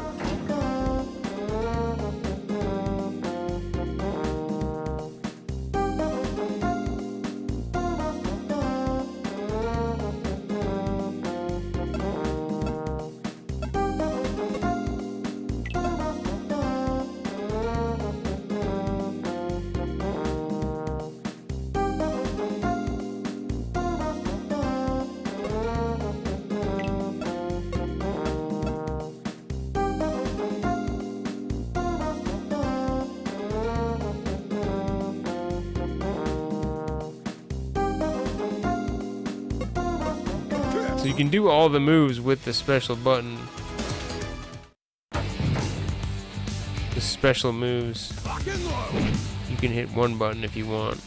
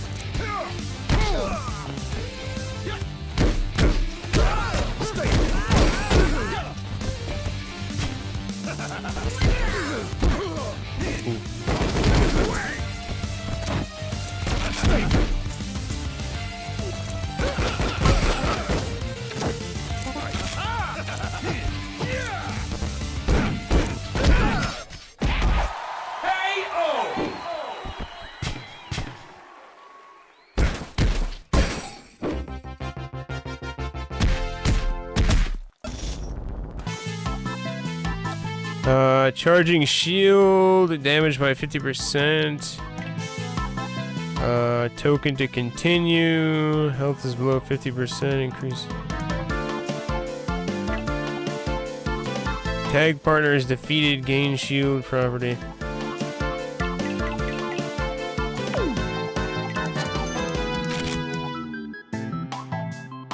Combo attack efficiency. Maximum health by 25.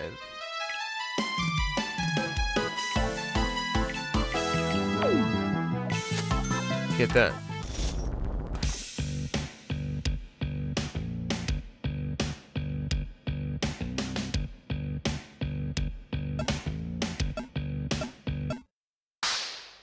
Mission select.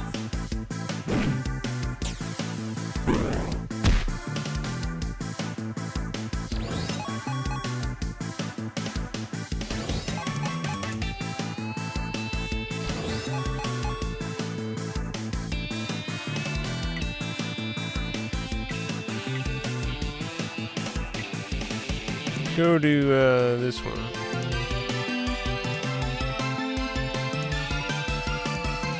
Oh wait, I just came from there, didn't I? Try the Royals.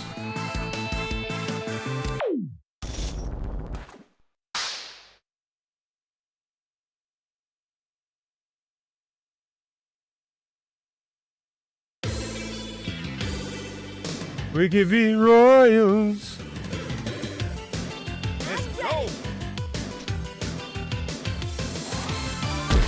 Pimp Pippus.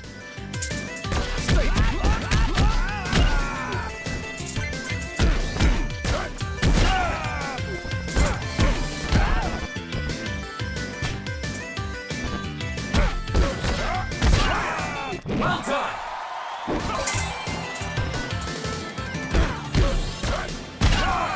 Well done.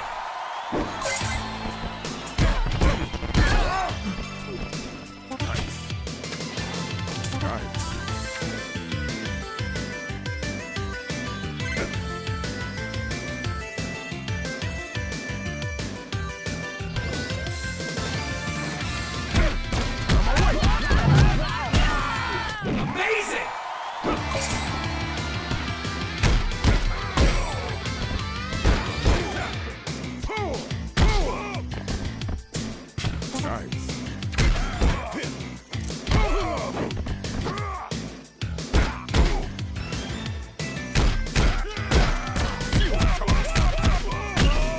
Well done! Dude, it's crazy good.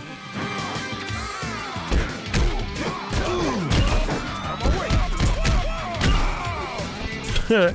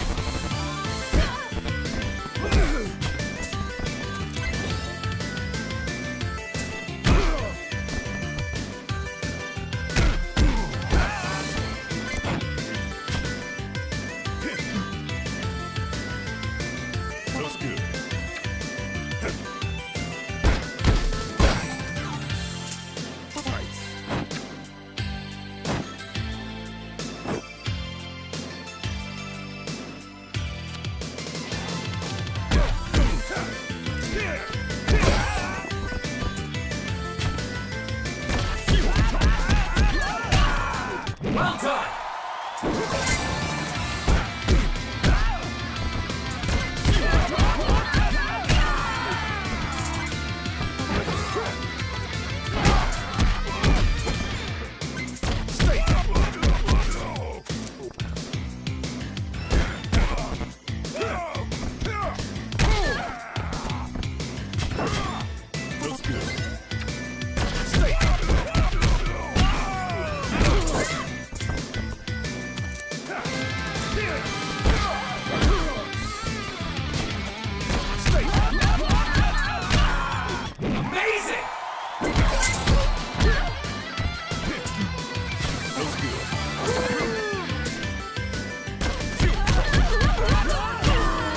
Well done!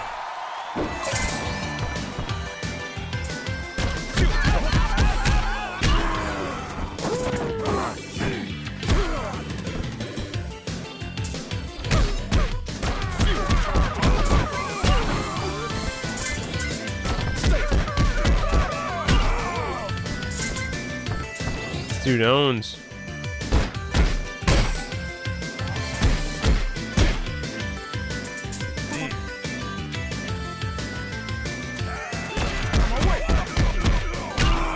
Well done!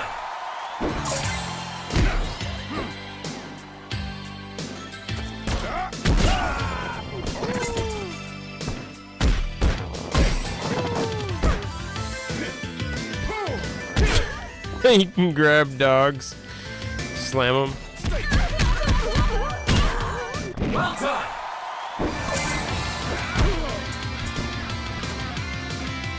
On my way!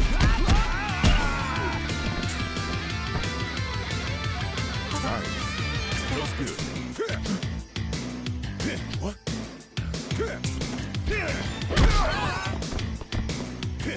He not pick up items or something? Huh?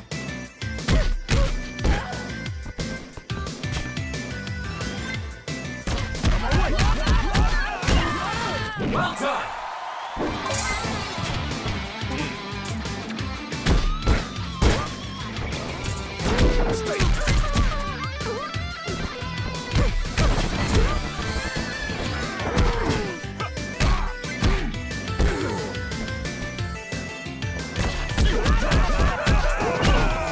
Well done!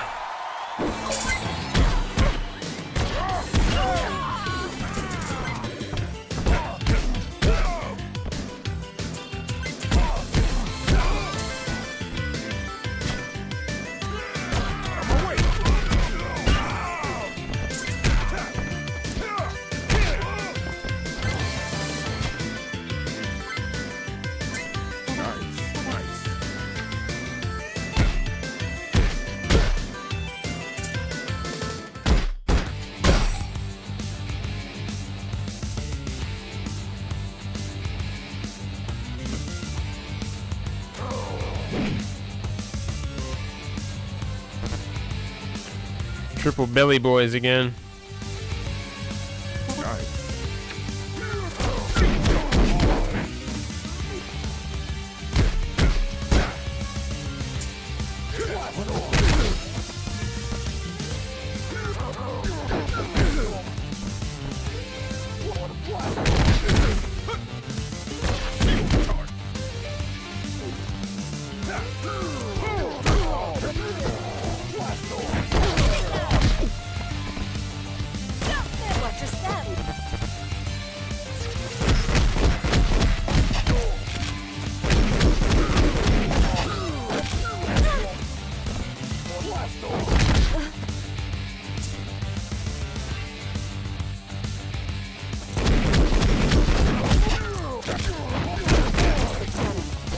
the hell was that? Oh, mines. Damn, she's OP, man. That's great. Landmines.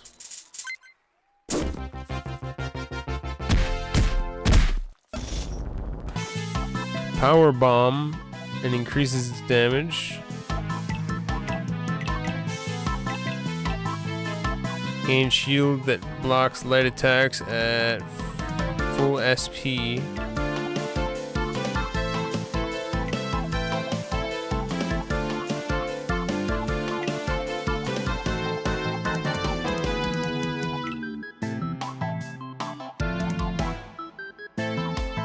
Reduce cost by 50%.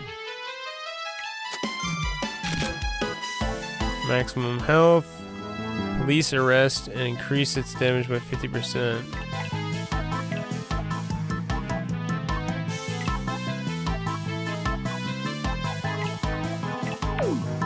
Police arrest. Which one is that?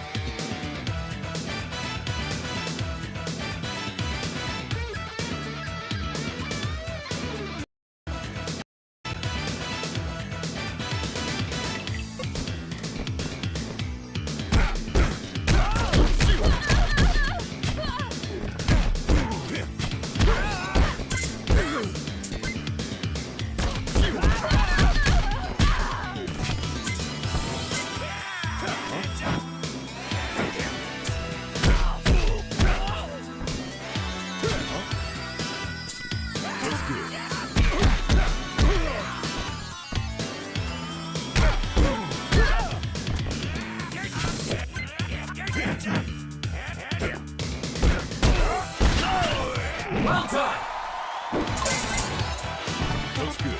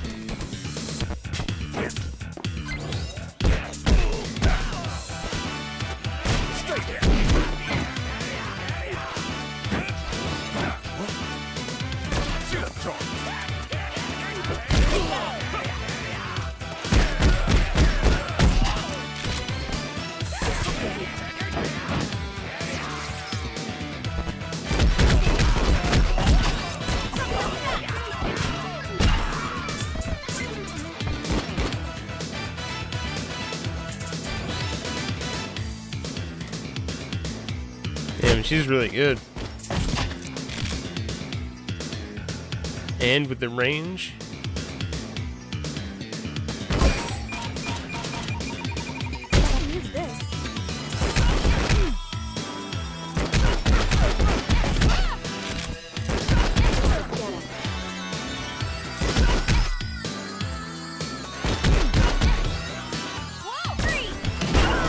Well done.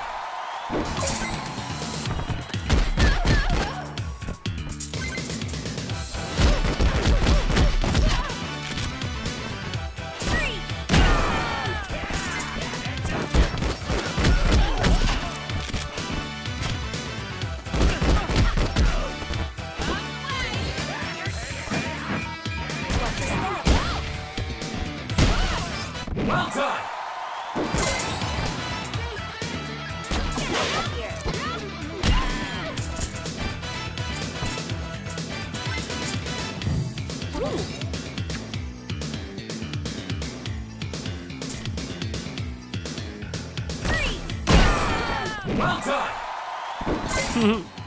Where's the rocket launcher coming from?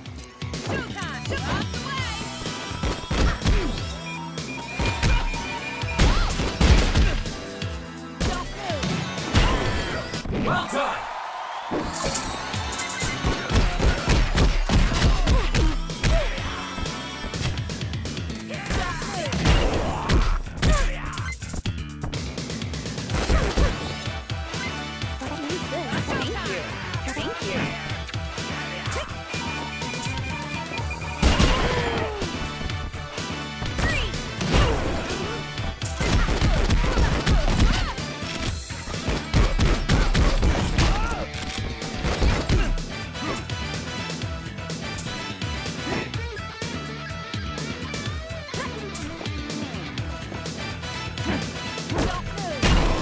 Amazing!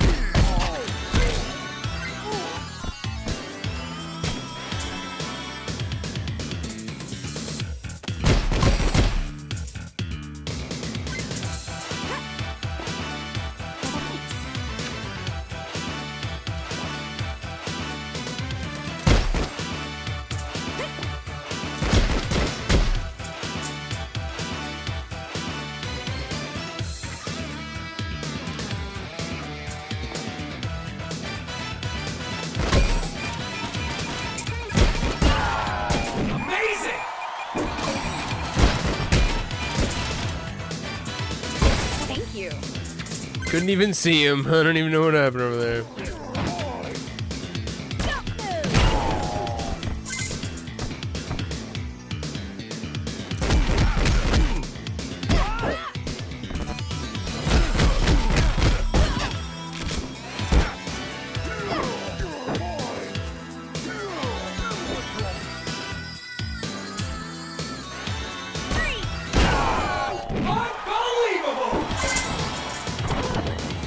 Nice-and.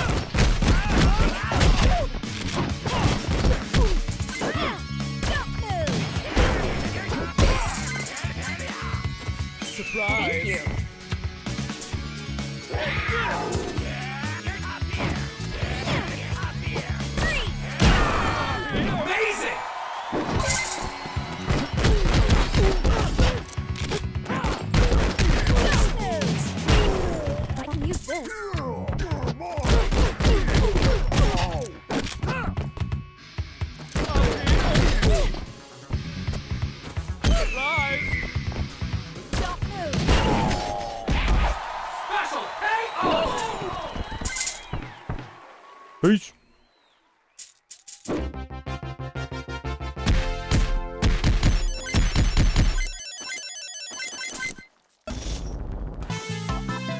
Power bomb.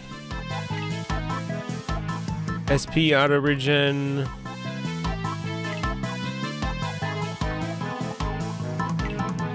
Knock down all enemies when performing a crowd control.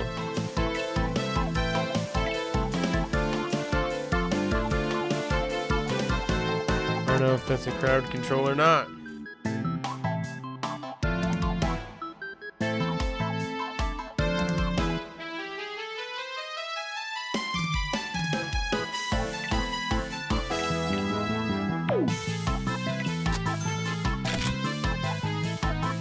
Improve action proficiency and increase its damage.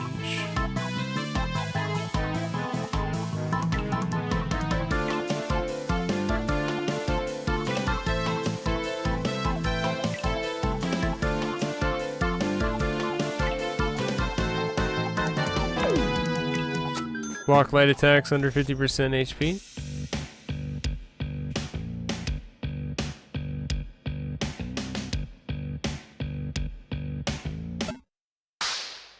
Mission select.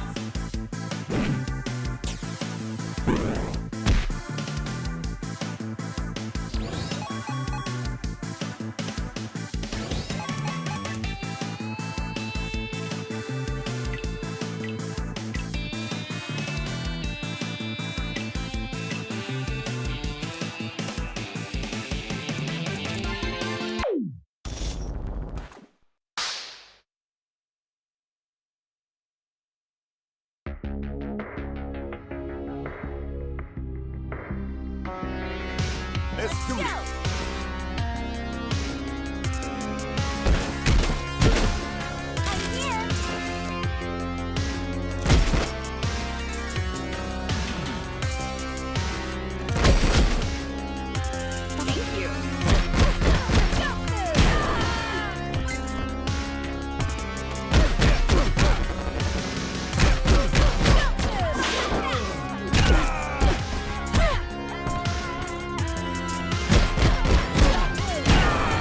Well done.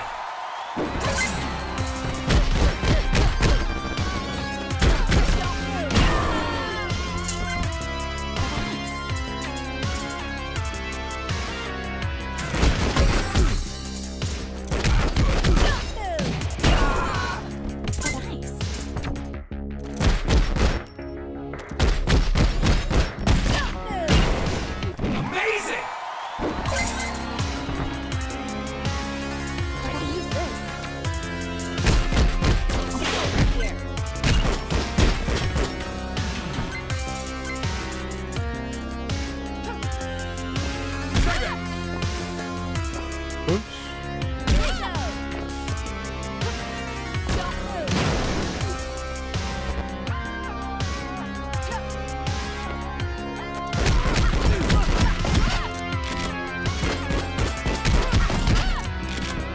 Oh yeah, my mind.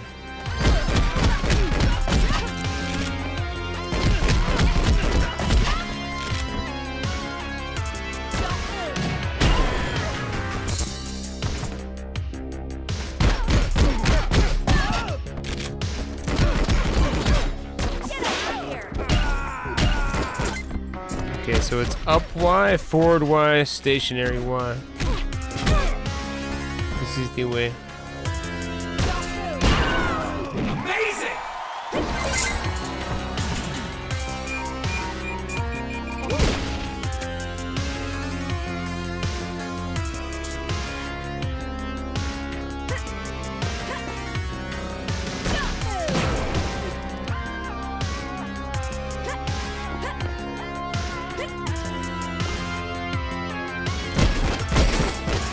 That's another awesome thing about her. It's kind of OP. She's fast, right? And then also, she destroys everything with one bullet shot. While other characters have to actually punch the crap out of things. Extremely fast.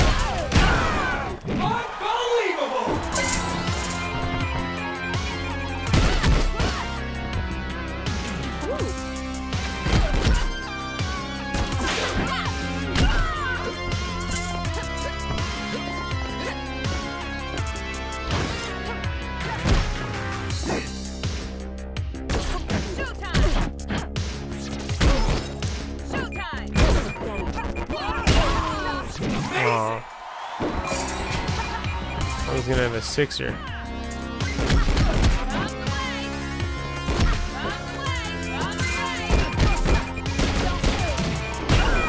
Well done!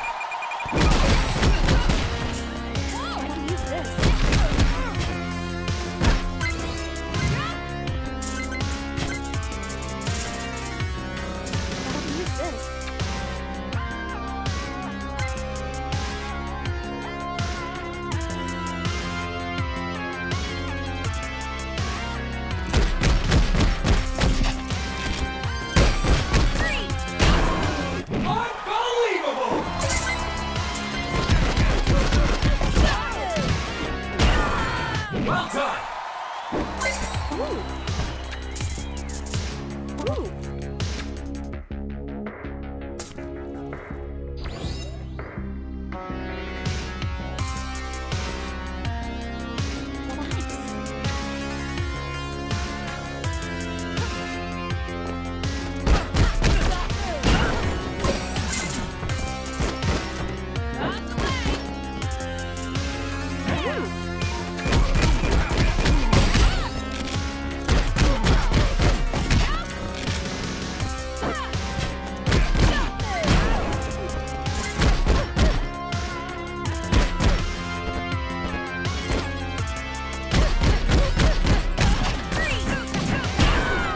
Well done!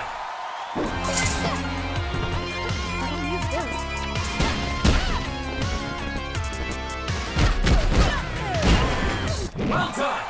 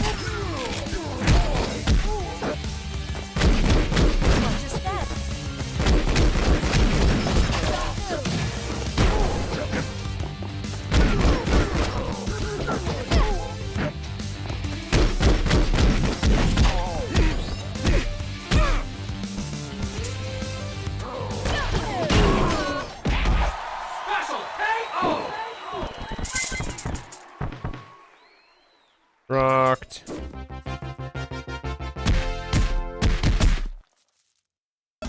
Rich. Improve combo attack efficiency and damage. Use maximum health. When tagging out, knock down nearby enemies to give your tag partner safe entry. This character is defeated. Knock down all enemies and fully recover a partner's health. That sounds pretty good, man.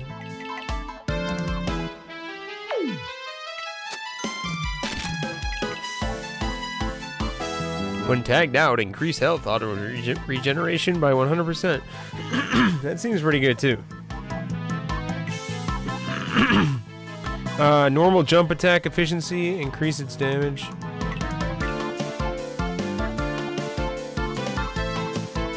Fully recover the SP gauge when using a crowd control.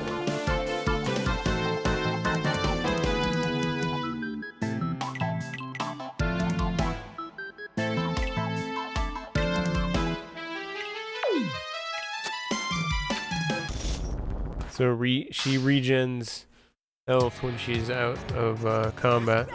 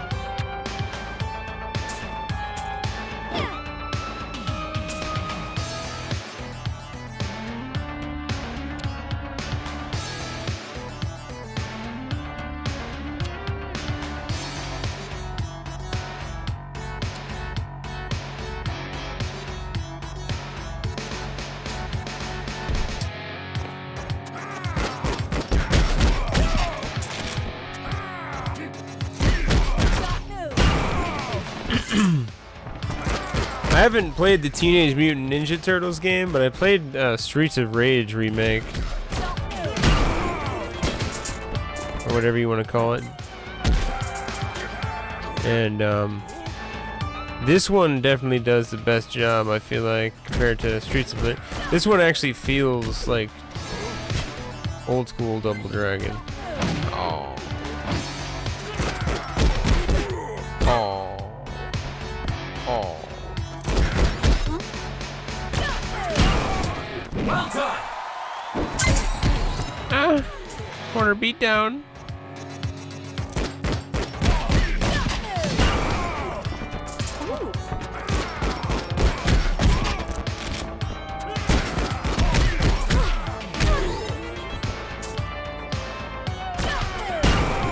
Amazing.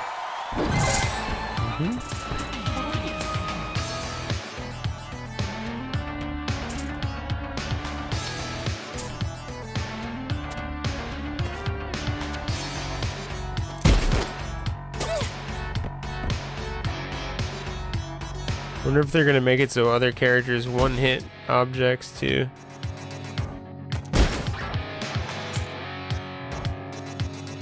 You know? Doesn't seem fair.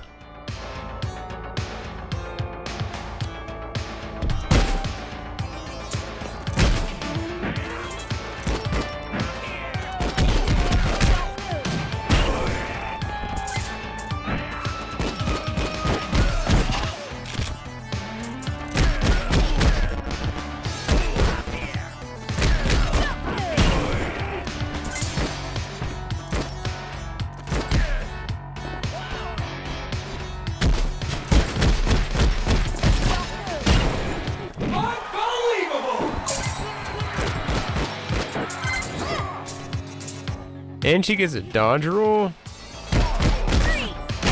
Crazy powerful.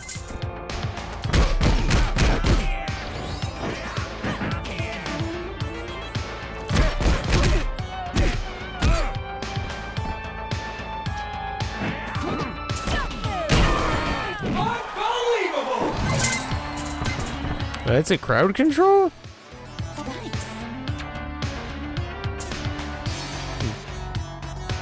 Wouldn't think it would be a crowd control. Did I come up?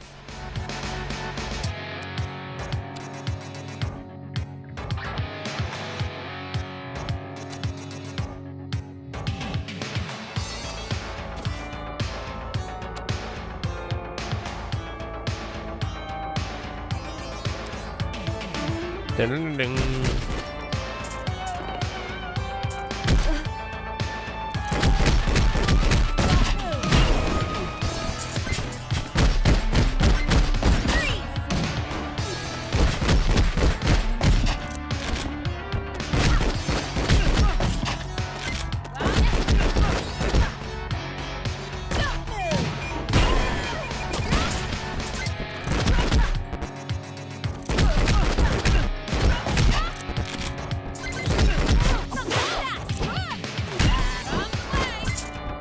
I don't really understand that special move. Why would you want to use that over the rocket launcher? Maybe find out later.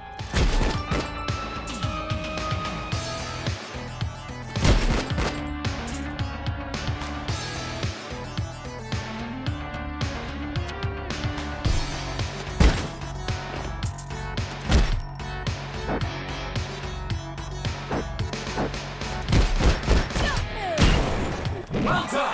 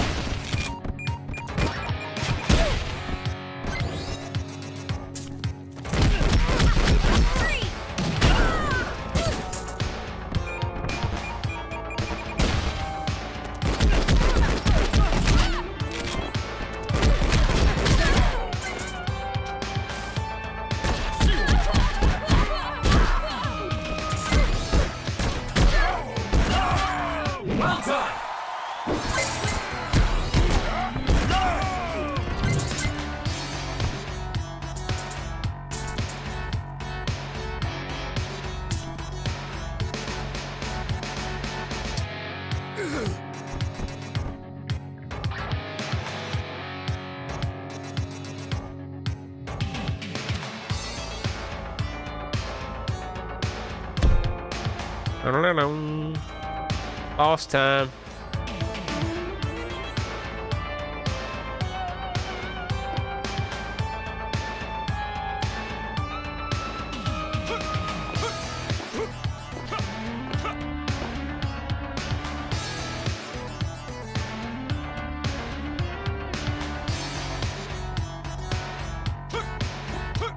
The Holy Trash Temple.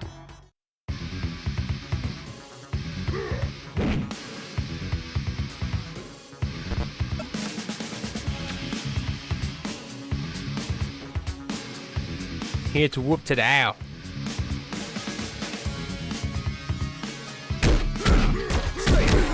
Ooh, that kind of hurt. Okay.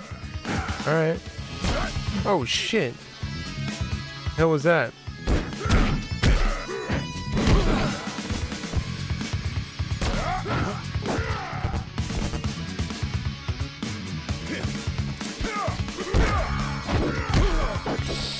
Damn it, man! Supposed to swap out before that happened.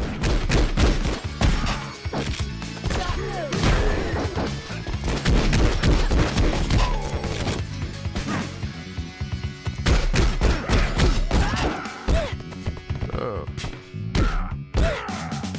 That's bad.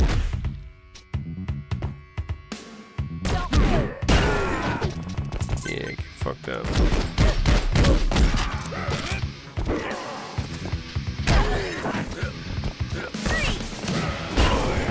Well done!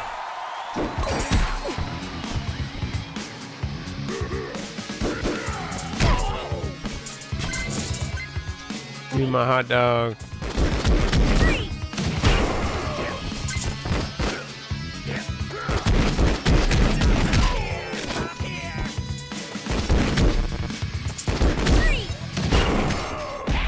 Oh yeah. No life lost.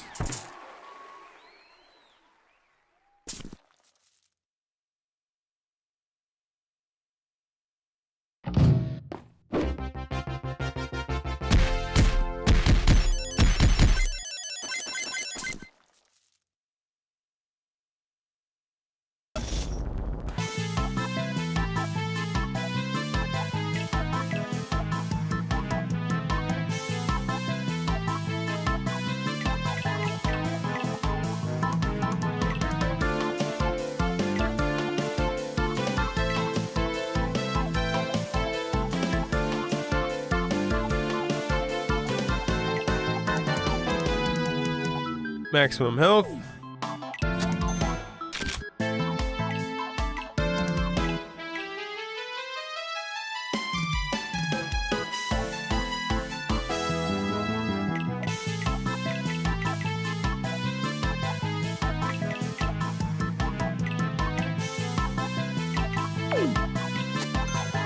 Max health, max health.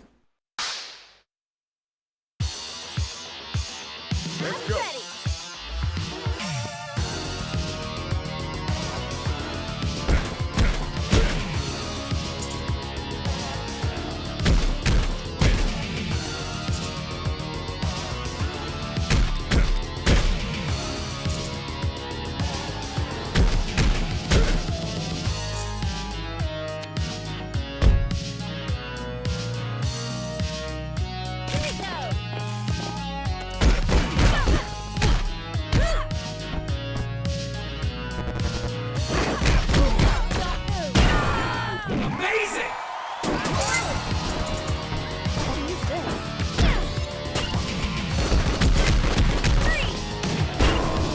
Well done!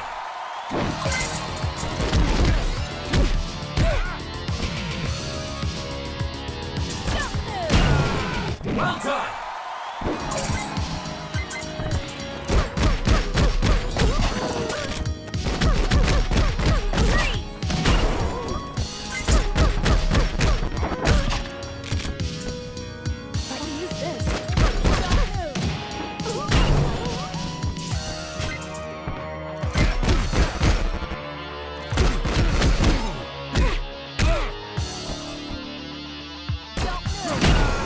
Well done!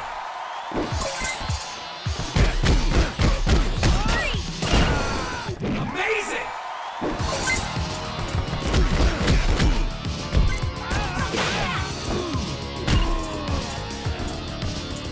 Ooh,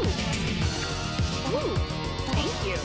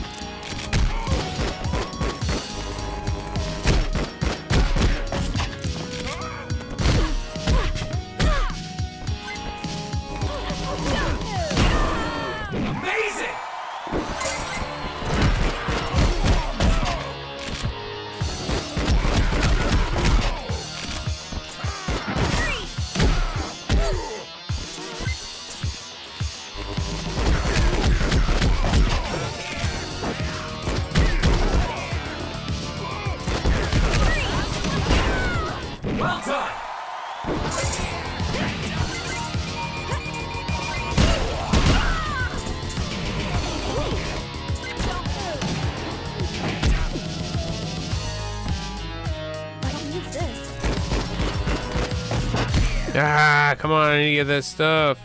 Damn it.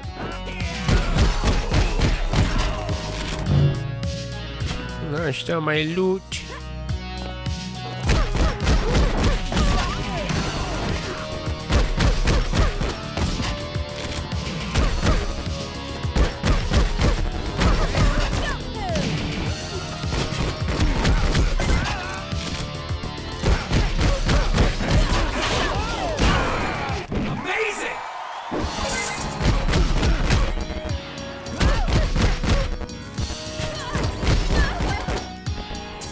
What's going on here? Thank you.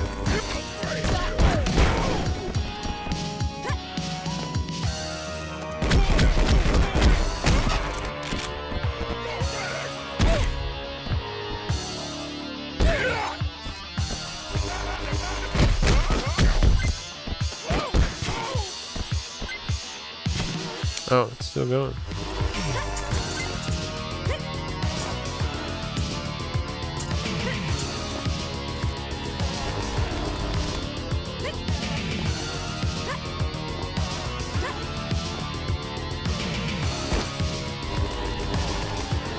What?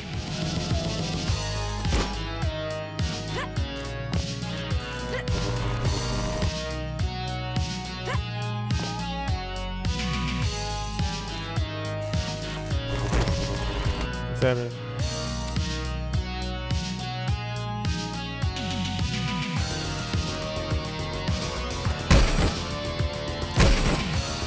I can use this. Ooh. Ooh. Thank you.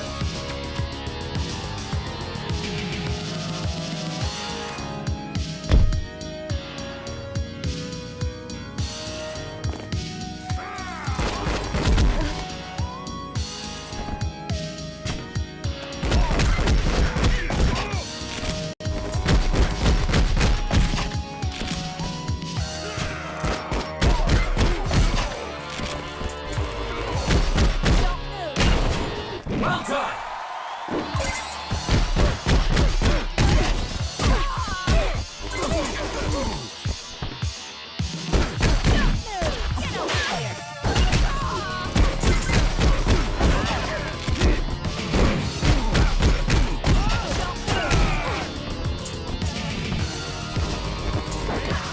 No!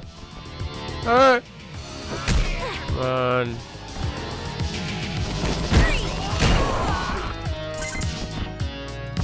Fuck over there. There you go. For fuck's sake, man. Stay back, children.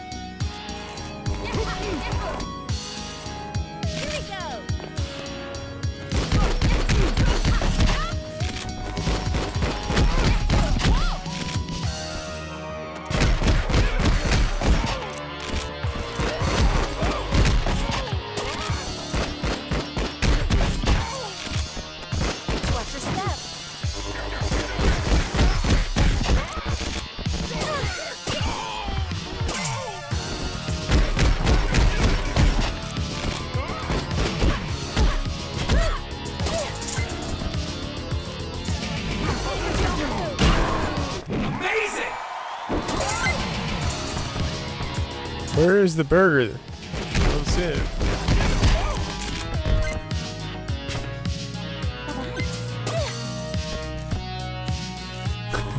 This game's gonna get fucking evil, isn't it? I can tell. Already with the electric spike strips. Thank you. Darkness and Thank you. metal spikes too.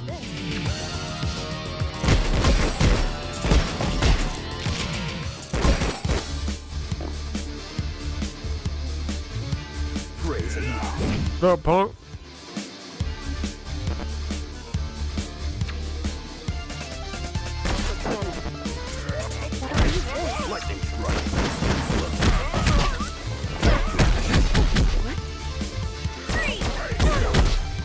That's unfortunate. This got fucking rocked. Oh. I cry from that one.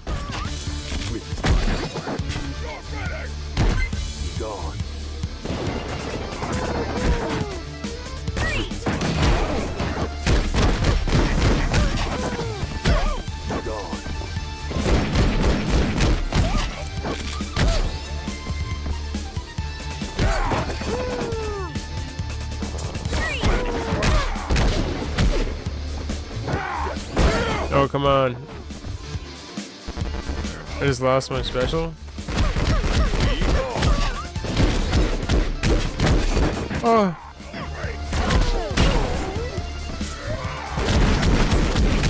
Oh, I just fucked everything up with that one.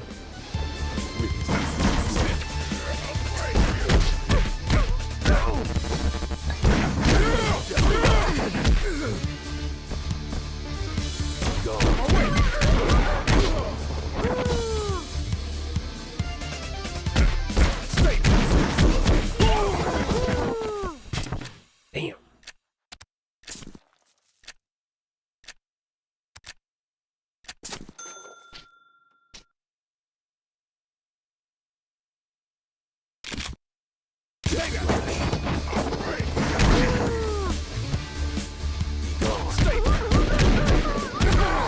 What the hell, man?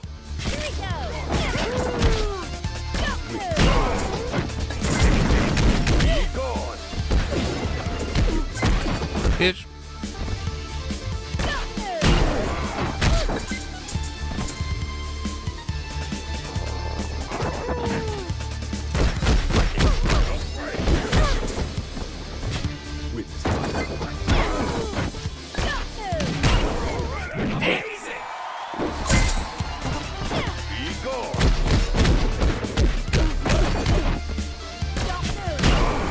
Well done.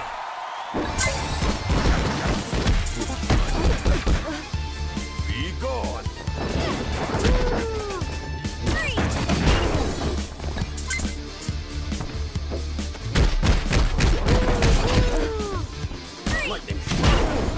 Well done.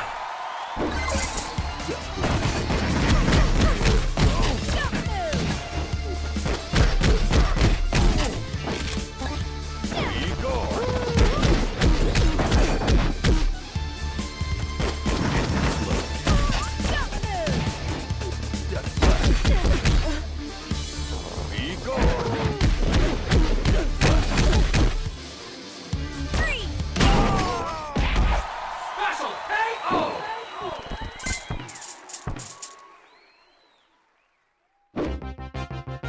You're done.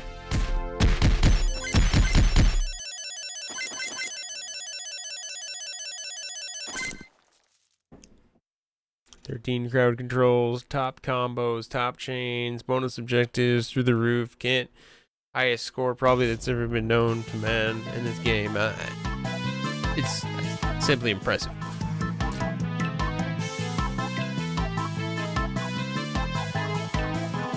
Knock down all enemies when performing a crowd control. Tag partner is defeated. Increase the damage of all knockback melees.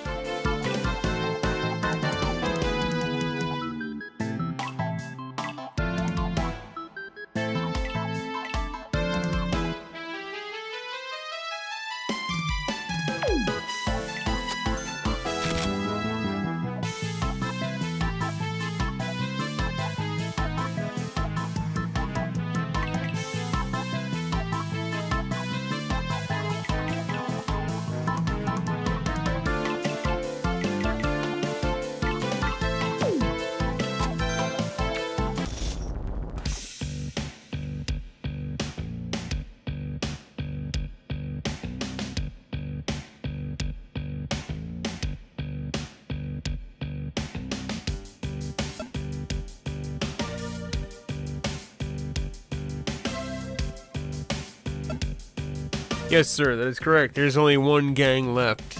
It's time. Tell our men to get ready. Get the slapping.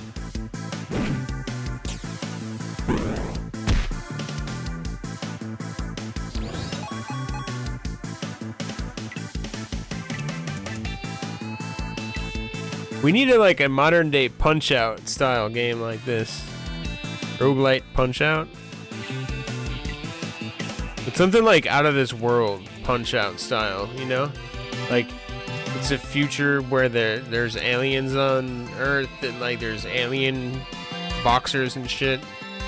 I don't know. Something weird in the vein of Mike Tyson's Punch-Out.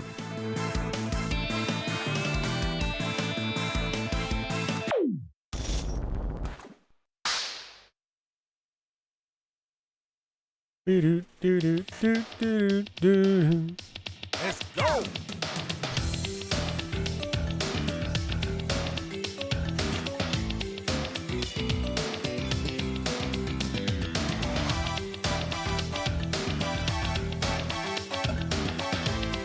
I must use the bathroom. I'll be right back in a moment.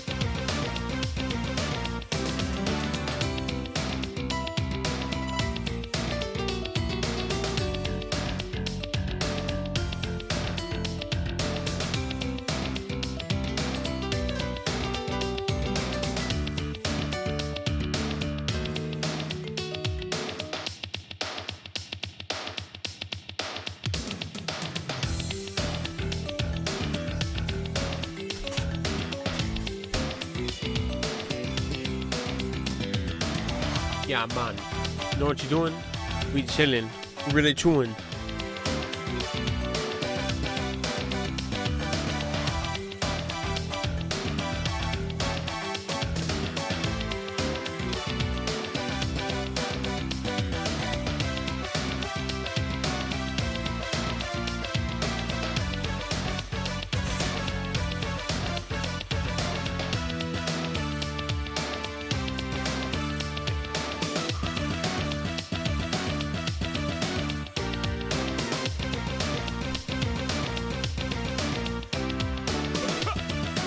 All right.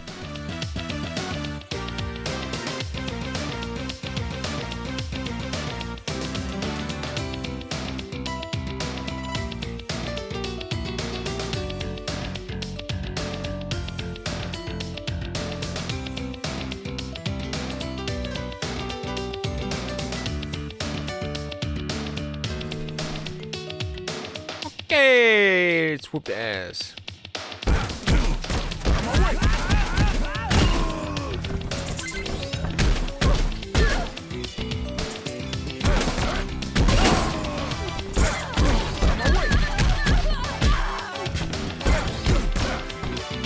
How does that work?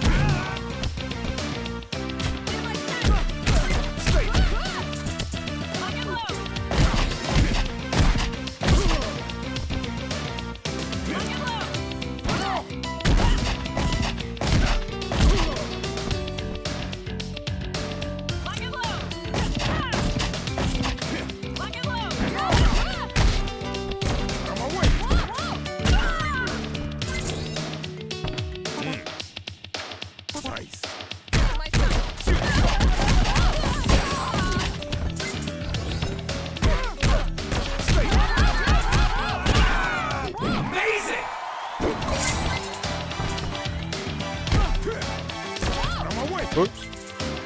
Oh boy.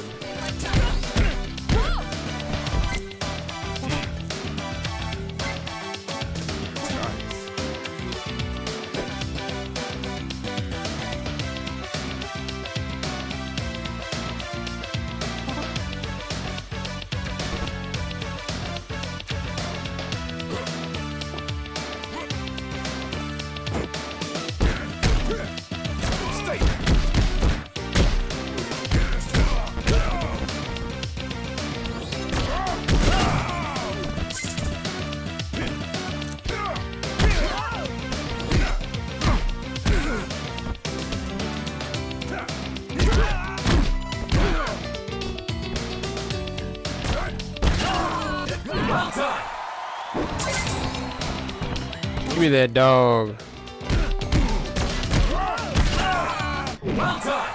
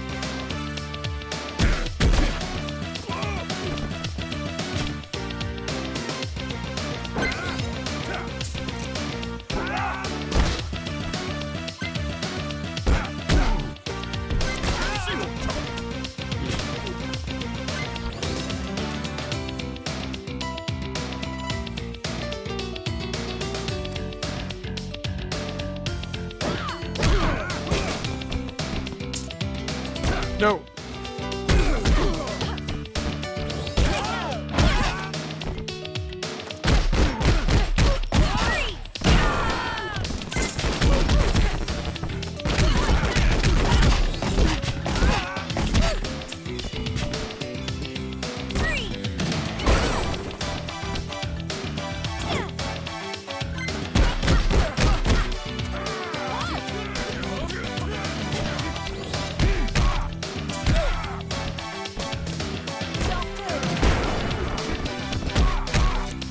Damn, dude.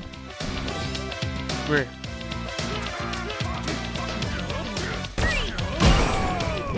Give me that. No. Can you pick that up? Ah.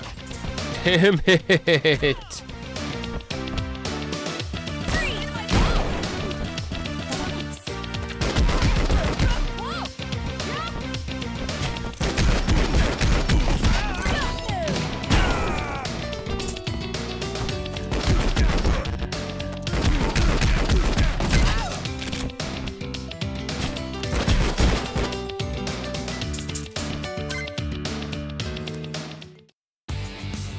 The three ninjas.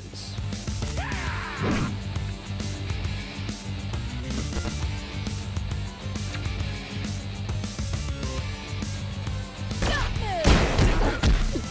didn't hit him. Wait, what? Out of my way.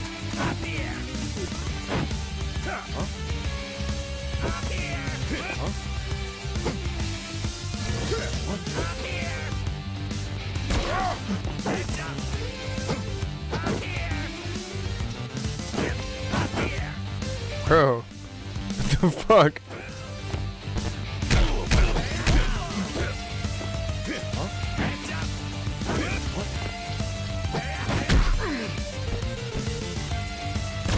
Oh my god.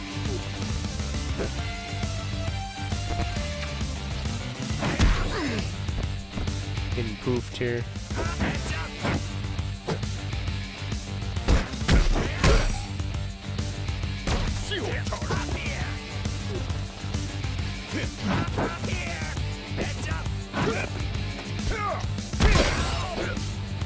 Looks good. Oh my god. I'm so slow. Out of my way. Out of my way. Gotta grab these fuckers.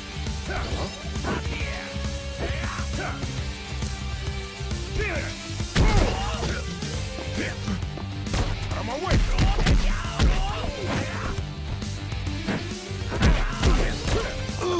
Oh, there we go, pile driver.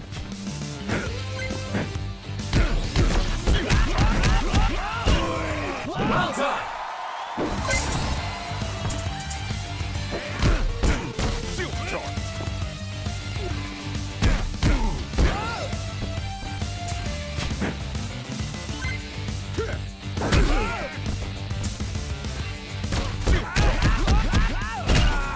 Well done.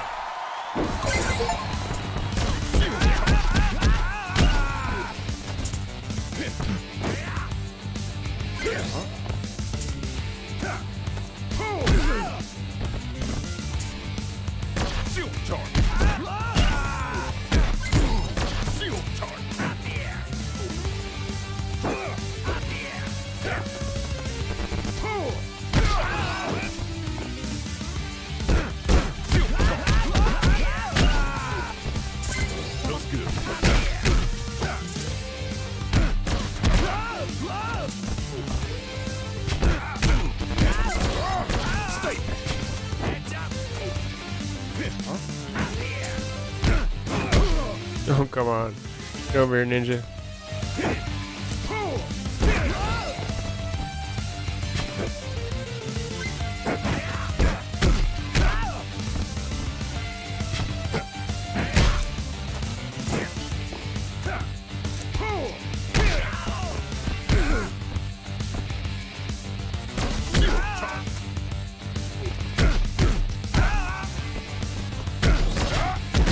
There we go.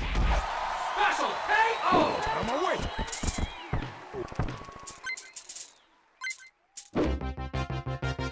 GG.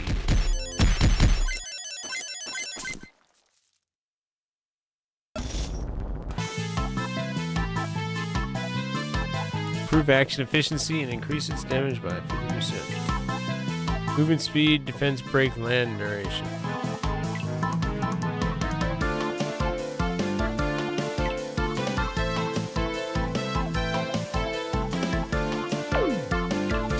Block light attacks, 50% less HP.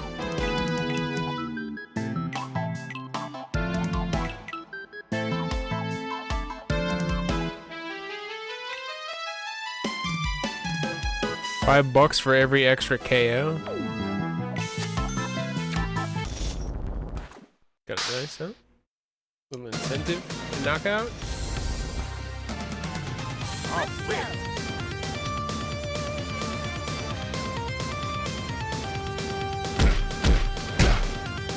Here we go. Thank you.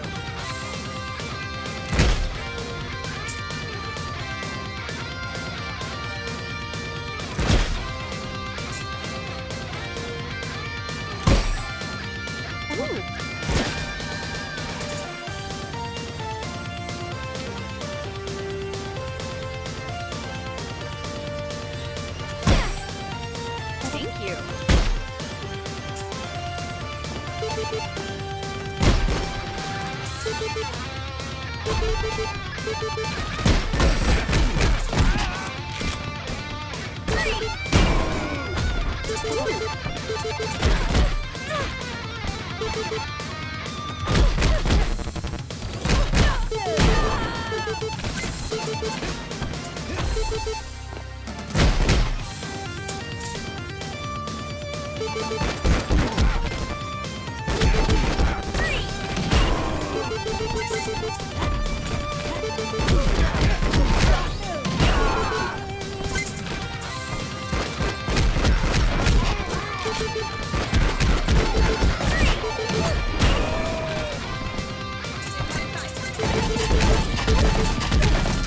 Ooh.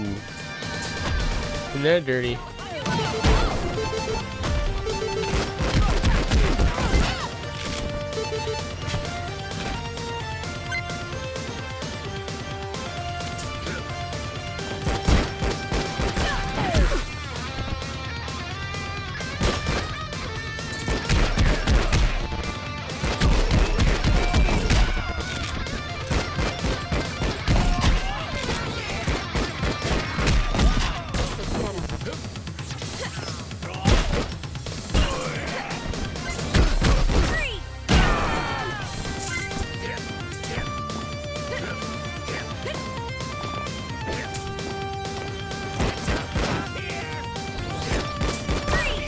Oh, damn.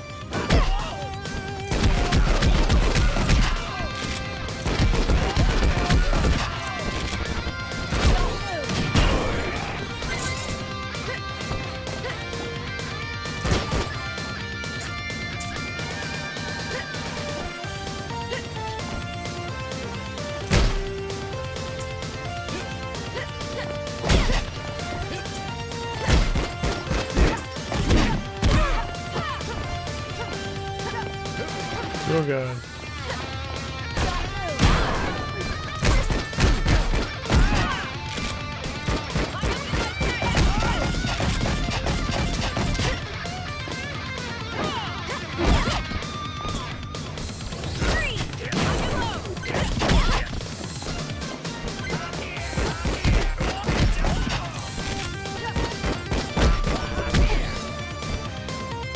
Oh no. Oh man. That's fucked. That wasn't supposed to happen.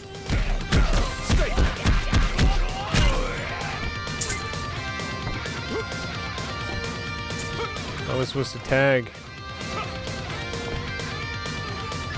Uh-oh.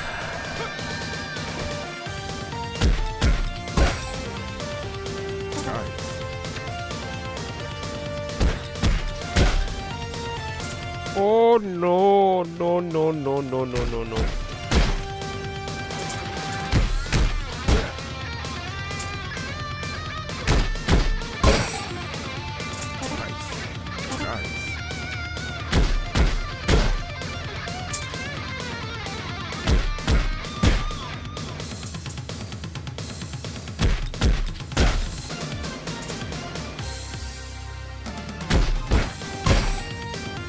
Looks good.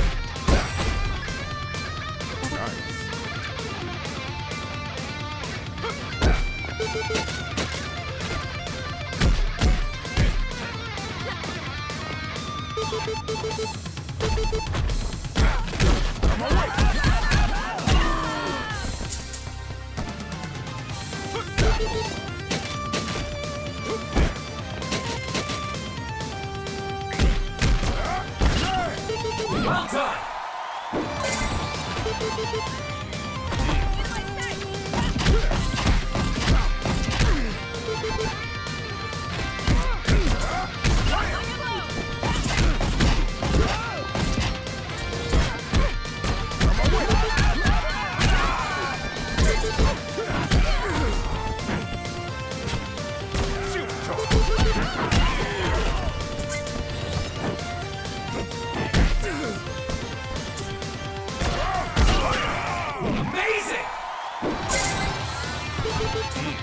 Massive damage.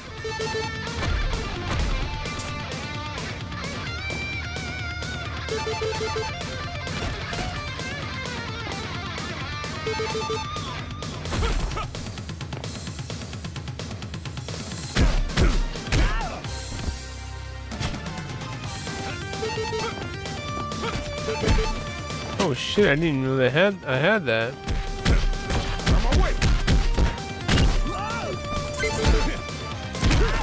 Uh-oh.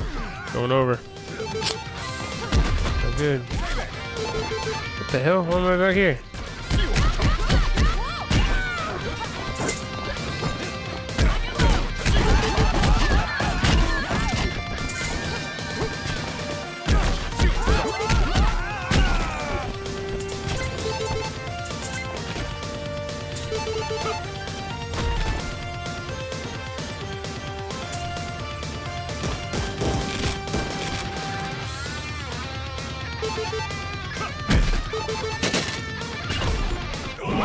Nice. What the fuck, man? The turkey went over there too. Not fair.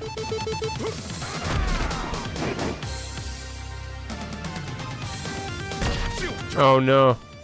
Don't do it, bro.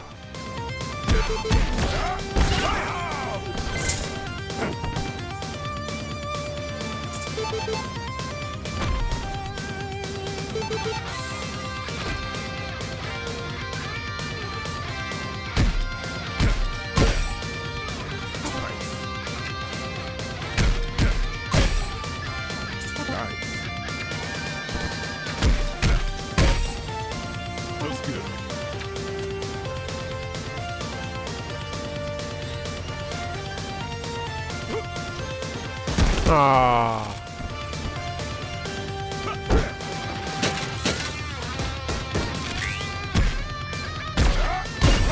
Nice. Nice slamboni, dude.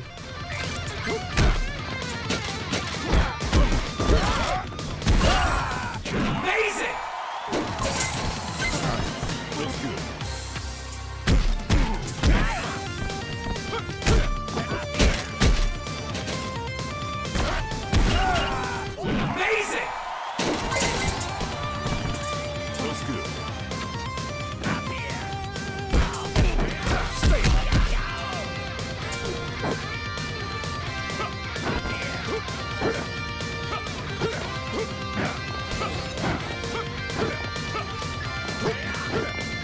How did I do that?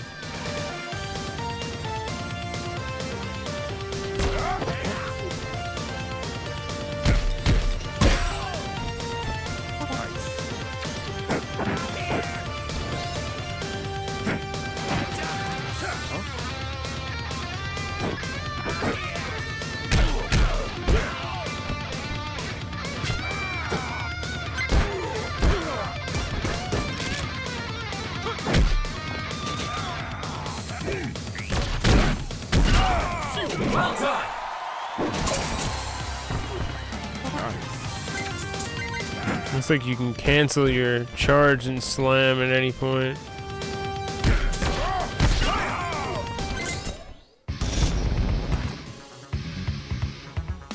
What's up? Oh shit, ninja barbarians from the planet Azod.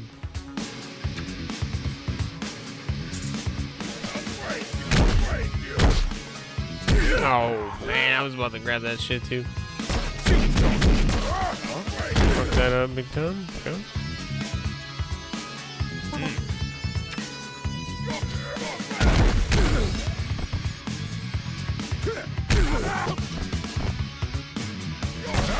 Oh my god, I keep wrong direction. It's okay.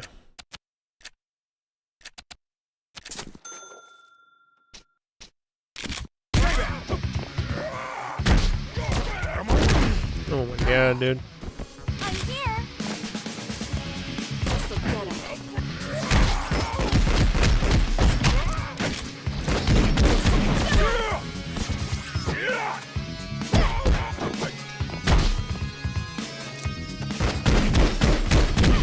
Oh, you little shits.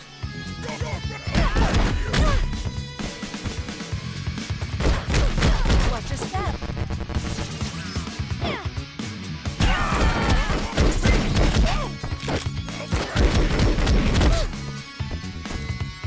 Don't move.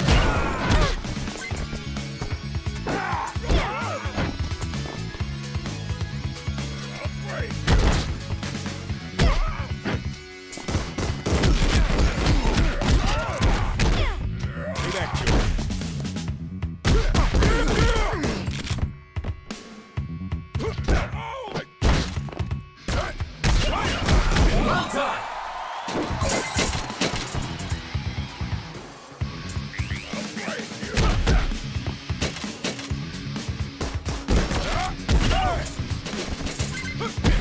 Yeah. Him slapped him in the air. Looks good.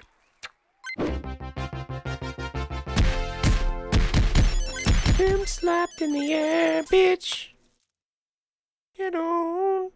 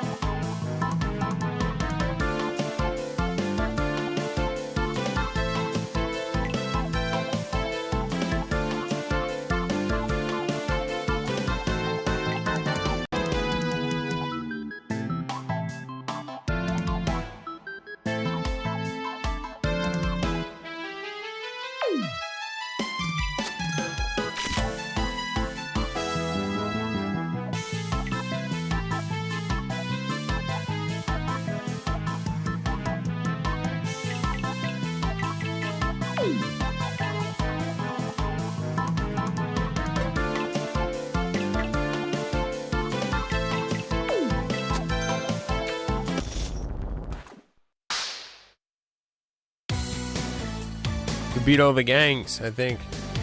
Let's go. Oh no, there's one more.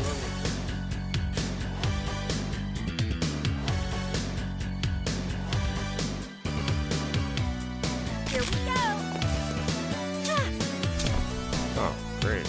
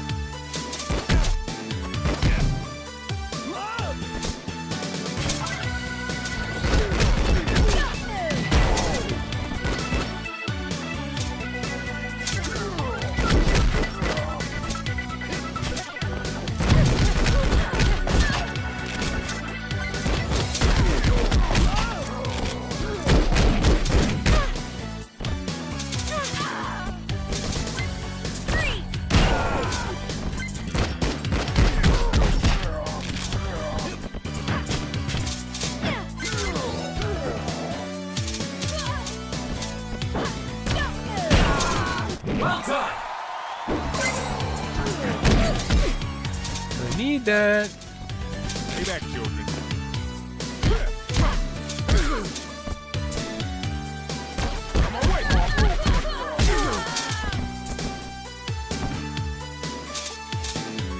Ah! Fuck.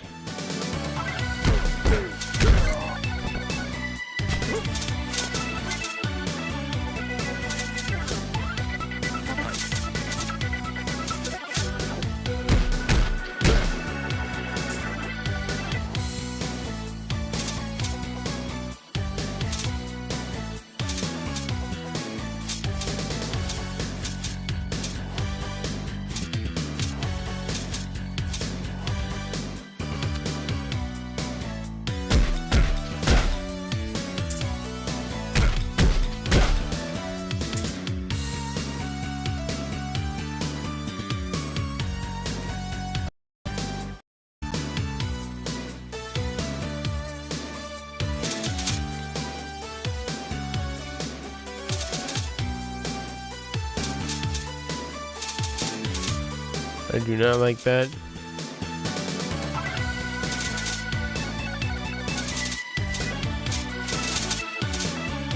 Oh no. This is fucking misery. This is horrible. Oh god. Oh. Stop that.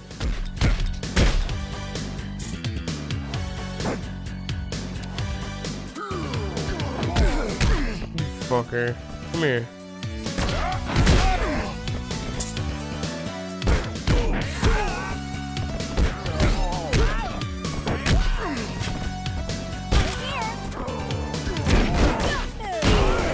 Well done. Shouldn't have let him get knocked out though. I gotta stop letting my dudes get knocked out without tagging.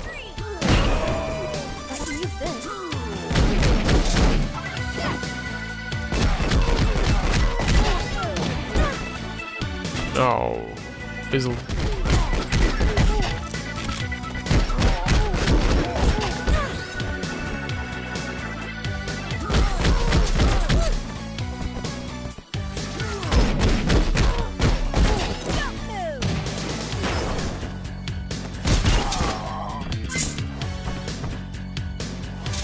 Where the hell is this guy?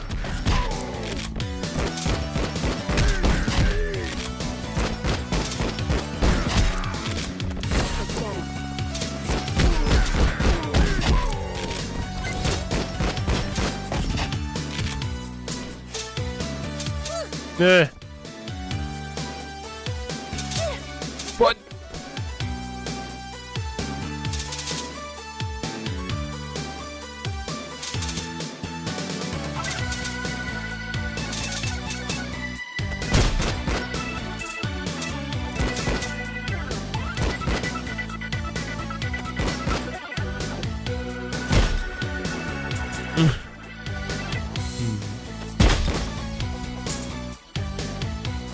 Want to buy a turkey?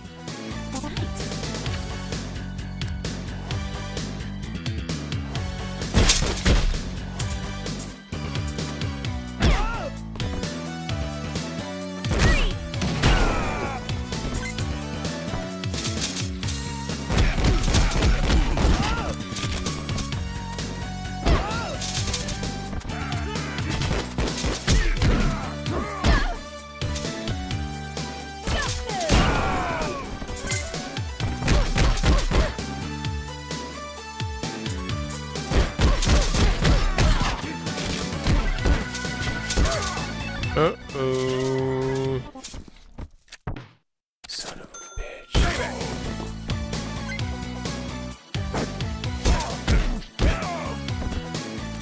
You ass.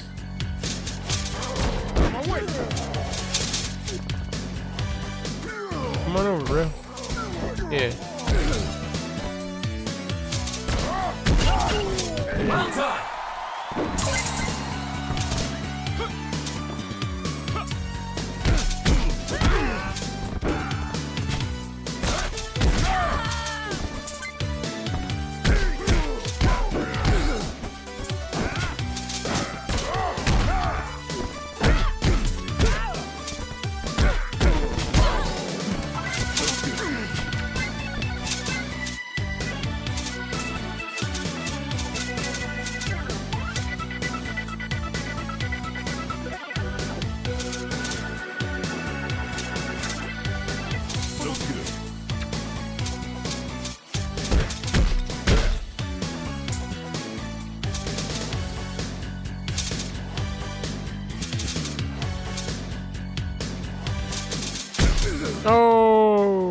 forgot that was even there, man.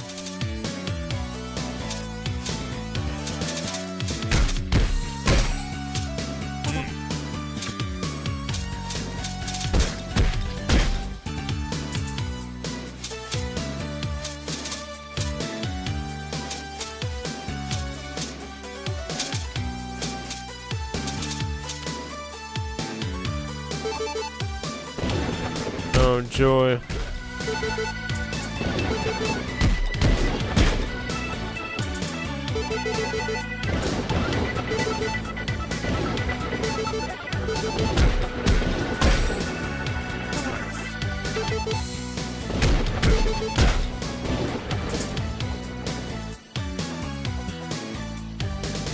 Huh?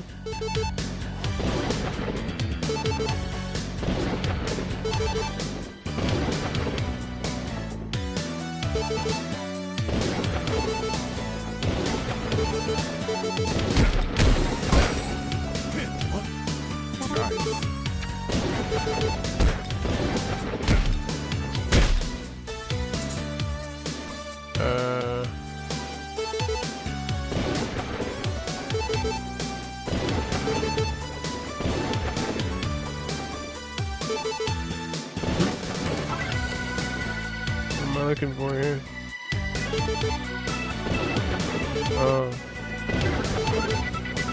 Let's see.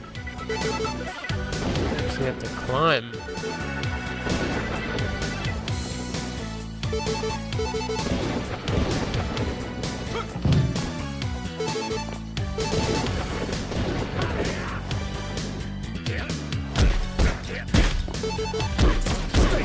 Oh my goodness. The ninjas jumped off. Oh, I jumped off.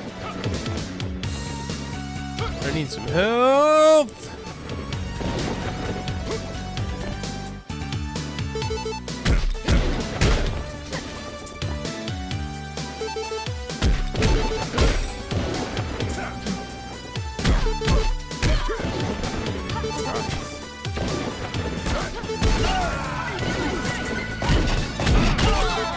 What?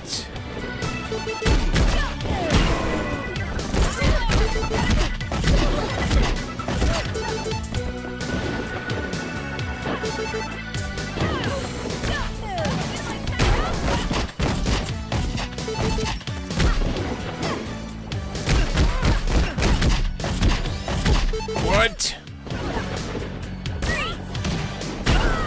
This thing's getting more health or something? Ah! Christ. Hot dog.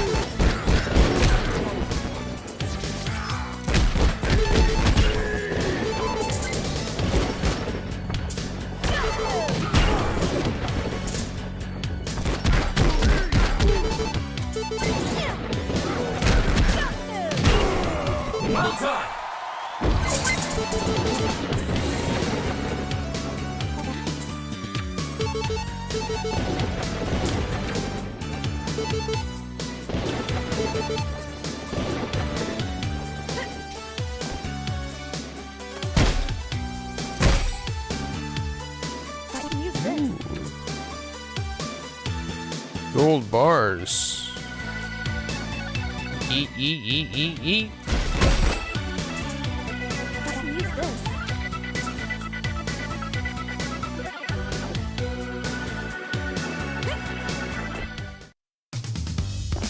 Boom, boom. Samurai Jill. This won't be easy. This won't be easy. Oh yeah. Bring it. Bring it.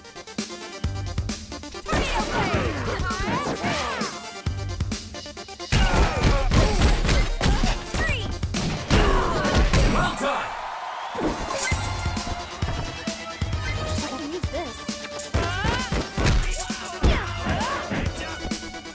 Whirlwinds. Not scared of whirlwinds?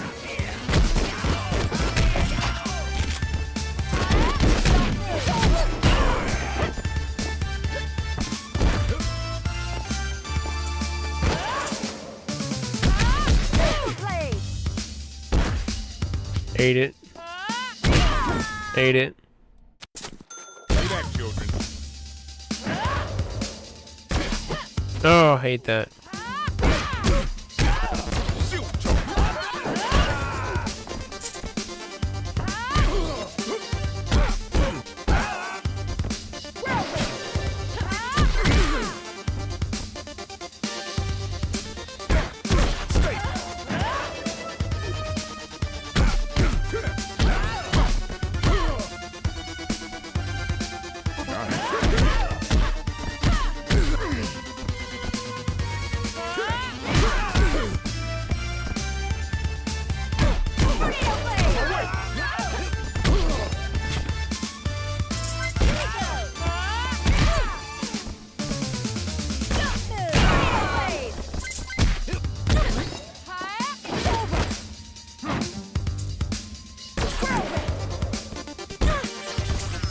Fuck you!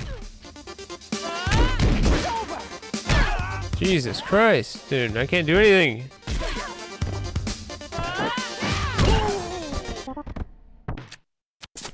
For fuck's sake.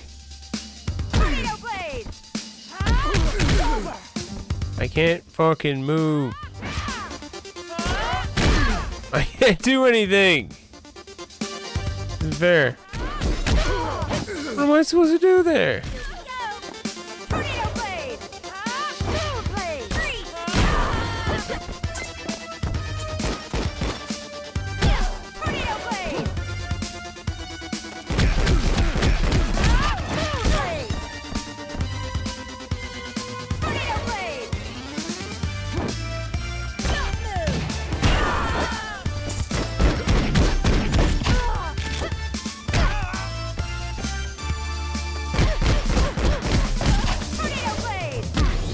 And I'm off the side of the map.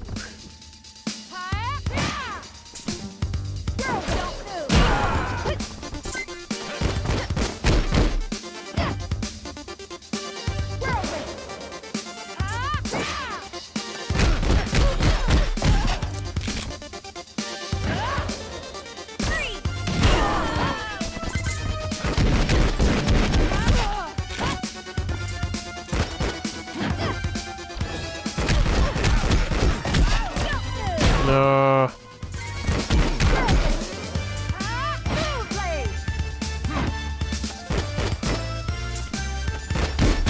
Oh.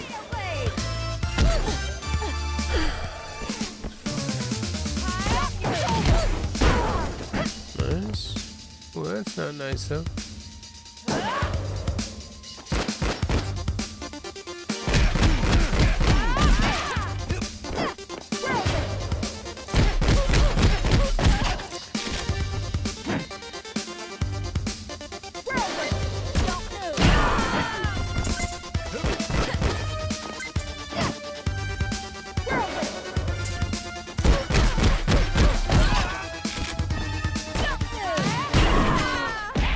Yes. Whew. Getting kind of scared there.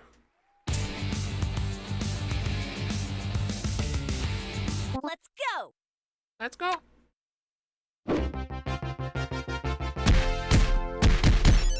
Mission clear.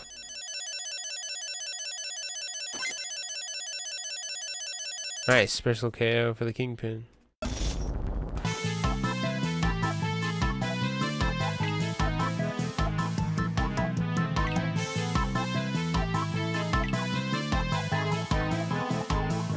Heavy break land. I don't know what that means. Jump attack.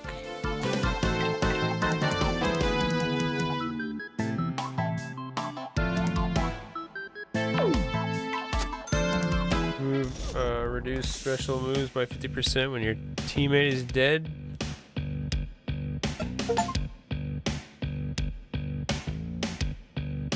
After defeating the last gang, our heroes visit the mayor at his office. Yeah. Let me get to the keys of the city. Heroes of New York, thank you for bringing peace to our city. Yo, you should be named Scritty Polity. You rap so sweet and you're so damn pretty. Now we can focus on preventing further crime and violence. I can still use your help. With you by my side, no one will dare oppose us. Join me, you'll be our new peace enforcers, and we'll rebuild this city into a crime-free utopia.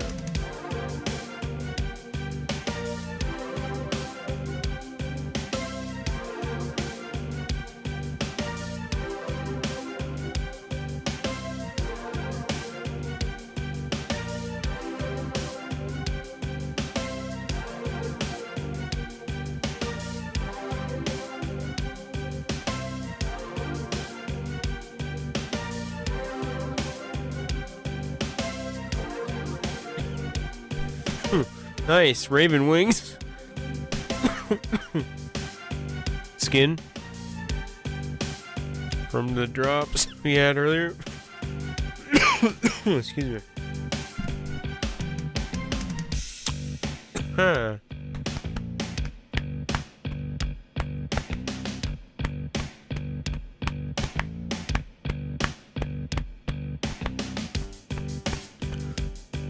Honkai Impact 3rd.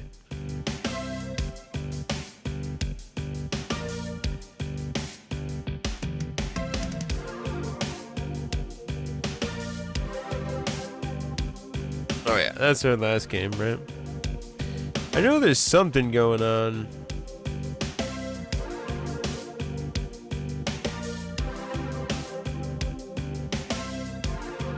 Hunt Showdown, right? I don't see Hunt on the list though. There it is. Just gives you event points.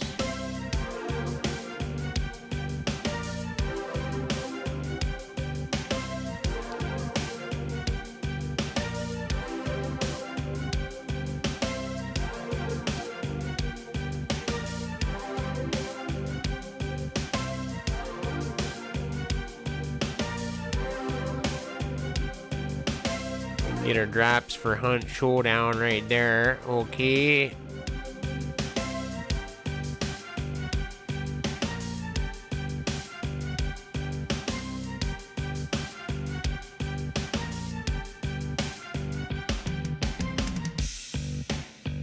feel bad for this poor game Hell Card, man. They have all these drops, but I go to their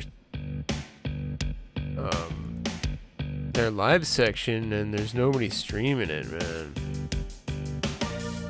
Feels bad, man.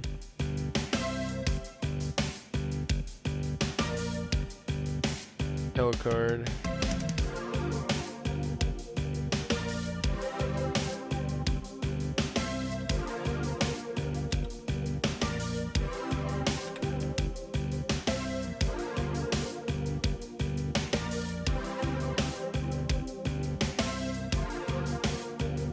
$231 players, 24-hour peak. Damn.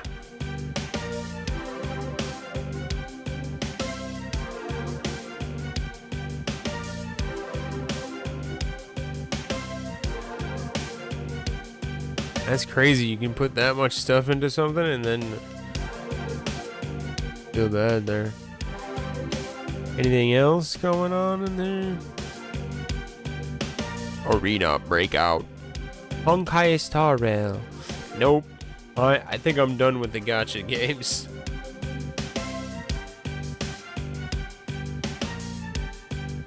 I think I've fully explored that realm.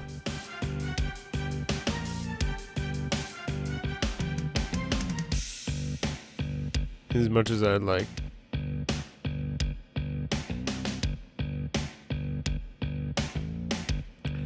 Going in. Exiles has a sword.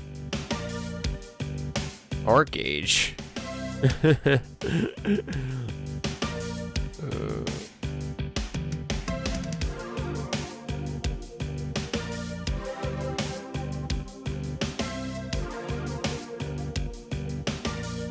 Arcage.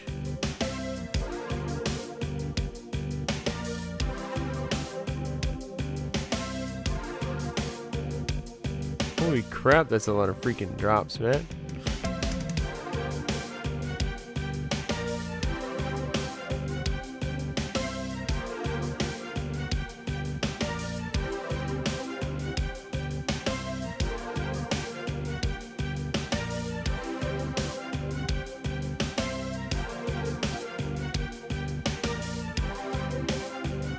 Warhammer Online, Age of Reckoning?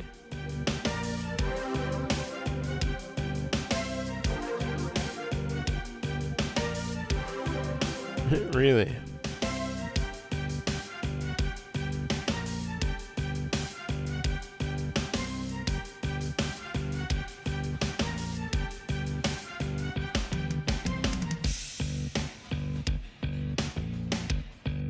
Oh yeah, I'll get some Warhammer Age of Reckoning drops.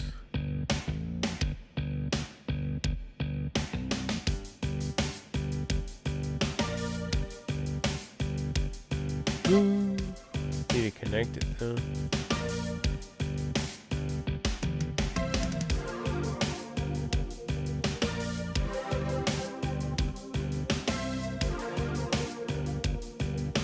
Song's got me in a trance, dude.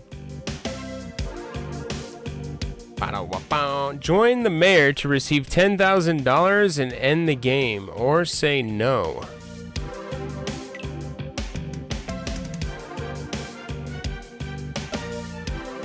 Join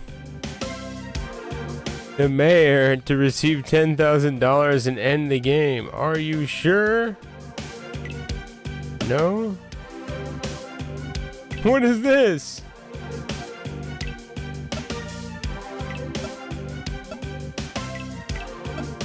I knew you'd see things my way. Together we'll squash every degenerate in this city. What was that about?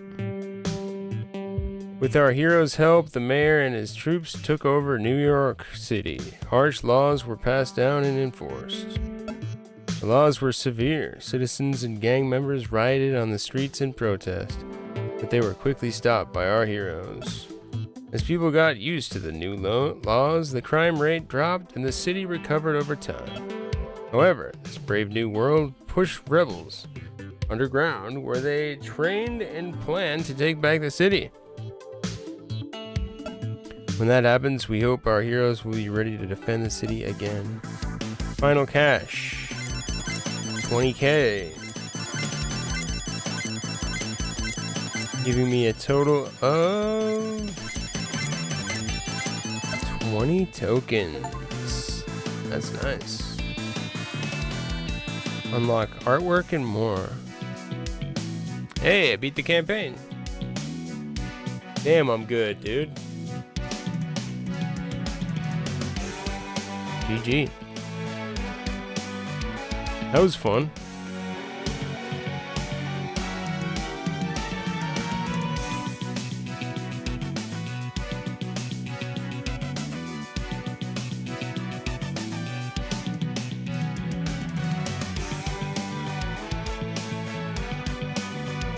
This makes me want to play the older games.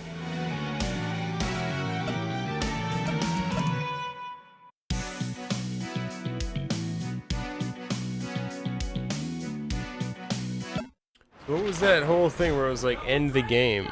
So I'm gonna have to see next run here what happens if you select no.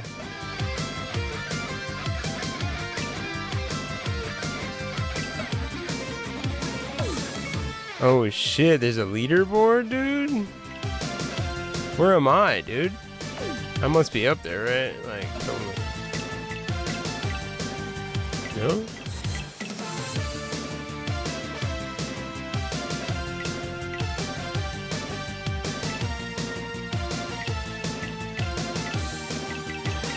It doesn't show you where you are, man.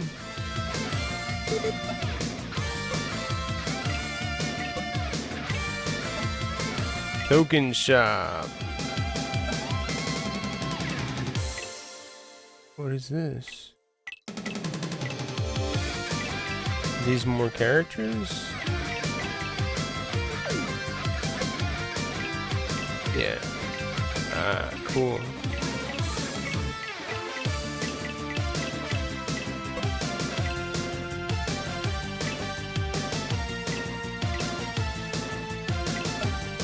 tips.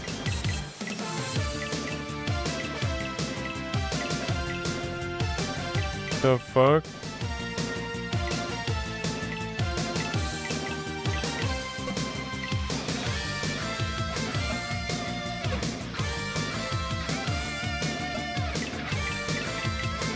Skins, I'm guessing? Music? Very cool. Who we unlocking? Burnov, Duke, MG, Willie, Anumis, Lady Okada, Linda. Oh, I need 50 for that one. Damn.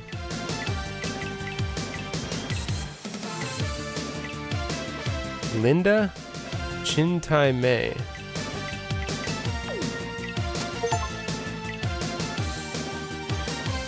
Unlock 1 in 6 playable characters.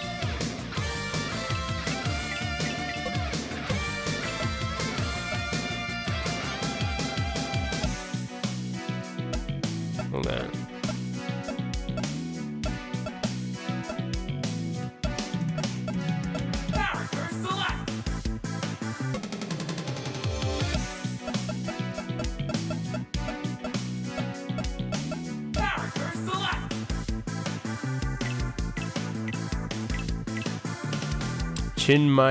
Chin Tai Mei.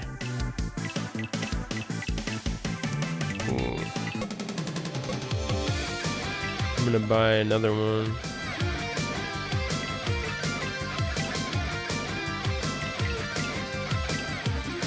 Burnov, a Bobo.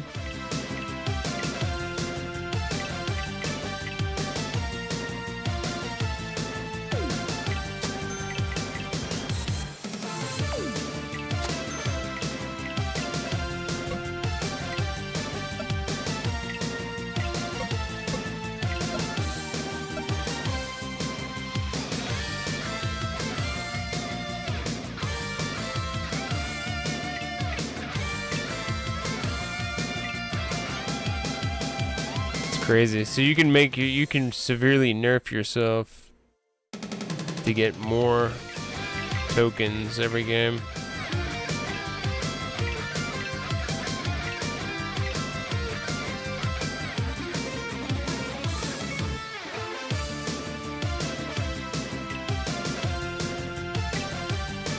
Permadeath?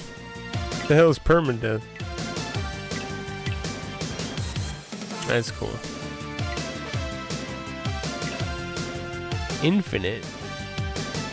Wait. If I get infinite.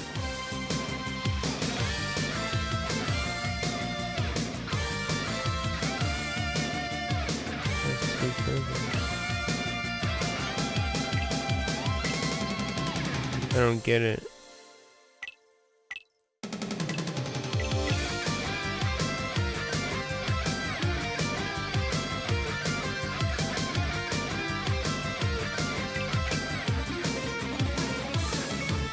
Oh, right, okay.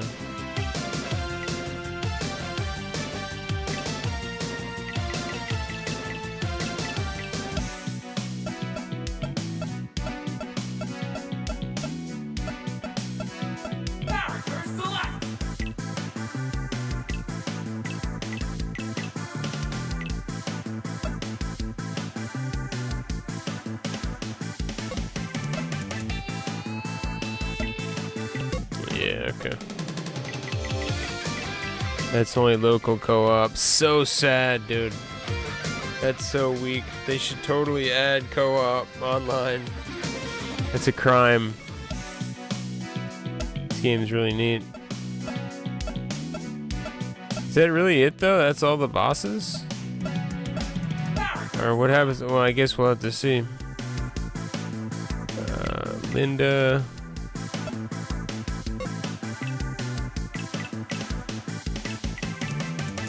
Shit, he dripped.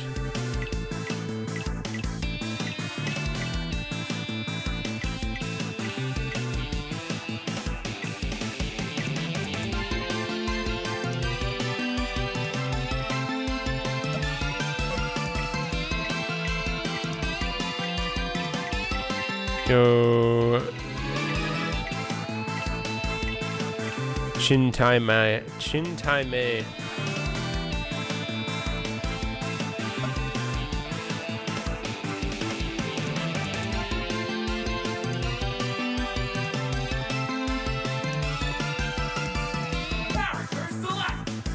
Character select.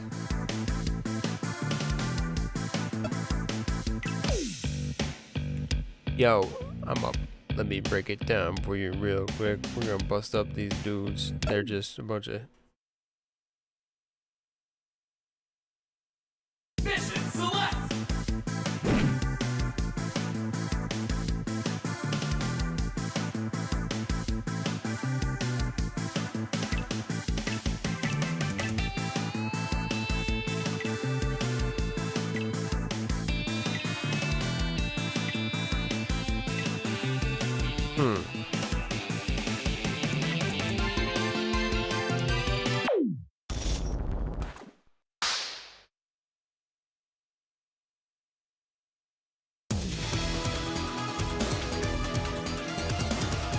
Let's do this.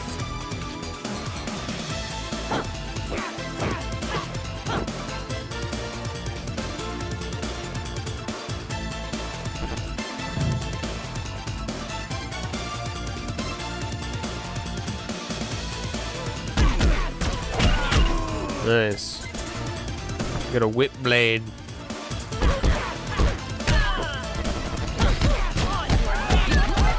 Oh, damn, that's good.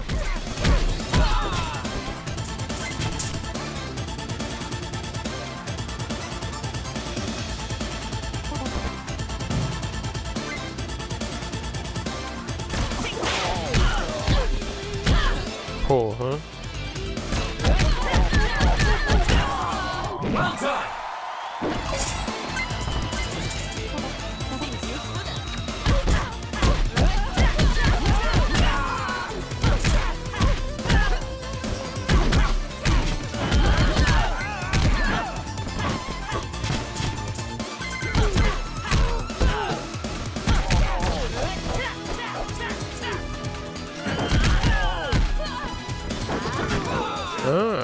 Okay.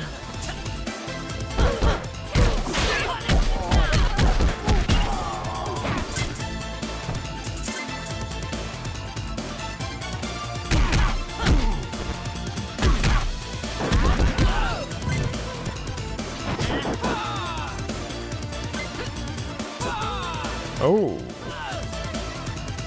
that's a nice jumper.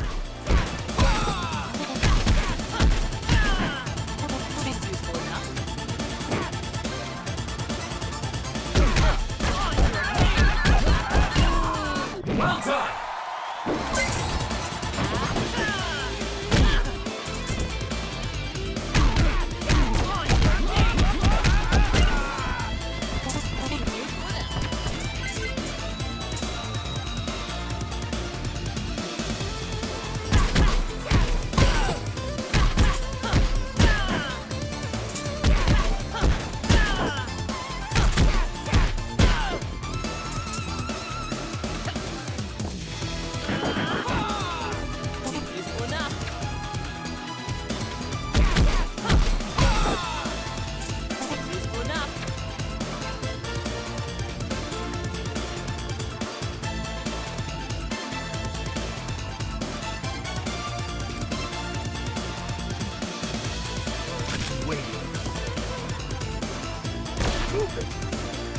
Ooh.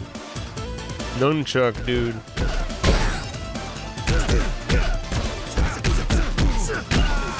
Well done. Wow, he's really good.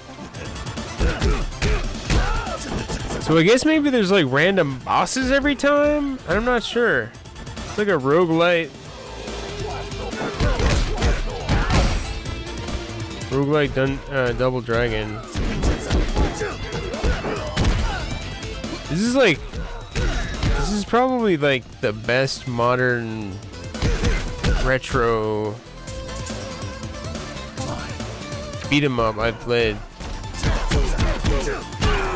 by far. Can't say I've played too many, but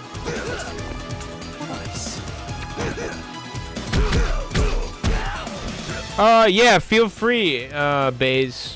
What's up, Baze? How's it going? Feel free. Thank you for, I appreciate you asking. This game, I don't care about spoilers at all.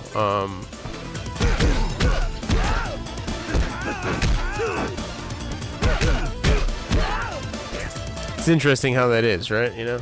Like with Remnant 2, I don't really want to know anything, but this game, I'm like, I just want to know everything. Well done.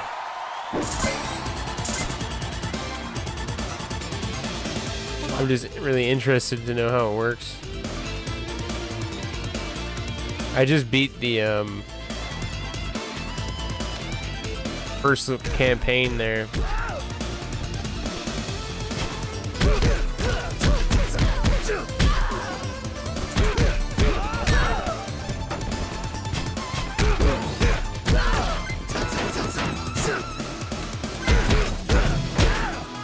Oh yeah?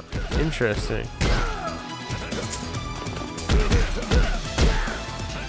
I was wondering what was going on with that.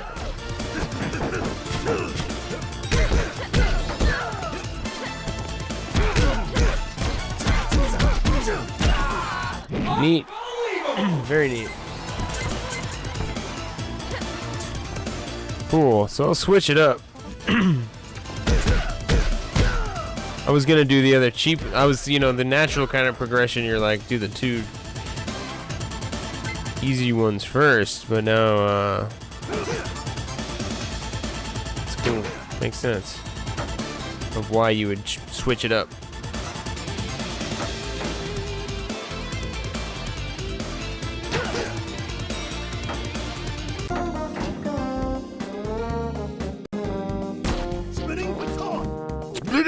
Splitting baton. Oh, I hope they put some multiplayer on this, because that would be so great. Lock and load. Lock and load.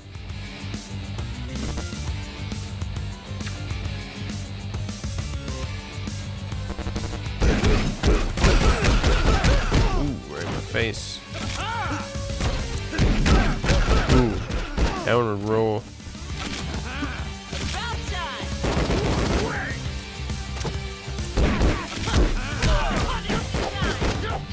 Oh, I thought I had that.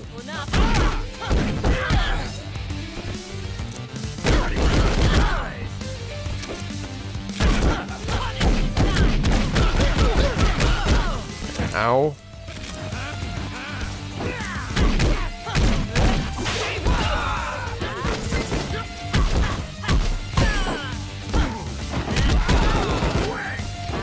Pick up that hot dog.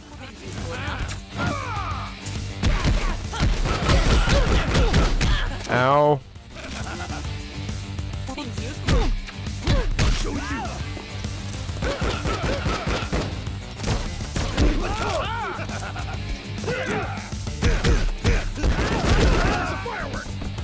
Firework.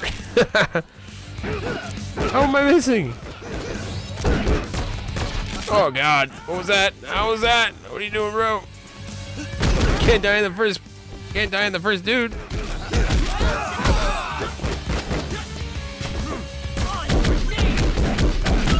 There you go. Oh, they confirmed it?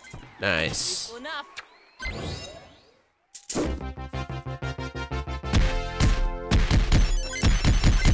So you're telling me there's a chance, man?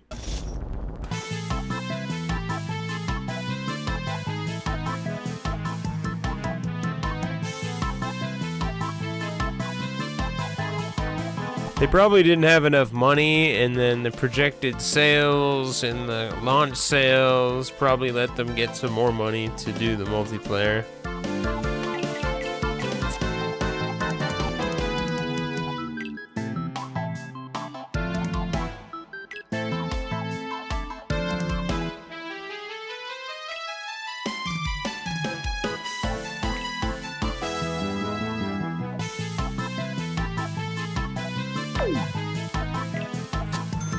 Combo efficiency.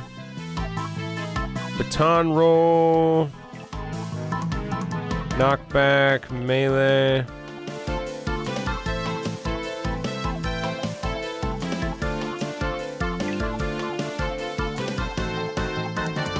Do you know what a heavy break / land is, by chance, Baze? I figure it's just when you land, or you land a attack on the ground.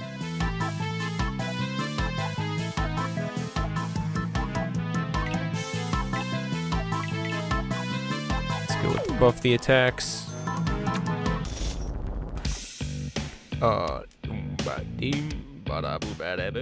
Hey.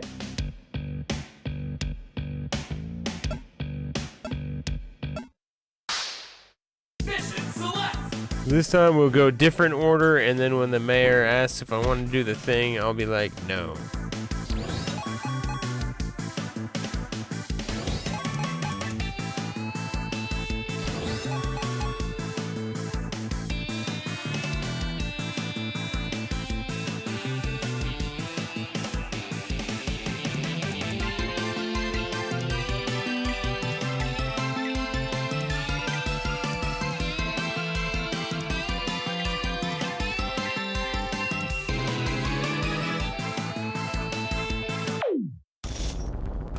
Junkyard.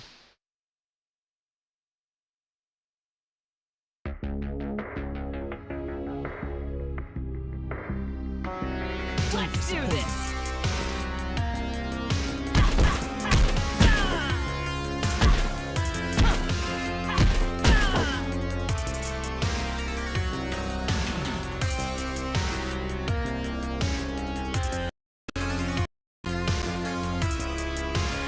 Switch to another character while you're getting hit.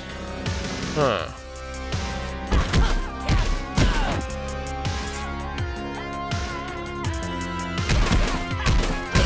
Interesting.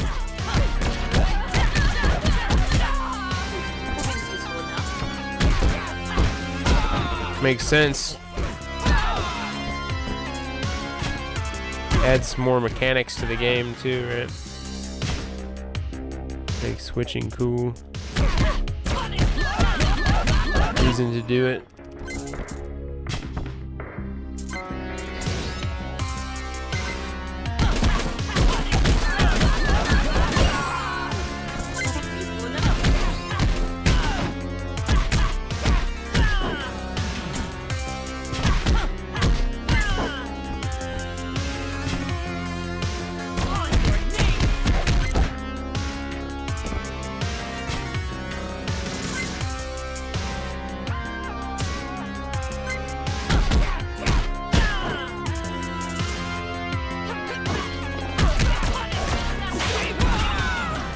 Whoa. Okay. Okay. I guess I can attack my... I can cancel my special into a slam. Something. I don't know what I did.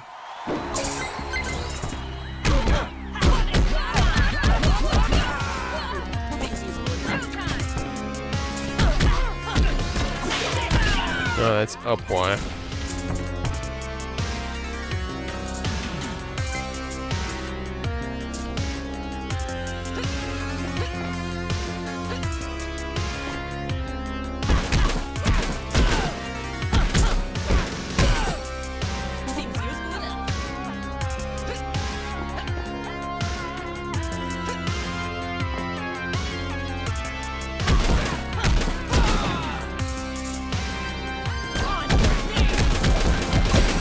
The gun girl is so OP because she one hits containers. Makes everything so much faster. I'm gonna guess they're probably gonna make that a thing for all characters, but I would think people are probably gonna complain. Yeah. Maybe, I don't know. Maybe that's like a perk of the character. Well done. Well done. I'll just leave that there. shit, combo.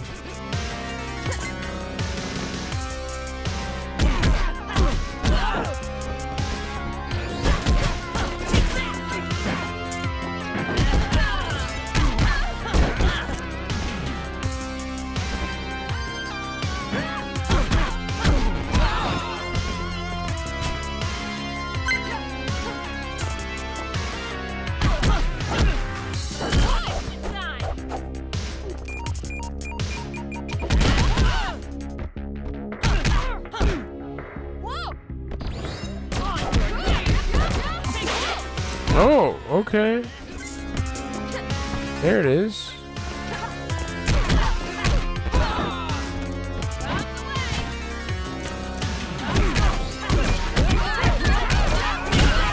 Amazing!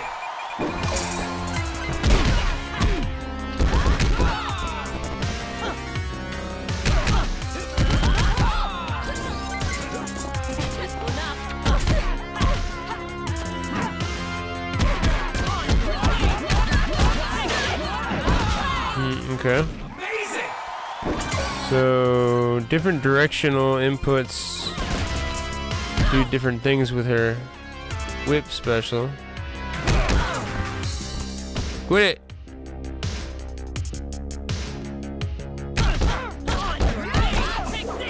Wait.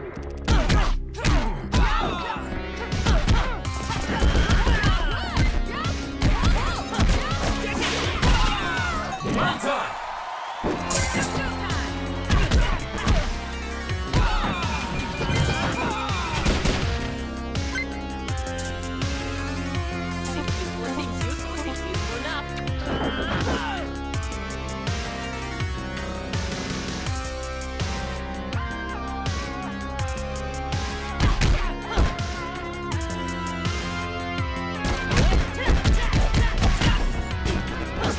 Well done!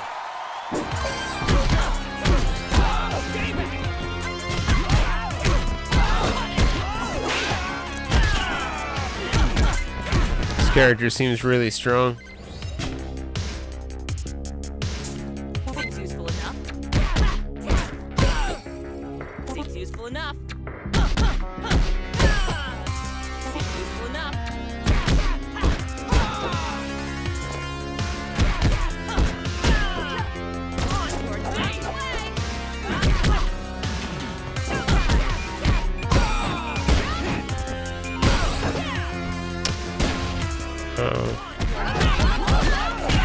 Okay, so if you forward Y combo into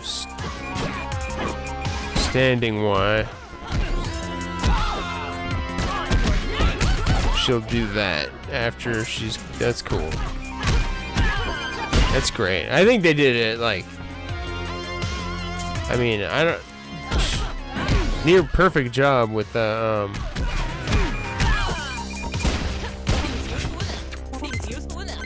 mechanics.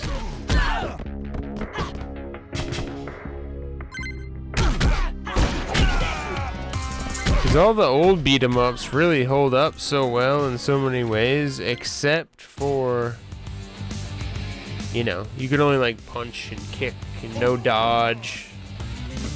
This game you got all kinds of juicy. Holy shit!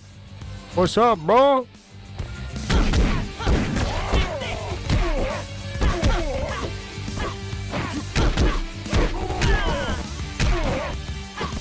What if I...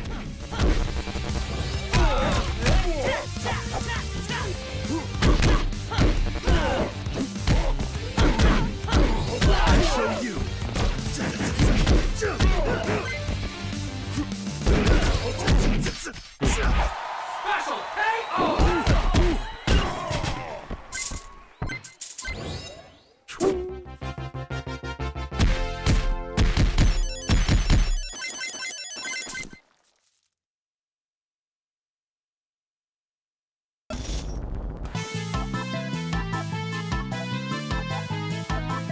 And then stuff like this in between the rounds to, you know, juice it all up. I need to do run attacks more.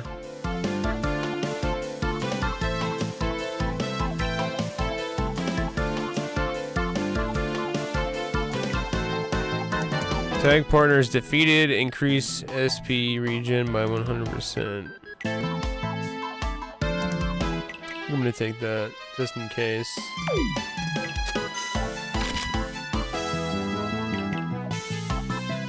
Jump attack mastery. This character is defeated. Knock all enemies down and fully recover partner's health. That's a pretty good one to have just in case.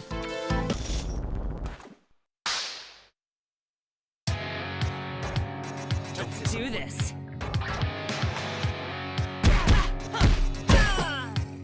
Seems useful enough.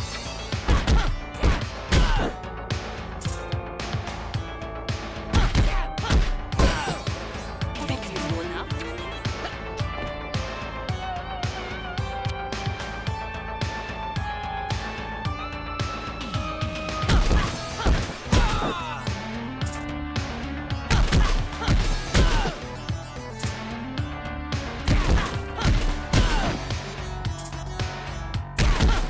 String them together. Do you string them together with the tag team?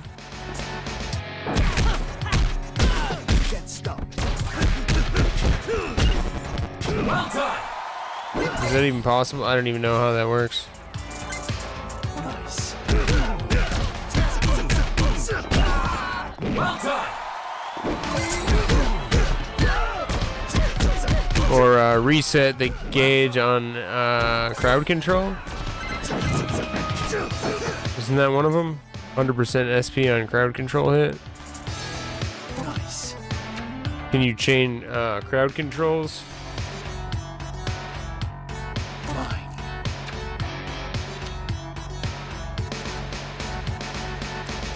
Oh! I need to run less in the spike room.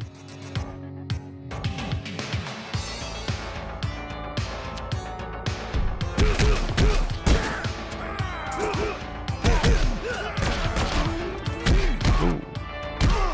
I got the beat down.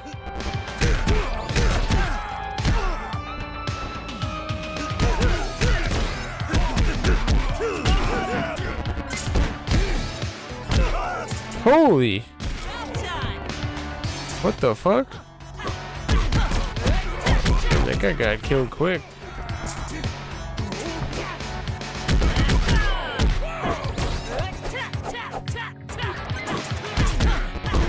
That's gonna be a problem.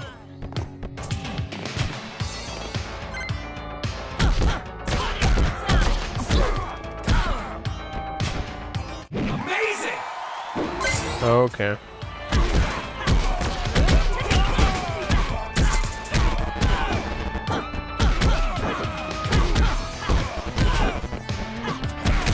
I see now.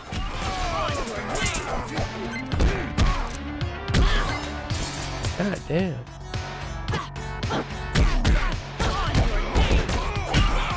That's what I was doing with that. I thought I was like comboing. I thought it was like a variation.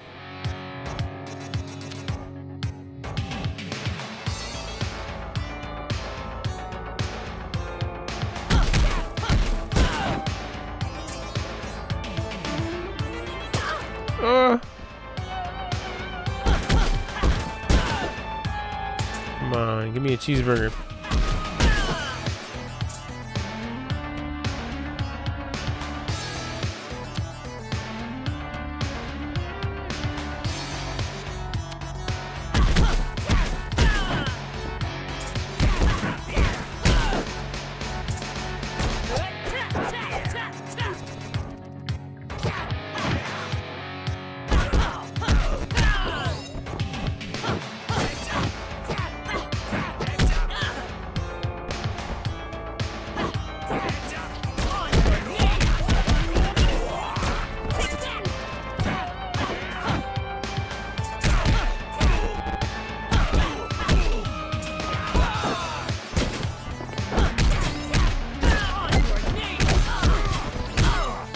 Well done.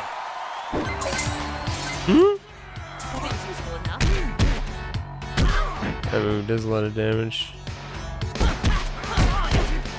Ow, ow, ow. Fuck you. Oh, man.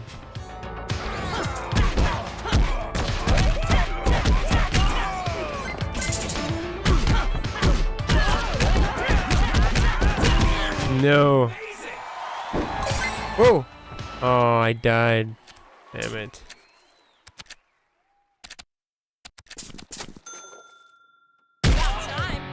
Wow. I wonder why I'm dying now. What am I doing wrong? Get my ass kicked.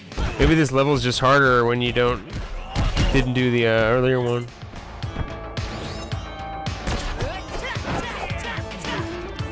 Or I was getting carried by the gunner chick. Probably getting carried by the gunner chick.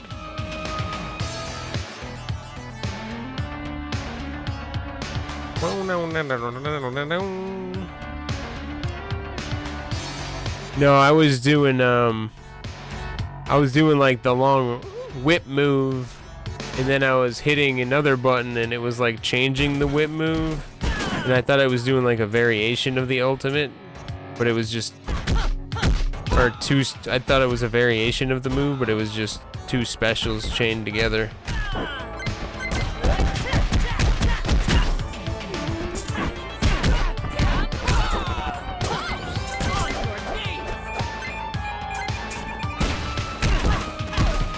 That makes sense.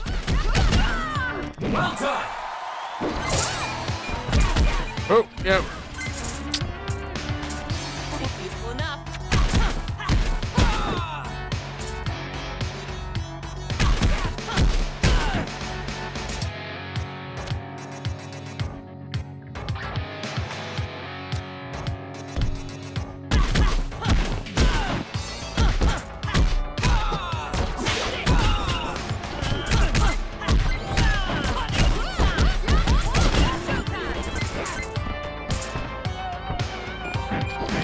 Oh, dodge! I keep trying to dodge. And the gunner girl has the freaking dodge, which is like Pog. Dungeons and Dragons, or Dungeons and Dragons. Double Dragon, you have dodge. You're good. You're powerful. This is bad.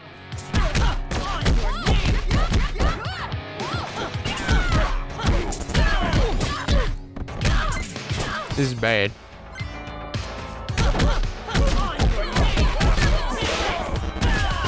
Amazing.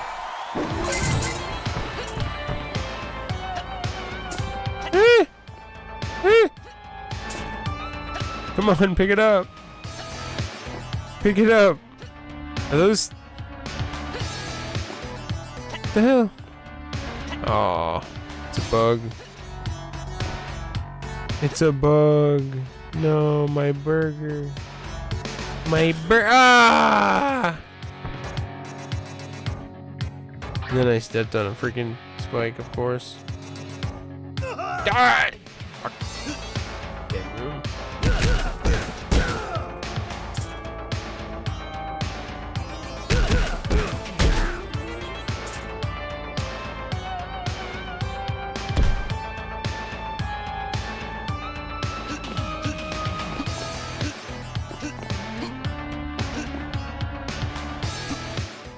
All right, believe. Praise Anubis.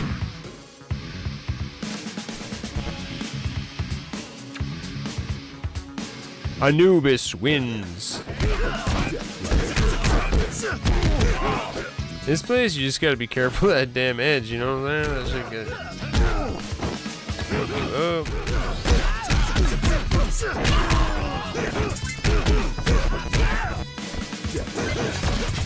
Yeah!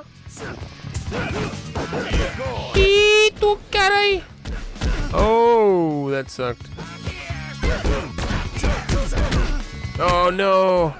I needed that kill. I needed that kill. I needed a sandwich.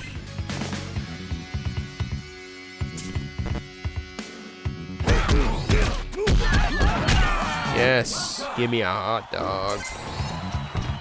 Where's the hot dog? Oh, it's on the edge. The hot dog's on the edge. That's not good. Haha, you fell off the edge, you dummy.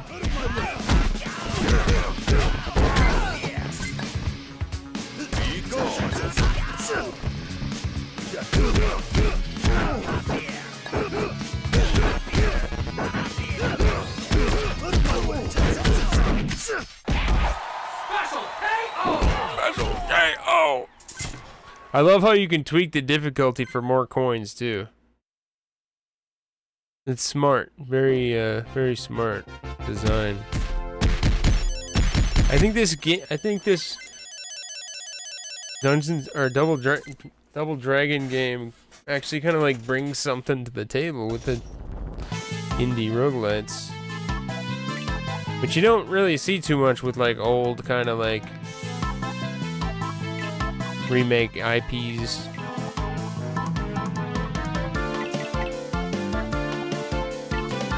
When tagged out, increase health rate. Knock down all enemies when doing crowd control.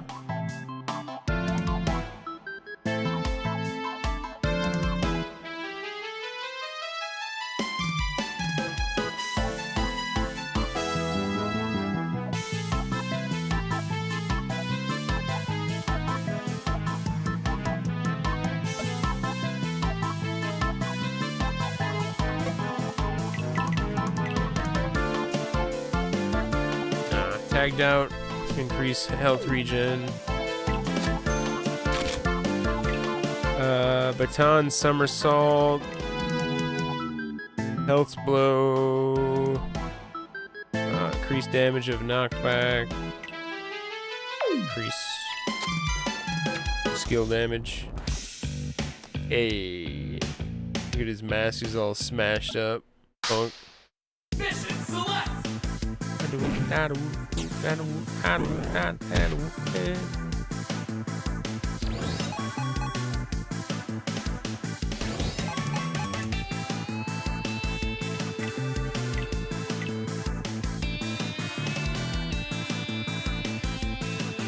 Okay, so this is gonna be a different one.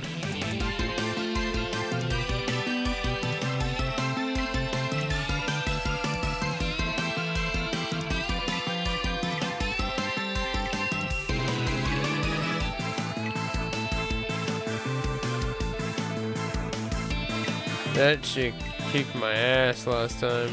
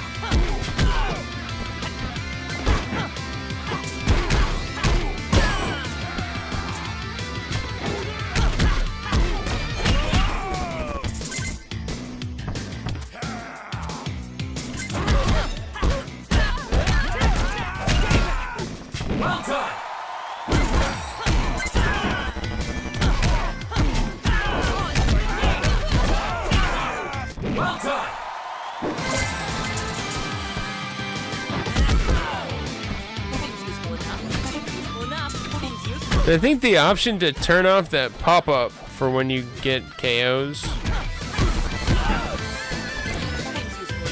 Surprised there's not an option to turn that off.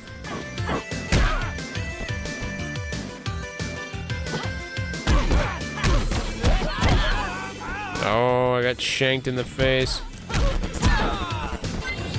Ooh.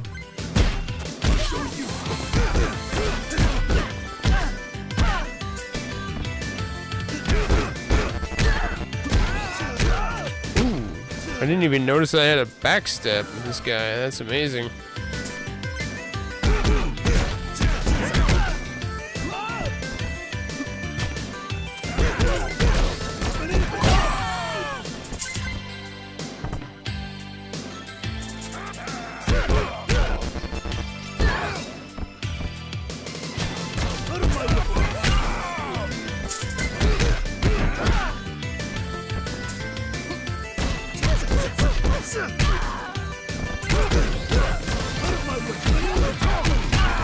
Nice.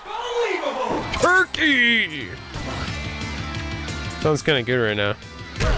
Could go for some turkey with some gravy and mashed potatoes.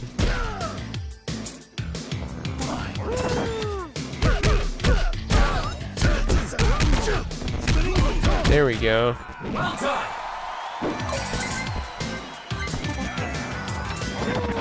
That's great. This game is so cool. I hope it does well. I hope the multiplayer comes soon because I feel like this could be like a game, you know? It could be like that, like Brawlhalla and a lot of other kind of indie titles that really are at the top of their genre on Steam, you know?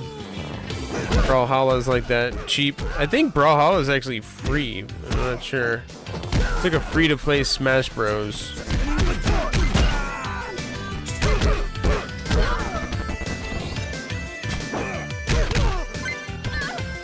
But even if, yeah, see that's the thing, you know. For 23 bucks, it really needed to have multiplayer for it to like really bang, you know, on release.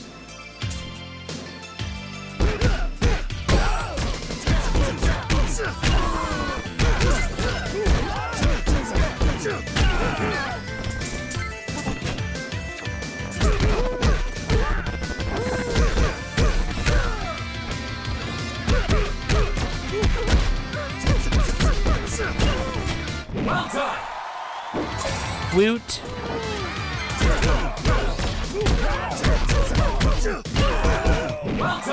But I would think that like a free-to-play indie hero beat 'em up that you just had like endless characters you could buy would be pretty hot. Like procedurally generated levels. Crazy. And then like add random like elite and boss affixes, kind of like Diablo, so you can get like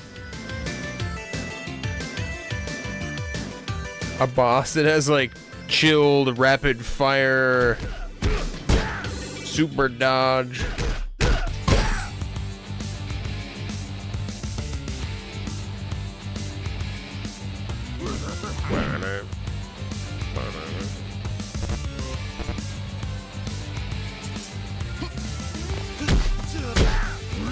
Trying to pick up this gold here.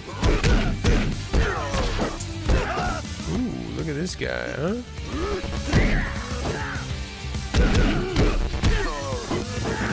Oh, that's an amazing ability.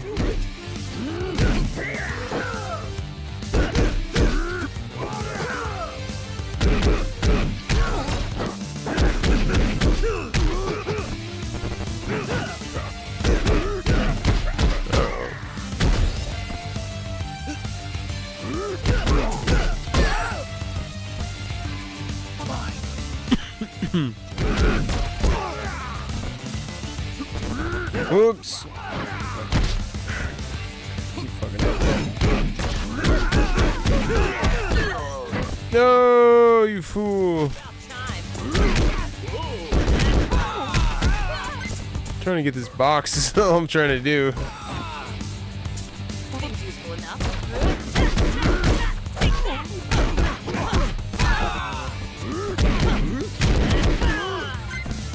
Wow, that tosses him.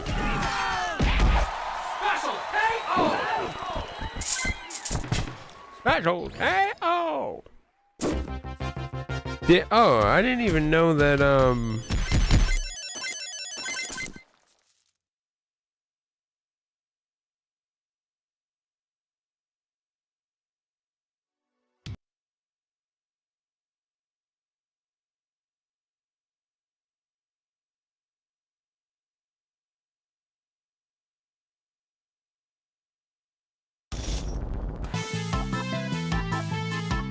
Oh yeah, the Streets of Rogue. I forgot about that game. That doesn't look like it's...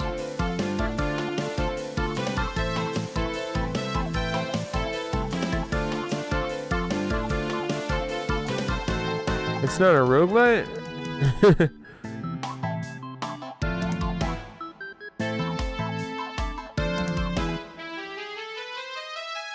Oh, it's not out yet. I was thinking this was like a roguelite Streets of Rage, but it doesn't look like it is.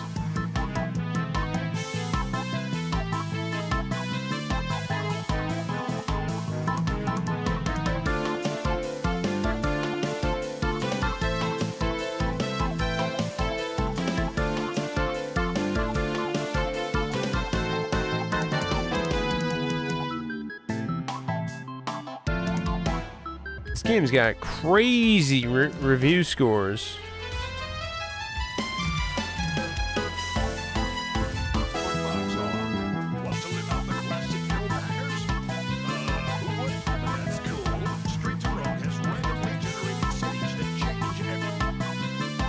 Interesting. Wasn't even looking for that game.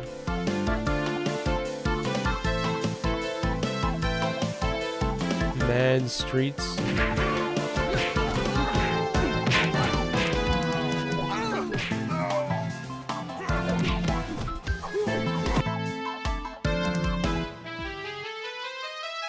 I didn't even know there was a DLC. That's cool.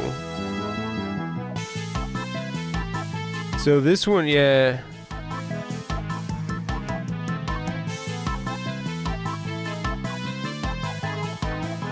Are you sure? Because that doesn't look like the same publisher unless it's like a different split studio. This one's published by .emu and Double Dragon is published by Modus. Modus and Joystick.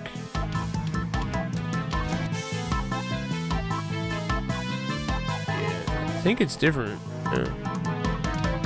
Unless it's like a subsidiary or something. Now, Teenage Mutant Ninja Turtles, I didn't play that. Is that Shredder's Revenge?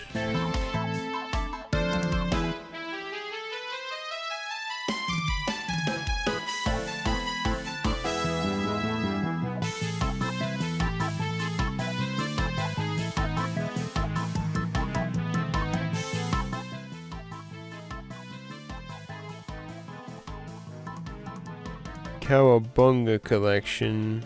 I can't remember if this came with a new game at all, or... This is just all the old games together?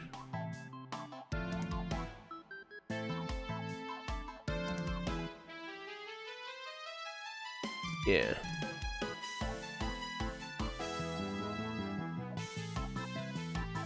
And then there's Shredder's Revenge. This is published by the same people that published Streets of Rage 4. Made by Tribute Games. I haven't played this one. It looks pretty good, but it doesn't look... I don't know. Could be really good. It's got an online co-op right off the bat. I do want to play that.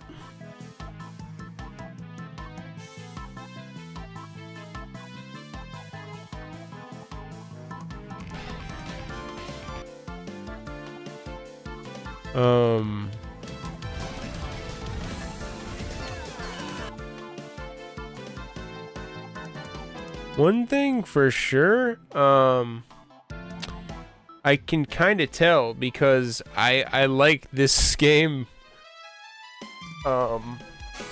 much more than Streets of Rage 4 in a much different way though.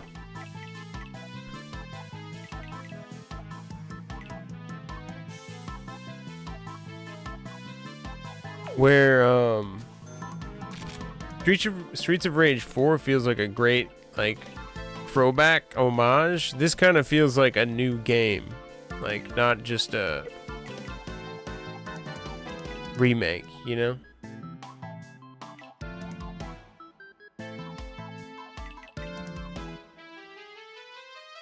Run damage. Below 50% health, knockback.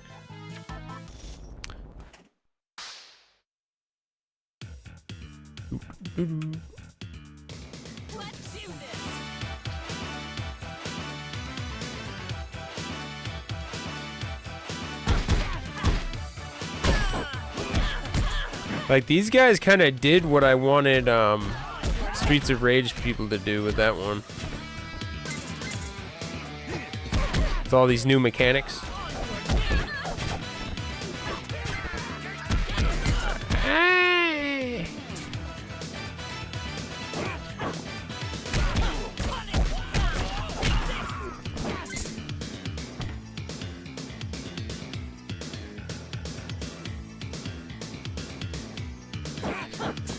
Right on. I'll look into it further. So I heard the same thing. I don't know if I heard the same thing or I just kind of assumed because they've been doing everything.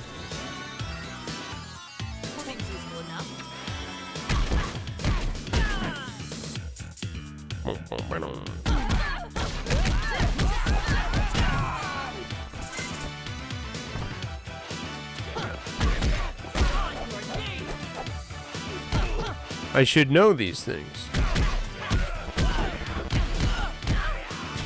They did provide me with a copy of the game to stream, you know? So I should know. Oh, oh, oh, no, don't die, don't die, don't die yet, don't die, yes, yes.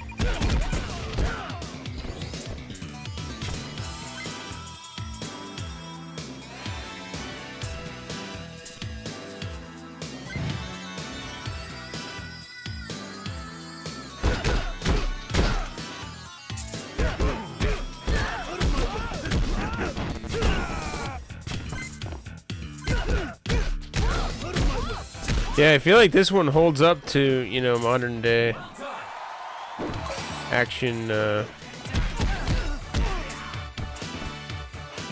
RPGs.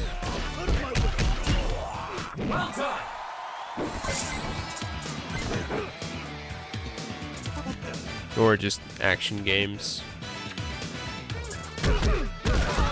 Okay, we got combos. I see. I see. Okay. So can we do like a 6-chain combo? Is that even possible? I wonder if that's possible.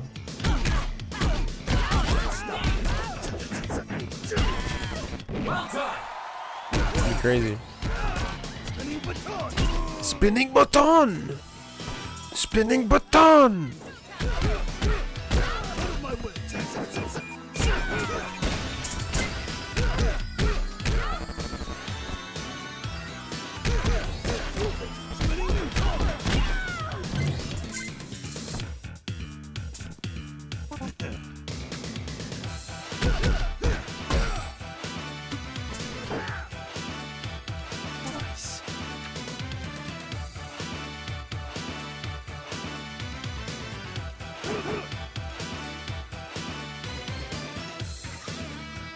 Oh yeah, you're playing co-op? That's cool. That's probably really fun. This Double Dragon is one of the funnest co-op video games of all time. And it's one of the first. It was my first multiplayer co-op video game when I was a kid. Played it with my older buddy.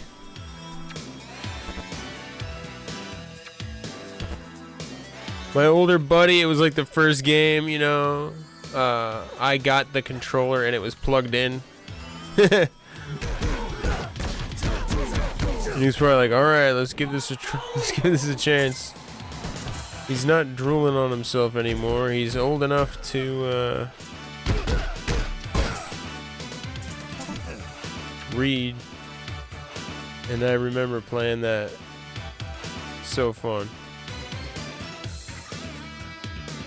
I'd played games, you know, single player before, but that was great.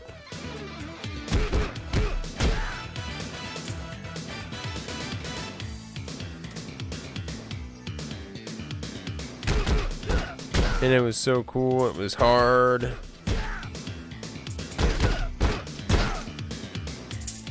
Yeah, I'm wiping my own ass now. Like, maybe I can play multiplayer.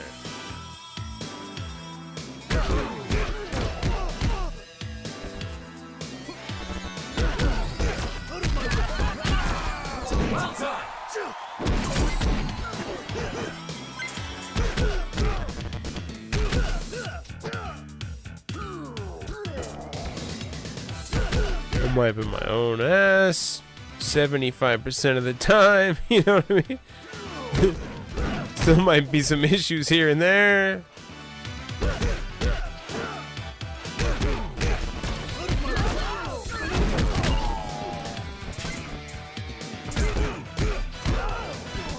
That's when you know it's time to take on the multiplayer video game.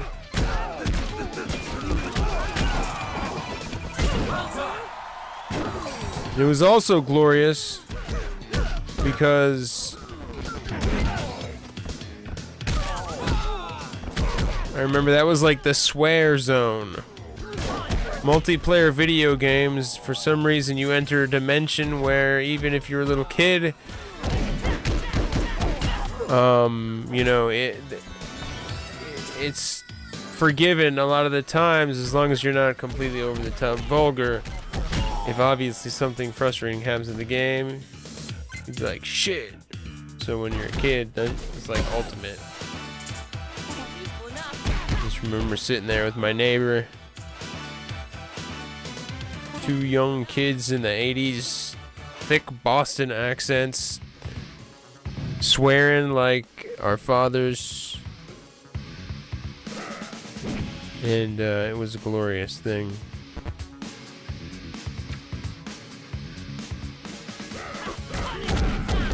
Ooh, goddamn.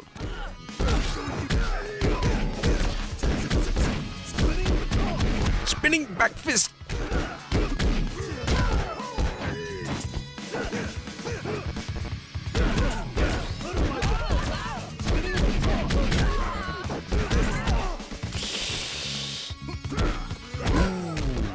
Oh! Burger in a box. Burger in a box. Two down.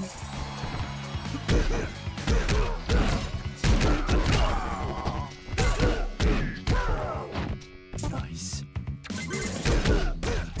Oh, I was gonna try to do a thing. Don't try to do things. Just do a thing.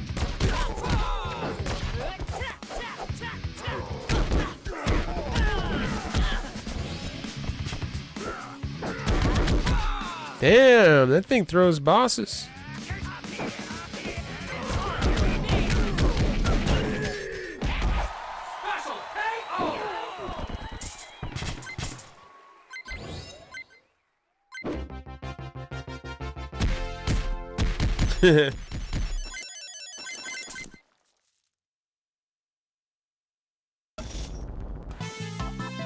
For I am 5. I am now player of game and listener of probably horrible music, whatever my 5-year-old taste is. At the time, though, you know, I was like getting into some pretty fun, you know, like Def Leppard. It was pretty good music all around. It was hard to be like, kind of hard to listen to bad music at that time.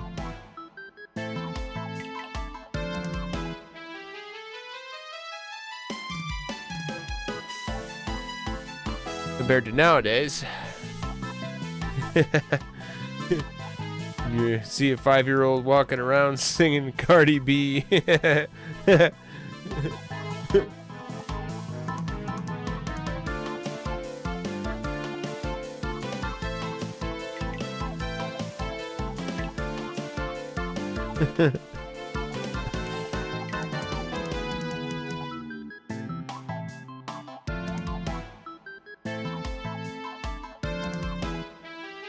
I like this. The crowd control restoring SP. I'm not catching when it's happening, but I think it's happening.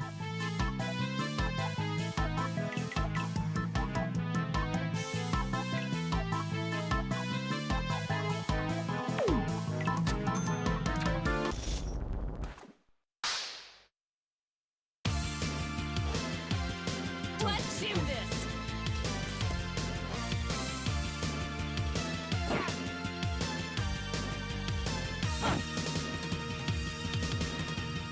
Train level! Always iconic in the retro game land.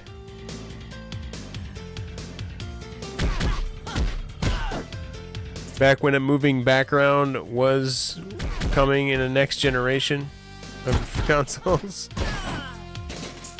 Next gen, parallax scrolling.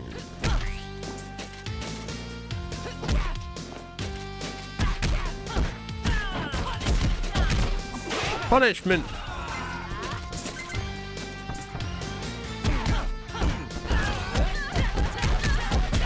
And then I remember I got Double Dragon myself and played the crap out of it. Or I borrowed it. I can't remember. I swear every household had a copy of Double Dragon. Double Dragon, Contra.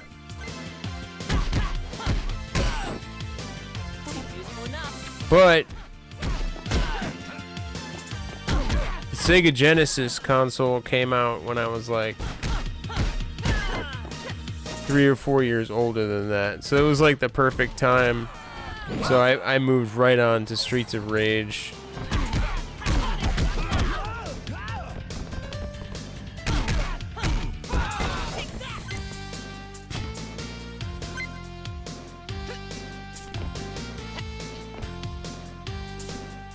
Streets of Rage fit in perfectly. I totally bought into the edgy, extreme advertising of Sega. Oh shit!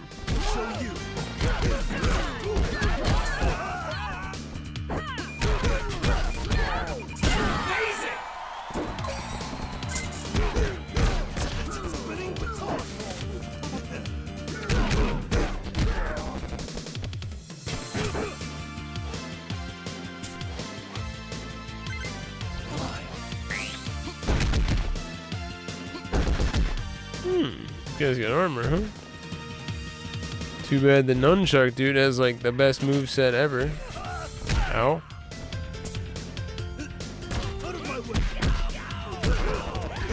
Ooh, mistakes were made.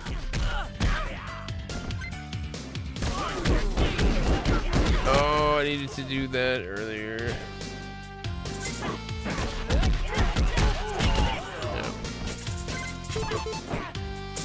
Oh! Okay.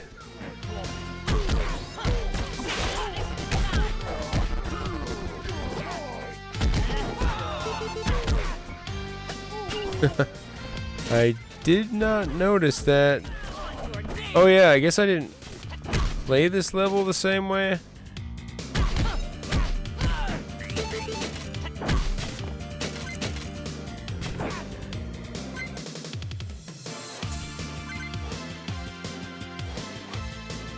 I need to do some serious combo kills. Sonic? Nice. Sonic was my first, Sonic was the first game...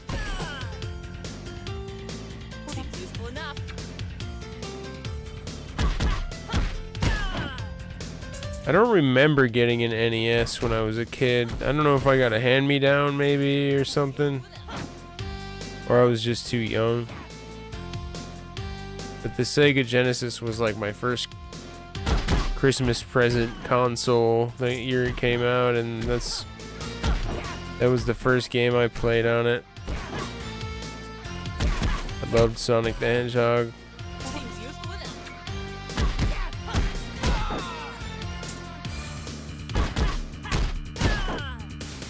I think it came with like, I got like Sonic the Hedgehog, Golden Axe,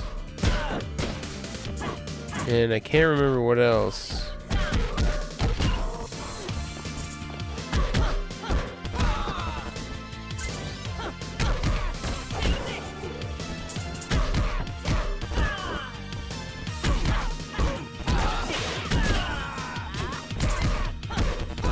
Like the robot dogs that look like they're from that game Generation Zero. Oh shit. Oh, I got fucking stabbed in the ass.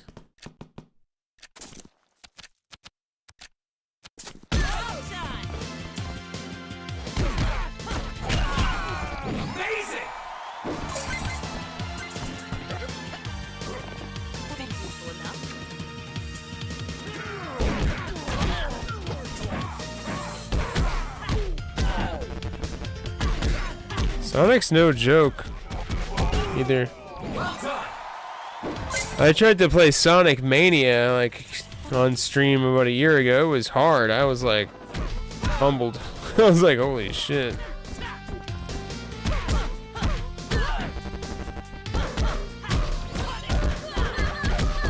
That was definitely one of my favorite like first playthroughs ever though. Sonic all the way through.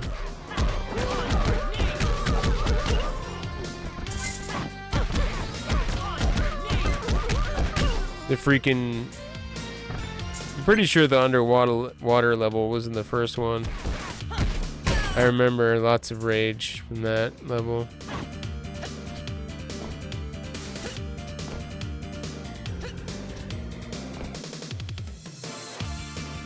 That was a great... That was such an amazing like time for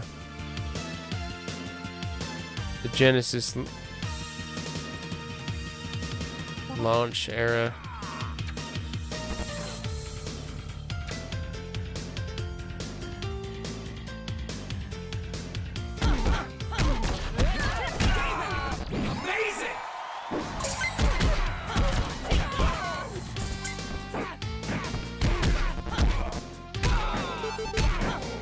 Oh, I didn't jump.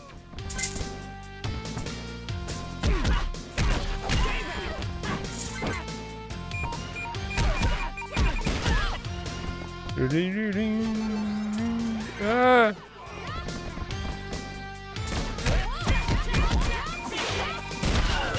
Yeah, this chick has some crazy combos with her whip. Like you can do your long whip special and just wait till the end and then combo it into another special.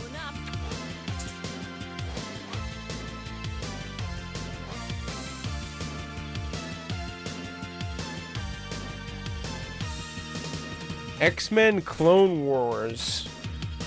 Damn. Is that like the first one that came out on Sega?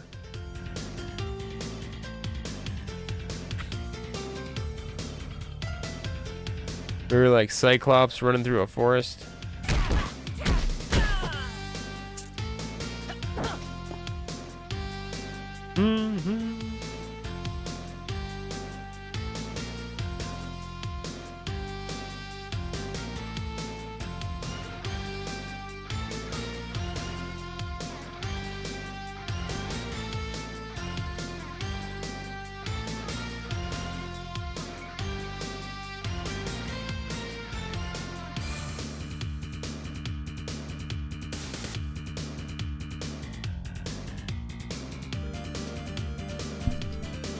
Looks like .emu has a Double Dragon retro trilogy.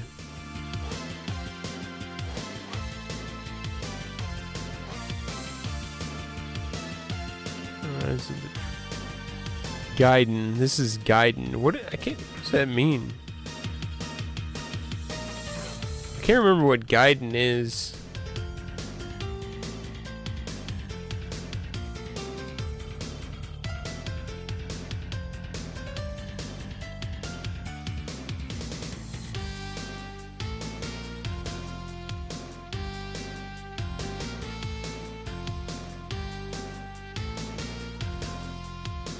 Yeah, I don't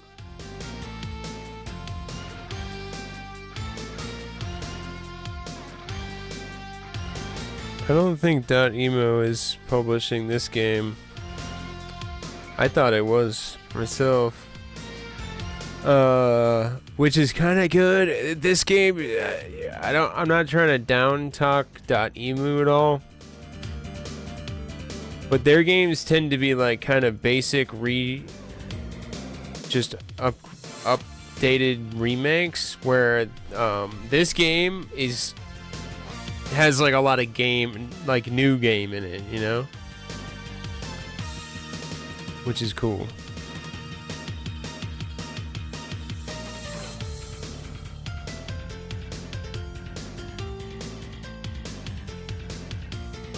A lot of people love Streets of Rage 4. I liked Streets of Rage 4. I played through the game. I thoroughly enjoyed it. But my thing is, like, Streets of Rage deserves like something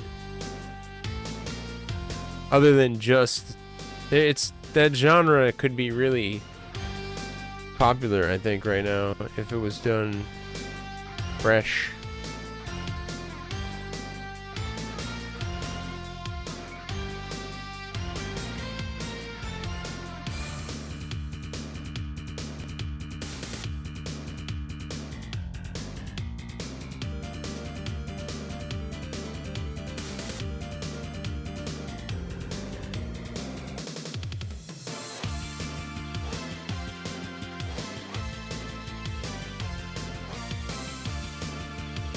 Okay, the one that I played was the first one.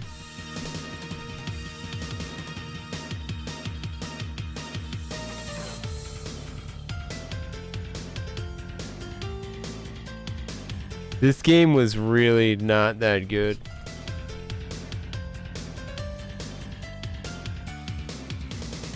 I'll forever remember this video game because I went out to the Christmas tree when I was a kid and I totally... Wait, no, I didn't go to the Christmas tree. What did I do?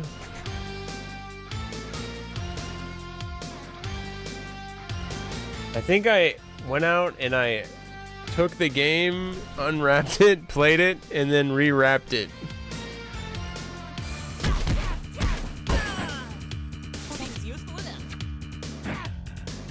And then pretended that I didn't do it Christmas morning. But I remember I was like, the game wasn't as good as I thought it was going to be. But I mean, it's hard to do an X-Men game back in the day.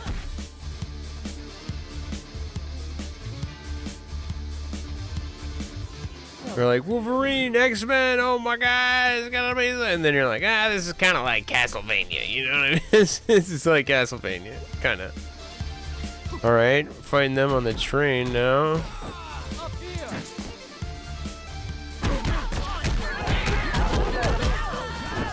That's a good hit. It's insane that that thing tosses the bosses.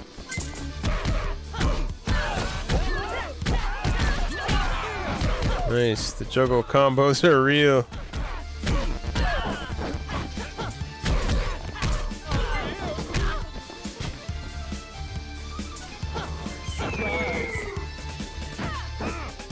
Surprise!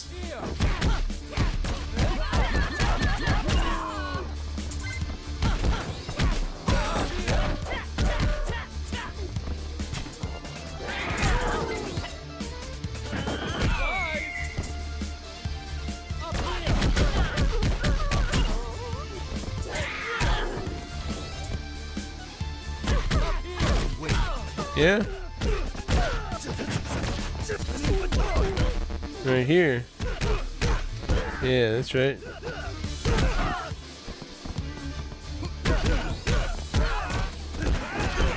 Ooh, I just got kicked in the freaking face, dude. Oh god.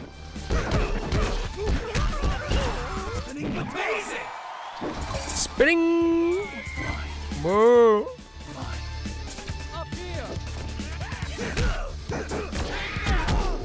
Oh, you punk ass.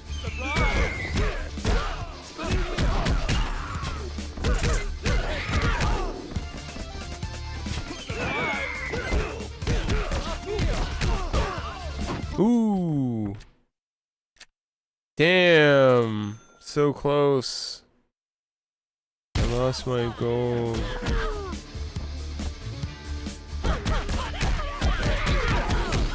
God, I hate this dude.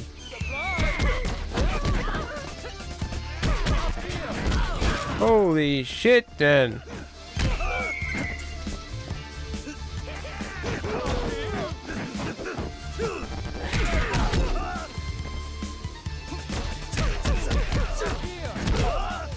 What the fuck? Well done.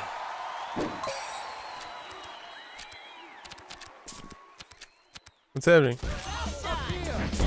How come sometimes I can't seem to click on that? I can't hit this fucker.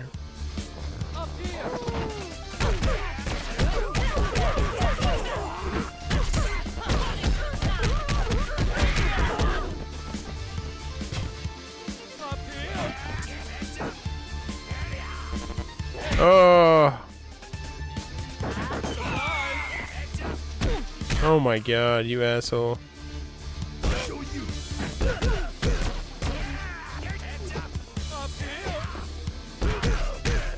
Up here! Up here! Sufficiently annoying. Oh, that was me getting my ass kicked.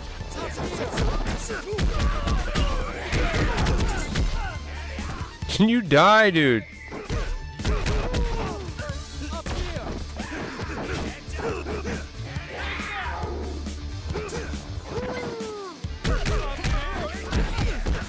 What the fuck? I hate you. This guy's taking no damage.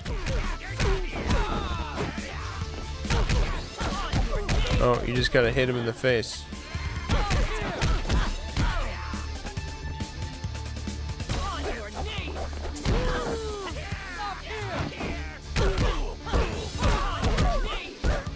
I refuse to lose to this fucking dude.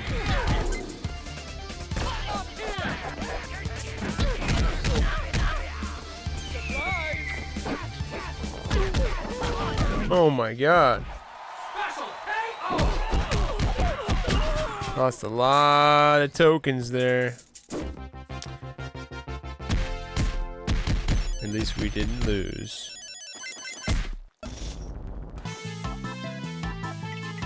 Losing's half the battle, I think they say.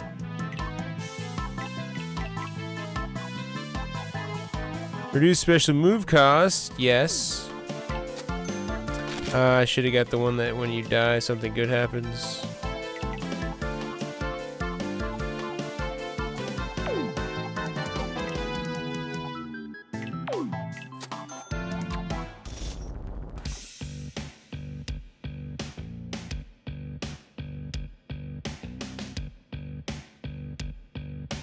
Not my face.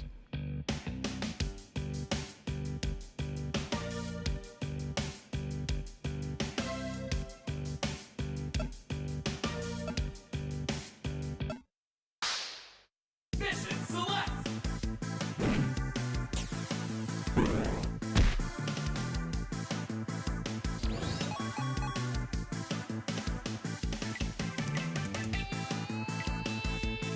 Final battle. Game's pretty addictive. I want to get those tokens. Let's do this. First game I ever played was called Tank Battle. It was on the Intellivision. My uncle's Intellivision entertainment system or video games. I don't know what it was called, but it was... The controllers basically look like remotes with circular dials on them.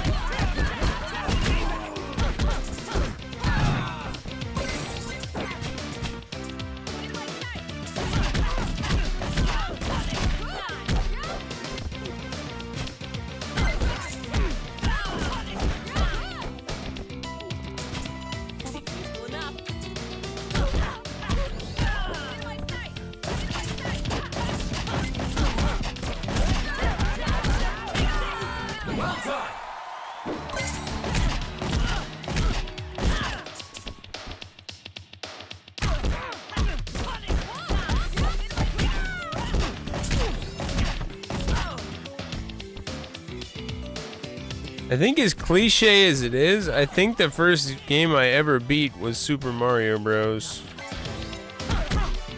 I remember at that time I was really into, I remember beating Super Mario Bros. I remember getting to the very end where you have to like get King Koopa, and I fell in the lava, and it was like the most frustrating thing ever. So I had to do it all over again. And there's this game called Bubble Bobble. Absolutely amazing game, Bubble Bobble. Really weird game though.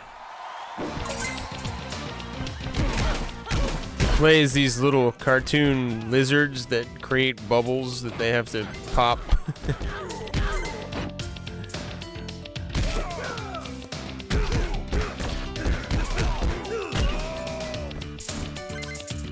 I remember beating the level. It had 100 levels, which was like unheard of in my mind at the time. 100? I couldn't even, I barely counted 100 at that time.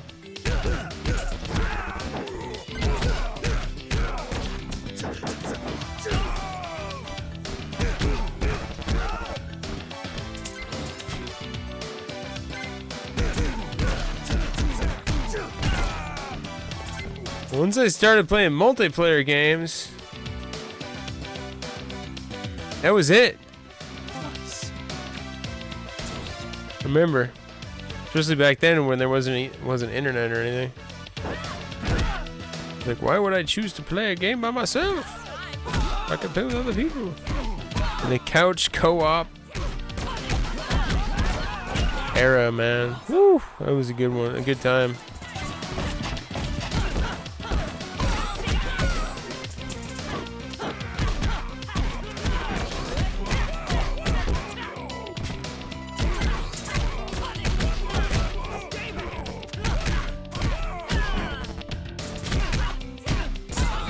No!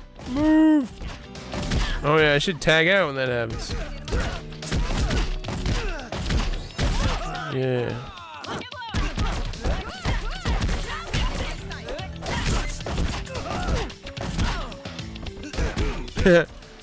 She took the hit.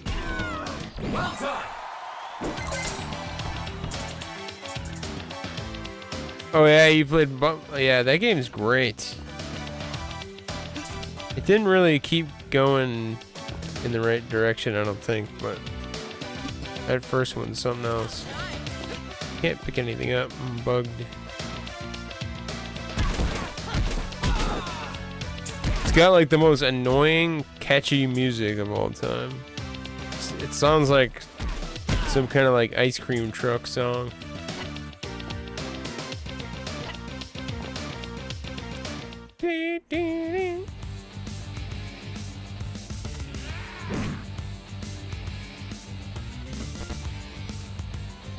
Bubble bobble. Wow, the ninja actually hit me.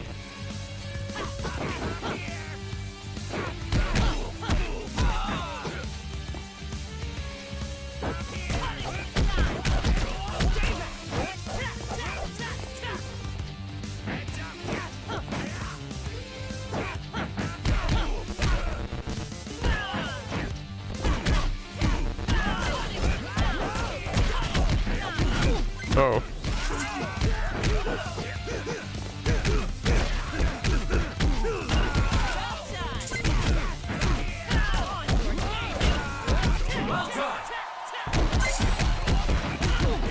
He did die.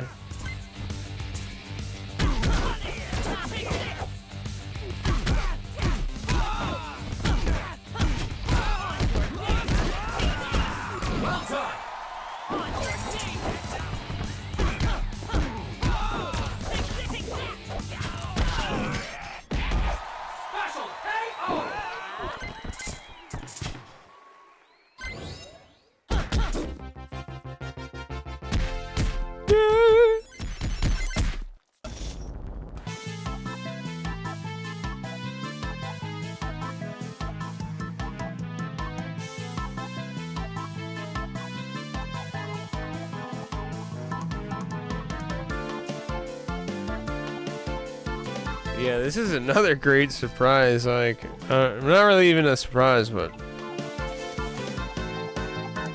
this year has been just insane for games.